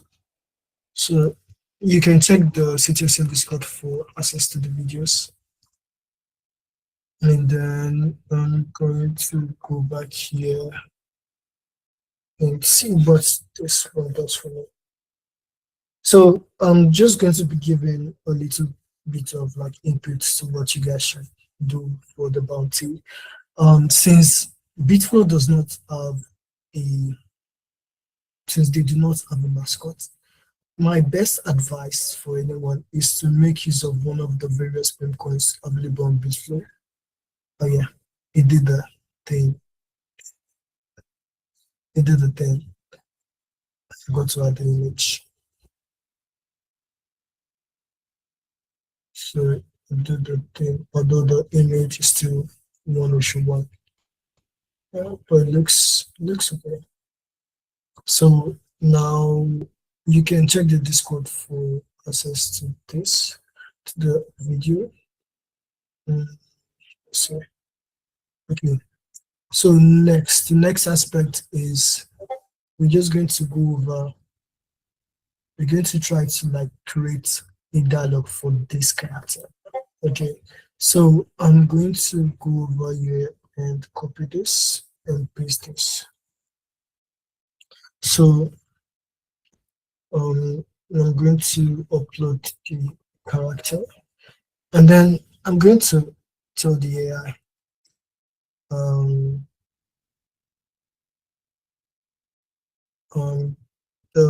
the important thing is the way you structure your prompt, like I said. So I'm going to try to structure my prompt in such a way that the prompt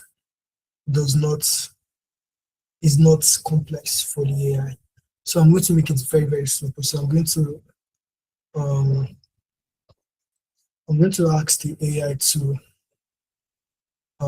let the dialogue by Kara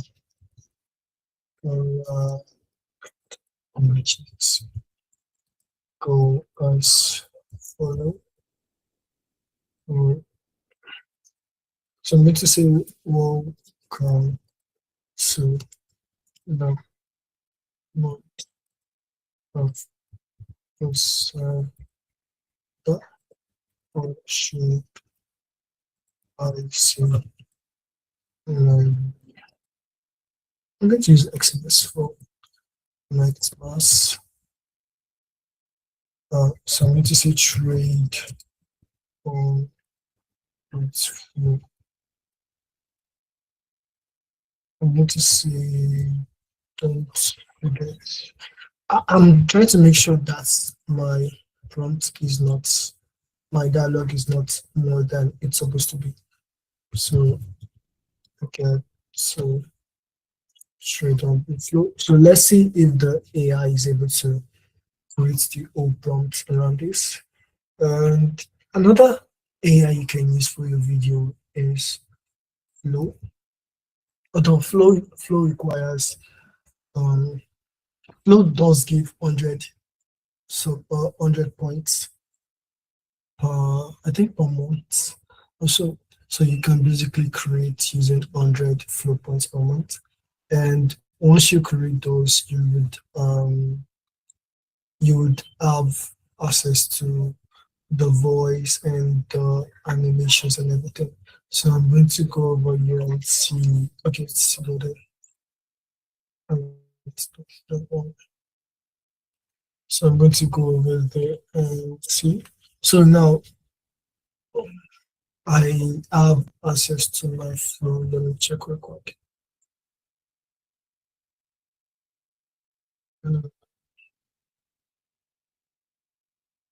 So it's Flow again. And let's check our Gemini to generated. So, mind you, when you're working with Flow, you can let your imagination run wild because Flow works better with imagination. So you can let your imagination run wild, tell it what to do, how to do it. So as access to Nano Banana, you can basically create image with Flow. So now another perfect aspect of Flow is that there is the text to video aspect, in which you put in a prompt and Flow helps you create that image or that video rather.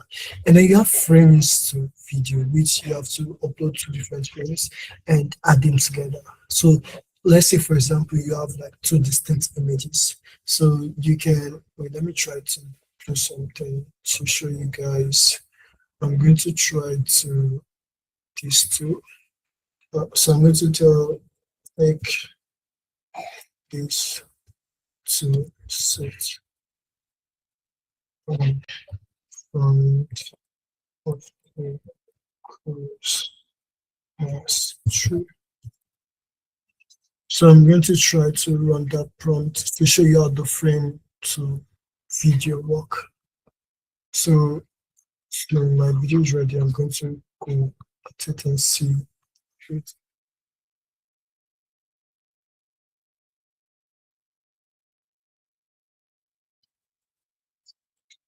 So this came out perfectly like we put into it. So I'm going to try to upload it so you guys can have access to it.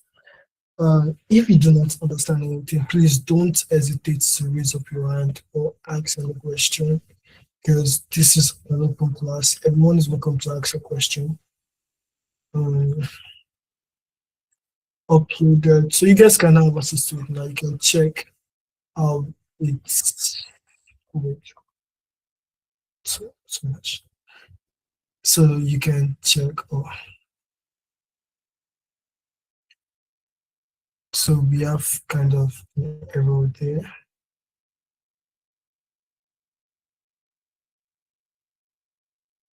So you see how the frame to video works.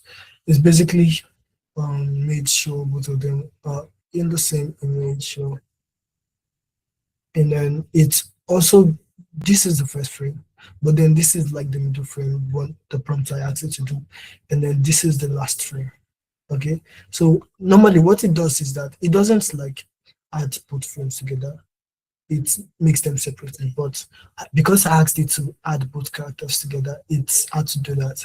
So now we're going to go over this one. So now you see how good it is. Yeah, and you see that both frames are also in the video, so showing that the frames of video is meant to like make sure both frames like mingle with one another. So I'm going to save this.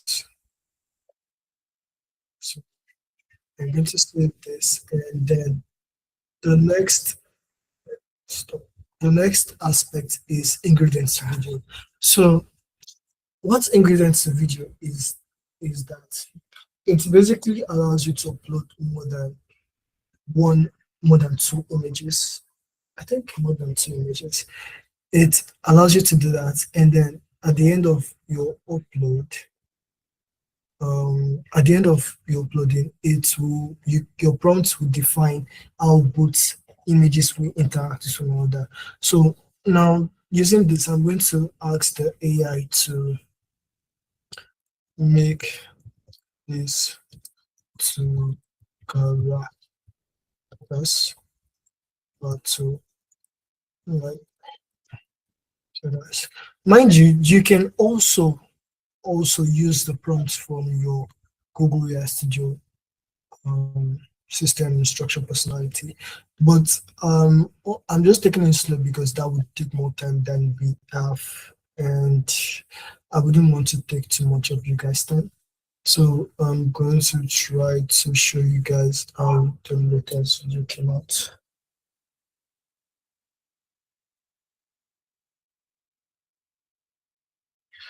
So I'm going to upload this and show you guys, so you guys can have access to it, so it doesn't seem like it's, you know. So I'm now going to, you can also create image with Flow, but that is less used on Flow. So I'm not going to have to work with the Bitflow image created.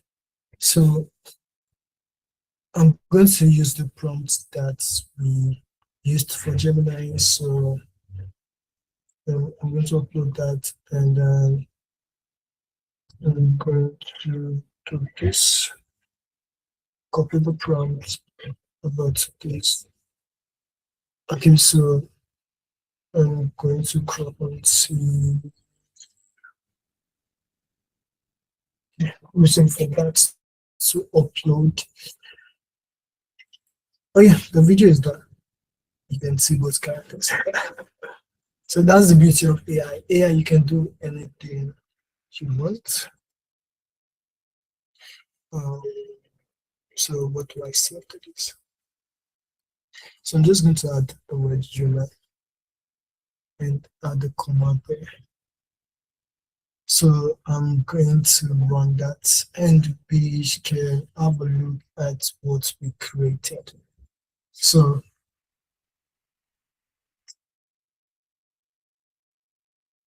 you can see both of them are fighting with the silvers. But yeah, let's check this one out.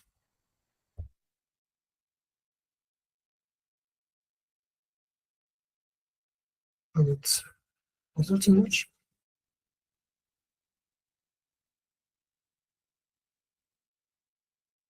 And then you can see that although it's not like super fixed, but it still works. So now we're going to have a look at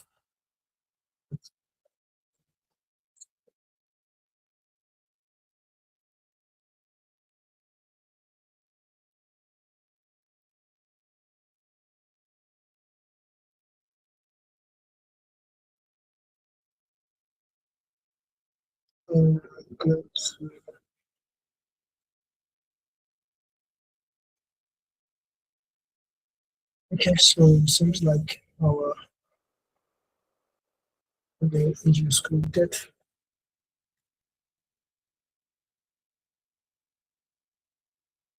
So I'm going to play this and see what happens.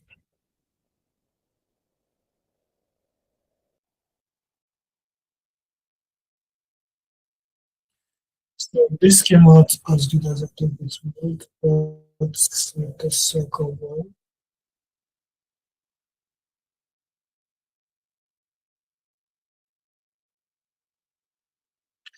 So I'm going to upload the and mind you, you're all free to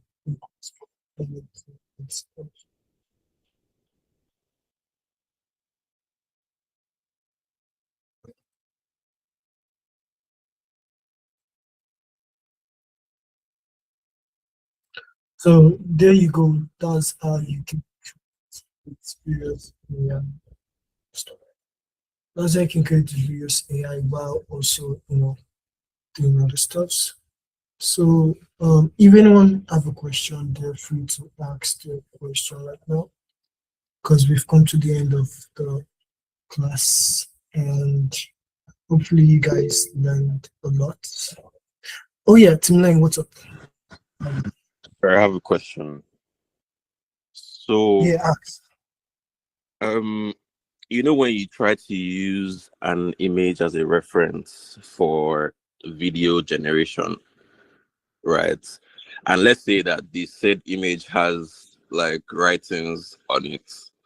Sometimes when you use the video generation, it doesn't give you, when it comes out, it doesn't give exactly what it's supposed to give, like exactly what is on the image. It just writes like gibberish text. Oh yeah, text is another limitation for AIs. Some AI cannot analyze text and remake it. So your best option is to add it after you've created the image. Do you get? That's one of the uses of that's one of the use of the Canva and your CapCut. Oh, okay.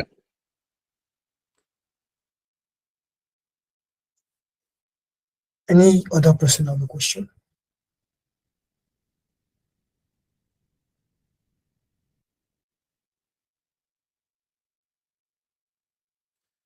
Okay, since we have no other question, I think we've come to the end of today's class. Thank you for joining. I hope to see you guys next class. I hope you all have a great night. Good night.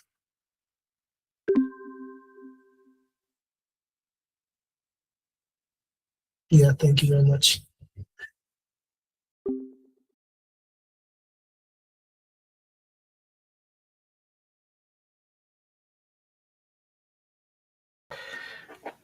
All right, that was a great session by the Stacks AI Guild and our good friend Bolupeak, showing us how to use some of these amazing AI tools available to us.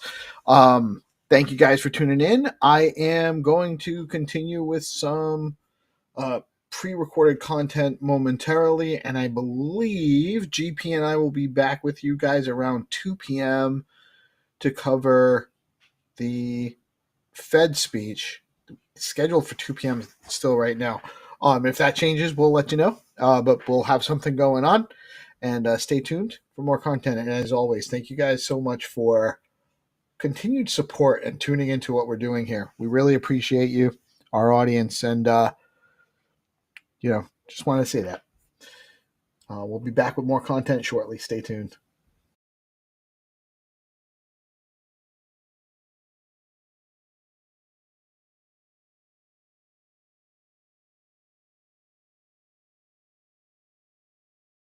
DeOrganized media keeps the mind share growing in the morning with peace and GP. Keep you knowing the alpha keeps flowing. The hunters tools they be showing. The AI Gale keeps them in clips that be glowing. Consistent on the daily, they bring Bitcoin news. Ethereum, Solana, and stacks and other L2s. Showcasing new projects and giving you clues. Just do your own research and don't give us abuse. When the people are informed, peace brings on the chat. Spotlighting guests and filling up your bags. The flag doesn't matter as long as you grab. Take the gold mic and let us know where you stack. From the underworld, the game master arrives, bringing the games that satisfy the high. Hunters come running, it keeps them alive. improvement takes a sip, innovating the chain, letting the community know is the name of the game. Spreading awareness and helping explain why Stacks is where it's at. We are pumping the name. Fast transactions are fat. Where it's at. The leading L2 is making maxes look back. DeOrganized media keeps the mind share growing in the morning. All right, so without further ado, though, I want to segue into Tony's segment because I love what Tony is working on. I think it's some amazing stuff. Let me get this off of here. Oops. Oh, we did the thing. Did the thing, man. Did the thing. Happy Friday, peace. We did the thing. It's been a while since we were co-producing like that. Yeah, it's been a little while. Tony, man, what's up? How you doing? You've been a rock star. You've been making the circuit. Yes. You've been on I saw you on the what do they call it? Stacks Office Hours now with Eric and Kenny. That was just yesterday. I'm gonna have to pick that up and replay it on the show sometime soon. But great having you with us. I don't have a whole lot of your background. I know you have a tech history, but we met up at the I thought I didn't know what the hell you were doing there, GP. Looked like you were about to hit a bong or something. I had a little runaway string there for a second. I just set myself on fire, man. That's how the music made me feel. All right, so I met Tony at the Stacks Hacker House, and that was a great experience, by the way. And I wasn't a direct participant. I was a satellite participant. I kind of just showed up whenever I felt like it to participate in the amazing meals because you guys had that chef that was just providing awesome food for you guys. But the vibe there was awesome, man. It was like a friends. I loved it. I thought you guys were you guys all seemed to be very friendly. You were all helping each other out, cranking on each other's projects. So what? I'll shut up. You tell us, what was your experience like there? And that's where you came up with the idea to work on 402, right? You weren't coming there to work on that specifically? Yeah, I mean, so I'm gonna give a little bit of background on how everyone got into the hacker house. So basically, if you wanted to be at the Stacks hacker house, you were not able to apply. You have to create a project before winning a hackathon or maybe one of the challenges they had. So basically, it wasn't like a ton of applications. Maybe you can come in. So basically, the way you get into the hacker house was by winning a hackathon. So I won one of those hackathons. I mean, not the first place, but I got into the hacker house using X402 for Stacks, the Latin America one. You did submit an X402 project for the or submitted for the hackathon. Was it one of the LATAM hackathon? Was it the LATAM? Exactly. Yeah, for the Latin America hackathon. Yeah, for the Latin America hackathon that Angel and Jonathan were organizing, that one. So I wanted to create something on the Stacks since the last year because some of my friends, like he has a protocol here in Mexico. It's called Metapool. It's kind of the biggest one DeFi protocols in Latin America. It's not on the Stacks. It's more like EVM, Solana. But basically, like he told me that, hey, there's this hackathon. I think you should join. It's pretty great. Last year. And I didn't have enough time to work on that, but I started like following Jonathan and Angel because they were doing a lot of things here in Latin America. And this year I said like, hey, I want to build something. I don't know why. I don't know what. Sorry. I want to build something on Stacks. I want to get hands on Stacks. I really like Bitcoin L2. So obviously Stacks is the biggest one. So I wanted to get my hands dirty building something. So I was like trying to understand what was built, what wasn't, and I saw that X402 wasn't built for Stacks. X402 has been getting a lot of traction the last 3 months. It's actually something like from almost a year ago, like 7-8 months ago, but like 2-3 months ago, it started getting like a lot of traction. X402, a lot of movement, especially on the base blockchain and a little bit on Solana. So I said like, hey, I really think this is going to be great. I think this is like core infrastructure that every blockchain needs. So I think I'm going to work this for the hackathon. So I did it. I won the fourth place and I got into the hacker house. And that's what I had the opportunity to go to Buenos Aires and to keep working on my project. Nice. Awesome, man. Awesome stuff. And so for those that don't know, can you give us just a quick explanation as to what 402 is? Yeah, perfect. So basically, X402 comes from the 402 status code. On the internet, we always have a status code. So for example, if you go to any website and the website responds correctly, you're gonna get a 200. Or the most obvious one is that when you go to, let's say you're using Chrome, you're using Chrome, you go to a website and that website cannot be found. It responds with a 404, right? Not found. That's the same principle. So basically, if one of those websites resources on the internet require a payment, the server, the backend server, is going to respond with a 402. That's the way it works, 402. But there's one problem. The current infrastructure we have, or the legacy infrastructure we have, like Stripe, PayPal, all those payment rails, and the legacy ones are like, first, super slow, like you need to wait a lot of time for the payment to be settled. Second thing, it's not made for agents. Like you need a credit card, you need to go sign up, you need to go create an account, and then choose a plan, pay for it, get the API keys. So now you can start using that service you were looking for. So that's a flow that the agent is not going to be able to do, at least at this point. And the last thing is super expensive. If you want to send maybe like a cent or like 2 cents through a Stripe or PayPal, it's going to be so much more expensive than the actual money you're sending, right? So that's when X402 came. X402 came. It's the same principle by using the 402 status code from HTTP that we always had, but now you're sending the payment details. Those payment details include your address, your the amount of SBTC or STX or the token you want basically to receive the payment, and the payment due date, right? So with that information, the client who wants to get that resource from the internet can create the signature to pay the amount of STX or SBTC that is required from the backend, take that information, create the signature, and send it back to the backend.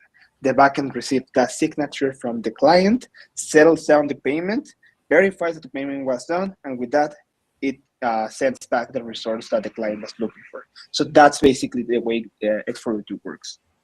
Awesome. That's amazing. So it basically, in a short summary, what you're working on is a way to allow agents to accept payments online, which is actually it can actually just be between agents. It doesn't even actually have to, once we get to the point where you can actually assign your agent to commit signatures for you, it can actually be agent to agent transactions. Yeah, that's right. That's actually the way it works right now. So for example, let's say this is the basic use case, right? Like for example, all agents, they need the LLM to live, right? Without the AI model, they cannot be alive. So the way they're doing now is that instead of like going to OpenAI or Anthropic and like, I don't know, like buying $500 of credits, and your agent has that like bag of tokens that the agent can use. Instead of doing that, what people is doing is to make it cheaper and to make it a little bit faster, is that the agent has a wallet, let's say like with $10, and the agent is paying for every LLM request that it needs to be alive using crypto, using X402. So in that way, it's like basically paying for your food as a human, right? You have some money, you need to go to pay for the food. The food is basically the LLM model that the agent is using. But now it's paid for through X402 and on demand. So basically, you can create as many agents as you want, and then the only thing you need is to have a wallet with some crypto on it. In this case, SBTC, for example. Yep. So it helps you access the APIs and whatnot as well. Exactly. So the current we have a lot of APIs right now in the market, and if you want to go and use those APIs, you need to sign up. You need to choose the plan you want to have, and you need to pay for that API, and then you need to create the API key, right? So that's the typical flow that we have right now. And that flow, that's something that the agent maybe you can try to do it. Maybe I have in the past made some tricks like giving a card to my agent and using some MCP server so you can try to automate the process, but it's pretty hard for that agent to do that. So X402 basically removes all the logic to have API keys because you're basically paying per request. So you want to get let's say you have an API that generates some AI images, right? Or the music one. So basically you have the API that generates the music. The agent, if maybe you have like a funny agent, that funny agent is able to create videos, images, but it's not able to create music. And maybe it's getting a lot of requests, your agent is getting a lot of requests to generate music. So what would be the flow? So maybe it has two options. The first one is to have a wallet using X402, find an API who receives X402 as a payment, and start using that one. That's gonna be like super automatically, like agents having agency to choose which product to use. And the other one is that, okay, my human needs to give me some API keys, give me the documentation, give me everything that I need to create music using AI. So obviously, which one with agency would the agent choose? The first one, right? Like there's an API who receives X402. I have a wallet. I have some stable coins. I have some SBTC, so I can pay for that API myself. So with that and MCP servers, the agents are going to have more capabilities in an automatically way, right? Because they don't need a human to give them the tools. They can basically have some. It's like us, right? Like I want to get some hamburgers. We're not waiting for us as an adults, obviously, right? We're not waiting for maybe our parents to get us that hamburger, right? We have our money. We go to the store, or maybe Uber Eats, DoorDash, whatever. We request the food, right? So that's pretty much the same way. Instead of like waiting for your parents to get you that food, you as an agent, you're gonna have all the tools to go and pay for the resources you need. Awesome stuff. We actually have Hero Gamer in the live chat, which Hero Gamer can actually come and talk to us live anytime, but I like when he's in the live chat too. He's asking, he wants us to ask you, what do you think about X402 V2? And I wasn't even aware until I saw that question that that's a thing. So explain to us not only what you think about it, but please, before you tell me what you think about it, explain to me what V2 is. What is it changing from? There's a ton of changes now. So for example, one of the most important things, I need to really understand if this applies for stacks or not, because obviously signatures are a little bit different from EVM and Solana and stacks. But basically, okay, so a little bit of history about X402. It was created by Coinbase, all right? So it was created by Coinbase like 7-8 months ago. And it was a little bit centralized right now, because if you wanted to create your own version of X402, basically you have to create your own module, right? There was not like a setup. You cannot like add your own facilitator. The facilitator is basically the service which takes the signature and settles the payment. That's the facilitator. So you relied a lot on first Coinbase or like creating your own infrastructure to have X402. So that was like the main thing, is that now with B2, you in theoretically, and at least with the EVM and Solana side, you don't have to create any other package, any other X402 module by yourself, and all the facilitator and all the infrastructure if you wanted to do something different. That's the first thing. The Coinbase was not.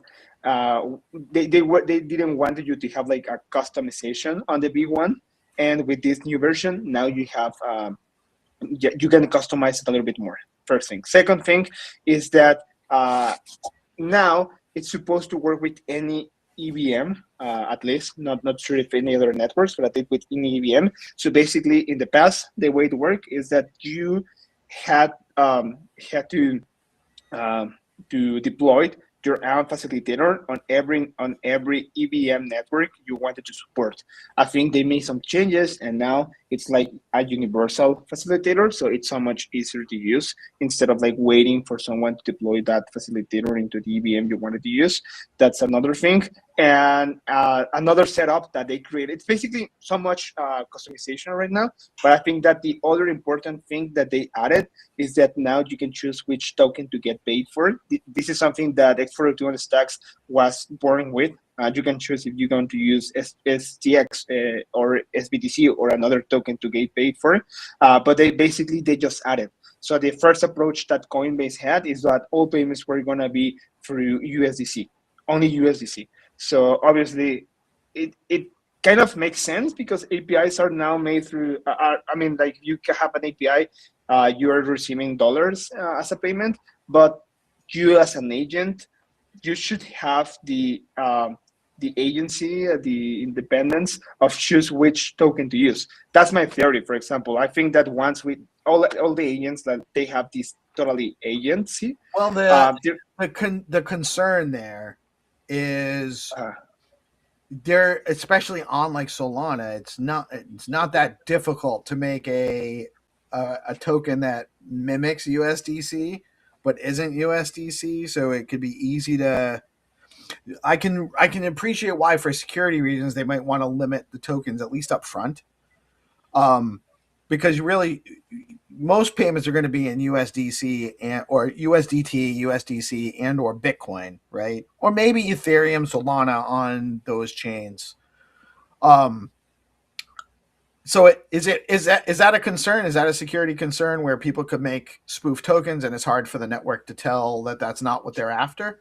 Or do you or are you programming a list of tokens that you'd be like whitelisting tokens that you would accept? Exactly. The way it works is that basically you as a developer, maybe as a developer of the agent who wants to get paid for that service you're offering, you're gonna choose which token to receive as a payment.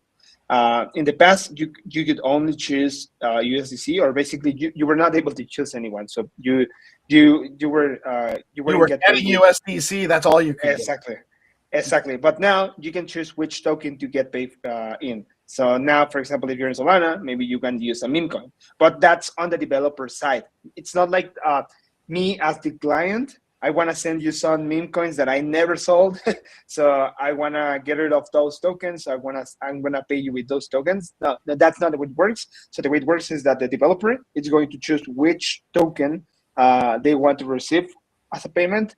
And with that, the client should send that token. So that opens a lot of possibilities on my side. So for example, maybe if an agent is growing a lot, maybe that agent can has its own token. So I can launch my own token and have my own economy with this, because now let's say I'm building the music agent. So the music agent launched the music agent token, and I want to get paid with my token. So obviously with that, if I'm getting a lot of traction, a lot of people is buying my token. So obviously my token is going up, right? So that makes a little bit of economy with the tokens. Obviously it's a little bit more complex because you need to understand tokenomics and other stuff with that.